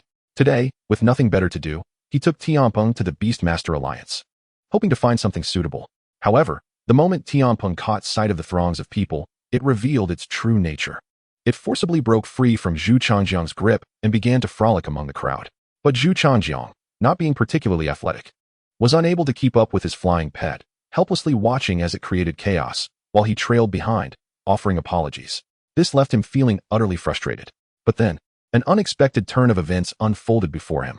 5 large, dark eyes, tinged with a hint of blue, suddenly surrounded his pet. Tianpeng noticed the imminent threat and, realizing it was cornered, felt a surge of panic. It instinctively turned to flee. Humph, humph. Oh no, Changjiang, save me. Tianpeng's plump body spun in desperation, generating such momentum that it found itself unable to halt midair. Bang! A resounding crash echoed as Zhu Changjiang was sent flying by his own pet. Fortunately, as a beast master, he inherited 30 of his pet's attributes, so the impact caused him no significant harm. He took a moment to recuperate and rubbed his sore lower back. A sharp pain shot through him, causing him to grimace. Tianpeng, you rascal. One day, I swear I will stew you. Yet, Tianpeng merely twirled its glossy black eyes, peering at the nearby big-eyed creatures. As the crowd gradually closed in, the pig named Tianpeng cowered beside Zhu Changjiang, trembling in fear. Song Linhan took a few steps forward and extended his hand. Are you hurt? Upon hearing this, Zhu Changjiang looked up and beheld a somewhat handsome youth offering him assistance. He couldn't help but exclaim, wow, so handsome. He's on the same level as me. Song Linhan paid no heed to his words of admiration, for he had grown weary of such flattery throughout his life. Zhu Changjiang grasped Song Linhan's hand and, using it for leverage, hoisted himself up. Song Linhan felt a tug on his hand, furrowing his brow before exerting force to pull Zhu Changjiang up. Once he was upright, Song Linhan couldn't resist a quip. My friend, you really ought to consider shedding a few pounds. However, Zhu Changjiang dismissed the remark with a wave and a grin, saying, It's not that I'm fat, I just have a larger stomach. Chapter 61. Beastmaster Mall. The two walked side by side through the passageway of the Beastmaster Alliance. Bro, my name is Zhu Changjiang. You look a bit unfamiliar. May I ask your name? Song Linhan glanced at him and replied, I'm Song Linhan, from Linjiang City. Are you a local here in Yudu? Zhu Changjiang stroked his chin, feigning contemplation. Linjiang City? Can't say I've heard of it, but I am indeed a local of Yudu. You seem rather young. What brings you to Yudu all of a sudden? Vacation? Song Linhan shook his head lightly. I'm here to participate in this year's Yudu Genius Battle and to explore the local mall. Upon hearing this, Zhu Changjiang's eyes instantly sparkled with excitement. So you're here for the Yudu Genius Battle. That makes us comrades. Come along with me. I was just planning to explore, and I'm quite familiar with the area. After a moment's hesitation, Song Linhan nodded in agreement. Zhu Changjiang, brimming with enthusiasm, led the way. Brother, you're lucky to have me as your guide. You couldn't have asked for a better person. While I may not know much about other friends, I certainly know the best places to spend money. Yudu is different. The largest Beastmaster Mall is right within the Alliance. Just follow me. Thus, Song Linhan followed Zhu Changjiang through numerous winding paths. Soon, they arrived at an expansive street lined with shops, with various stalls set up in the center. The clientele here primarily consisted of professional beastmasters, all of whom possessed qualifications for secret realm exploration. Consequently, they accumulated numerous treasures. And the Alliance official encouraged this positive atmosphere by allowing them to set up stalls within the Alliance's division. Song Linhan surveyed the scene and noted the presence of many formidable individuals. Even without showcasing their contracted beasts, they exuded an air of menace. However, he was somewhat surprised to see a number of youths, seemingly of similar age to them, many of whom carried their own beasts and exhibited considerable strength, most having reached the extraordinary tier. Curiosity piqued, he turned to Zhu Changjiang. Do you know these people? They appear to be around our age. Zhu Changjiang glanced casually at them before responding. Some I know, but most are genius battle contestants who, like you, have come from afar. Song Linhan mentally acknowledged that the contestants for the genius battle were nearly all present. All right, enough about them. Let me take you to my favorite shop. The owner has extensive connections and stocks plenty of good items. Without hesitation, Song Linhan followed Zhu Changjiang to the recommended store. Shortly thereafter, Zhu Changjiang pointed to a somewhat shabby shop and began to explain. This is it. The owner has been in business for over a decade and is quite renowned around here. I often come here after signing my contract. Before they even entered, Zhu Changjiang's loud voice rang out. Hey, it's Zhu Xiao again. Come to shower you with cash. You're making me feel a bit embarrassed here. A somewhat disheveled man with a scruffy beard emerged from the shop, immediately revealing a mouth full of yellowing teeth as he teased Zhu Changjiang. Old Qian, stop with the banter. I'm here to bring you business today. Don't try to pass off inferior goods. You wouldn't want to miss out. The man, referred to as Old Qian, pouted in response, appearing dissatisfied. In all of you who doesn't he know that my goods are the finest under Qian Duo? You're slandering me. Zhu Changjiang contemptuously raised his middle finger toward Qian Duo. How many outsiders have you swindled? Besides, you even cheat students. I wouldn't have brought my brother here if I wasn't concerned. Qian Duo immediately raised his index finger to his lips. Shoo, can you keep your voice down? Come inside with me. He then turned and headed back into his shop. Zhu Changjiang finally revealed a satisfied grin. All right, brother, he has all the good stuff inside. Just ask him for whatever you need. He then led Song Linhan into the shop. Without hesitation, Song Linhan followed suit. Upon entering, he was greeted by a musty, unpleasant odor. The shop was modest in size and adorned with outdated decor. 2 rows of old wooden shelves displayed a myriad of dazzling goods, most of which were materials gathered from monsters or secret realms. However, there were few items applicable to ice-type users, and their prices were steep. So he felt no inclination to explore further. Zhu Changjiang patted Song Linhan on the shoulder. All the good stuff isn't displayed outside. If you want anything, just tell the owner, and he'll fetch it for you. Song Linhan was taken aback, realizing the implication. Qian Duo beckoned him over, appearing slightly shifty-eyed. Young man, just come over and let me know what you need. As long as you have the money, old Qian has it all. Song Linhan approached, stating, what I seek isn't easy to come by. Are you certain you have the resources? Qian Duo scoffed dismissively. If I can't provide what you want, then I'll write my name backward. Song Linhan's mouth twitched slightly. If you write your name backward, wouldn't it still be the same? Old Qian waved his hand nonchalantly. Don't focus on the details. The gist is what matters. Since the owner had said as much, Song Linhan felt it inappropriate to refuse. He retrieved paper and a pen from his spatial device and elegantly inscribed a few prominent characters, resources or treasures related to dragon-type creatures. After glancing at the note to ensure it was satisfactory, he handed it over to Qian Duo. The latter took it with curiosity, scrutinizing the words before a fleeting glimmer of something unusual flickered in his eyes. Yet, he concealed this emotion well, as neither Song Linhan nor Zhu Changjiang noticed. Resuming his casual demeanor, he lounged on a wooden stool, crossing his legs. You should be aware of the price for such items. It has never dipped below 8 figures. Then he scrutinized Song Linhan from head to toe. Looking at you, you appear to be a student. Do you really have that much money? Song Linhan smiled faintly. Exuding confidence, he replied nonchalantly, I can trade. Qian Duo's eyes widened in surprise. You're not joking with me, are you? Can you truly procure such an exquisite item? Chapter 62, The Dragon's Blood Elixir, Conflict. Qian Shengqian paced back and forth in his small shop, finally resolving to take action. Kid, I hope you haven't deceived me. Wait here for a moment while I retrieve something. He then ascended to the attic of his shop to fetch a rare treasure. Song Linhan and Zhu Changjiang gazed at Qian Shengqian as he climbed the stairs, patiently waiting within the shop. Soon after, a disheveled Qian Shengqian descended, clutching a vial of crimson potion. Upon touching the ground, he vigorously scratched his head and shook himself, attempting to dislodge the dust that clung to him. With a puff of breath towards his arm, he managed to clean himself up somewhat. His eyebrows twitched in a rather lewd manner as he flaunted the vial of potion. Haha, it's none other than me, Qian Shengqian. Such quality goods, apart from the official alliance, only I could possibly offer. Ignoring the earlier boast, Song Linhan focused intently on the potion in Qian Shengqian's hand. Boss, what does this potion entail? Qian Shengqian shrugged his shoulders and rummaged through his pockets, finally producing a proud-looking instruction manual stamped with the Alliance's official seal. Clearing his throat, he began to recite the potion's effects. Dragon's Blood Elixir. Derived from the formidable ancient dragon bodies within the Dragon Valley's secret realm, it harbors immense dragon lineage vitality, capable of enhancing the strength of dragon bloodlines and even evolving ordinary pets into dragon beasts. Upon hearing the potion's effect, Song Linhan felt his eyes gleam with excitement. This potion perfectly suited the current needs of his companion, Nuomi Tuan, and he was determined to acquire it at any cost. Just as he prepared to make an offer, a brash voice interrupted from outside. "What a fine item, boss. I shall take that potion." Suddenly, a flamboyantly dressed young man with a pale complexion strode into the shop, flanked by several ruffians. Zhu Changjiang, upon hearing the arrogant proclamation, turned toward the newcomer and seethed with anger. "Wang Yuxuan, you've gone too far. This is clearly something my friend has set his sights on, and yet you dare to come and snatch it away? Are you looking for a confrontation with me?" The young man, named Wang Yuxuan, nonchalantly accepted a paper fan from one of his lackeys and began to fan himself in an ostentatious manner. "Zhu Fatty, your argument lacks merit. We are all here to purchase goods, and the boss has yet to sell it. How can it be deemed your friend S?" Zhu Changjiang scoffed. "One must adhere to the principles of first come, first served. It was my brother who expressed interest first, and your intrusion is nothing short of a brazen theft." Wang Yuxuan shook his head dismissively. "Debating with an uneducated oaf like you is futile. Since time immemorial, it has been the case that the highest bidder prevails." He then cast a disdainful glance at Song Linhan, his contempt palpable. "Forgive my candor, but your friend appears rather destitute. Aside from a pleasing exterior, he hardly exudes wealth." Wang Yuxuan then scrutinized the two men again, feigning surprise as he exaggeratedly exclaimed, "Could it be that Zhu brother, after suffering setbacks in beast taming, has developed an inclination towards men?"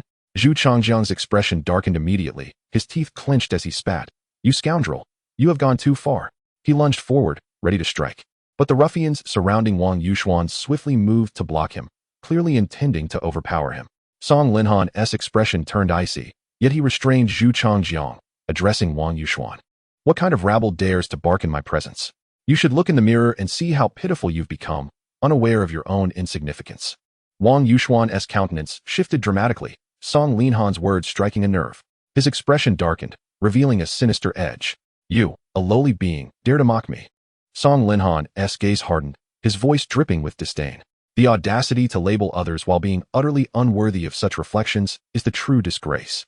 Wang Yuxuan, in a fit of rage, laughed derisively. "Very well, do you know who my father is?" Zhu Changjiang retorted. "Indeed, I shall no longer feign ignorance. I lay my cards on the table." Wang Yuxuan was on the verge of exploding, yet he was clearly outmatched by the two before him. His lackeys were hardly formidable, and with the imminent genius battle approaching, he desperately sought the dragon's blood elixir. Thus, he swallowed his humiliation, suppressing his indignation as if he had bitten into a fly, and turned to Qian Shengqian. "Boss, I assure you, I will offer a satisfactory price." Qian Shengqian, engrossed in the unfolding drama, was suddenly addressed. He blinked in surprise, pointing to himself. "Who? Me?" Wang Yuxuan, undeterred by being ignored, believed that financial persuasion might work in his favor. "I am willing to offer 20 million alliance coins for that potion, which is but a trifle." With that declaration, he stood proudly, a smug expression on his face. Being a love child, his father was a prominent figure in Yudu, unable to acknowledge him publicly but compensating him with a significant allowance. Thus, his daily spending money was astronomically high. Upon hearing Wang Yuxuan's offer, a flicker of hesitation crossed Qian Shengqian's face. He turned to Song Linhan, seeking his input. Song Linhan took the earlier note detailing his requirements, added another line, and passed it to Qian Shengqian. Hesitantly, Qian Shengqian accepted the note. After reading the new line, his pupils dilated in shock, and he immediately adopted a serious demeanor as he fixed his gaze on Wang Yuxuan. "Sir, as business people, we value integrity. Since this young man placed a prior order, I cannot sell this to you." Wang Yuxuan stared in disbelief, his eyes wide as he regarded Song Linhan. He opened his mouth to counter with a higher bid, but was abruptly interrupted by Qian Shengqian. "There is no need for further discussion. A businessperson's word is their bond. Kindly take your leave." With that declaration, Qian Shengqian was resolute in selling the potion to Song Linhan. Wang Yuxuan glared at the trio, his complexion fluctuating between shades of fury and despair, his eyes glinting with malice. "Fine, Zhu Changjiang, I'll remember you. And you, pretty boy by his side. Just wait for the upcoming genius battle. I will make you pay." After delivering his threat, he stormed out, his lackeys following suit, spewing insults as they exited the shop. Zhu Changjiang, adopting a disdainful posture, extended his middle finger towards Wang Yuxuan, following him outside with a sense of satisfaction at the latter's defeat. Returning inside, he clapped Song Linhan on the shoulder with exuberance. "That was exhilarating, brother. I have long harbored disdain for that fellow, and today's events are all thanks to you. Yet, Song Linhan remained silent, merely smiling in response. I will go settle the payment. Please wait for me a moment. Zhu Changjiang made an okay gesture before stepping outside the shop, reassuring, don't worry, brother, I'll wait for you. Song Linhan retrieved a 300-milliliter glass container from his spatial device and handed it to Qian Shengqian, then waved goodbye to the shopkeeper. He followed Zhu Changjiang to explore other areas of the Alliance branch. Once they departed, Qian Shengqian lazily reclined on a nearby lounge chair. Suddenly, the sound of footsteps echoed from the loft where goods were stored. The previously disheveled and languid Qian Shengqian raised an eyebrow and slowly straightened his back, closing the shop's rolling shutter. Darkness enveloped the modest establishment, and Qian Shengqian's expression flickered in the dim light, rendering his emotions unreadable. A glint of brilliance flashed in his eyes as he carefully examined the container in his hand. Ice Spirit Cold Spring. Its value indeed surpasses that of Dragon Blood Elixir.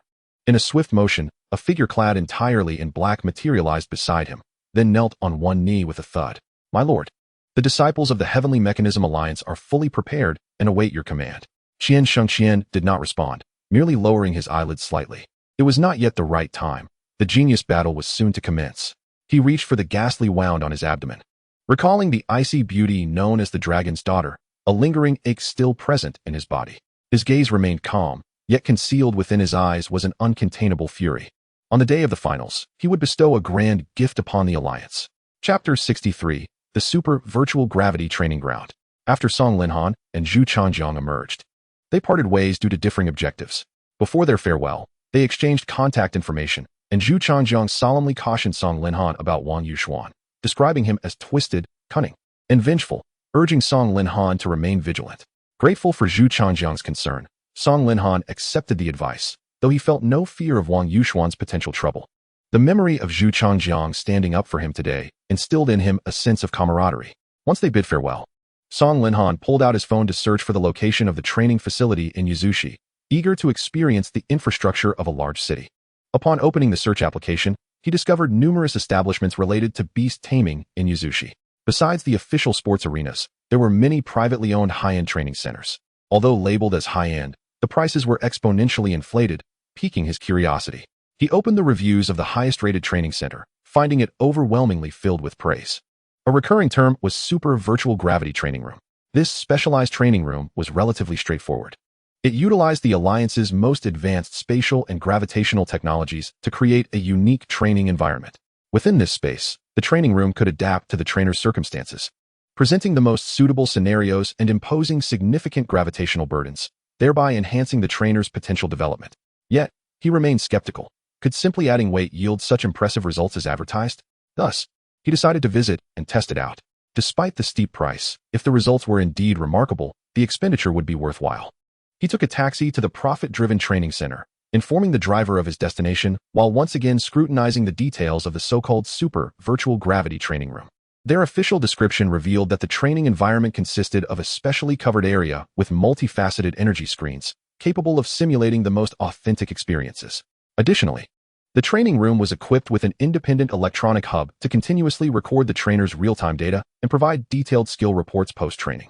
It also featured an advanced combat module, capable of simulating numerous recorded mystical beasts from the history of Canglan Star, with real-time evolutionary updates to analyze the trainer's weaknesses and gradually enhance their strength until the trainer could overcome their shortcomings. As Song Linhan read this, he stroked his chin, feeling his interest deepen. Frankly, this was quite impressive. Through this, he could improve his beast's mastery over their energy and enhance his own skill proficiency. The car glided smoothly along the broad road, and soon enough, he arrived at the training center. After paying the driver through the platform, Song Linhan meticulously examined the establishment. At first glance, it resembled an ordinary black building, yet the outer walls were coated in an unknown material that resembled an unfathomable black vortex. As he approached, he pressed the metallic door handle, and an automatic program illuminated softly, swinging the door wide open. A transparent orb of light cascaded down like rippling water from the ceiling, emitting a scanning red beam. A dispassionate mechanical voice greeted him. Welcome. For first-time users, please relax. Then, he felt a sensation akin to teleportation, a whirlwind engulfing him. When his senses returned, he found himself in an expansive, isolated space. Surrounding him was an impenetrable darkness, rendering him unable to discern direction. Suddenly, a blue square electronic screen illuminated before him, displaying a brief message, begin training. Song Linhan summoned Xiaobai and gently tapped the confirmation option. A layer of blue light enveloped the ceiling, scanning Song Linhan and Xiaobai from top to bottom. The electronic screen then displayed several lines of text. Extraordinary Tier Beast Tamer. Beast Taming Habit Simulation, Gravity Environment Simulation Preparation, and Battle Beast generated. Abruptly, the environment around him underwent a drastic transformation. The once tranquil space was suddenly swept by a fierce, icy wind, quickly forming a silvery net upon the ground. Dark clouds swirled above, with snowflakes gently descending from within. In an instant, a world dressed in shimmering white was conjured. A gentle breeze brushed against his cheek, and as he touched his skin, he felt the coolness upon it. Intriguingly, even the tactile sensations were simulated. An invisible wave of pressure spread, causing Song Linhan to feel as though he were burdened by several times his weight, making it slightly difficult for him to breathe. Xiaobai beside him whimpered a few times, curiously surveying their surroundings, conveying to Song Linhan that it too sensed the sudden pressure. Hearing Xiaobai's lament, he strained to raise his arm, yet a smile crept onto his lips. You'll adapt soon enough, stay strong, Xiaobai. He then redirected his focus to the surrounding space. So, this is gravity training? The essence lies in the gravitational domain skills of beast taming. However, prolonged exposure to such an environment indeed enhances one's capabilities. Before he could fully comprehend the situation, a virtual ice-blue creature materialized before him. Song Linhan furrowed his brows and activated his panel abilities. Yet, the once infallible panel yielded no results this time. Perhaps it was due to the fact that the entity before him was not a genuine creature, but rather an illusory construct. It bore a resemblance to the ancient terror bird, adorned with feathers resembling ice crystals. Beneath its sharp beak, droplets of foul saliva continuously dripped. Its eyes radiated a chilling murderous intent, as if it had been entirely consumed by hunger, leaving no trace of reason behind. Upon witnessing this scene, Xiaobai instinctively arched its back, emitting a low whimper of warning. Yet, due to the gravitational constraints, its movements were severely limited. Song Linhan exhaled sharply. The dire predicament ignited a spark of fighting spirit within him. A confident gleam shone in his eyes. This environment is precisely what we needed. Xiaobai, heed my command, and I guarantee you will undergo a complete transformation within these 3 days. Xiaobai did not turn back, merely offering a soft whimper. A faint smile graced Song Linhan's lips before his expression grew solemn. Let us commence, then. Utilize Frostfall, and then compress the blizzard to restrict the opponent's movement. Xiaobai roared fiercely, conjuring a pale blue energy sphere in its mouth, and unleashed it above the training chamber. A freezing gale howled, and the surrounding snow fell thicker, as if the clouds above had unleashed a crystalline rain upon the earth. Only 2 resilient figures persisted, tirelessly battling an array of formidable beasts. In this gravitational realm, their sweat fell in every corner, while the silent intelligence hub in the background meticulously recorded their combat footage, analyzing the efficiency of skills and energy utilization. Everything remained tranquil, as if time itself stood still. Chapter 64, The Alliance in Action. Tap, tap, tap. The sound of footsteps echoed. Old Lu, what do you think the Alliance's urgent summons is truly about? Lu Hong fished a cigarette from his pocket, relighting it, and taking a deep drag. Huh. How the hell should I know? It's probably related to that bunch of pests from the Tianji Alliance. They've caused plenty of trouble before. Zhang Qifeng skillfully snatched the cigarette from Lu Hong's mouth and extinguished it with a decisive pinch. If you had never touched that stuff in your youth, you wouldn't be suffering health issues now. Lu Hong burst into laughter, saying, then I should have quit smoking at 12. As they conversed, they pushed open the large door before them. The conference room was spacious, accommodating thousands of seats, with a considerable number already occupied by small clusters of people. The two casually found a pair of unoccupied seats. Hey, old Zhang, this operation is rather significant. They've summoned so many master-level beast tamers. Zhang Qifeng nodded in agreement. I heard that the epic beast tamer from the capital arrived in Yudu over 2 weeks ago and has eliminated several leaders of the Tianji Alliance. Lu Hong raised an eyebrow at this revelation. Damn, being born into a prominent family has its perks. Achieving epic status at just over 20, and here I am. Still a mere soldier at my age. Zhang Qifeng, unusually, did not counter this statement. If you lack that talent, the noble family Wu Ti have nurtured you. Just as Lu Hong was about to respond, Zhang Qifeng covered his mouth. Shoo. Discussing this in her presence is reckless. Stop talking. Bang. A woman, exuding an aura of cold elegance and clad in a tailored suit, kicked the door open and strode in. Her movements were succinct and powerful. Her jet-black shoulder-length hair flowing freely, presenting an image of simplicity and efficiency. Her long legs, encased in tailored pants, radiated a captivating charisma. Most striking was her height. A remarkable 175 centimeters, with proportions bordering on perfection. Her expression was stern, exuding an air that warned others to keep their distance. She scanned the room, her gaze lingering slightly longer on Zhang Qifeng and Lu Hong before disregarding them and proceeding directly to the main seat. Crossing her legs, she emanated an aura of nonchalance. Shortly after she settled in, a somewhat diminutive elder approached with a beaming smile. Xiaolong, your temper has remained as fiery as ever over the years. That is not good. It won't bode well for marriage in the future. Upon seeing the newcomer, she straightened her posture slightly, though her expression remained unchanged. Her slender, pale fingers lightly tapped the table. It should be I'm marrying a man. The betrothal gifts and dowry will be substantial, and I will offer an unimaginable price. The elder, taken aback by Long Ruobing's words, felt a hint of embarrassment. He had not anticipated her relentless nature. Ahem, well, Xiaolong, I was merely joking. Let us not delve into this topic. A cold smile finally graced Long Ruobing's lips. You were the one who started the jest. I am the next heir of the Long family, and the person worthy of me has yet to be born.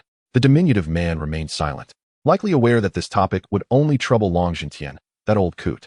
He quietly returned to his seat beside the main position, receiving a stack of documents from his attendant and placing them on the table.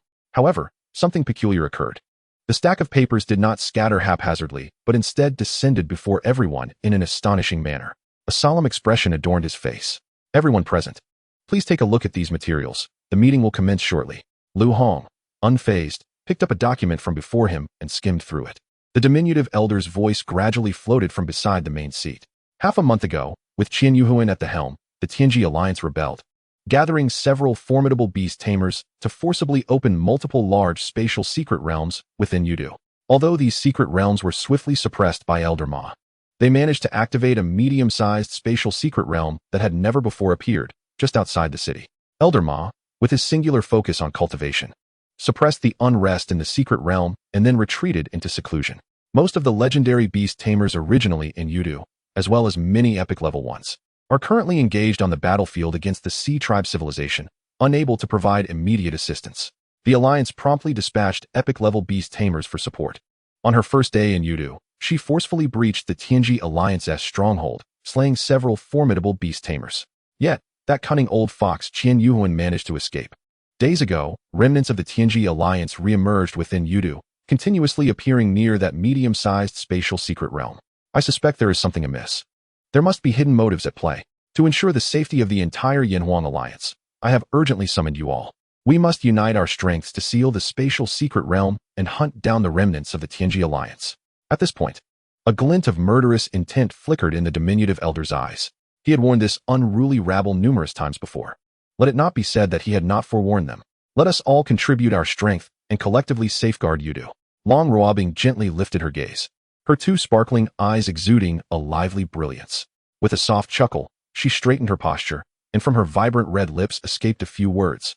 I shall not yield. At 10 o'clock in the evening, in the resting area of the Yudu Beastmaster Alliance, within room 6 on the 3rd floor, a voice echoed. Bewley, boss, could you please be gentler? My waist is on the verge of breaking. Song Linhan retracted his heavy hand that was pressed down on the body of the large-eyed creature and rolled his eyes in exasperation. Endure it, after all. It was your choice to confront the blood fiend Shura with such immense pressure. Instantly, the large-eyed creature donned a fierce expression, shifting its body as if eager to engage in battle. Bewley, what insolence! I, the large-eyed creature, am still in this world. And that fellow dares to call himself the Lord of Hell. Just watch, I shall settle the score with him. With a swift motion, Song Linhan delivered a light slap to the back of the large-eyed creature's head. Stay still, let me massage and help you relax. Under the constraints of the gravitational field, you cannot evade into the spatial realm.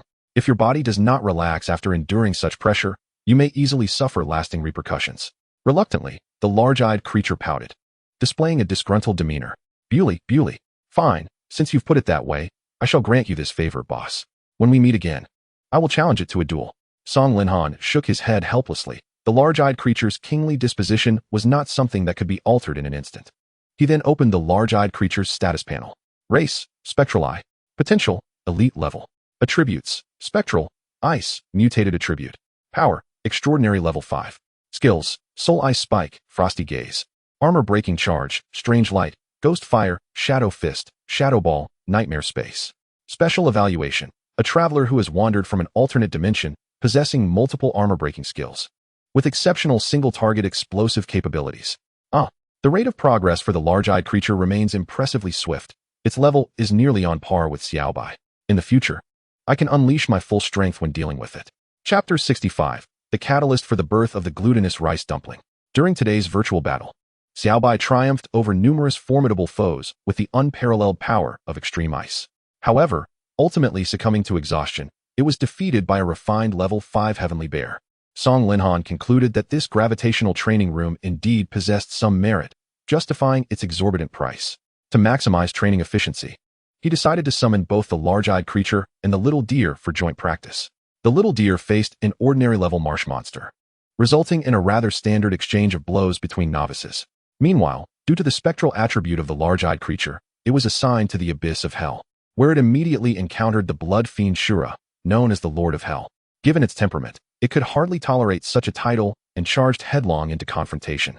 Although the simulated system forcibly suppressed the blood fiend Shura's power to the extraordinary level, its terrifying combat experience was rendered vividly by the simulation. The large-eyed creature endured a full day's worth of punishment, returning with a bruised visage. However, Song Linhan had no intention of lingering. There were more pressing matters awaiting his attention. He retrieved several energy cubes from his spatial device, distributing them among his beasts before immersing his consciousness into the Beast Master Space. Upon reopening his eyes, the surroundings transformed dramatically. He found himself atop a mountain, its edge enveloped in a silvery sheen. A howling cold wind swept through, lifting countless snowflakes into the air, as if the tempest had never ceased since time immemorial. He gathered his focus, directing his gaze ahead. There, he beheld a nest sculpted from ice and snow, within which rested a giant egg emanating a faint glow. Taking a few steps forward, Song Linhan arrived beside the dragon egg. He gently placed his hand upon it, feeling the icy chill that sent shivers through his senses. He could distinctly perceive a creature slumbering within. The Beast Master mark on the back of his hand began to glow softly. The interior of the giant egg revealed the outline of a small dragon through the shell. Having escaped the secret realm of Linjiang, it was now free from the constraints of rules. With Song Linhan's substantial investment of resources, its body commenced further development. Externally, it appeared considerably larger. If it had previously been the size of an ordinary leopard, it now resembled a sturdy calf. He produced a bottle of alluring red potion from his spatial device. Observing the special liquid flowing within, a tremor coursed through his spirit. At that moment, the dragon's blood potion seemed to sense the presence of draconic bloodlines nearby, visibly bubbling and frothing with excitement.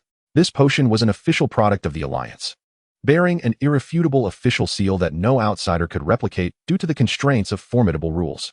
Without hesitation, Song Linhan uncorked the potion. Instantly, a layer of crimson mist wafted from the potion, swirling in the air before transforming into a thread, heading toward the sensed draconic bloodline. The dragon egg housing the glutinous rice dumpling trembled slightly. An unawakened consciousness resonated within Song Linhan's mind, whispering, "Eat." He was momentarily taken aback. He had not anticipated the potion's effect to be so potent.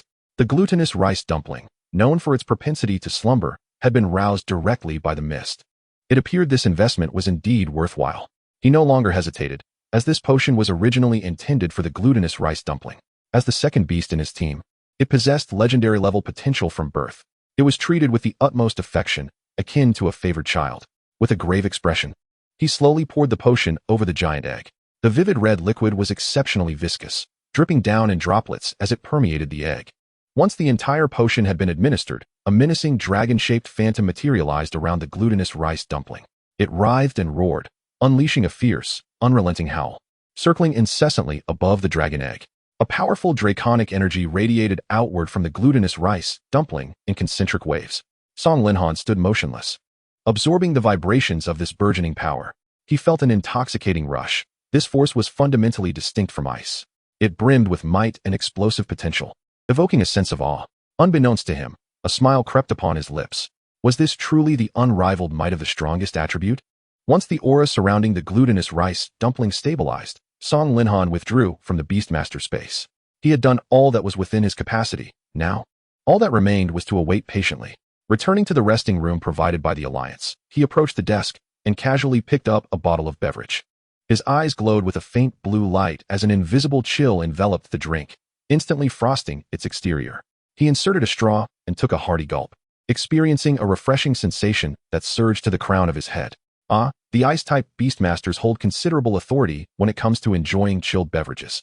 With just a few sips, Song Linhan swiftly finished off his sugary drink, his demeanor one of utter despondency as he sprawled onto the nearby sofa, feeling as though life had lost all its flavor.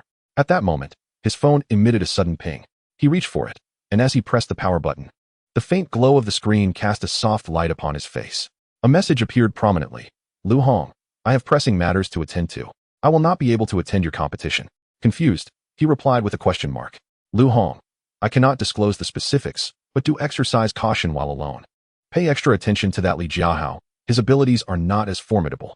Upon reading Lu Hong's response, a vague understanding dawned upon him, prompting him to inquire. Will you still attend on the day of the finals?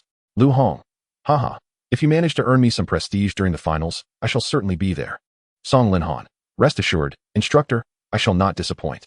Their exchange was succinct, conveying their thoughts in mere sentences. Meanwhile, in the Military Operation Command Center, Lu Hong switched off his phone and sat quietly in a chair, smoking a cigarette. He allowed his mind to drift momentarily, reflecting on the events of his life. Having lost his father in his youth and his mother in his adolescence, he was left with a destitute family and had no choice but to enlist in the military. Yet, this path proved equally arduous. Even after being assigned a beast of considerable potential, the Windwolf, he lacked the necessary resources to nurture it. He began as a mere foot soldier, tirelessly accumulating military achievements to exchange for various resources, gradually ascending to the esteemed rank of master-level Beastmaster. However, life is fraught with regrets. After enduring countless hardships, he found that he had failed to cultivate the Windwolf into a formidable force. His own body bore the scars of prolonged battles within secret realms and clashes against the treacherous forces of the Heavenly Mechanism Alliance. Later, during a combat operation, he sustained grave injuries, losing 3/4 of his lung, now relying solely on his robust physique as a master-level Beastmaster to endure. As one cigarette burned down, he carelessly lit another. A flickering glow danced across his body. Exhaling a puff of smoke, the white mist enveloped his face, his deep-set eyes obscuring any trace of emotion. My life has truly been a failure, he mused, wasting my years yet achieving nothing of consequence. The only solace I find is in having nurtured several generations of students, among whom are many outstanding successors. With this thought, he reopened his phone to review his conversation with Song Linhan. Indeed, this lad possesses remarkable talent, he reflected. Once I finish mentoring this batch, it will be close to my retirement. If time permits, I shall attend his finals. Just as he contemplated this, a resounding voice echoed in his ears. All master-level Beastmasters, prepare to enter the secret realm in batches. Lu Hong shifted his gaze forward, where fellow soldiers clad in military uniforms filled the room, each one braced for the imminent mission to eradicate the remnants of the Heavenly Mechanism Alliance. Chapter 66. Talents Gather. The competition begins. 3 days slipped by in the blink of an eye. Song Linhan glanced at the alarm clock on his bedside table, muttering to himself, "Is it already time?" Just then, a shadow of black and blue emerged behind him. A low, raspy voice called out, "Buli Buli. Let us hunt with abandon." With a sigh of resignation, he rubbed his forehead and turned to glance at the large-eyed creature feigning a brooding demeanor. "Prepare yourself. I don't plan to let Xiao Bai take the field in the early matches." Upon hearing this, the creature's eyes brightened.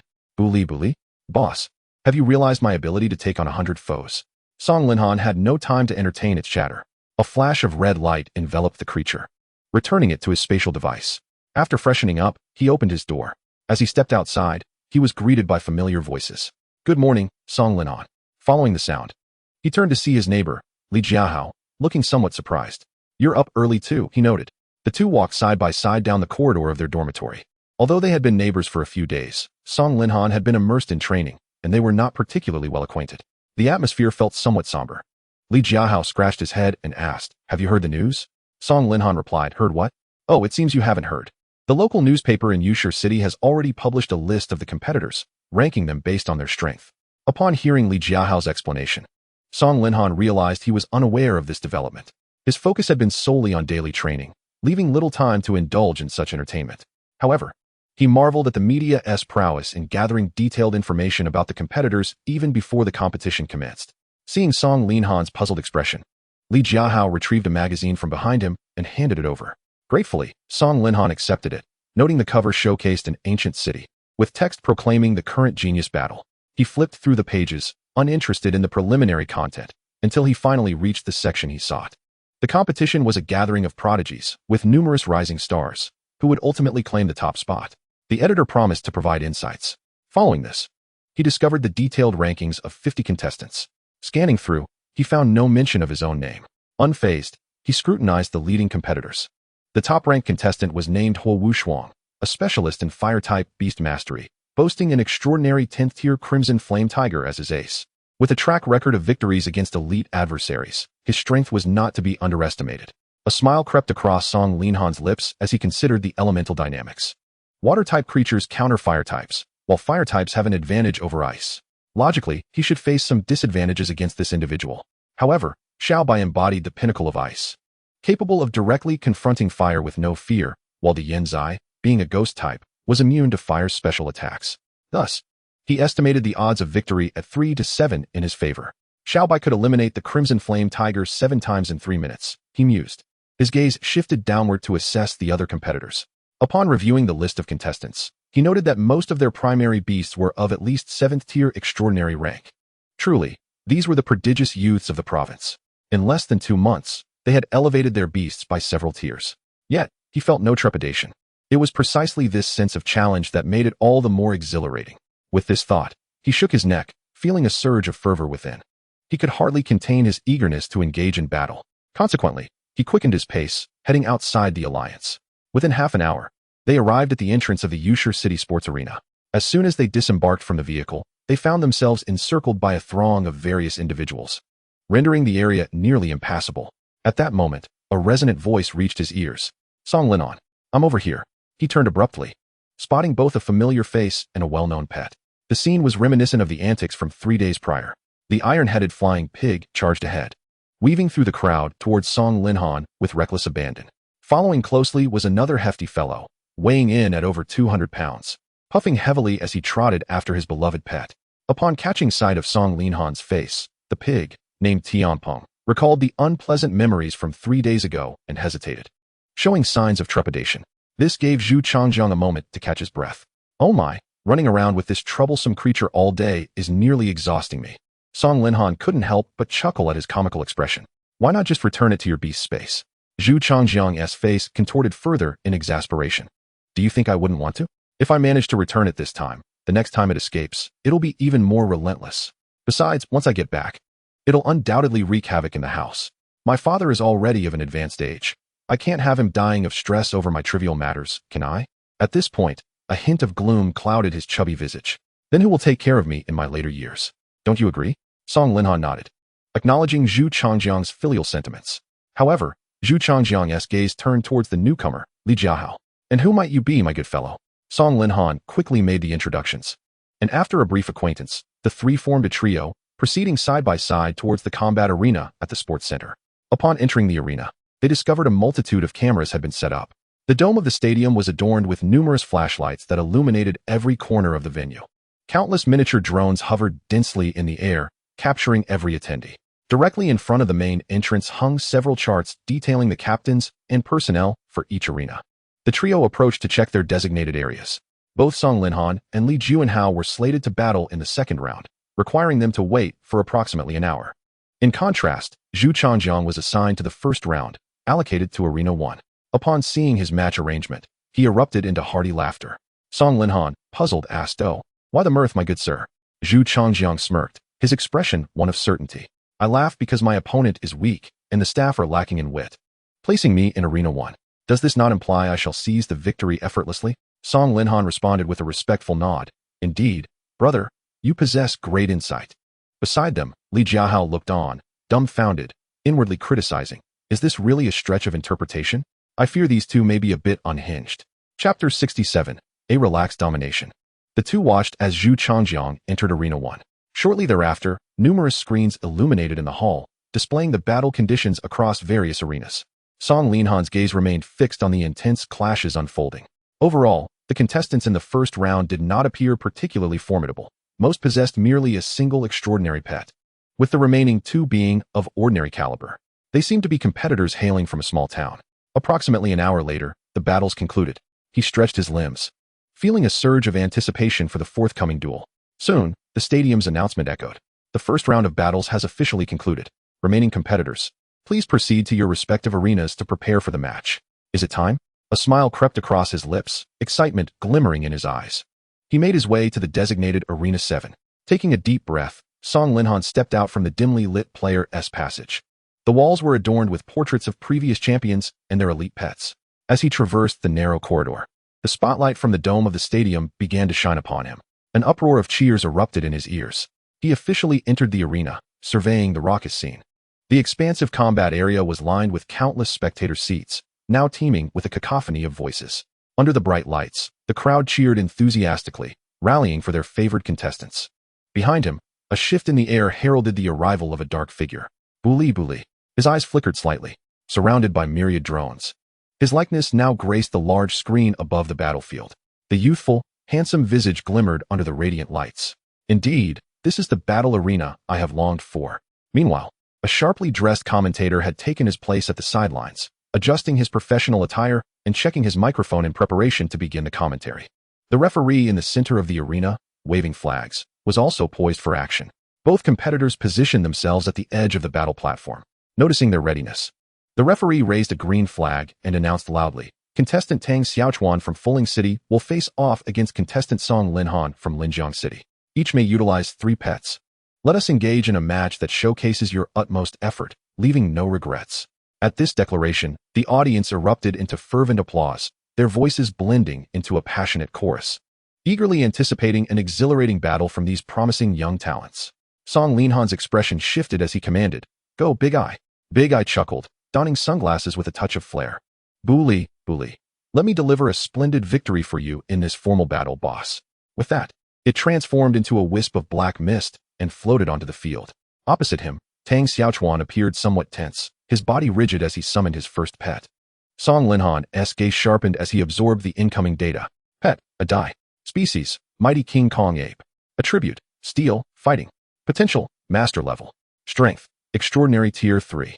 Skills, King Kong's Protection, Rock Armor, Mountain Crushing Fist. Special Evaluation, possesses the strength to shake the earth, unafraid of searing flames, capable of ruling the mountains alone. Oh, it has appeared. Both contestants have summoned rather rare specimens. The Ghost-type Phantom Eye and the dual attribute Mighty King Kong Ape both seem to be well-trained. I wonder to whom victory will ultimately belong. The host's enthusiastic commentary resonated with the audience, introducing the summoned pets to all present, both on-site and online. The Mighty King Kong Ape, is it? Its training seems quite average, Song Linhan mused as he closely observed the opponent's summoned pet, forming his inner conclusion. Regardless of levels or skills, the Big Eye monster completely overwhelmed its opponent, even surpassing the beast in the hands of the formidable bull. Upon witnessing the ghost-type creature dispatched by the adversary, Tang Xiaochuan felt a twinge of apprehension, swallowing hard in silence. Adieu, the opponent wields a ghost-type monster. Do not act recklessly. First, employ the Iron Guard to enhance your status. In response to this command, the Mighty King Kong Ape let out a powerful roar, a radiant golden aura enveloping its form, clearly indicating the activation of a strengthening skill. However, Song Linhan merely shook his head. Without a sufficient level advantage or a means to counter ghost-type attacks, ordinary monsters would become nothing more than defenseless targets against the Big Eye monster.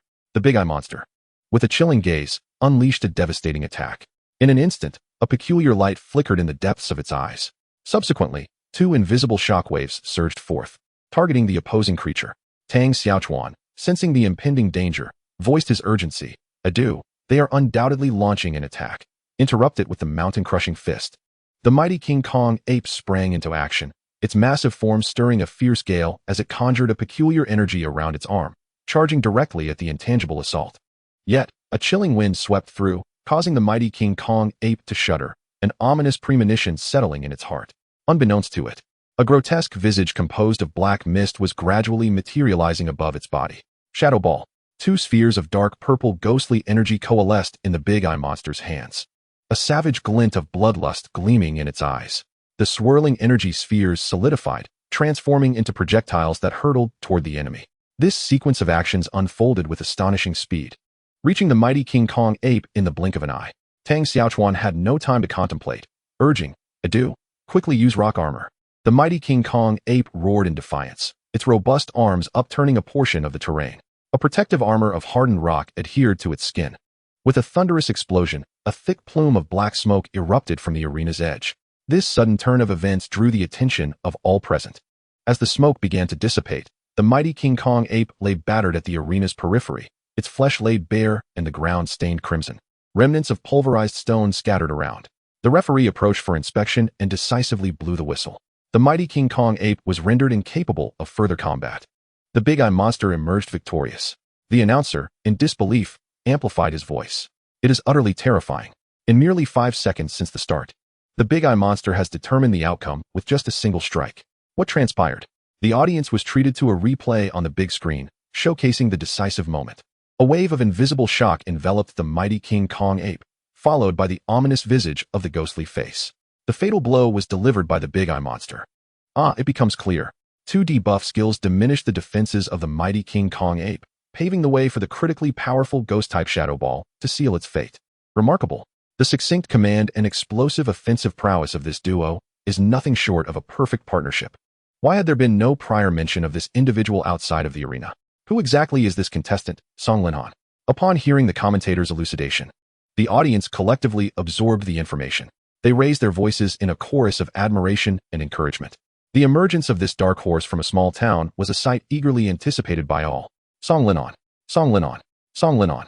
The atmosphere was electrified, with many already cheering for more of his captivating displays. A smile graced his lips as he reveled in the applause surrounding him. The big eye monster bared its fangs in a wide grin, waving enthusiastically at the audience, radiating its fervor. On the opposite side, Tang Xiaochuan swallowed hard, feeling disheartened. He had deployed his strongest card right from the start, hoping to make a bold move to advance to the next round. Yet, reality dealt him a crushing blow. With a heavy heart, he summoned his second creature. Its fiery form was adorned with bright patterns, each nimble step exuding agility. Canglan Star glanced at the panel. Creature, meow meow. Species, flame raccoon. Attribute, fire. Potential, extraordinary. Strength, ordinary level 6. Skills, heat wave, flame, burning claw. Special evaluation, an exceedingly cute Hakimi, endowed with the ability of flames. Upon witnessing the newly summoned creature, Canglan Star recalled the big eye monster and opted to send forth the little deer instead. The opponent was simply too weak, and deploying the big eye monster felt like overkill. He had no desire to bully the weak, preferring to allow the little deer to gain practical combat experience. Moreover, after rigorous training, the little deer had made substantial progress and was more than capable of confronting the foe before it. With this thought, he glanced once more at the little deer's panel. Species, frost crystal fawn. Potential, extraordinary. Attributes, ice, water. Strength, ordinary level 6. Skills, frost blossom healing, cold breath shield, swift ice gale, ice spirit blessing, relay, frozen footprints, frostfall. Water jet, hot water, water cannon. Special evaluation. The ice crystals in its antlers harbor healing powers, adept at utilizing frost energy to assist allies, yielding impressive support benefits. The host's voice echoed once more. Both competitors had replaced their starting creatures. The previously exceptional big eye monster had been recalled by Canglan Star, who now sent forth the frost crystal fawn, an entity possessing attributes that countered the flame raccoon.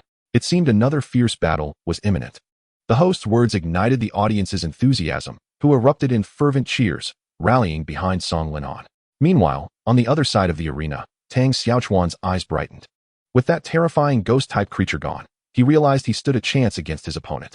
He silently resolved, even with the attribute disadvantage, he would strive to secure a victory. The referee, observing both sides prepared, waved the flag once more. The match commenced anew. Receiving the signal, Canglan Star launched the first attack. Little deer, use Frostfall to seize control of the weather. Then activate a support skill to enhance your status. The little deer nodded solemnly, its expression reflecting the gravity of its first battle. Its master and the elder sister had provided ample support. It was determined to emerge victorious. With this thought, its face radiated earnestness. The crystalline antlers of the fawn suddenly became infused with a plethora of ice energy, which it then unleashed into the air above the battlefield. A piercing cold wind howled, and the previously arid ground was abruptly enveloped in a refreshing chill. Soon, delicate snowflakes began to drift down, gradually blanketing the arena. Yet, this was merely the prelude. The fawn's antlers flickered with glistening light once more, instantly activating all of its auxiliary skills at its disposal. Frosted Healing, Chilling Shield, Swift Ice Gale, and Frost Spirit Blessing intertwined, enveloping the fawn in a cocoon of protection. This cautious display left Tang Xiaochuan, on the opposing side, utterly dumbfounded. Wiping the cold sweat from his brow, he commanded his flame raccoon to disperse the snowflakes before him with a heat wave. Responding to the command, the creature's orange markings ignited with a vivid red glow. It puffed up its cheeks and exhaled a powerful gust of hot air, melting the snow-encased ground before it. Upon witnessing this scene, the fawn's expression shifted dramatically. Its antlers glimmered with an icy radiance as it launched another frostfall, bolstered by the frost spirit blessing. The fawn's mastery over the icy energy intensified. This time, the tempest was even more ferocious, completely engulfing the area that had just been thawed by the heat wave. After observing this, the fawn finally exhaled a sigh of relief, widening its eyes in determination as it fixated on the flame raccoon across from it. Yomi, it thought. That was close. I almost let my opponent turn the tide.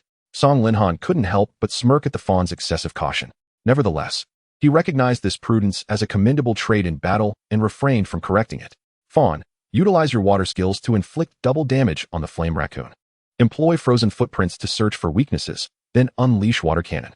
Upon hearing the command, the fawn nodded. After applying swift ice gale once more, it activated frozen footprints. The rhythmic sound of its hooves echoed in Tang Xiaochuan's ears, yet he could scarcely discern the fawn's figure. The frozen footprints inherently enhanced speed. And with the additional layer of swift ice gale, the fawn left a series of small icy patches in its wake as it circled the arena in rapid succession. Finally, having confirmed that the opponent possessed no means of counteraction, it concentrated all its strength, causing ripples to emanate from the center of its antlers. A powerful jet of water surged forth, catching the flame raccoon unprepared.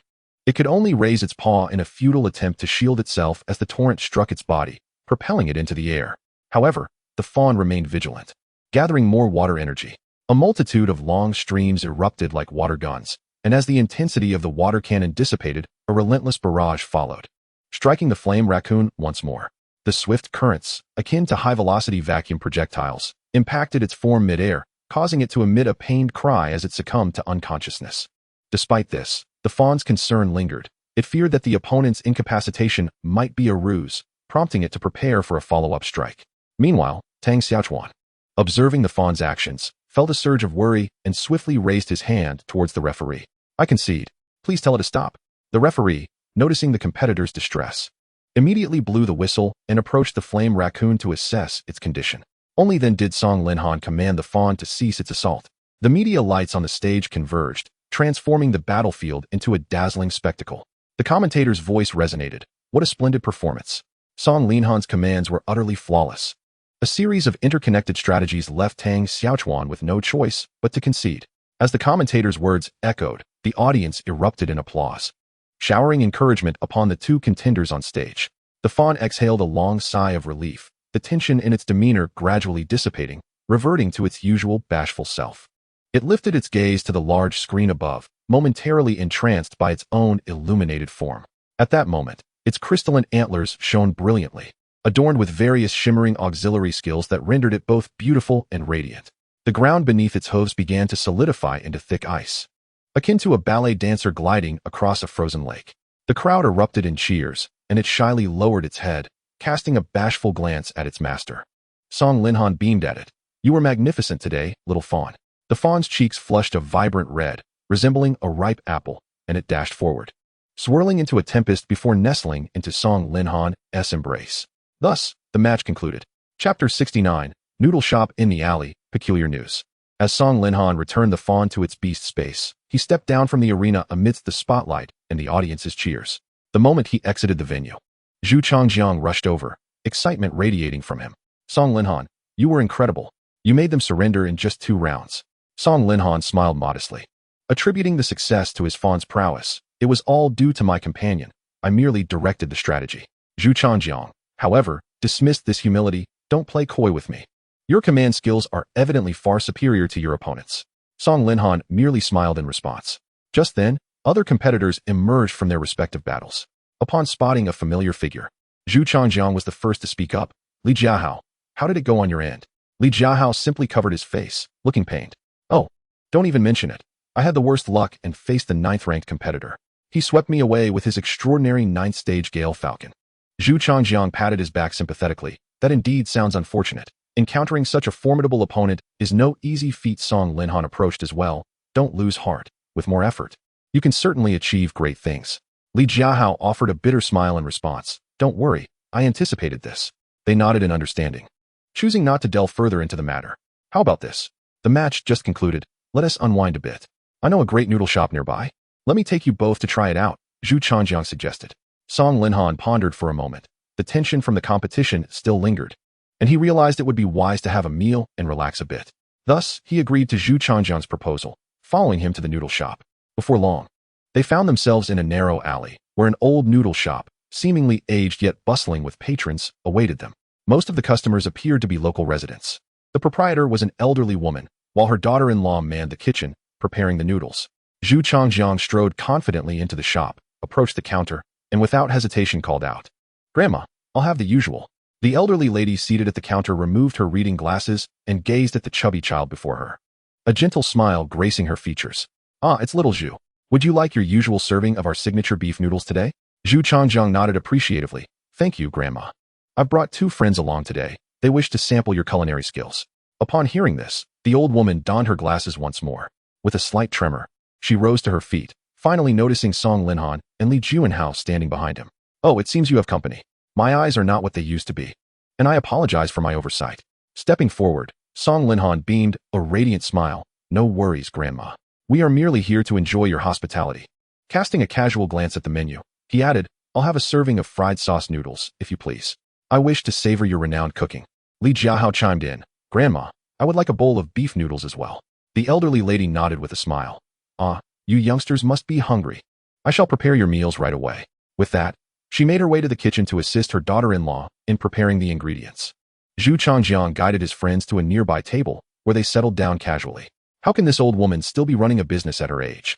Where's her family? Li Juanhao inquired, puzzled. Zhu Changjiang, peeling a clove of garlic, replied without looking up, "Do not underestimate her. Her son is a master beast tamer. However, due to his military service, he seldom finds the time to visit. He has advised her to enjoy her retirement at home. Yet this establishment has been in operation for quite some time, and she cannot bear to remain idle, hence her daughter-in-law assists in managing it." Li Jiahao nodded in understanding. "Ah, so this admirable old lady and her daughter-in-law are indeed worthy of respect." Before long, several steaming bowls of noodles were presented before them. Zhu Changjiang expertly lifted a bowl from a nearby tray belonging to a middle-aged woman. "Thank you, Auntie. These are for my friends." The round-faced woman smiled and nodded at the 2 young men, who eagerly accepted their bowls. As Song Linhan gazed at his fried sauce noodles, he picked up a pair of chopsticks and mixed the sauce with the noodles. The visually enticing dish beckoned him, and he couldn't resist taking a bite. The exquisite flavors burst upon his palate, and his eyes sparkled with delight. "Indeed, this is delicious." Zhu Changjiang laughed heartily at Song Linhan's reaction. "Of course. Don't let my size fool you. I have discerning tastes." After exclaiming this, he too began to indulge in his noodles. The group commenced their feast, relishing every bite, when suddenly, a sharp electrical crackle emanated from an old television set perched on the counter, followed by a breaking news alert. "Attention, viewers. We interrupt this program for an urgent announcement. At precisely 10:05 this morning, renovations on Fenghu Road have begun, and professional construction workers are currently on site. The Beast Taming Alliance urges citizens to avoid this area for the time being." The news anchor's expression remained as composed as ever, and the interruption was merely routine. The atmosphere in the noodle shop remained unchanged, with Zhu Changjiang and Li Jiahao continuing to enjoy their meals without a hint of concern. However, Song Linhan placed his chopsticks down, his gaze fixed intently on the television screen, contemplation etched upon his features. For in the corner of the news broadcast, a glaring phrase caught his attention: "Emergency lockdown order." To the untrained eye, this might appear to be a standard road closure announcement. Yet, as a resident of Lingjiang City, with parents who were master beast tamers and who had endured a citywide beast tide, he understood the grave implications of those 5 words. Suddenly, he recalled Lu Hong's unusual behavior, a sense of foreboding settling in his heart. It seemed the situation was spiraling out of control. Resuming his meal, he reflected that even an extraordinary beast tamer like himself could do little in this moment. Perhaps fierce battles were erupting in some corner of Yudu. Yet, with the legendary beast tamer Ma at the helm, the local residents of Yudu would remain unaffected by any turmoil. His thoughts turned instead to the afternoon's competition. Chapter 70. The Dire State of the Secret Realm. The competition continues. In the depths of the Tsang Tian's secret realm, Qin Tian Hung lay sprawled in the mud, blood seeping from his chest and staining his camouflage combat uniform. At that moment, his eyes were vacant, and he gasped for breath, lying beside Lu Hong. With lips slightly parted, he struggled to utter a few words. "Brother, I can barely hold on. May I ask you for a favor?" Lu Hong's eyes were red-rimmed, his grip tightening around Qin Tian Heng's hand as he leaned closer. His lips trembled as he replied, "Do not speak such nonsense. I have little time left as well. You are still young. Whatever needs doing, do it yourself. Lao Zhang and the others have successfully broken through. Just hang on a little longer. But Qin Tian Hung shook his head, forcing a smile. My father passed away early, and my mother raised me alone. Though I now have a wife and children, I cannot bear to leave them. Tears streamed from his eyes, falling onto his blood-soaked uniform. His voice trembled, tinged with despair. Please, I beg you, look after them. He coughed violently, blood spilling from his lips once more. Lu Hong felt the warmth of the hand he held begin to fade. His comrade's body gradually slipping away beside him. He sat there, surrounded by the bloodied muck, his heart a maelstrom of emotions, veins throbbing on his forehead, unwilling to release Qin Tianheng's hand. Outside the Song Tian pavilion, the sound of crows echoed ominously. Maple leaves danced in the wind, cascading to the ground with a rustling sound, while the slanting sun cast an autumnal hue within the secret realm. Time passed slowly. The moon hung high in the sky. Yet a strange downpour began, rain cascading through the wooden structure, drenching the two men below. Lu Hong removed his military cap, placing it gently on Qin Tianheng's chest. He raised his right hand, his body resembling a solemn statue as he vowed, no matter the cost, even if it costs me my life. I shall fulfill your last wishes. Raindrops trickled from his head, eventually mingling with the earth below, carrying with them untold sorrow. An ominous aura enveloped him, a terrifying intensity igniting in his gaze. Meanwhile, on the other side, money breeds money. No, it should be called Money Beast Tamer. He stood at the pinnacle of the attic, enraptured, allowing the torrential rain to envelop his entire being. Squinting his eyes, he waved his hands as though conducting a grand symphony. A hint of madness flickered across his features as he reveled in the morbid ambience of the attic. Countless ominous crows shook off the raindrops from their feathers, alighting upon his left shoulder, their sinister eyes fixated intently on the few remaining souls within the hidden realm. A few more remained unaddressed. Should they be dealt with? Qian Yuhuan did not respond immediately, but remained in a daze for a moment. A thunderclap shattered the silence, sending ripples through the stormy night. A sickly smile curled at the corners of his mouth. Let not the game conclude so swiftly, Morix. Do not forget our true objective. That dragon-type lady is the adversary we must truly heed. Oddly enough, it had been a sunlit morning just hours prior. Zhu Changjiang felt a twinge of frustration, bewildered by the abrupt shift in weather. Song Linhan remained silent. Autumn weather was notoriously capricious. Li Jiahao, having been eliminated, had returned early to the Beastmaster Alliance for rest, now witnessing the deluge. The two of them hailed a cab, cruising smoothly along the expressway of Yudu. The surrounding world lay shrouded in an eerie silence, as if a dark veil had descended over all. Soon, they arrived at the battleground venue. Due to the inclement weather, the crowd outside the venue had noticeably thinned. Exiting the vehicle, Song Linhan conjured an ice umbrella above them with his icy energy, and together they hurried inside. Upon reaching the hall, they scrutinized the large screen displaying their rankings. The afternoon matches consisted of a single round. Song Linhan was assigned to Area 2, facing an opponent named Wu Junbao, whose true strength remained unknown. Zhu Changjiang found himself in Area 23, pitted against Wang Yuxuan, with whom he had a prior altercation. Once the time elapsed, they each proceeded to their designated combat arenas. As they traversed the lengthy corridor, Song Linhan maintained a serene demeanor. By the conclusion of today's matches, the top 100 would likely be determined. A blinding spotlight illuminated the scene.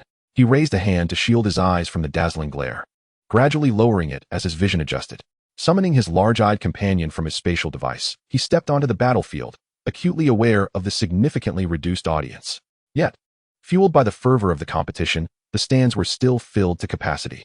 He bore no disdain for rainy days but loathed the sudden, unheralded changes in weather. The afternoon's tempest had somewhat soured his mood. He commanded his companion to swiftly conquer the arena, aiming for a rapid resolution. His opponent stood on the opposite side of the battlefield, contemplating before dispatching his chosen beast. Beast, Insect King number 1. Species, Decayed Wood Beetle. Potential, Elite level. Attributes, Poison. Insect. Strength, Extraordinary level 6. Skills, Gnawing, High-speed movement, Poison powder dispersion, Shell impact, Malicious horn charge. Special evaluation, a diminutive beetle residing deep within decaying forests. Feasting on rotting wood while it's toxin-laden, hard shell can withstand minor assaults. Song Linhan raised an eyebrow slightly. A combination of poison and insect attributes? Indeed, a classic pairing. The judge, seeing both competitors prepared, waved a flag to signal the commencement of the match. Wu Juanbao's expression hardened instantly. Insect King number 1, deploy poison powder. The massive shell of the decayed wood beetle unfurled, its wings quivering as a cloud of purple dusted powder was scattered across the battlefield. Song Linhan chuckled softly. discerning his opponent's intentions. Lacking any damaging skills capable of harming the large-eyed companion, the strategy aimed to gradually erode its condition through the dispersal of poison powder.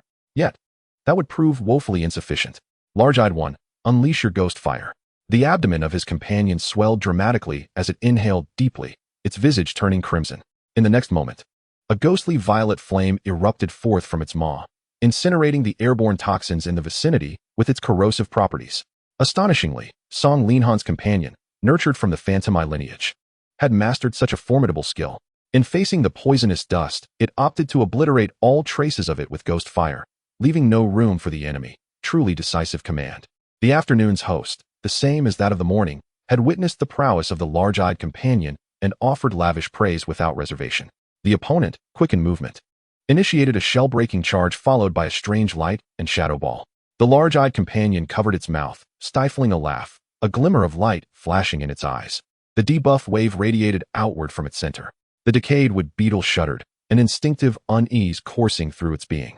Wu Juanbao's countenance darkened as he recognized the shell-breaking skills. Insect King No. 1, utilize high-speed movement.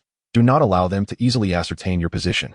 The beetle obeyed the command, fully unfurling its shell while 6 insect wings emerged. A resonant hum filled the air as it transformed into a blur, darting around the arena, eluding detection. However, the large-eyed companion exhibited no fear. It conjured 2 orbs of dark mist, which expanded around it. In an instant, 5 identical large-eyed companions manifested on the battlefield, sealing off the beetle's escape routes and forcing it to a halt at the arena's center. A sphere of black energy gathered in its grasp, the shadow ball nearing completion. Wu Junbao bellowed, "We cannot remain passive. Unleash malicious horn charge."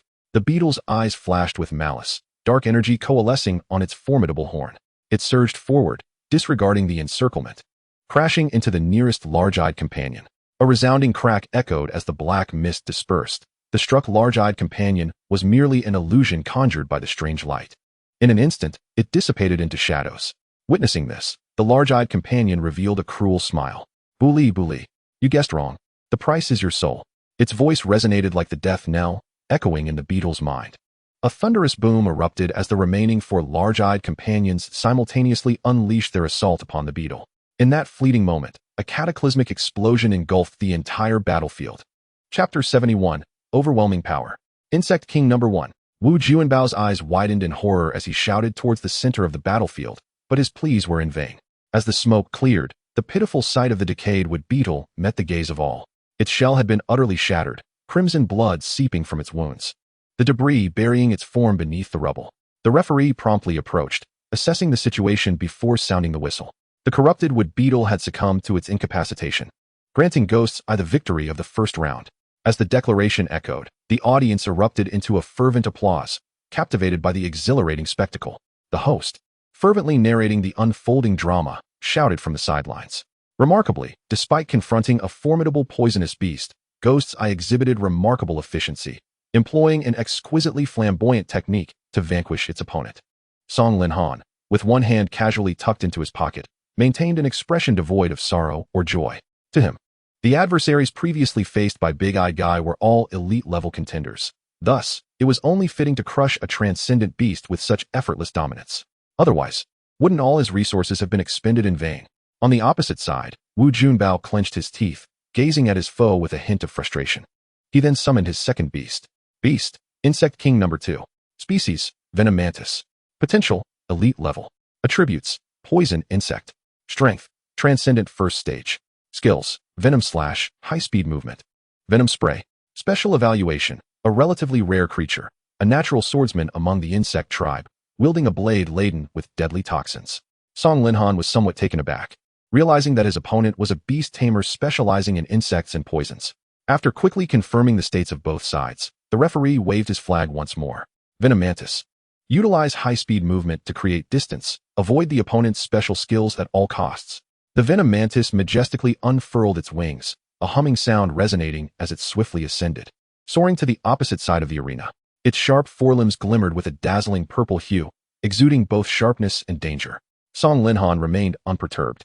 Big-Eyed Guy, if the opponent wishes to engage in a game of hide-and-seek, let us indulge them. Deploy Nightmare Space. With a hearty laugh, Big-Eyed Guy transformed into a cloud of black mist, dissipating into the surrounding space. From the focal point of Big-Eyed Guy, numerous fine threads extended, drawing the venom mantis at the edge of the arena into a peculiar realm. The venom mantis felt an irresistible force pulling at its body. In the next moment, it was transported to a grayish expanse. As its senses returned, it beheld Big-Eyed Guy standing directly before it. In an instant, venomous liquid sprayed from its mandibles, launching an attack. However, the assault merely passed through Big-Eyed Guy, dissipating into the void. Meanwhile, Big-Eyed Guy cackled ominously, its form gradually enlarging and warping. Ultimately, it morphed into the nightmarish visage of the venom mantis. Outside the arena, Wu Junbao observed the unfolding scenario with growing anxiety, shouting desperately, "Don't be deceived by the illusions, venom mantis, awaken quickly." Yet, the venom mantis appeared to lose its consciousness, its pupils constricting. Within the nightmare space, Big-Eyed Guy transformed into the venom mantis's natural predator, the sky falcon, its form significantly larger than that of a typical sky falcon. It dove rapidly, its sharp talons poised for a lethal strike, seemingly intent on utterly obliterating the summer venom mantis.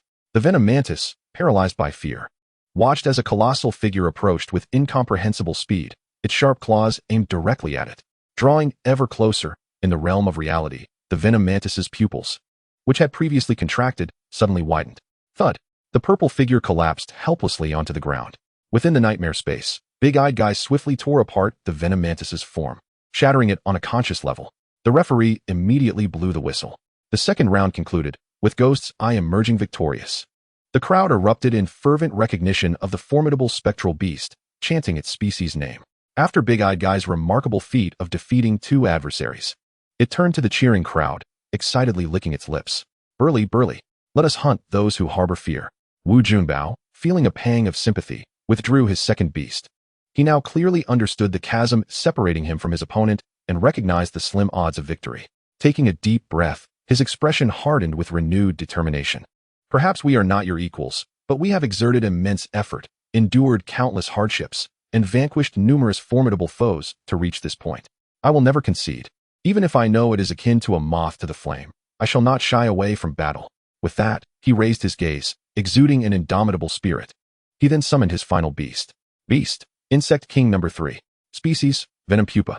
Potential, Transcendent level. Attributes, Poison Insect. Strength, Ordinary 3rd stage. Skills, Hardening, Gnawing, Poison Powder Dissemination. Special evaluation, a larval insect in the metamorphosis stage, lacking significant offensive capabilities. Its primary role is to be endearing. Song Linhan regarded Wu Junbao with a newfound respect. Could one truly strike at a powerful foe knowing they could not prevail? A person with such courage is destined for greatness. He acknowledged his adversary with a serious expression. The referee announced the commencement of the match once more. Wu Junbao shouted, "Quick, use hardening." The venom pupa shimmered with a metallic sheen, enhancing its defensive capabilities. However, against the horrific onslaught of Big-Eyed Guy, such defenses were as fragile as paper. 2 invisible shockwaves radiated outward. The skill just employed by the venom pupa dissipated under the force of the impact. Big-Eyed Guy gripped the soul ice spike tightly in its grasp, excitement glimmering in its eyes. "Burly, burly, little one, I shall only use a fraction of my strength. Please do not perish." Its body morphed into black mist, vanishing from sight. When it reappeared, it stood before the venom pupa, gently swiping the ice spike. In the next moment, a bloom of crimson erupted. Big-Eyed Guy deliberately avoided critical areas, embedding the ice spike into the venom pupa's tail. The sharp ice pierced through its form, anchoring it to the ground. The referee rushed forth, sounding the whistle. This round concluded, with the victor being Song Linhan from Linjiang City. The audience erupted into a frenzy, as Big-Eyed Guy had captivated all with its prowess. Yet, they also applauded Wu Junbao for his unyielding spirit, which had touched many hearts. Gratitude shone in Wu Junbao's eyes as he solemnly bowed to Song Linhan. However, Song Linhan merely waved his hand, turning to depart, leaving behind a simple remark. "I hope to see you again in Kyoto a year from now." Chapter 72. A chance encounter at the station. The sky appeared as if shrouded by a veil of black satin. A torrential downpour accompanied by the resonant rumble of thunder enveloped the surroundings, where the atmospheric pressure pressed down like an invisible hand. In such inclement weather, taxis were scarce. Reluctant to venture out for passengers, Song Linhan clutched an exquisitely crafted ice umbrella in one hand, while the other held his phone, standing outside the bus station. The glow emanating from the screen illuminated his handsome visage in the dim light of the station. Zhu Changjiang had suffered a disheartening defeat, humiliated by Wang Yuxuan, and in his dejection, returned home early. Before leaving, He had glanced at the solitary Song Linhan and inquired if he needed assistance. Without much contemplation, Song Linhan declined. He relished the solitude, particularly on such a quiet, rainy day. His slender fingers incessantly tapped on his phone, searching for nearby taxis to no avail. After a brief moment of frustration, he set down his phone with a sigh. Had he known, he would have accepted Zhu Changjiang's offer. The bus was unpredictable in its arrival. Glancing up at the droplets of rain crystallizing on his ice umbrella, he flicked his wrist, sending them cascading like shattered ice flowers into the puddles below. The bus stop sign flickered intermittently, casting a pale yellow glow.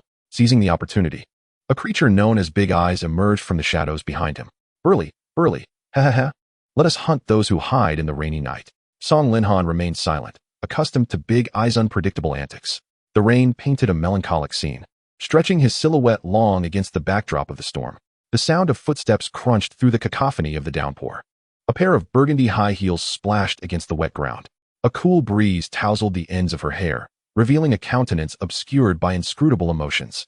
The rain continued to pour relentlessly, yet it seemed to consciously evade the space above the woman, as if in fear of the power she harbored within. Her brows furrowed, an inexplicable sense of agitation rising within her. Out of a crowd of thousands, barely 2/3 had managed to escape. The remaining souls were lost to the unknown. The secret passage had once again been severed by the Tianji alliance from within. It was a humiliating defeat, undoubtedly staining her illustrious record. With each thought, her murderous intent towards Qian Yuhuan intensified. Fury surged within her, a desperate need to unleash her resentment. Yet, the headquarters of the Tianji alliance had long been dismantled by her own hands, and now those wretches were hidden more deeply than the most elusive of mice, leaving her with no means to exact her vengeance. Unable to dispel her frustration, she wandered aimlessly in the rain, seeking solace. Her physique, a product of epic beast mastery, was exceptionally formidable, propelling her to an unknown bus station in a mere moment. Confused, she cast a glance around, realizing she was lost. Instinctively, she reached to summon her beast, wishing for it to elevate her into the sky for a better view of her surroundings. Just then, an exquisite scent of cedarwood mingled with the fresh aroma of rain wafted into her nostrils. Her pupils constricted, transforming into serpentine slits. This mystical gaze emanated a faint golden light amidst the surrounding gloom. Through the heavy curtain of rain, she spotted a youth beneath an ice umbrella. His fingers, distinct and elegant, gripped the translucent ice handle, and the dim streetlights cast a unique glow upon his face. Her acute senses detected his steady breaths amidst the downpour. At that moment, Song Linhan inexplicably lifted his gaze. Their eyes met across the distance, igniting sparks in the damp air. Just as their stares locked, a clap of thunder shook the heavens, a blinding flash of lightning illuminating the sky for an instant. The flawless pupils fell into her view. What clear eyes! Long Ruobing marveled inwardly. Yet, in the next moment, the bus arrived. The boy beside the station tossed his ice umbrella into a nearby puddle before bending down to board the bus. Her pale neck turned slightly, as if irresistibly drawn to the station. The golden slits in her eyes gradually softened, and her ample trench coat fluttered gently. She bent to pick up a card from the ground, holding it in her palm, scrutinizing it with a hint of regret etched on her face. Upon returning to his room, Song Linhan changed out of his damp clothes, tossing them into the washing machine. A quick check of his belongings revealed that his student ID was missing from his pants pocket. However, he dismissed it as a minor inconvenience, planning to replace it later. He summoned several of his beasts, extracting energy cubes from his spatial device to share with them. The creatures settled quietly in the modest room. Meanwhile, Song Linhan stood by the window, gazing out at the relentless rain. He was utterly still, as if a needle had fallen into the silent ocean. Big Eyes floated behind him, tapping his shoulder with an energy arm. Burly, boss, you haven't eaten today. Turning around, Song Linhan was surprised to find that it was Big Eyes reminding him. I'm not hungry, just lost in thought. Burly? Is it about that woman with the golden eyes? Song Linhan nodded, acknowledging her as the youngest epic beast master in the history of the Beast Master Alliance, Long Ruobing. Beast Masters were a subset of the beast trainer profession, venerating the might of dragon-type creatures and choosing to command only them in battle, thus giving rise to this title. Big Eyes nodded in vague understanding. Burly? But that doesn't concern us. I can't eat that Beast Master. Song Linhan hesitated to respond immediately, feeling weariness creep into his body. After stroking the fur of Xiao Bai and Xiao Lu, he headed to the bathroom. The sound of water splashed as warm streams cascaded over him, bringing a refreshing sensation that invigorated his very soul. Big Eyes, if you truly entertain such thoughts, then strive to grow stronger. Otherwise, she could easily dismantle us all without her beasts. Big Eyes and the other creatures, including Xiao Bai, gasped in disbelief. The might of an epic beast master was indeed formidable. After finishing his shower, Song Linhan dried his hair with a large towel, then donned a clean bathrobe to wrap around himself before stepping out. His fair skin was largely exposed, revealing a well-defined physique. Upon opening his phone, he noticed several new messages. Upon closer inspection, they were from Zhu Changjiang. Brother, plans have changed. Chapter 73. Accelerated schedule. Song Linhan felt a twinge of confusion, uncertain of what had transpired. However, before he could inquire further, another message from Zhu Changjiang arrived. I have insider information. The Alliance has decided to compress the Yudu Genius Tournament to conclude within a week. Song Linhan furrowed his brow, crafting a response to send back. Isn't it a bit hasty? In previous years, didn't it last a whole month, allowing the participants ample time to rest? Zhu Changjiang replied, I am not certain. But I have insider information from my father that the League's upper management has confirmed the acceleration of the schedule. I was eliminated by that scoundrel Wang Yuxuan. So do your best. Song Linhan responded, no problem. If I encounter him, I will show him the true meaning of cruelty. Ending the conversation, he set his phone aside. The small white creature perched at the edge of the bed tilted its head and let out a soft whine. He crouched down slightly, gently stroking the creature's head. Don't worry, your time will come. The next morning, sunlight streamed through the window into the room. Song Linhan slowly opened his eyes on the soft bed. The weather had returned to normal, and he groggily rubbed his face. He felt a weight on his foot, which had given him a sensation of falling throughout the night. Looking down, he was surprised to see the solidified creature clinging to his calf. He deftly extricated his leg, slipped on his sandals, and proceeded to the bathroom to freshen up. Once he was ready, Song Linhan stepped outside. On his way to the stadium, he stopped at a small shop on the street and bought a savory pancake, eating it as he walked. The stadium was bustling with activity, the crowd enveloping it in layers. Following the throng, he gradually made his way into the hall, finally exhaling a sigh of relief.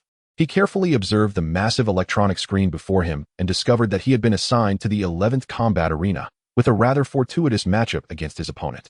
Checking the time, he noted that he had arrived quite early, so there was no need to rush. Well, who do we have here? Isn't this the bumpkin trailing after Zhu Fatty? A brash voice pierced his ears. Turning around, he recognized the speaker as none other than Wang Yuxuan, the one who had eliminated Zhu Changjiang the previous day.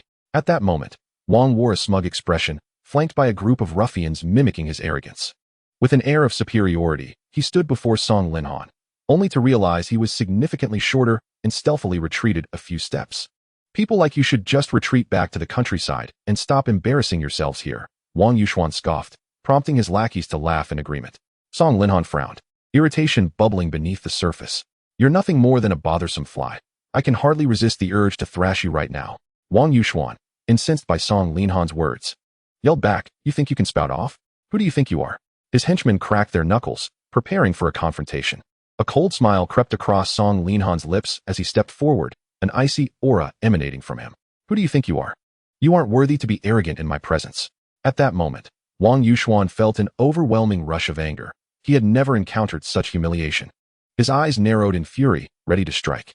The surrounding media, witnessing the escalating tension, rushed to capture the scene. A young contestant brawling in the arena was indeed a captivating headline. Just as the atmosphere reached a boiling point, a staff member in formal attire, resembling a leader, hurried over. Enough. This is a competition venue, not a playground for your antics. If you continue to cause trouble, you will all be disqualified. Wang Yuxuan shot a resentful glance at the official, then reluctantly backed down. With a haughty toss of his head, he turned to glance at the large screen in the center of the venue. The next moment, his lips curled into a wide grin. Huh, what fortune.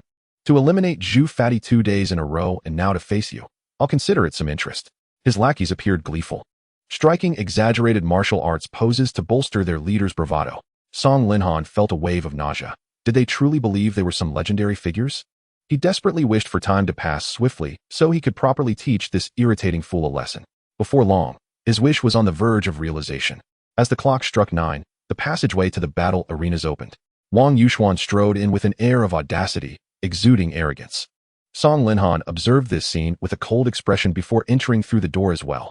The two parted ways at the end of the corridor, each heading towards their respective combat positions. Before they separated, Wang Yuxuan turned his head, coldly stating, "Pretty boy, I will make you understand that in this world, only strength is the ultimate truth." A cruel smile crept across his face. "Since we can't allow your beast to perish in the official match, I will cripple your ghost-type creature, leaving you a lifelong invalid." Song Linhan halted in his tracks, and Wang Yuxuan, thinking he had instilled fear, taunted. "Weren't you quite bold earlier? Why stop now? Come, bow to me, and perhaps I might spare your life and grant you a job cleaning toilets." Song Linhan regarded him as one would a corpse. "Bring it on. Today, I will show you what it means to be outmatched." With that, he disregarded Wang Yuxuan's furious expression and strode through the passage, taking his place at the center of the arena. Dear audience, welcome back to the top 100 qualifying matches of the Do Genius Battle. I am your longtime commentator, Yan Wenzhou. The online platform's comments section exploded with activity. Haha, Yan's opening line never changes. I've practically memorized it. Indeed, Yan, after over 20 years in the industry, was a seasoned commentator, though perhaps a bit out of touch with the times. Oh, don't get me started. Everyone focuses on his professional prowess, while I only care that he married Miao Miao. The comments section erupted again. Kill Yan, seize Miao Miao. The feud over a wife is irreconcilable. This statement garnered the fervent agreement of many, flooding the live stream with a chorus of one. Chapter 74, Terrifying Strength. Yan Wenzhong, nicknamed Big Mouth Yan, is a well-known host within the Yan Huang Alliance. Coming from a wealthy family, he boasts years of experience and even married his beautiful colleague, Miao Miao. One could say he is a winner in life, enjoying widespread adoration from netizens and naturally drawing attention wherever he goes.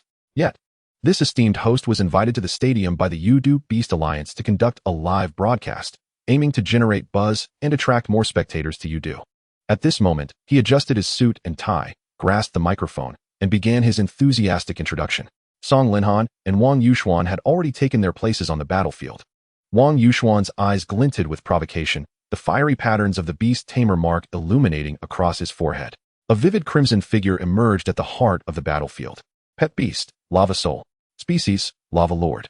Potential, Epic Level. Attributes, Rock Type, Fire Type. Strength, Extraordinary 8th Stage. Skills, Earth Rending, Magma Eruption, Rock Armor Barrier, Tremor Roar. Lava Cage, Stone Spike Barrage, Flame Rampage. Special Evaluation, a sovereign creature that soars above ancient volcanoes, possessing an exceptionally strong territorial instinct, eternally engulfed in unquenchable magma. Song Linhan nodded slightly. This lava lord had evidently received exceptional training, with its skill set exhibiting remarkable prowess. It was no wonder it had triumphed over Zhu Changjiang's remarkably resilient ironhead flying pig. Nevertheless, Song Linhan merely sighed. Individuals like Wang Yuxuan were never in want of resources, thus naturally able to cultivate their pet beasts to an even greater extent. However, he was not without merit himself. The figure of the big eye suddenly materialized from the void before him, emitting a series of eerie cackles. The referee, observing that both competitors were prepared, raised the flag high. Esteemed audience, both contestants have summoned their pet beasts, and the referee has declared the battle commenced. Let us await the outcome of this fierce contest. Wang Yuxuan's smile was cruel. Lava Soul, employ Lava Cage and Magma Eruption to seal off the surrounding space. Do not let it escape. The Lava Soul roared skyward, spewing scalding magma that swiftly formed a searing prison around them. Simultaneously, a column of magma erupted from its core, surging toward them like a torrential flood. Yan Wenzhong excitedly provided commentary from the sidelines. Wang Yuxuan's opening move is brimming with momentum. The combination of Lava Cage and Magma Eruption has effectively confined the area, nullifying the advantages of ghost-type immunity to attacks. Yet Song Linhan remained composed, silently observing the surrounding magma. Big Eye, unleash Nightmare Space and sweep away these bothersome magma streams from the battlefield. With a ghastly chuckle, Big Eye radiated a chilling aura. Nightmare Space unfolded in an instant, its form dissolving into black mist, sprouting numerous slender black threads. These threads extended toward the encumbering lava cage, and upon contact with the searing magma, they appeared to be drawn by an invisible force, ultimately consuming it into another realm. Song Linhan's expression was one of satisfaction. Now it is our turn to counterattack. Big Eye, close in on the surrounding space, and take the opportunity to unleash armor-piercing charge and shadow fist. Big Eye's form gradually became ethereal, melding into the surrounding space. The arena echoed with its cackles from all directions. Wang Yuxuan furrowed his brow, his expression tinged with concern. Lava Soul, use Tremor Roar to flush out that little mouse. The Lava Soul tilted its head and unleashed a thunderous roar, sending shockwaves rippling outward, causing the very fabric of space to tremble. However, Big Eye adeptly evaded the attack, slipping into the space behind the Lava Soul. It then lunged forward, swift as lightning. Before the Lava Soul could react, Big Eye's armor-piercing charge struck true, causing it to stagger, while a terrifying ghostly visage gradually formed in the black mist behind it. In quick succession, Big Eye channeled ghostly energy into a powerful shadow fist, landing a heavy blow on the Lava Soul. The force of this strike was particularly fearsome, compounded by Big Eye's inherent strength, the skill's potency, and the negative status afflicting the lava soul. Wang Yuxuan's expression shifted dramatically. Lava soul, quickly deploy rock armor barrier. But it was too late. Big Eye was exceedingly swift, delivering its attack to the ground below. A chilling ice spike materialized, and it pressed down upon this icy spear, striking directly at the core of the lava lord's chest. Wang Yuxuan's forehead throbbed with veins. Lava soul, activate flame rampage. Upon hearing this command, Big Eye seamlessly melded back into the space behind it. The lava soul's body erupted in an intense blaze. Yet, the magma core that had been pierced in its chest lost its efficacy, unable to generate the requisite magma energy for a potent counterattack. Strange light and shadow ball. Song Linhan's command resonated from the rear. Hidden within the shadows, Big Eye transformed into a swirling mass of black mist, and in the next instant, multiple identical versions of Big Eye materialized on the battlefield. Each conjured specter coalesced ghostly energy in its grasp. The stability of the space was abruptly disrupted by this unforeseen energy surge, leading to a momentary distortion. The lava soul's eyes gleamed with realization as it slammed the ground, unleashing a column of magma. A torrent of molten fire surged upward from the space where Big Eye concealed itself. Yet, Big Eye narrowly evaded the onslaught. At this moment, it had completed its charge. 5 Big Eyes surged forward in unison from another battlefield. The energy core of the lava soul dimmed steadily. It had become exceedingly weak. It began to warily survey its surroundings. In the next moment, a terrifying ghostly shadow emerged. Big Eye opened its maw, revealing a row of sharp fangs. Its crimson tongue flicked across its eye sockets, menacingly taunting the lava lord before it. Simultaneously, 5 Big Eyes launched their shadow balls. Bang! A deafening explosion engulfed the center of the battlefield, forming a swirling vortex of darkness. 4 of the Big Eyes vanished, dissipating into a plume of black smoke that obscured the referee's view. Seizing this opportunity, Big Eye slipped into the murky environment it had created, its singular eye gleaming with exhilaration. Before the battle commenced, Song Linhan had given it explicit instructions. If the enemy sought to incapacitate its pet beast, it was only right to retaliate. Big Eye glided swiftly through the black mist, locating the lava lord, who lay on the ground, barely clinging to life. It once again invoked nightmare space, drawing the beleaguered lava lord into its depths.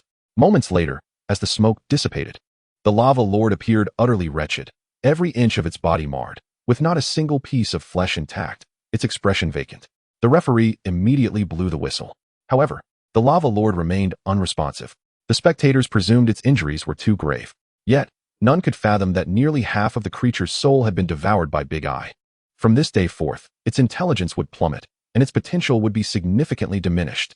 Song Linhan cast a cold gaze upon the lava soul before him. Its path to evolution had been irrevocably severed. This was the price for daring to threaten him. Chapter 75, Another Victory.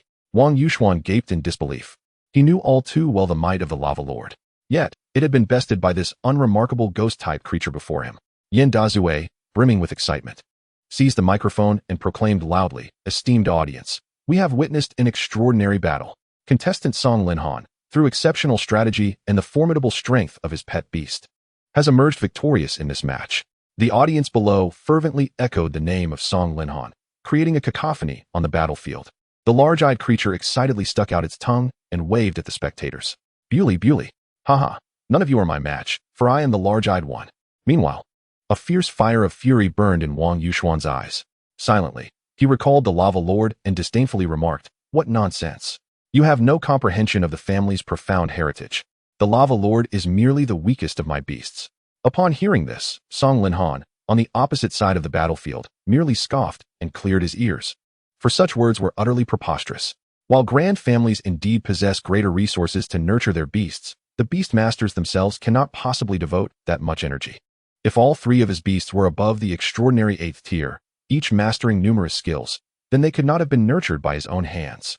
It would be ludicrous for a beastmaster to not understand the skills and strengths of their own beasts. Wang Yuxuan's eyes darkened, and the beast mark on his head glowed once more. "Come forth, fire poison scorpion. Beast, old, 3. Species, fire poison scorpion. Potential, epic. Attributes, poison, fire. Strength, extraordinary 9th tier. Skills, fire poison, poison flame tail spike, burning poison claw strike, poison fire body, molten poison swamp, poison blood boil. Special evaluation, a deviously cunning monster. Typically dwelling within volcanic lava, its venom glands harboring a vast amount of fire poison. A hint of seriousness flickered across Song Linhan's face. This venomous scorpion possessed a skill known as fire poison, which, though colorless and odorless, was immensely powerful and posed a lethal threat to other monsters. Its sole drawback lay in the substantial resources required to nurture the scorpion's venom glands. The large-eyed creature had low special defense, frail health, and was somewhat constrained by its level, thus presenting a certain risk of failure. Consequently, he earnestly cautioned, "Large-eyed one, heed my commands. Our objective is absolute domination." The large-eyed creature turned and revealed a sinister grin. Bewley, boss, that red behemoth's soul was so tempting, I wish to devour it." Song Linhan also smirked, an understanding passing between them. The fire-poisoned scorpion stood poised on the battlefield, its gaze fixed hungrily on the enemy. However, inexplicably, it suddenly faltered. It noticed the two primary beasts opposite it regarding it with peculiar looks, and the ghostly creature couldn't help but lick its lips, as if eyeing a delectable meal. This thought sent a chill down its spine. It positioned its tail stinger defensively, adopting a stance more favorable for defense. The referee, observing both contestants ready, raised the flag high. The second round commenced. Wang Yuxuan seized the initiative, issuing commands to gain the upper hand. Fire-poison scorpion, unleash poison blood boil. With a fierce roar, the fire-poison scorpion's flames and toxic mist surged forth, causing its body to swell dramatically. Large-eyed one, deploy nightmare space. The large-eyed creature transformed into a swirling mass of black mist, extending numerous slender black threads, striving to ensnare the fire-poison scorpion within the nightmare space. Yet this time, the usually advantageous nightmare space faltered. The fire-poison scorpion continuously spat forth fire poison. The colorless, odorless toxin corroded the black threads before it. Hiss! The black threads of nightmare space dissolved into green droplets, eating through the hard rock beneath, creating several small holes. As the black mist dissipated, the large-eyed creature reemerged, squinting as it severed its own energy-laden left hand, which had become tainted with murky green poison, continuously corroding and threatening to annihilate its host. Bewley. Indeed, formidable poison types are troublesome, akin to a sticky plaster. It then concentrated its ghostly energy once more, regenerating its lost arm. Song Linhan nodded in approval, contemplating a strategy to break the deadlock. Wang Yuxuan laughed heartily. They are powerless against us. Fire-poison scorpion, utilize toxic tail spike. Song Linhan's eyes brightened. Large-eyed one, employ strange light to evade, then unleash armor break charge and cold gaze. The large-eyed creature emitted a peculiar cackle. Suddenly, two masses of black mist emerged from its hands, rapidly expanding to obscure its form. When the mist finally cleared, 5 figures of the large-eyed creature stood in place. The enormous tail of the scorpion lunged forward but faced a dilemma, striking one of the central large-eyed creatures. Whoosh! The impacted large-eyed creature dissolved into black mist, while the remaining ones cackled in unison, their pupils flashing with 2 peculiar beams of light. 2 armor break skills struck simultaneously, and a rolling black, ghostly face appeared on the fire-poison scorpion's body. Wang Yuxuan's expression shifted. Again with this skill, fire-poison scorpion. Quickly defend with poison fire body. The fire-poison scorpion was enveloped in blazing flames, a green fire mist swirling around it, forming a protective barrier. Yet, it was already too late. The scorpion's movements had noticeably slowed, a passive effect of cold gaze. Seizing the opportunity, Song Linhan shouted, "Large-eyed one, now is the time. Use Shadow Ball." Merging seamlessly with the surrounding space, the large-eyed creature dashed forward, brandishing a charged Shadow Ball in its hand. With a powerful thrust, it collided with the scorpion. Bang! The fire-poison scorpion was sent reeling, its flames and poison mist dissipating significantly. Seeing this, Wang Yuxuan was frantic. Fire-poison scorpion. Retaliate with poison flame tail spike. Despite the excruciating pain, the fire-poison scorpion swung its tail, launching the poison flame tail spike towards the large-eyed creature. This time, Song Linhan found himself somewhat astonished. The large-eyed creature's special attack was formidable. The fire-poison scorpion had endured an entire barrage of defensive reductions and skill bursts, yet still stood. Just how many resources had Wang Yuxuan invested in enhancing its physical strength? It seemed this fellow truly spared no expense in nurturing his beasts. Meanwhile, the large-eyed creature nimbly dodged while seeking another opportunity for attack. Soon, a glint of realization sparked in its eyes. It seized upon a fleeting moment of the fire-poison scorpion's disorientation and attempted to unleash the black mist once more. This time, it successfully drew the scorpion into the realm of black mist it had created. It merged its form within the entire space, intermittently reappearing to unleash 2 sets of skills at the scorpion from a distance. The fire-poison scorpion writhed in agony, yearning to fight back but unable to locate the large-eyed creature. forced to endure the onslaught passively. Witnessing this, it felt increasingly powerless, gradually losing the will to resist. Ultimately, the fire-poisoned scorpion collapsed to the ground, its combat capabilities extinguished. The large-eyed creature's eyes gleamed with a green, avaricious light, betraying its insatiable hunger. It eagerly revealed its form, letting out a sinister cackle.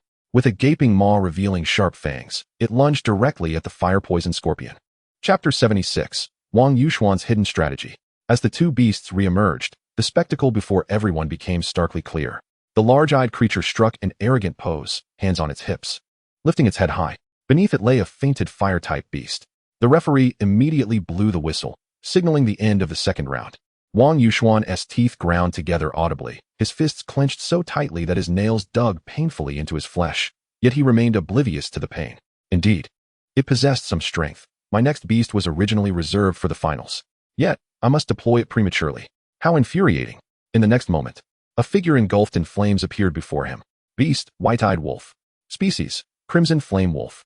Potential, masterclass. Attribute, fire. Strength, elite tier 3. Skills, flame claw assault, fire breath. Fiery fangs, inferno dash, fire shield, minor fire rain, fire whip strike, blazing bite. Song Linhan furrowed his brow. He had not anticipated that his opponent harbored an elite beast as well. Judging purely by combat potential, Wang Yuxuan could be deemed the strongest of this competition. However, strength is not solely dictated by numbers. A snowflake pattern subtly illuminated the back of his hand, indicating his desire to summon Xiaobai. Bewley. The large-eyed creature turned, calling out to Song Linhan. It licked around its mouth and pointed at the opposing beast. Song Linhan understood its implication. You have already fought twice. Are you certain you can endure another? The large-eyed creature nodded earnestly. Song Linhan sensed its aura intensifying rather than waning, which struck him as peculiar, prompting him to check the creature's status panel. Species, Phantomite. Potential, elite class. Attributes, ghost, ice, mutated attribute. Strength, extraordinary tier 6. Skills, soul ice spike, frost gaze. Armor piercing charge, ethereal light, ghost fire, shadow fist, shadow ball, nightmare space, river of Hades vortex. Special evaluation, a traveler from an alternate realm, equipped with multiple armor-piercing skills, possesses formidable single-target explosive capabilities. His eyes widened in realization. He nearly forgot that the large-eyed creature belonged to the ghost type. It had absorbed 2 potent, fragmented souls, thereby enhancing its strength. Not only had it restored its own condition, but it had also learned a hereditary skill. Now, it fixated intently on the formidable elite beast before it, its eyes brimming with fierce combat spirit, eager to devour its opponent. It provocatively beckoned with a finger. Bewley. Big guy, you look quite delectable. This taunt ignited the fury of the crimson flame wolf, which immediately charged to attack the large-eyed creature. Wang Yuxuan narrowed his eyes, cursing. Damn it, white-eyed wolf, have you forgotten the rules? The crimson flame wolf halted, glancing at Wang Yuxuan with a hint of trepidation, its eyes betraying a flicker of fear toward its master. Song Linhan's keen combat intuition allowed him to notice this detail.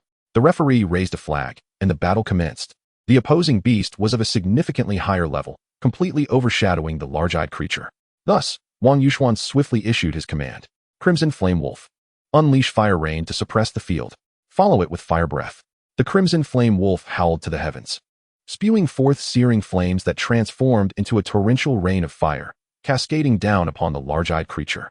The intense heat distorted the surrounding air, and the specially constructed battleground became scorching hot. The large-eyed creature nimbly dodged, melding into the environment behind it to avoid most of the fire rain, while simultaneously releasing ethereal light. A swirl of black mist enveloped the area, successfully obscuring the Crimson Flame Wolf's vision. In the next instant, 5 large-eyed creatures appeared simultaneously, emitting eerie laughter as they charged toward the Crimson Flame Wolf. Harnessing ghostly energy, they unleashed Shadow Fist, landing heavy blows upon the Crimson Flame Wolf. The beast howled in pain, retaliating with Fire Breath, a thick column of flame aimed at the large-eyed creature. Unfazed, the large-eyed creature conjured a soul ice spike, surrounded by a chilling mist.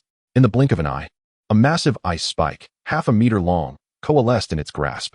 The large-eyed creature hurled the ice spike directly into the oncoming fire column. The two elements collided, generating a cloud of steam that enveloped the arena. Wang Yuxuan, witnessing this, roared, "White-eyed wolf, employ blazing bite." The Crimson Flame Wolf's flames surged, its gaping maw lunging toward the large-eyed creature. Seizing the opportunity, Song Linhan commanded, "Large-eyed creature, activate River of Hades vortex." A fierce determination glinted in the large-eyed creature's eyes as it focused its energy, a terrifying aura of ghostly power radiating around it. It concentrated this energy into its right hand and unleashed the newly acquired skill. Just as the crimson flame wolf was about to bite down, a swirling black vortex manifested in the large-eyed creature's right hand. A tremendous force drew the flames into the vortex, which spun violently. An oppressive, dark energy emanated from the large-eyed creature's hand. The flames were torn apart and stirred, and within mere seconds, they were consumed by an endless darkness. Large-eyed creature. Execute armor-piercing charge followed by ghost fire. A beam of white light shot forth from the large-eyed creature's pupils, striking the crimson flame wolf with precision. A swirling black, ghostly visage appeared on its back. The large-eyed creature then rapidly became intangible, vanishing into the space for a swift maneuver. Bewley, bewley, echoed from behind the crimson flame wolf. It promptly unleashed fiery fangs, its sharp teeth igniting with a fierce blaze, infused with potent fire energy. The large-eyed creature emerged from the surrounding space, biting down fiercely. A sinister smile crept across Song Linhan's face. Ah, it seems you have miscalculated, large-eyed creature. Unleash ghost fire. In the next moment, the space before the crimson flame wolf trembled. A black figure materialized, accompanied by its signature cackle. It inhaled deeply, then exhaled a jet of black flames. Crimson flame wolf, use Inferno Dash to evade this attack, Wang Yuxuan commanded. However, the crimson flame wolf remained steadfast, believing in its high flame resistance. It opted to activate Fire Shield, intending to withstand the damage and counterattack. Yet, the ghost fire transcended its expectations. This flame did not possess the typical high temperature. Instead, it exuded a chilling, corrosive sensation. Moreover, it would never extinguish on its own, burning until everything was reduced to ashes. The crimson flame wolf, already afflicted by the large-eyed creature's armor-piercing charge, now found its defensive attributes severely diminished. It endured the full brunt of the ghost fire's damage, letting out a pained howl. Song Linhan's eyes glimmered with excitement. He was confident in his judgment. The fiery crimson wolf before him was, in fact, not Wang Yuxuan's familiar at all. Rather, it had been forcibly tamed and bound by contract prior to the competition. Thus, their synergy was undoubtedly flawed, and Big Eye seized upon this opportunity.